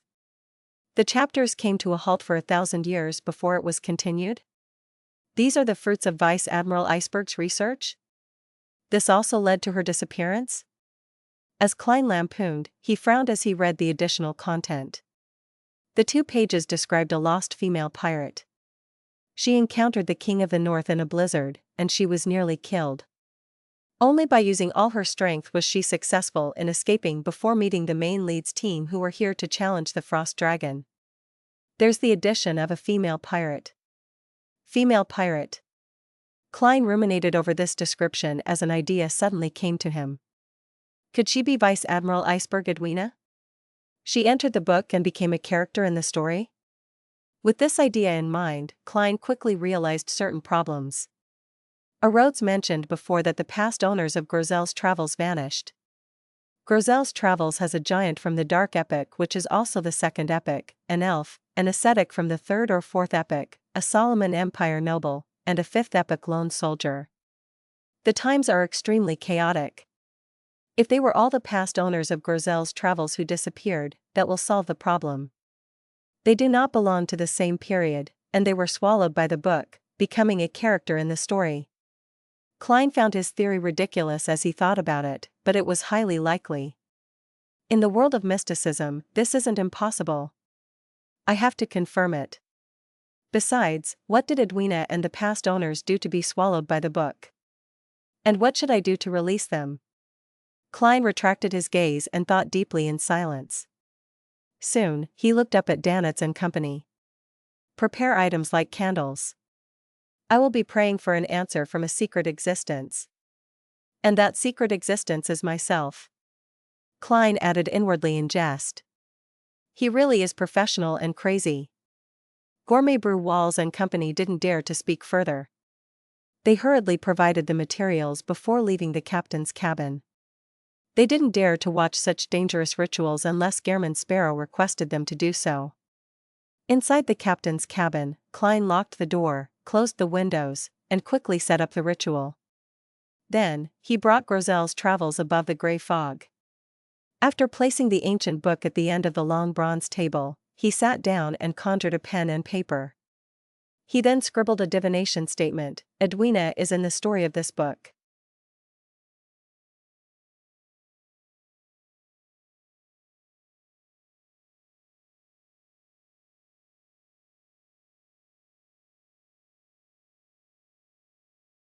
Chapter 693, Attempt.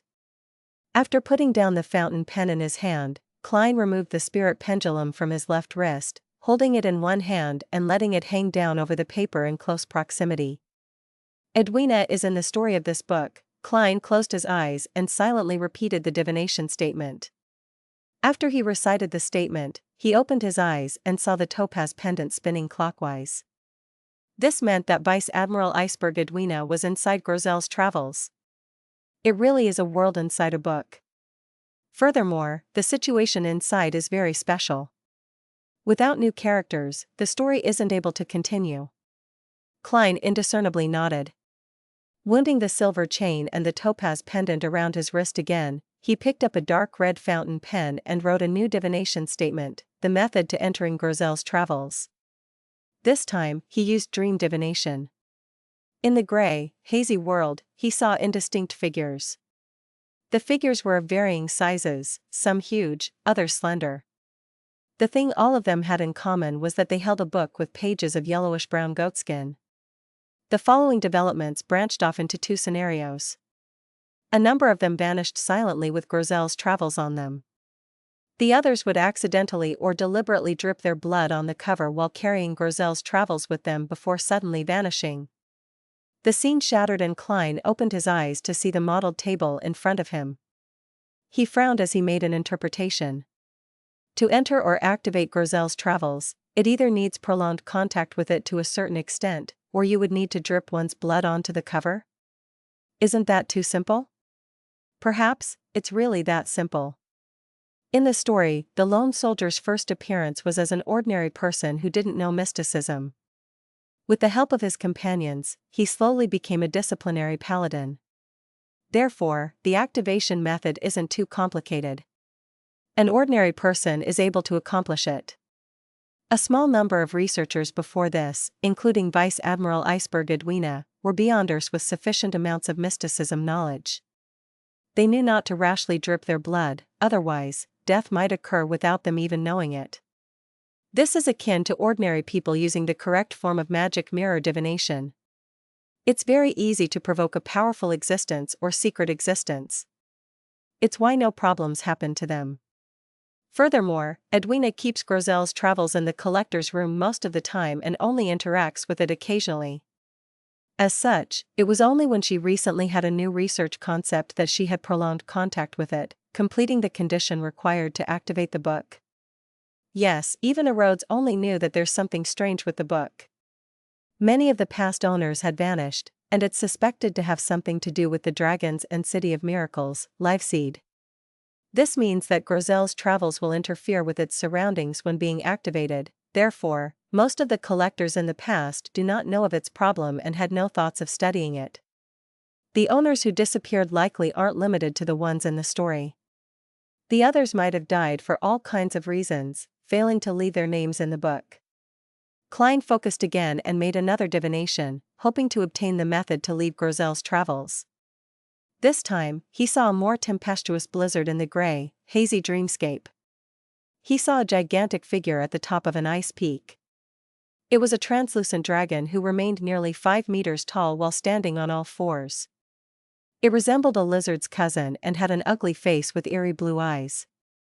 It had a thick, powerful tail and a pair of gigantic wings covered in a skin membrane on its back. It seemed to blot out the sky simply by spreading its wings. Its scales resembled ice crystals as they swirled with a crystalline glow. It was the most beautiful and dreamy part of its entire body. Suddenly, the dragon, which resembled an ice sculpture, raised its neck and body, and it let out a terrifying roar that penetrated through the blizzard. At that moment, it reached 10 meters tall by standing up on its hind legs. King of the North. That frost dragon. Klein left the dream and tapped the armrest of the high-backed chair. His interpretation of the divination revelation was that the key to leaving Grozelle's travels lay with the King of the North. Klein's initial guess was that only by helping the main lead, Grozelle, accomplish his goal, slaying the frost dragon, would the story come to a complete end, opening a passageway to exit the book. However, I can also attempt to see if I can forcibly break open the barrier between the world in the book and the real world. Klein relied on his rich experience to quickly come up with an attempt. He first picked up the Black Emperor card, which was facing down, and he infused it into his spirit body. Suddenly, Klein's body was covered in black full-body armor. On his head was a heavy crown as his aura became majestic and dignified. It exuded an awe-inspiring vibe. Following that, he stirred the powers of the mysterious space above the gray fog to the limit, making them surge over like a tidal wave. Upon seeing this scene, Klein didn't hesitate to summon the sea god's scepter from the junk pile before he infused his spirituality within. The blue gems on the end of the bone scepter lit up one after another, emitting a blinding luster. Countless silver bolts of lightning surfaced as they zapped about the grand palace as though they were forming a sea of lightning. Finally, Klein used the suppressive power and balance from the Black Emperor's loftiness to infuse the stirred powers into the lightning storm. Rumble. Thunder resonated above the gray fog and into the distance as thick bolts of lightning smote down, striking Grozel's travels. Blinding light enveloped the entire palace for a full 20 seconds. After everything was over, Klein looked at the target again and discovered the model table was in shambles. As for the dark brown leather book, it was completely unharmed. Only its ends curled up a little. It's far more impressive than I imagined. That's right, how can an item which can create a whole new book world be simple? I wouldn't have made a loss buying it for £8,000 back then. It can be used as a shield. It can definitely defend against attacks from saints. The only problem is its tiny size. It won't be able to shield much. Klein's thoughts raced as the bronze table was quickly restored to normal. Since there was no way to forcibly tear open the barrier between the world inside the book and the real world, he could only consider how to enter it according to the normal procedures. Get some blood, bring it up here and smear it across the cover, and then enter as a spirit body with the Blood Emperor card and see God's scepter? This way, I don't have to worry about encountering King of the Five Seas, Nast, as there's no way he can sense it. He won't be able to enter the world inside the book either. But the problem lies in the fact that rescuing Vice Admiral Iceberg this way will allow her to determine that Gehrman Sparrow is Hero Bandit Black Emperor. Yes, there's a more important problem. Entering with a spirit body means that the body is still in the outside world, the captain's cabin of the Golden Dream. I have no idea how time flows in the world inside the book. It might easily be a few days. That way, my body might meet with an accident since it lacks protection. I'm in unfamiliar territory as well. When the time comes, I might rescue Edwina, but I would find myself gone. That would be fun. Klein quickly rejected the idea of entering as a spirit body. He didn't trust most of the people on the Golden Dream, and he also felt wary of the strongest hunter, Anderson. His attempt to divine if it was dangerous to enter the book to rescue Edwina was met with failure. Klein thought deeply for a moment before returning to the real world. Then, he unhurriedly brought back Grozel's travels and removed the traces of the ritual. Looking out the window at the impending dusk, he walked to the captain's cabin's door, unlocked the door, and opened it. Gourmet Brew Walls, singer Orpheus, and company were all outside. None of them had left. There were even sailors who peeked their heads out from the staircase. Any clues? Brew Walls blurted out his question, but he didn't hear his voice because everyone at the door was asking the same question. Klein swept his gaze and nodded. Instantly, he heard sighs of relief, then he saw all kinds of happy and excited expressions. If I were to vanish one day, who would act like that? Klein focused his thoughts and said to Danitz, I need an assistant. With that said, he turned to walk to the desk. All right. Danitz hurriedly followed and familiarly locked the door. Is there anything you need of me? He hurriedly asked. He looked as though he could already see his captain being rescued through his hard work. Klein stood by the desk and solemnly said, What happens next will be very dangerous. Very dangerous? Danitz instinctively gritted his teeth. You might vanish or even die immediately.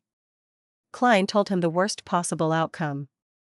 Seeing how serious the madman, Gehrman Sparrow, was, Danitz instantly understood the gravity of the situation. His heart sank as he subconsciously became frantic. What does this have to do with rescuing Captain? It's directly related, Klein answered succinctly. Danitz's expression twisted as he fell silent for 2 seconds. What will happen if nothing is done? Your captain might be left there forever, or she might die in the next second, Klein said truthfully. Danitz turned agape as he closed his mouth in silence. His eyes turned adrift for a few seconds before they focused back on Gehrman Sparrow's face. Gritting his teeth, he said, Let's begin. Dog*T, he softly cursed himself. Klein picked up the pen and paper on the table, scribbled a note, and folded it into a square before handing it to Danitz. Put it into your pocket. Read it after you enter. Enter? Danitz asked, puzzled and clueless. As he spoke, he automatically took the paper slip and stuffed it into his trouser pocket. Klein didn't reply as he pointed at Grozel's travels. Smear some of your blood on the book's cover. This?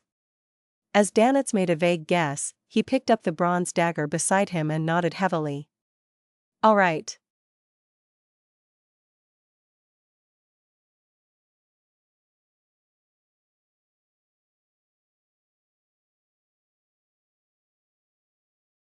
Chapter 694, Burn Upon Chanting.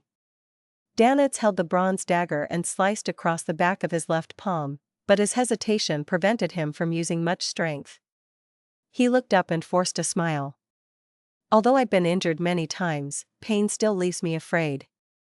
Get to the point, Klein replied coldly. Danitz gave a hollow laugh. Haha, I'm just a little scared of pain.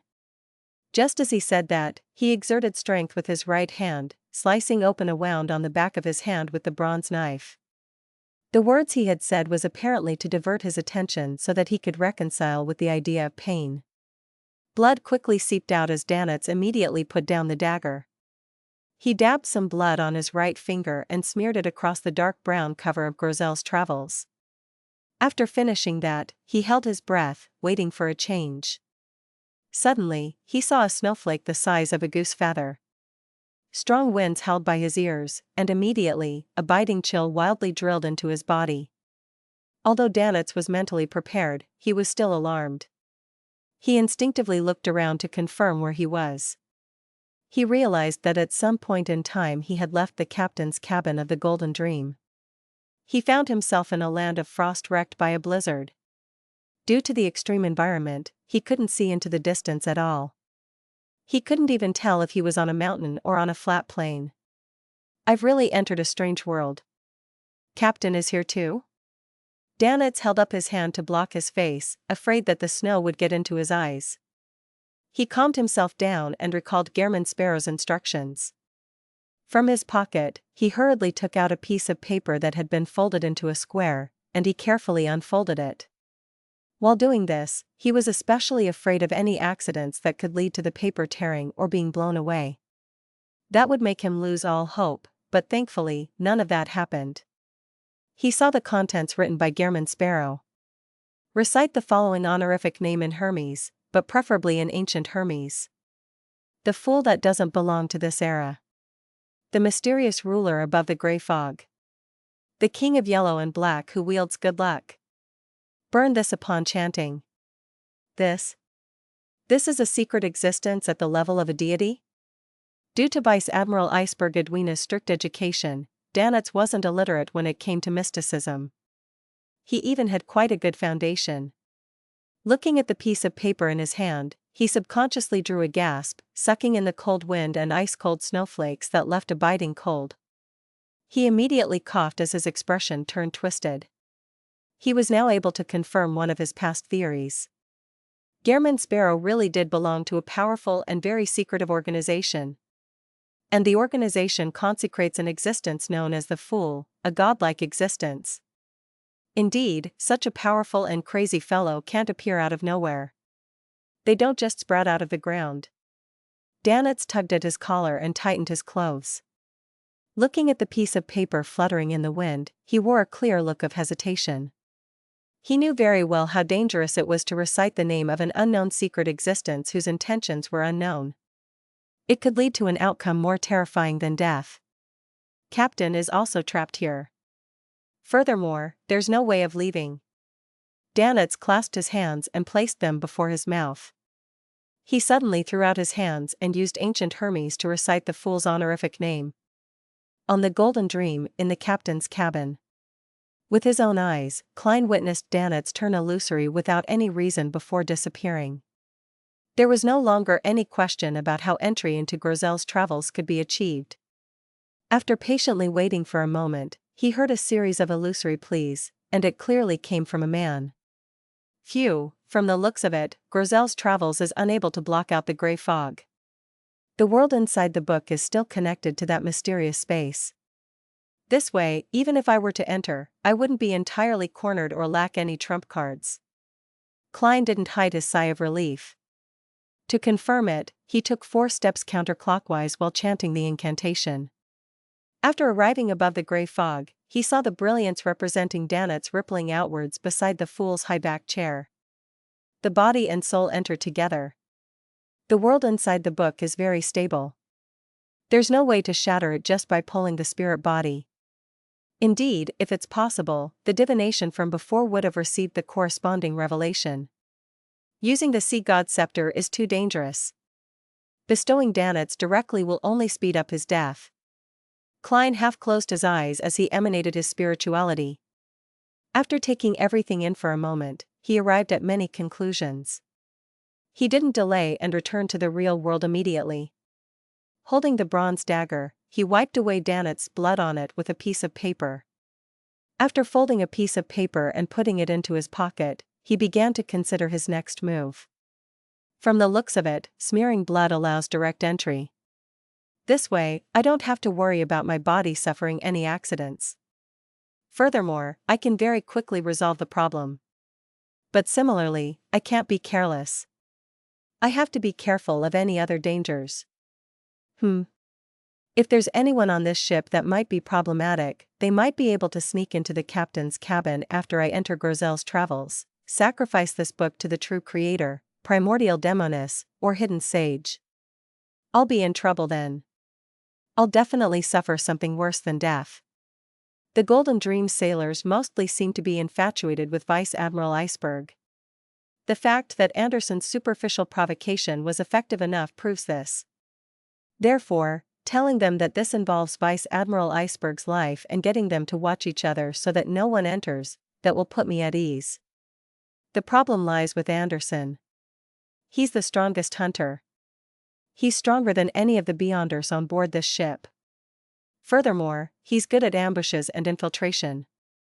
There's a small possibility that he can avoid the monitoring of others and secretly sneak into the captain's cabin.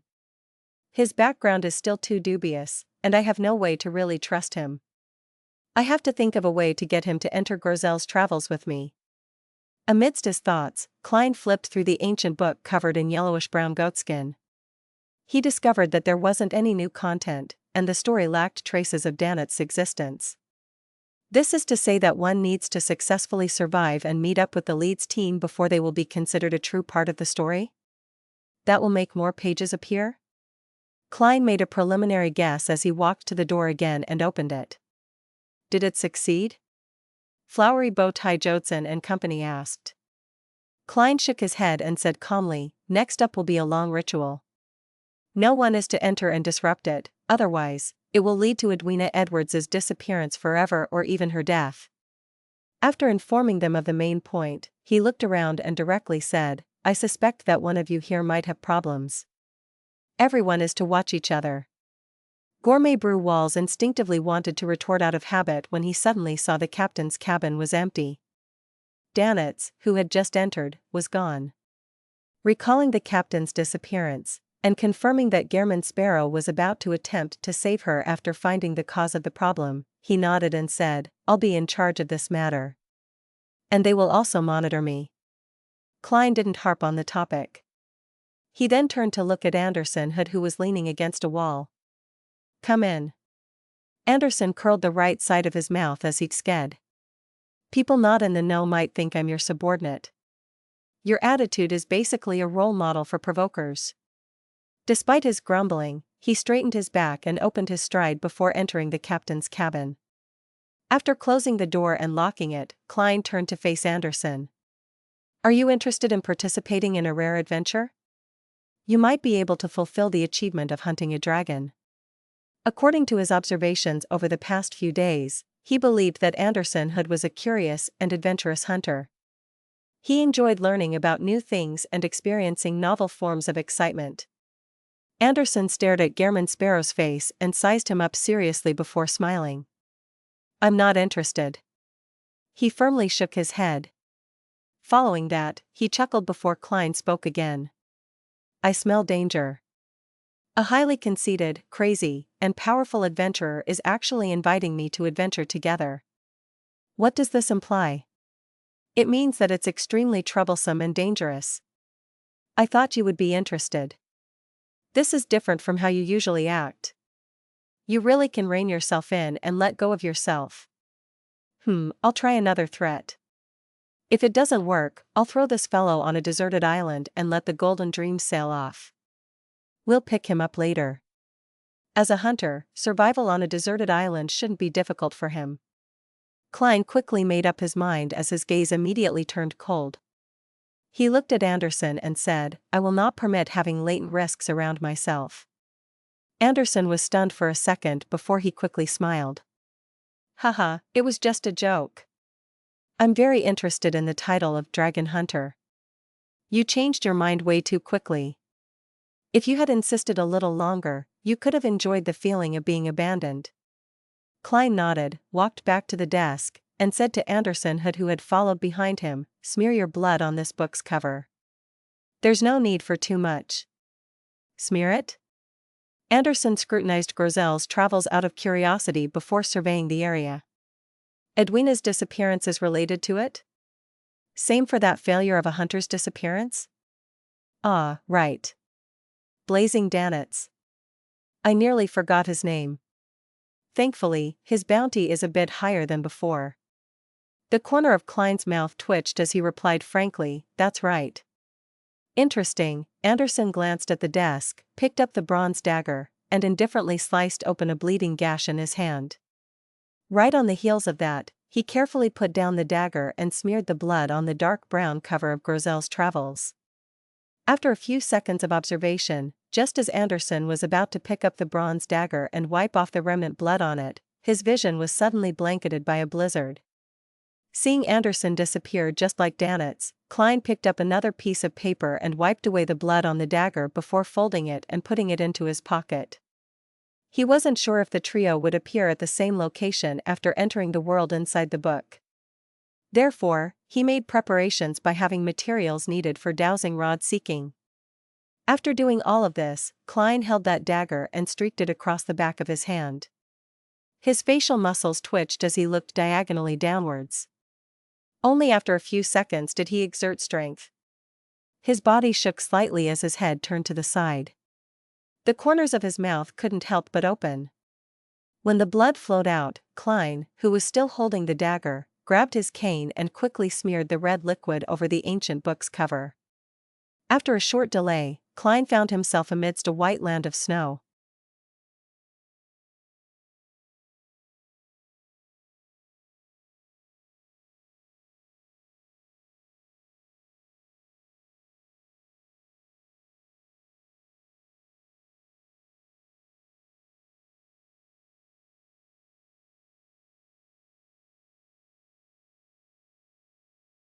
Chapter 695, Stark Contrast. Gales with icy fragments and goose feather-sized snowflakes blasted at Klein's face repeatedly. As he surveyed his surroundings, he couldn't help but tense up. He bent over slightly as he trembled. How cold! He nearly cursed out as he confirmed that he was in a land of ice and snow which had extremely low visibility. He originally imagined that the moist coldness of Backland's winter was terrifying, but he now knew that absolute low temperatures and strong winds that were as sharp as blades were a deadly combination. Even though he had worn an additional sweater ahead of time, and his coat was thick and long, he still couldn't withstand the chill. He didn't wear sun brooch because the heat generated was psychological. It could be used to resist the influence of the intense chill for a short period of time, preventing his body from turning numb. But faced with an everlasting icy environment, it was equivalent to suicide. Heat at the psychological level made one's pores open up as though one was in summer. It would peel off the final layer of defense against low temperatures, and it would even proactively welcome it. Therefore, Klein threw the mystical item above the gray fog. He planned on using it only on certain special occasions. He couldn't afford to delay while in such harsh environments. After a preliminary observation of his surroundings, he immediately burned the blood on the bronze dagger and stuffed it into his pocket. Following that, Klein took out the adventurer's harmonica and blew into it. Amidst the howling winds, he failed to discover the appearance of Miss Messenger, Tinker Rionette, through the spirit vision he activated. Indeed, this place isn't connected to the spirit world. Or it should be said that this place has a unique spirit world for itself. From the looks of it, praying to see God would be useless. Only charms that point to the mysterious space above the gray fog would tear through the barrier. Here comes the problem. As a believer of the God of knowledge and wisdom, Edwina knows the true God's honorific name. Why didn't she seek his help? Or did she try to no avail? Yes. Not every deity will personally reply to their believers. Many a time, they seem to provide feedback based on certain laws. You probably can't find a second secret existence like me who takes on jobs like myself. Klein gave a self-deprecating laugh and made a preliminary judgment. He then put away his harmonica, took out the paper slip with Danet's blood, and he wrapped it at the end of his cane. Danet's location. Klein softly said as he began using dowsing rod seeking. Then, according to the outcome, he traversed across the thick snow, and he quickly tore through the frosty winds under the gloomy sky. From time to time, he would carry out a divination and adjust his bearings. After all, Danetz wouldn't wait in his original spot, as he would end up as an ice sculpture by doing so. About 10 minutes later, Klein discovered a scarlet flame. Phew. He exhaled before taking a few steps forward to identify his target. It was indeed Danetz. This famous pirate wore rather thin clothes. He wrapped his arms around himself as he walked forward with a lost expression. However, he didn't seem to be that cold. This was because scarlet fire ravens were circling around him. They were boiling the snow and blocking out the winds, bringing about a spring-like warmth. In such times, Klein especially admired a pyromaniac. Although a magician had the same ability to summon flames, it was an offensive ability that couldn't be maintained. It could only be used for a split moment. To rely on it to warm himself, he needed to constantly cast it, tiring himself out quickly. As for flame controlling, it depended on existing flames or ignitable materials. Both of them were extremely lacking in this world of ice. As he saw the fire raven soaring into the air, Klein sped up his pace and approached. Danetz jumped in fright when he sensed someone approaching. When he saw who the newcomer was, he immediately heaved a sigh of relief. Then, with an odd expression, he forced a smile. Haha, there's no stars to be seen here. Getting lost is inevitable. Klein ignored what he said as he directly asked, "Have you burned it?" "I did." Danetz hurriedly nodded, his entire being effusing with indescribable fear. Klein observed Danetz for a few seconds and, after confirming that he wasn't lying, produced the polite smile of Gehrman Sparrow. Remember. Chanting his honorific name makes you his believer. Danetz's expression twisted as he forced a smile which looked worse than crying. I don't want to change my faith. I have no intention of believing in an unknown existence of dubious origins. He inwardly roared crazily but didn't say a word. He suspected that any retort he makes would lead to him being buried in the snow by the madman. Klein wore a smile that had hints of madness.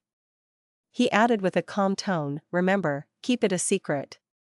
Once divulged, you and your captain will both die." "What has this got to do with captain?" Danetz blurted out. Klein maintained his previous expression as he smiled at Danetz. "Guess?" Danetz gaped his mouth. With the reason known, all he could do was give a hollow chuckle. "Do I look like someone who can't keep secrets?" Klein nodded. As he took out the paper slip with Anderson's blood, he chuckled and said to Danetz, "Believe in him. Serve him. Perhaps one day, you will become a blessed like me. When the time comes, your name will spread across the 5 seas. You will be in no way inferior to a pirate admiral." As he spoke, he planned on adding a gesture as the fool's believer, but sadly, he realized that he didn't have such a gesture. All he could do was console himself. A secret organization needs to be secret. Doing all these kinds of superficial actions is meaningless. Mr. Hanged Man was right. No way inferior to a pirate admiral. Danetz's eyes suddenly lit up.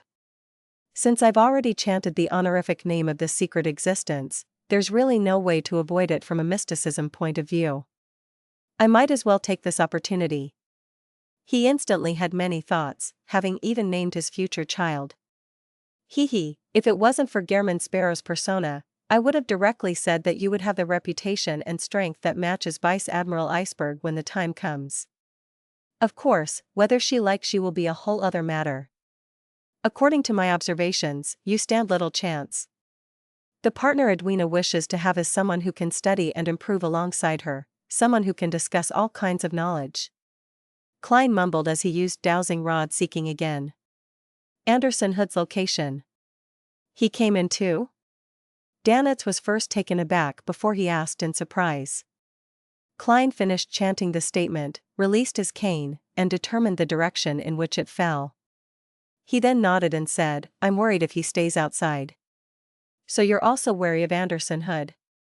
Danitz couldn't hide his smile as he echoed, that's right.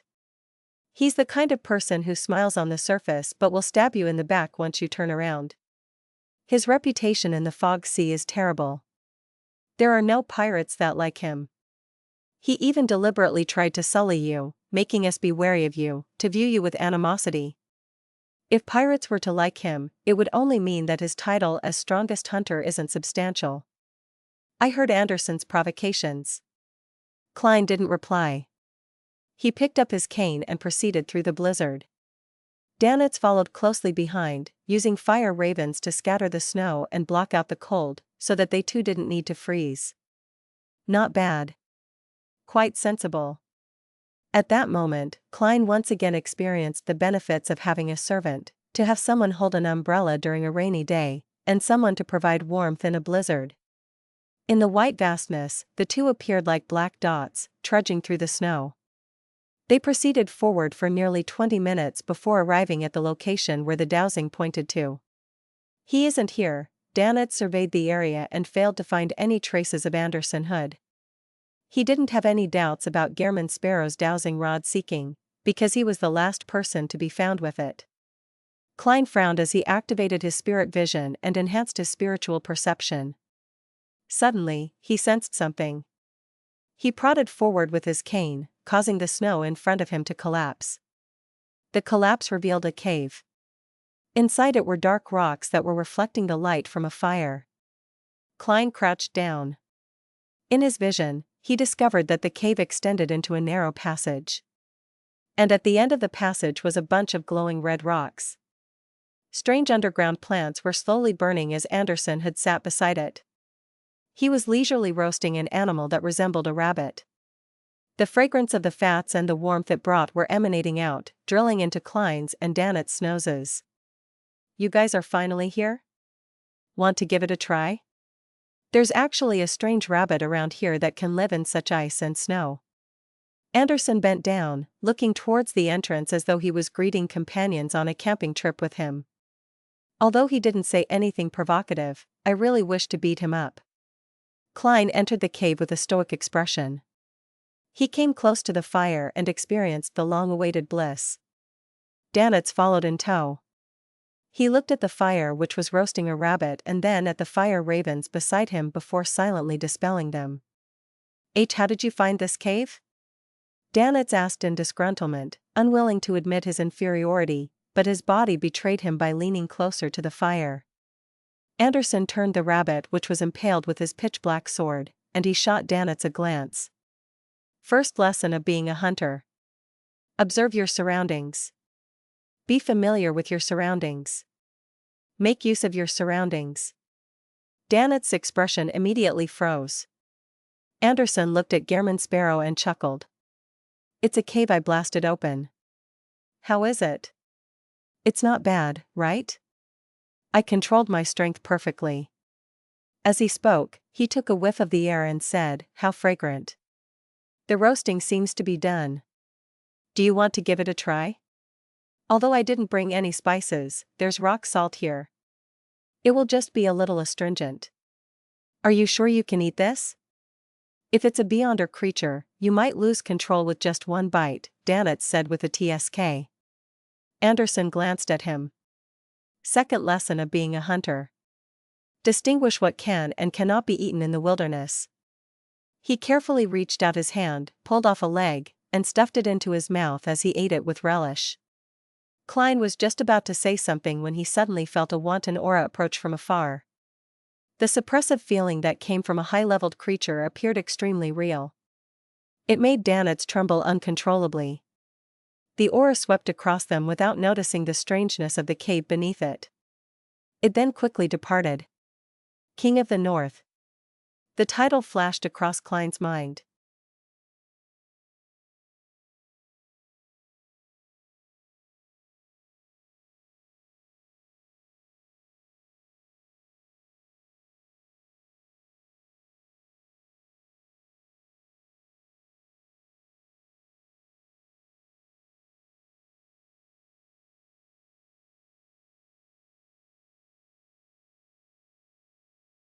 Chapter 696, Giant Guardian.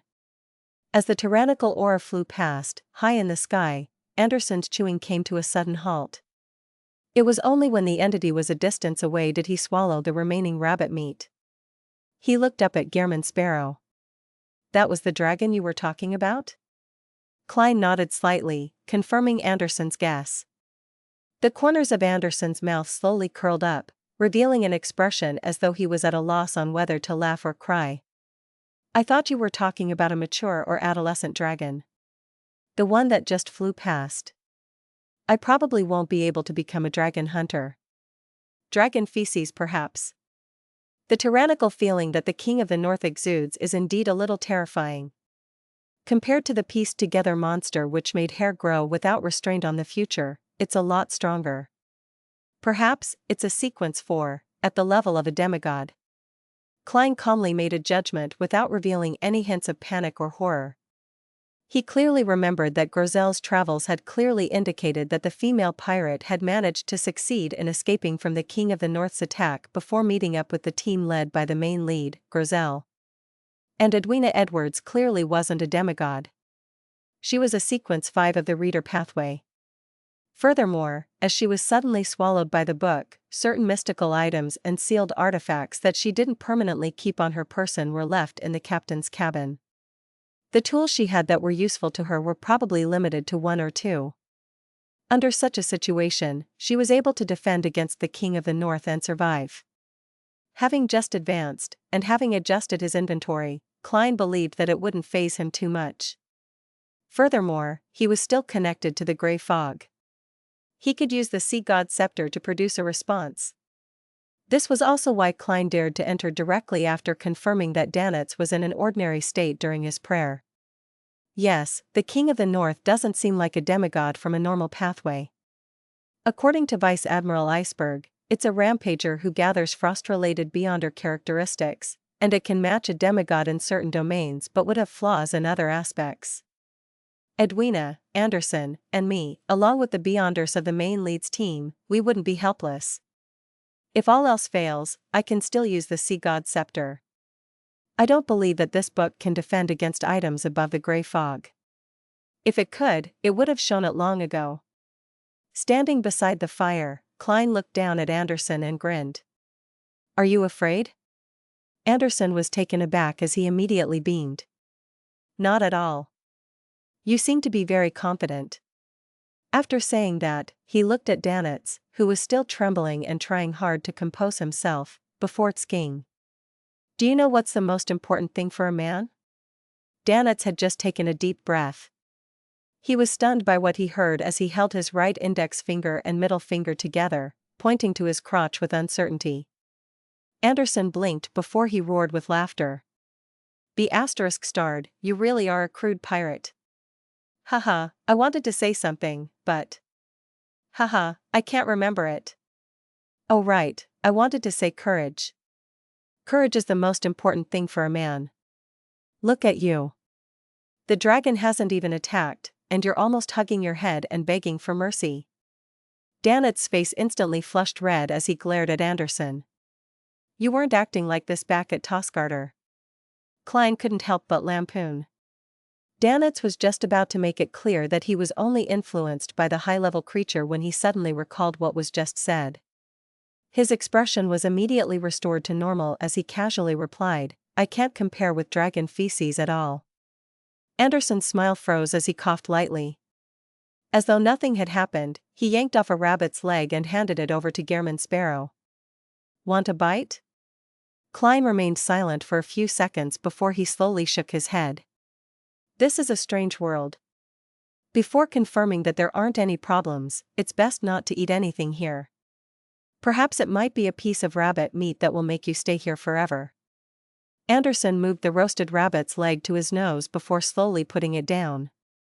Following that, his face collapsed. Why didn't you say so earlier? Klein calmly replied, I just thought of this problem. Anderson's expression turned twisted as he lowered his head. He quickly bit down on his roasted rabbit leg. Aren't you afraid that something really bad will happen? The strongest hunter's actions alarmed Danitz. Anderson laughed helplessly. I've already eaten one earlier. I've already digested it by now. Since there's no way of turning back, I might as well focus on enjoying it. Klein and Danitz were momentarily at a loss for words. After Anderson finished gnawing on the rabbit's leg, he deliberated and asked, Are you really not eating? We have no idea how much time we'll be spending here.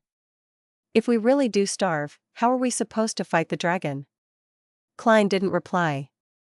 He took out his golden pocket watch and opened it. It's 6:10 in the evening outside. We'll eat a little after 4 to 6 hours if nothing happens to you. Anderson turned agape, speechless. Klein ignored him and turned to say to Danitz, 15 minutes break. We'll search for your captain after that. As he said that, he had already taken out the pearl earring belonging to Vice Admiral Iceberg Edwina Edwards. All right. Danitz suddenly felt pumped with his blood boiling, completely forgetting the cold outside. But after about 8 seconds, he huddled close to the fire again. Around 7 in the evening in the outside world, Klein pressed down on his hat and held his cane. Together with Danitz and Anderson, he followed the revelation provided by his divination and found their way to a mountain. After circling the boulders which were encased in thick layers of ice, they saw a dark mountain cave. Standing by the entrance was a woman holding an ancient bow. The woman had a head of soft, lustrous black hair which she had simply tied into a pigtail. Her facial features were soft, making her look different from any national of the northern continent. She wore a brown ancient-styled hunter's coat and trousers. She acutely cast her gaze over. Upon seeing her slightly sharp ears, Klein immediately guessed her identity from matching her to the content in Grozel's travels. She was the female elf who got to know the giant, Grozel, at the very beginning. Her name was unknown. Compared to Earth, people from the northern continent look more Caucasian. But this elf has more of an oriental charm. Klein quickly concluded this particular trait. An elf. She's identical to the elves drawn in the ancient church drawings. Anderson suddenly became excited. I have to negotiate with her to get her to be my model so that I can draw a few portraits of her. By the side, Danitz scoffed. He mocked in a succinct manner, boorish. Clearly, he hadn't forgotten Anderson's previous mockery. Do you only know of that kind of drawing? Anderson shot a glance at him, sped up, and walked towards the female elf. Just as he approached, the female elf didn't hesitate to raise her bow. The arrow strung on it shimmered with silver lightning. Wait. Anderson immediately raised his hands. It's useless. The elves mostly belong to the storm pathway. They are prone to being irascible and rash. Klein secretly activated his spirit body threads, planning to achieve initial control over the elf in order to let her listen calmly. At this moment, Anderson saw a blur before seeing two thick, huge, muscular grayish-blue legs. Embedded in the snow was a huge, terrifying sword. Anderson was horrified to realize that his height only reached the leg's knees. He instinctively followed the sword and looked up, bit by bit. With his head almost completely facing upwards, he finally saw the giant who was nearly 4 meters tall. The giant's skin was grayish-blue. His abdomen and waist was covered in a thick furry beast hide, leaving him naked everywhere else. Even his legs lacked protection. He pounded on the sword which was wider than a human door, and using his trademark single vertical eye to look at Anderson, Klein, and Danitz, he asked with a booming voice, Who are you? Why are you here in the Grozel camp? Klein was just about to reply when a familiar figure suddenly walked out from the dark mountain cave. Danitz's eyes were instantly filled with ecstasy. Dressed in a complicated shirt and dark-colored trousers, Edwina swept her gaze across the trio. Her usually cold expression revealed a rather flabbergasted look, as though she hadn't expected to see Gehrman Sparrow and Anderson Hood here. She quickly composed herself and looked up at the giant. "Grozel, they are my companions." Grozel widened his huge mouth into a grin and asked in delight, "Are you also here to help deal with Ulysses?" Ulysses? Klein was momentarily left at a loss for an answer. At that moment, he saw Edwina, who was standing in the giant's shadow, give him a look. She wanted him to give an affirmative answer. "Ulysses is the king of the north?" Klein replied in thought, "Yes." "Haha, then we are friends." Grozel looked down at the trio and laughed. As he spoke, Anderson silently retreated back to Gehrman Sparrow's side as he said under his breath, "This is the first time I'm meeting a living giant. There's no way of hitting his vital spots. He's just too tall. You can hit his legs." Klein lampooned and calmly replied, "A huge target makes it easy to strike them." "That's right." Anderson agreed. At that moment, Edwina walked over and introduced the three of them. "This is the leader of the camp, giant guardian Grozel. This is the elvish songster, Ciadas." "Elvish songster? Ocean songster?" Klein suddenly felt that there was hope for Mr. Hanged Man's potion formula. Edwina turned halfway around and said to Grozel and Ciadas, "They are my companions.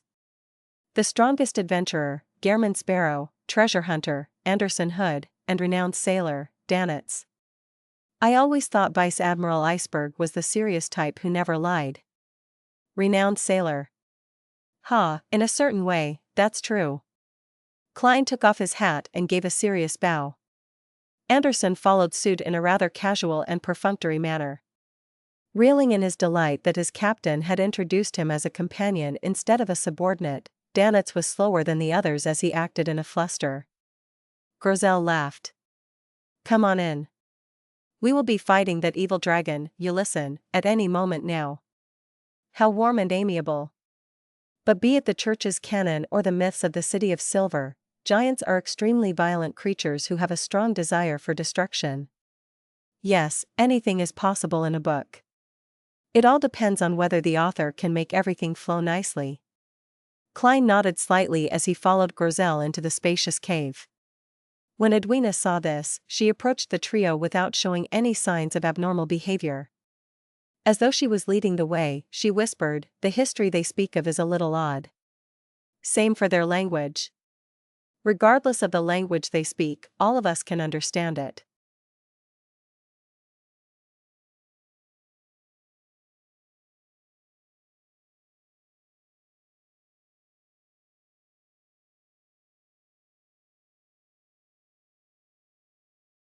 Chapter 697, Story's Progress.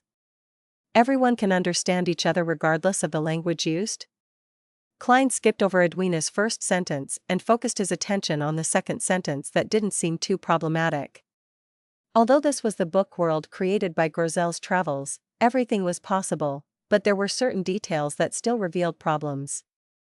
To Klein, he wasn't too caught up with how that they could understand each other, but the kind of method that resulted in the comprehension. This world incorporates something akin to the rule of language comprehension, or does it have a conscious residing high above everyone else, helping in the real-time translation work, just like what I do at the tarot gatherings? If it were the former, targets who don't understand Jotun will only hear an unfamiliar language, but they would understand the meaning. If it were the latter, it will be them hearing a language they're familiar with. As he knew many ancient and supernatural languages, Klein was unable to figure out the situation immediately.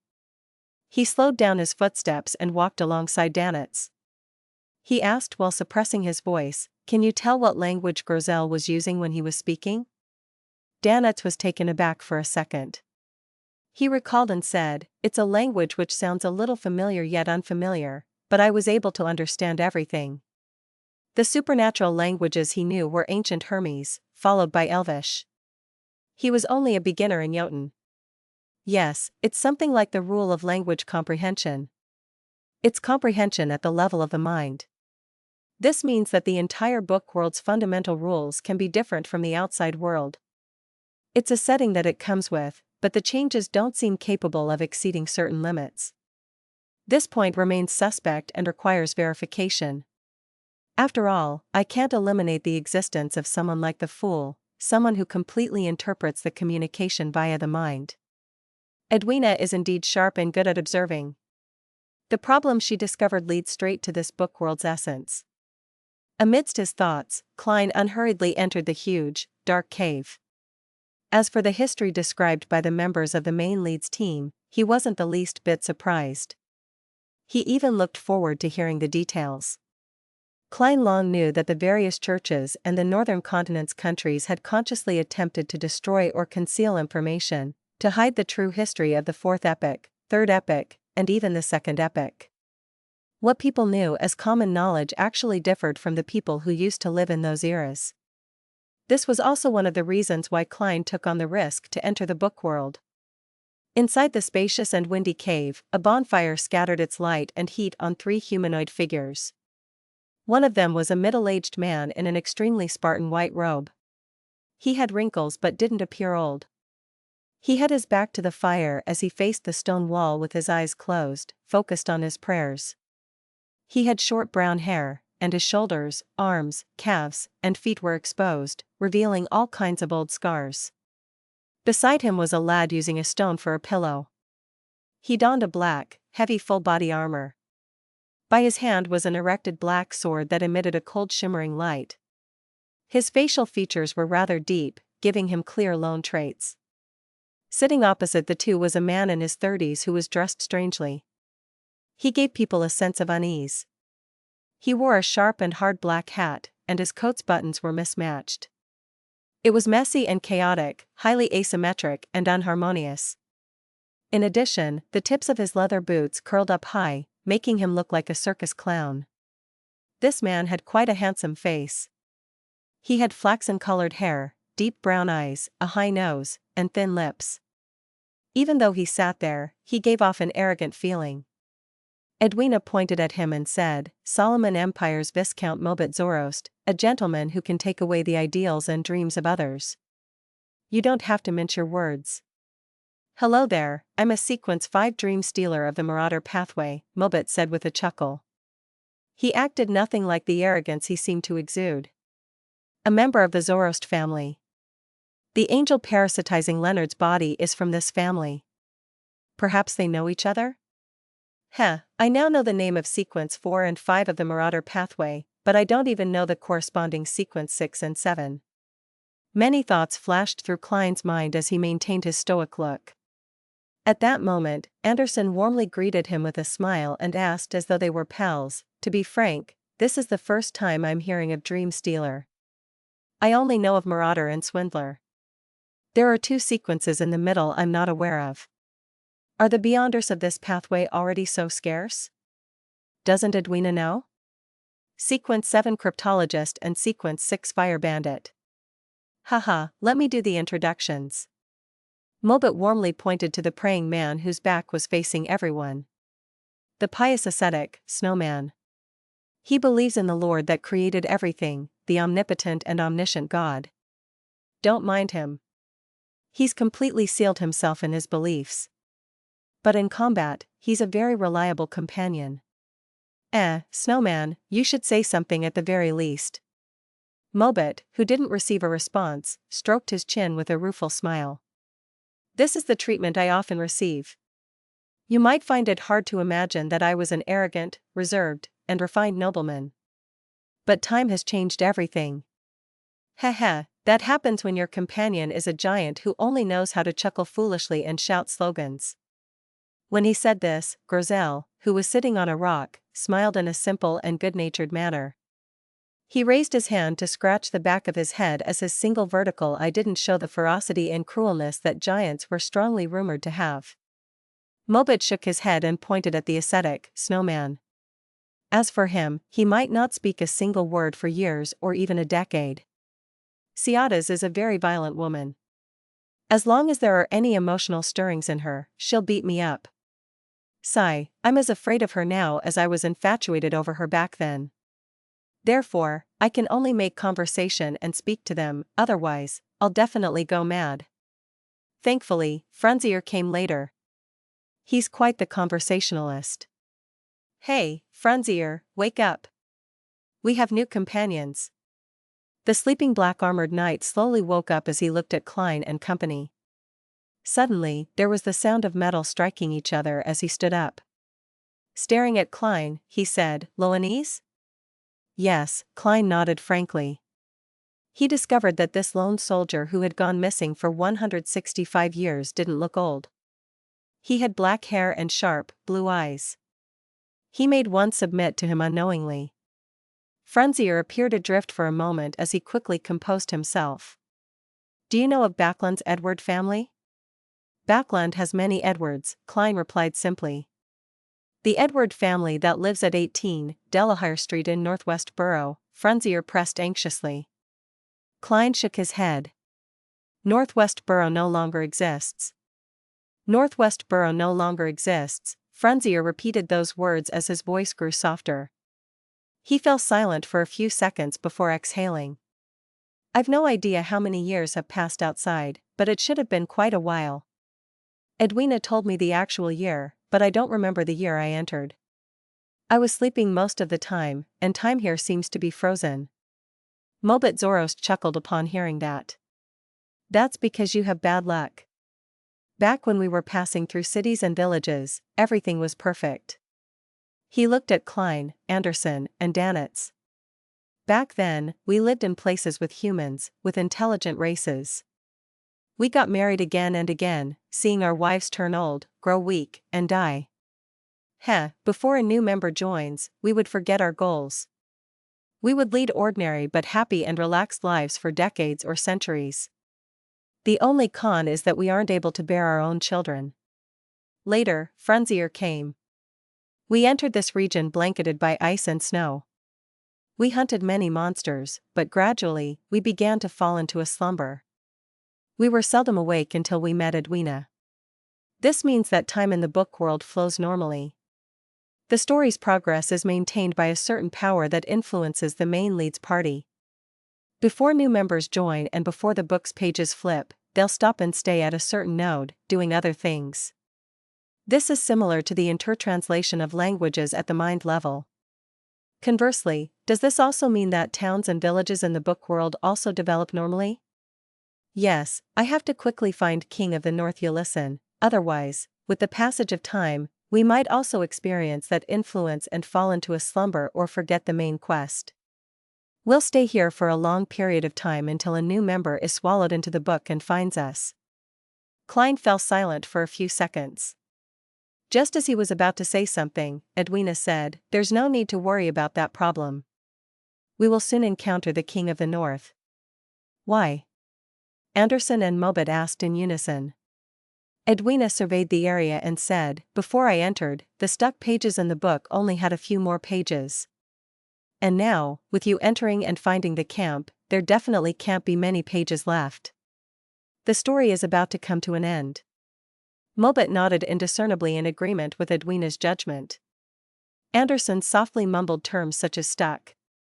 Edwina then introduced Klein, Anderson, and Danitz as she made an example of herself and sat down beside the bonfire.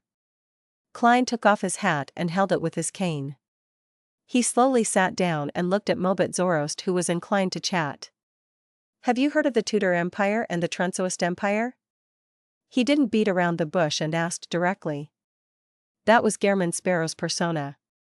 No, Mobet shook his head. "Edwina has already asked me. In my era, the Tudors and Trunsoists were just like my Zoroast family. We're aristocratic families of the Solomon Empire and were loyal subjects of the Black Emperor. So the Trunsoist and Tudor families were traitors of the Solomon Empire." Klein thought and said, "Apart from you, what other aristocratic families did the Solomon Empire have?" "Many." Mobet smiled as he looked at Frunzier. "Augustus, Abraham, Zeradol, etc. In my era, the Church of the Evernight Goddess's archenemies were the Church of the God of Combat and the Southern Continent's Aegir's family. The churches of the Lord of Storms, Eternal Blazing Sun, and the God of Knowledge and Wisdom were all at odds with each other, all of them hoping to gain the support of the Solomon Empire." He paused for 2 seconds as his expression gradually turned solemn. "Back then, deities walked the land, and not in the astral world.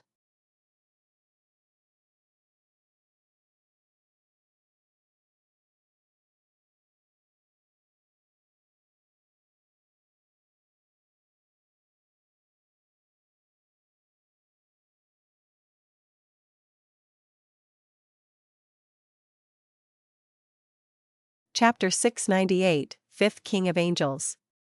Deities walked the land, and not in the astral world. In the early Fourth Epoch, during the era of the Solomon Empire, there was no distinguishing between the worlds of myth and reality. Deities directly walked the land without the need for a descent. This is somewhat similar to the Second Epoch as written in the City of Silver's books. The giant king's court and other locations are separated by a door in the real world. They just needed to pass through it and return the same way. Mortals and deities mixed together in the chaos and darkness. Also, the astral world really does correspond to deities. After hearing Viscount Mobet Zorost's description, Klein instantly began connecting the dots. He subconsciously swept a glance at Grizel, as this giant was very likely someone who had experienced the history of the Second Epoch. Grizel picked up a cup larger than a wooden bucket and gulped down some melted snow as he laughed. "Mobet, what's there to be surprised about? Why are you so solemn?" "I've no idea why I became so solemn either." Bit by bit, Mobet Zorost revealed a smile. "Haha, it might be something very normal for us, but in their eyes, it's terrifying and unbelievable. I have to use a suitable expression to describe it in order to achieve a satisfactory result. Do you still remember Frunzier's expression when we told him those stories in the very beginning? He almost knelt down to seek forgiveness from the Lord of Storms." Klein, Danitz, and company were momentarily unsure of the expression of words they should use to respond.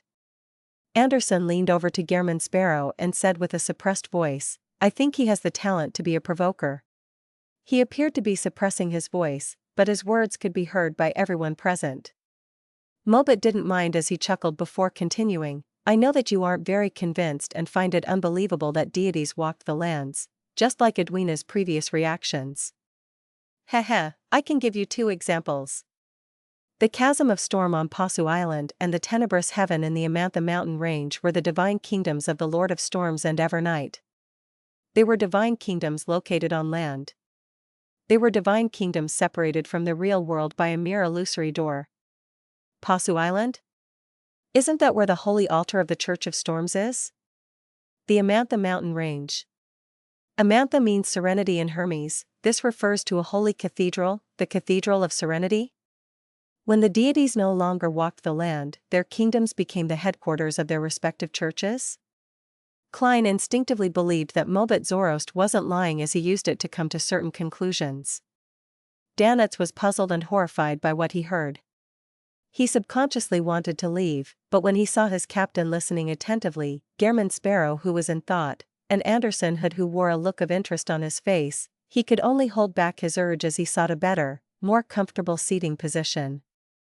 At that moment, the elvish songster Ciadas, who was in charge of the perimeter, walked in and said with contempt, "Do not mention that fake god. The authority of the storm only belongs to the king of us elves." Her voice was clear and beautiful, but her tone was filled with anger and irascibility. It felt as though she would raise her hands at any moment to shoot an arrow at Mobet Zorost. "All right, I will use the words fake god." Mobet raised his hand to adjust his sharp and hard black hat. Ciadas retracted her gaze. She then said to the former lone soldier, Frunzier Edward, who wasn't a staunch believer of the Lord of Storms, "It's your turn." Frunzier raised his head a little, his expression in a trance-like state. Apparently, he hadn't noticed the conversation and argument from before. He drew the iron-black sword beside him and walked towards the cave entrance. Klein observed for a moment and took the opportunity to speak to the elf, Ciadas. "Do you know of Queen of Calamity, Kohainam?" He wasn't actually sure if Kohainam was Elf King Saniathrim's subsidiary god, Queen of Calamity. His inquiry was for elvish songster Ciadas to give him the answer. Ciadas's gentle and exquisite face immediately produced a trance-like expression like Frunzier's. "I haven't heard her name in a long time. She is the queen of us elves." Mobet and Frunzier didn't even know of her existence. "Where did you encounter her? Learn of her situation?" As she spoke, Ciadas's tone became urgent. At that moment, Danitz looked at Gehrman Sparrow in surprise, reflecting over the revelation that the madman was so knowledgeable. He was even able to share a common topic of interest with an elf from ancient times. "I never expected you to be a scholar." I really couldn't tell. Couldn't tell at all, Anderson sighed as he shook his head. Vice Admiral Iceberg Edwina likewise cast her gaze at Klein. Her limpid blue eyes had a strong desire to learn from him. Klein answered frankly, I've once entered a ruin belonging to Queen of Calamity Kohainem and obtained some items. Ruin? Ciadas ruminated over that word in a soft voice, her tone having seemingly lost something unimportant, but something that she couldn't bear to part with. From the situation inside, she might not be truly dead. After seeing Ciadas's eyes light up, Klein went straight to the point. Do you have the Ocean Songster's potion formula? Can I use something to exchange for it? He felt that being honest and direct with a Beyonder from the storm pathway was the best choice. Ciadas thought and said, use one of Her Majesty's items for the exchange. I only obtained a wine cup made of gold. It's already been crushed flat. Complicated patterns are engraved on it, with the elvish phrases Calamity and Kohainem. Klein didn't hide the truth. I know about that cup. It was the cup Her Majesty loved the most, Ciadas said, unable to hide her excitement. Deal. The cup is outside. Klein had no intention of heading above the grey fog in front of everyone. Ciadas nodded. I understand. We will complete the transaction after we leave this book. Having said that, she pressed her palms together. The storm will definitely belong to the elves. Before anyone spoke, she asked curiously, what else did you discover there? Some murals depicting the elf king battling an ancient sun god. Klein shot a glance at the ascetic, snowman, who believed in the Lord that created everything, the omnipotent and omniscient God. With his back still facing the fire, the middle-aged man who was facing the stone wall finally opened his mouth.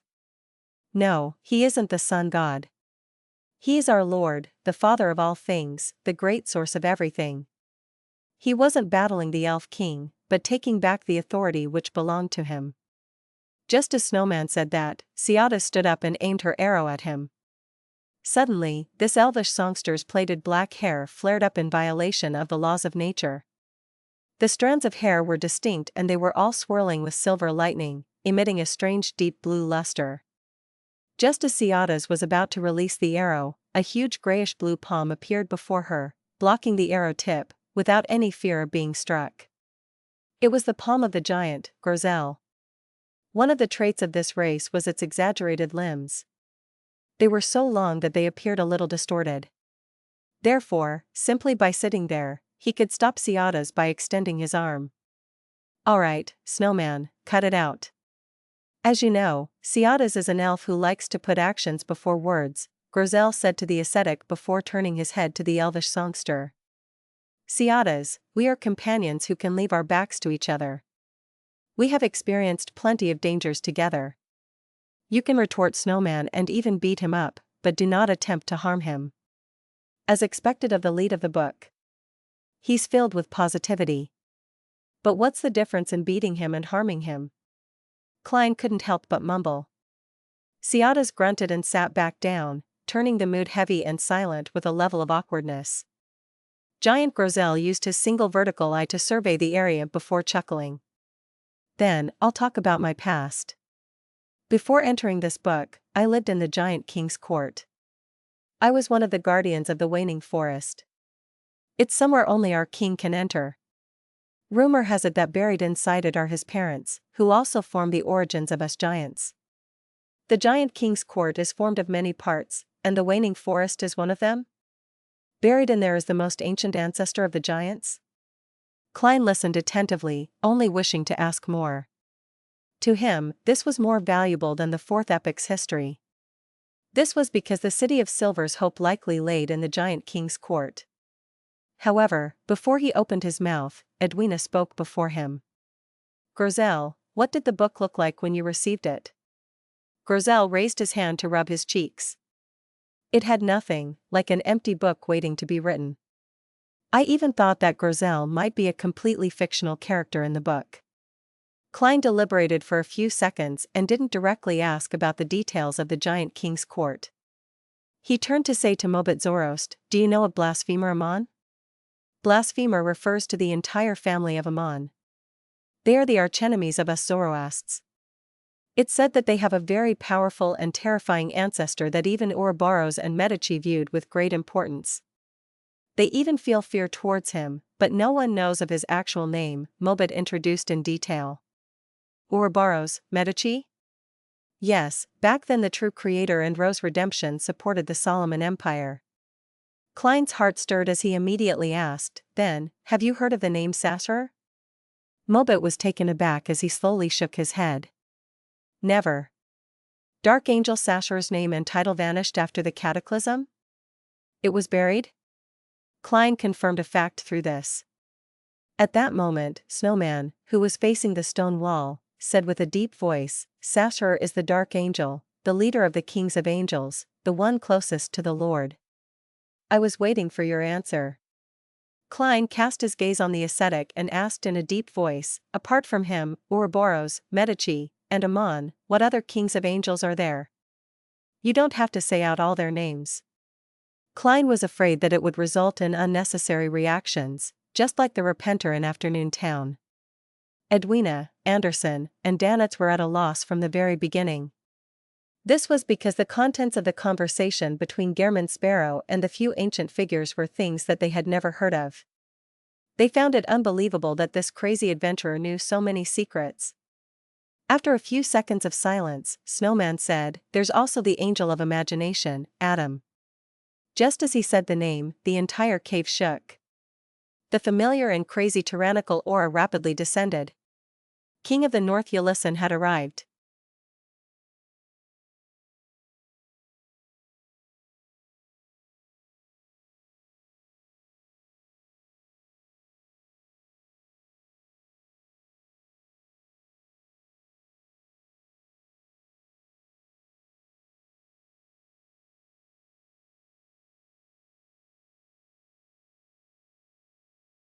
Chapter 699, Boss Fight. Lone soldier, Frunzier Edward, who was on guard by the cave's entrance, saw a massive figure descend from the sky just as he moved. It landed on a huge boulder covered in thick layers of ice. The wings, which were covered in a membrane of skin, weren't retracted as they continued spreading outward, nearly blocking out all the surrounding light. The illusory armored scales that resembled frozen ice and the violent eerie blue dragon eyes were immediately reflected in Frunzier's eyes. He instinctively sensed danger as he raised his iron-black sword and leaped to the side, rolling far away from where he was standing. Almost at the same moment, King of the North Ulyssen opened its mouth, silently spewing out a distorted icy blue flame towards the cave. It froze everything in its wake. Moments later, the icy blue flames produced a tidal wave formed from illusory light as they surged into the dark cave, sealing everything it passed in ice. The words Angel of Imagination, Adam, were still flashing across Klein's mind as he couldn't help but recall Emperor Rosel's description of the Twilight Hermit Order. Their mission was to revive the original creator, and they had a high sequence beyonder of the spectator pathway among their ranks, or even the uniqueness. The means in which they summoned the members was through a true dream that connected the eastern and western ends of the continent. Furthermore, it had the characteristic of being detected upon being mentioned. But even so, he still instinctively reacted in response to the impending danger. He lunged sideways, dodging towards the uneven parts of the cave, attempting to use the rocks ahead to block the attack. However, the surging icy blue light was like a tidal wave that drowned every corner of the cave. It sealed everything, leaving no safe zones inside the cave. Seeing his surroundings turn into an icy cage, a gigantic, grayish-blue figure appeared before Klein's eyes. Grosel had stepped forward without a sound. He genuflected with his left knee, leaning his back forward as he stabbed the broadsword in front of him. Light that resembled the dawn of light bloomed as illusory walls formed to the left and right of Grosel, protecting everyone behind them. An icy blue tidal wave surged over, splitting at the erect broadsword before colliding with the light of dawn on both sides. Everything in the mountain cave turned dark for Klein and company before a small source of light was restored. They could still see that the bonfire had been extinguished. It was especially dark with the dim rays of light outside attempting to tear through the layers of ice. At that moment, every inch of space in front of Grosel was frozen. The giant seemed to become a bug stuck in amber, Right on the heels of that, the sword which was embedded in the ground emitted a luster resembling the light of dawn. They mixed together, enveloping Grosel before turning into a hurricane of light that swept outwards. Silently, the layer of ice had a huge hole burned through it as it extended all the way to the cave's mouth. Grosel's grayish-blue figure had vanished from where he was. Elvish songster Ciadas, who hadn't had time to tie her head, held her bow and arrows. Embraced by the swirling gales around her, she charged out the cave without any delay. Dressed in an asymmetrical black coat, the Solomon Empire Viscount Mobit Zoroast mumbled, "Don't be in a rush or it's finally here," as he ran, following closely behind Ciadas. The ascetic, Snowman, stood up as well. He tapped his chest 4 times as though he was forming the shape of a cross. "May the Lord bless me." Amidst his hoarse and dry voice, he stepped onto the biting cold ice with his bare feet and ran out of the cave. Klein didn't hesitate either. He didn't draw his revolver, and he kept his hands empty. Together with Anderson, who was clenching Death Bracadont tightly, they ran into the hole in the ice. Dressed in a shirt with complicated patterns, Edwina Edwards looked at Danitz, who was trembling due to the aura of the high-level entity. She said with a gentle, but emotionless tone, "Stay here." Having said that, the look in her blue eyes deepened. Gales howled around her, pushing her out of the cave. "Stay here." Danitz was stunned. He subconsciously surveyed his surroundings and saw the walls covered in frost and a completely extinguished bonfire. The cave was silent with him being the only one left. Danitz's trembling body slowly came to a stop as he turned agape. However, he didn't say a word as he saw his captain's figure disappear from the cave's entrance. Outside the cave, Frunzier Edward, who had just rolled to avoid the first series of attacks, saw Ylison spread its wings as it was about to leap into the sky, closing the distance between it and his party. He ensured his safety as he steadied his figure and pushed his left palm out diagonally. Immediately following that, he declared a statement in ancient Hermes, "Flying is prohibited here." Suddenly, the frost dragon's wings that blotted out the sky seemed to be weighed down by invisible objects weighing 100 times its body weight. It began flapping them with great difficulty. The King of the North immediately let out a furious roar as the loud sonic boom drilled into Frunzier's ears, making his stagger. With a whoosh, the pair of wings finally managed to flap, stirring up the snow and frost around it into the air. Although it was difficult on Ulysson's part, it eventually managed to fly. At that moment, disciplinary paladin Frunzier's expression turned solemn. He said a sentence constructed in ancient Hermes once again, "Violators will be punished." Just as he said that, his figure leaped up at a speed which was faster than Ulyson, as though he had been augmented by some unknown power. Ding! Frunzier extended his body in midair as he brandished the iron-black sword in hand, striking down at the King of the North's neck with his posture speaking great certainty of a hit. A clear crack appeared on the crystalline armor plates as it spread slightly, however, this failed to make Ulyson bleed. The frost dragon didn't even feel the pain as its eerie blue eyes locked onto Frunzier, its expression cruel and tyrannical. It then lifted up its front claws while Frunzier remained in midair without any means of dodging. At that critical moment, a hurricane blew over, pushing the black-armored disciplinary paladin away, causing Ulyson's strike to swipe at air. Its strike caused an explosive boom despite the miss. Elvish songster Ciadas didn't hesitate to take action once she rushed out the cave, saving Frunzier immediately. Immediately following that, her hair flared up in violation of the laws of nature. They were distinct with swirling lightning bolts. She aimed her arrow at the large but slow, flying target in the sky, King of the North, before firmly pulling back the arrow. The sky turned dark, as though dark clouds had gathered as lightning bounced through them. Unable to fly smoothly due to the disciplinary paladin's influence, Ulyson suddenly pulled back its wings, swooping down at Ciadas like a high-speed train. At that moment, a grayish-blue figure that left one feeling safe had appeared in front of the King of the North's trajectory. Grosel genuflected once again, plunging the broadsword, which was unusable by human hands, in front of himself.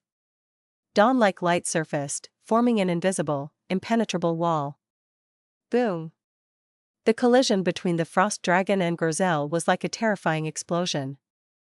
It shattered the layers of ice around them, pushing them outwards. Grozel failed to keep his footing firm as he flew out like a ball, tumbling past Ciadas before slamming loudly into the mountain wall. A huge amount of snow and ice stalactites crashed from above, nearly causing an avalanche. As for Ulysses, it wasn't sent retreating. It remained standing in its original spot. Having had its swooping attack interrupted, its hind legs were in the ground as its body leaned forward. It shook its neck before aiming its open mouth at Ciadas. The Solomon Empire's noble, Mobet Zoroast, had long arrived beside Ciadas.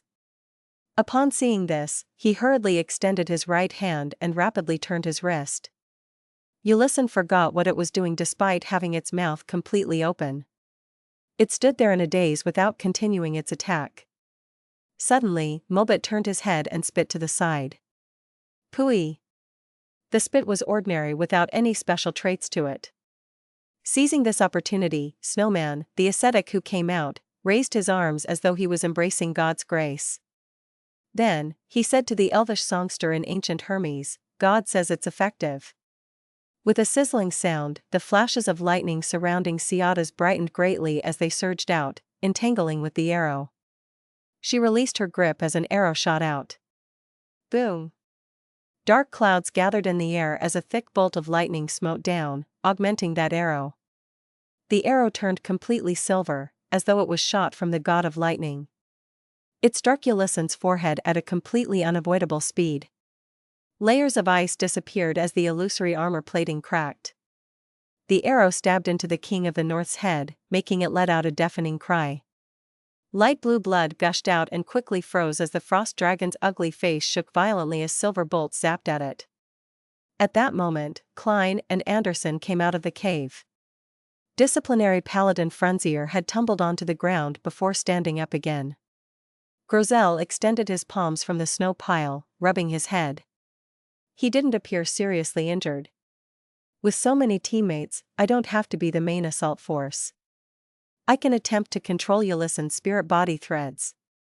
From my observations, it doesn't seem to have the defensive abilities of a demigod.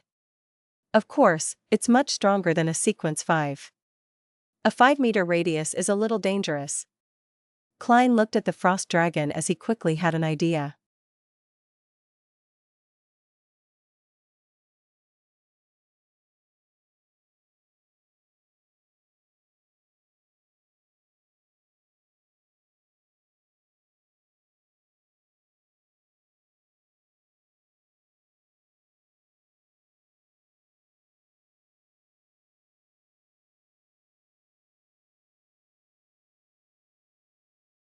Chapter 700, Excellent Teamwork. King of the North Ulysses' tragic cries rapidly turned into a roar. Following that, a snowstorm engulfed the area outside the cave, reducing the visibility to less than 5 meters.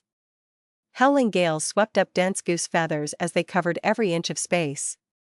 Meanwhile, an icy blue halo rapidly extended outwards, clinging close to the ground. It left frozen ice everywhere in its wake as it passed. Klein, who had his vision and hearing affected by the blizzard, instantly had the corresponding scene surface in his mind. He hurriedly bent his knees and kicked his heels, jumping high up, allowing the icy blue halo to sweep underneath him. As for Mobet Zoroast, who wasn't adept at combat, he was already too close to the icy blue halo when he noticed it. He didn't have the time to jump up. At that moment, he was hoisted up by his shoulders as the bottom of his feet had a tempestuous hurricane lift him up into the air. With this combination, he instantly flew up into the sky, avoiding the outcome of being frozen. Mobet turned his head and, without surprise, saw the deadpan Ciadas. This elvish songster could only muster up strong winds to glide forward due to the law forbidding flight. Anderson, Edwina, Snowman, and Frunzier reacted accordingly, jumping in time and dodging the attack without succumbing to it. Only Grozel, who had just pulled out his broadsword from the snow, was hit in the legs by the icy blue halo, as he couldn't dodge in time. Layers of ice instantly surged upwards as Grozel stood on the spot like a frozen corpse. Whoosh! The exaggerated blizzard obscured all the Beyonders' vision, making them lose their vision of the frost dragon. All they could do was passively defend against any attacks. At that moment, Snowman, who hadn't dropped to the ground, spread out his arms once again and said solemnly in ancient Hermes, "God says it's ineffective." The violent blizzard suddenly calmed down significantly. Be it the tempestuous hurricanes or the dense snowflakes, they were weakened or had been cut in half. Ciata's vaguely made out a gigantic face with an ugly lizard-like face. The broken arrow was still embedded in its forehead. Ulysses had taken the opportunity to close the distance between them. Ciata's didn't panic. The strong wind suddenly changed directions, sending Mobit and her floating backward. Meanwhile, her chilled, pale lips opened as she sang in ancient and abstruse Elvish, "The rocks are destined to be shattered by the waves. The trees are destined to be struck down by the winds. The mountains are destined to crumble by the lightning." As every word in Elvish was rich and filled with meaning, the constructed sentences were extremely succinct. Therefore, the lyrics didn't waste too much of Ciatas's time. Furthermore, from the moment the first word was spoken and from the beginning of the beautiful and forceful rhythm, the winds in the blizzard began to experience changes. The howling sounds of wind turned chaotic as it spread out in every direction. Ulysses' massive figure once again appeared before Klein and company's eyes. When Ciatas sang the third phrase, disciplinary paladin Frunzier had already pushed out his right palm and profoundly said in ancient Hermes, "Imprison." Instantly, the frost dragon which was about to rush Ciatas and Mobit had frozen on the spot. Surrounding it were layers of transparent walls. And as Frunzier said that softly, Edwina, who had just found her footing, made her light blue eyes turn black. Inside them flowed a sticky liquid that seemed to be the manifestation of all the evil in the depths of one's heart. She gently clenched her right palm as Ulysses stood up with a roar, instantly ripping apart the effects of imprison. The frost dragon's eerie blue eyes were filled with blankness and pain. It seemed to be still immersed in the emotions of sudden madness and ruthlessness. Even though this was a state it was always in, to have it fully triggered was uncomfortable. Without a doubt, it was a dragon who found it difficult to control its emotions. Seizing the opportunity of Ulysses' brief pause, Anderson had condensed a burning white spear in his hand. Then, he bent his back and threw it out. Without waiting for the outcome, flames appeared under the strongest hunter's feet, turning the ice into liquid. So, the spear accurately struck the frost dragon's half-open mouth, quickly melting the thick armor plates of ice, with the excess force penetrating the upper part of its forehead. Ulysses let out another tragic cry as its hind legs stomped backward, sending its body lunging forward. It stayed close to the ground as it rushed towards Anderson with a terrifying speed. The only thing in its eyes was this worm that had dealt significant amounts of damage to it. Swing! The snow split apart as a deep and wide chasm opened up in the ground. It emanated all the way to where Anderson was as it continued extending. Bang! With its terrifying inertia, the frost dragon slammed into a boulder covered in thick ice, shattering its outer shell and cracking its interior. If Anderson had collided with it, the strongest hunter was bound to turn into meat paste. Even being brushed was likely to lead to his death. However, in a particular spot in the chasm where Anderson was originally standing, there was a dark hole that led straight down. It was just enough for a person to burrow in. Pa! A hand held onto the hole's entrance. Through the exertion of force, the strongest hunter with disheveled hair jumped out. After he threw the burning spear, he didn't dodge in panic. Instead, he directly used his Beyonder powers to melt the snow beneath his feet, and he burned the underlying soil. Silently, he created a hole that wasn't too deep. Following that, he sank himself into it by crouching, perfectly dodging the King of the North's charge. At that moment, a pure beam of light descended and struck Grosel, quickly melting the ice encasing him. Snowman had used an offensive blow to remove the restrictions placed on the giant guardian. With the explosive light of dawn, Grosel raised his broadsword and charged to the frost dragon with wide strides before cleaving down wildly. Bang! Bang! Bang! Grosel was only a meter shorter than Ulysses' non-humanoid form. His strength was equally ridiculous. As he clashed repeatedly with Ulysses' front claws, occasionally wavering and retreating at times, he quickly recovered by taking a step forward and engaged his opponent. With the giant guardian occupying the frost dragon's attention, the others reacted accordingly with relative composure. Snowman maintained his spread arms as a sun-like halo appeared around him. It quickly spread outwards, warming up all his companions and giving them immense courage. Furthermore, he carefully ensured that it avoided the King of the North. Not far from him, Ciada's hair flared up as she drew her bowstring. She shot out arrows that appeared to be formed by wind blades or lightning. Due to the massive target, every single one of her arrows had hit her target. Furthermore, all of the arrows struck the same spot, the frost dragon's shoulder. Mobit Zoroast worked with Grozel, occasionally stealing the thoughts the King of the North had and was about to execute, making it pause briefly. At other times, he would attempt to steal its powers, but in the few times he didn't have any success. With the pitch-black sword, Anderson carefully circled to the frost dragon's flank and attempted to strike a particular spot. Disciplinary paladin Frunzier brandished his iron-black sword, using prohibition and imprison to aid Grozel's brawl with the frost dragon. Without his restraints, even if the giant was a guardian, he would have long been sent flying, suffering from a fatal stomp or the spewing of breath. Klein looked at Edwina and raised his hand to point at himself. Invisibility. He didn't know if she had the ability to mimic this power. If it wasn't possible, he needed to consider using other methods. Edwina didn't ask why, as her light blue and limpid eyes immediately reflected Gehrman Sparrow's body, which lost its color and turned transparent. Following that, Klein's figure became faint and vanished. After confirming his condition, Klein quickly ran towards the intense clash between the giant and the dragon. With a roll, he arrived by the King of the North's left foot. Then, as he focused on dodging Ylissen's feet while it did battle, he emanated his spirituality to control the illusory black threads with the spirit body threads vision he had long activated. Right on the heels of that, he would roll or leap around, in search of space beneath or around the frost dragon. So. Silver lightning arrows and pure azure wind blades landed in a small region, shattering the armor plates of ice, tearing apart the resilient skin. Soon, the frost dragon's right shoulder was a swath of light blue. The corresponding claws motions also appeared to slow down indiscernibly. Disciplinary paladin Frunzier acutely noticed this point.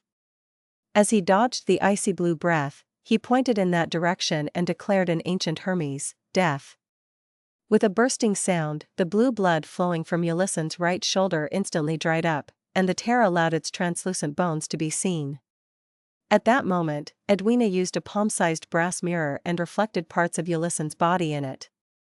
She reached out her right hand and grabbed at the mirror's surface, pinching the reflection within. Then, she forcefully pulled outwards. Ylissen's wound instantly worsened. It kept spreading as though it was about to lose one of its front claws. It let out a tragic cry as it suddenly raised its body, standing on its hind legs. Light blue light that was almost white surged out of the dragon. In 100-meter range, the temperature plummeted, followed by a fearsome force. Suddenly, all the Beyonders were sealed in ice. Their bodies became extremely cold as they turned very stiff. They couldn't help but tremble. Ciada's, Mobit, Edwina, Klein, Grozel, Anderson, and Frunzier all shared similar symptoms. The only one who barely maintained his mobility was the ascetic, Snowman, thanks to withstanding the training of being frozen countless times. He maintained his spread arms, half-closed his eyes, and solemnly said, "God loves everyone." Sunlight tore through the wind and snow as the warmth began to melt the feeling of being frozen. Bang! Ulyssen sent Grozel flying with a claw, severely injuring the giant guardian by leaving a depression in his chest. It temporarily ignored the rest as it targeted Snowman, Blitz rushing him. Snowman has no one protecting him. It's about to move beyond a 5-meter radius. Klein watched this scene, feeling somewhat numb. He had the urge of running into the cave to pray to himself before using the sea god's scepter above the gray fog to respond. At that moment, a scarlet fireball appeared beside the ascetic before the frost dragon arrived. Then, it exploded without any reservations, sending him flying. It was from the strongest hunter, Anderson. At that moment, Edwina had produced a fireball in her hand and threw it at Ulysson's back, but she failed to hit it. She was creating a passageway for Klein to phase over with the fire. She had learned from Danitz of this ability Gehrman Sparrow had.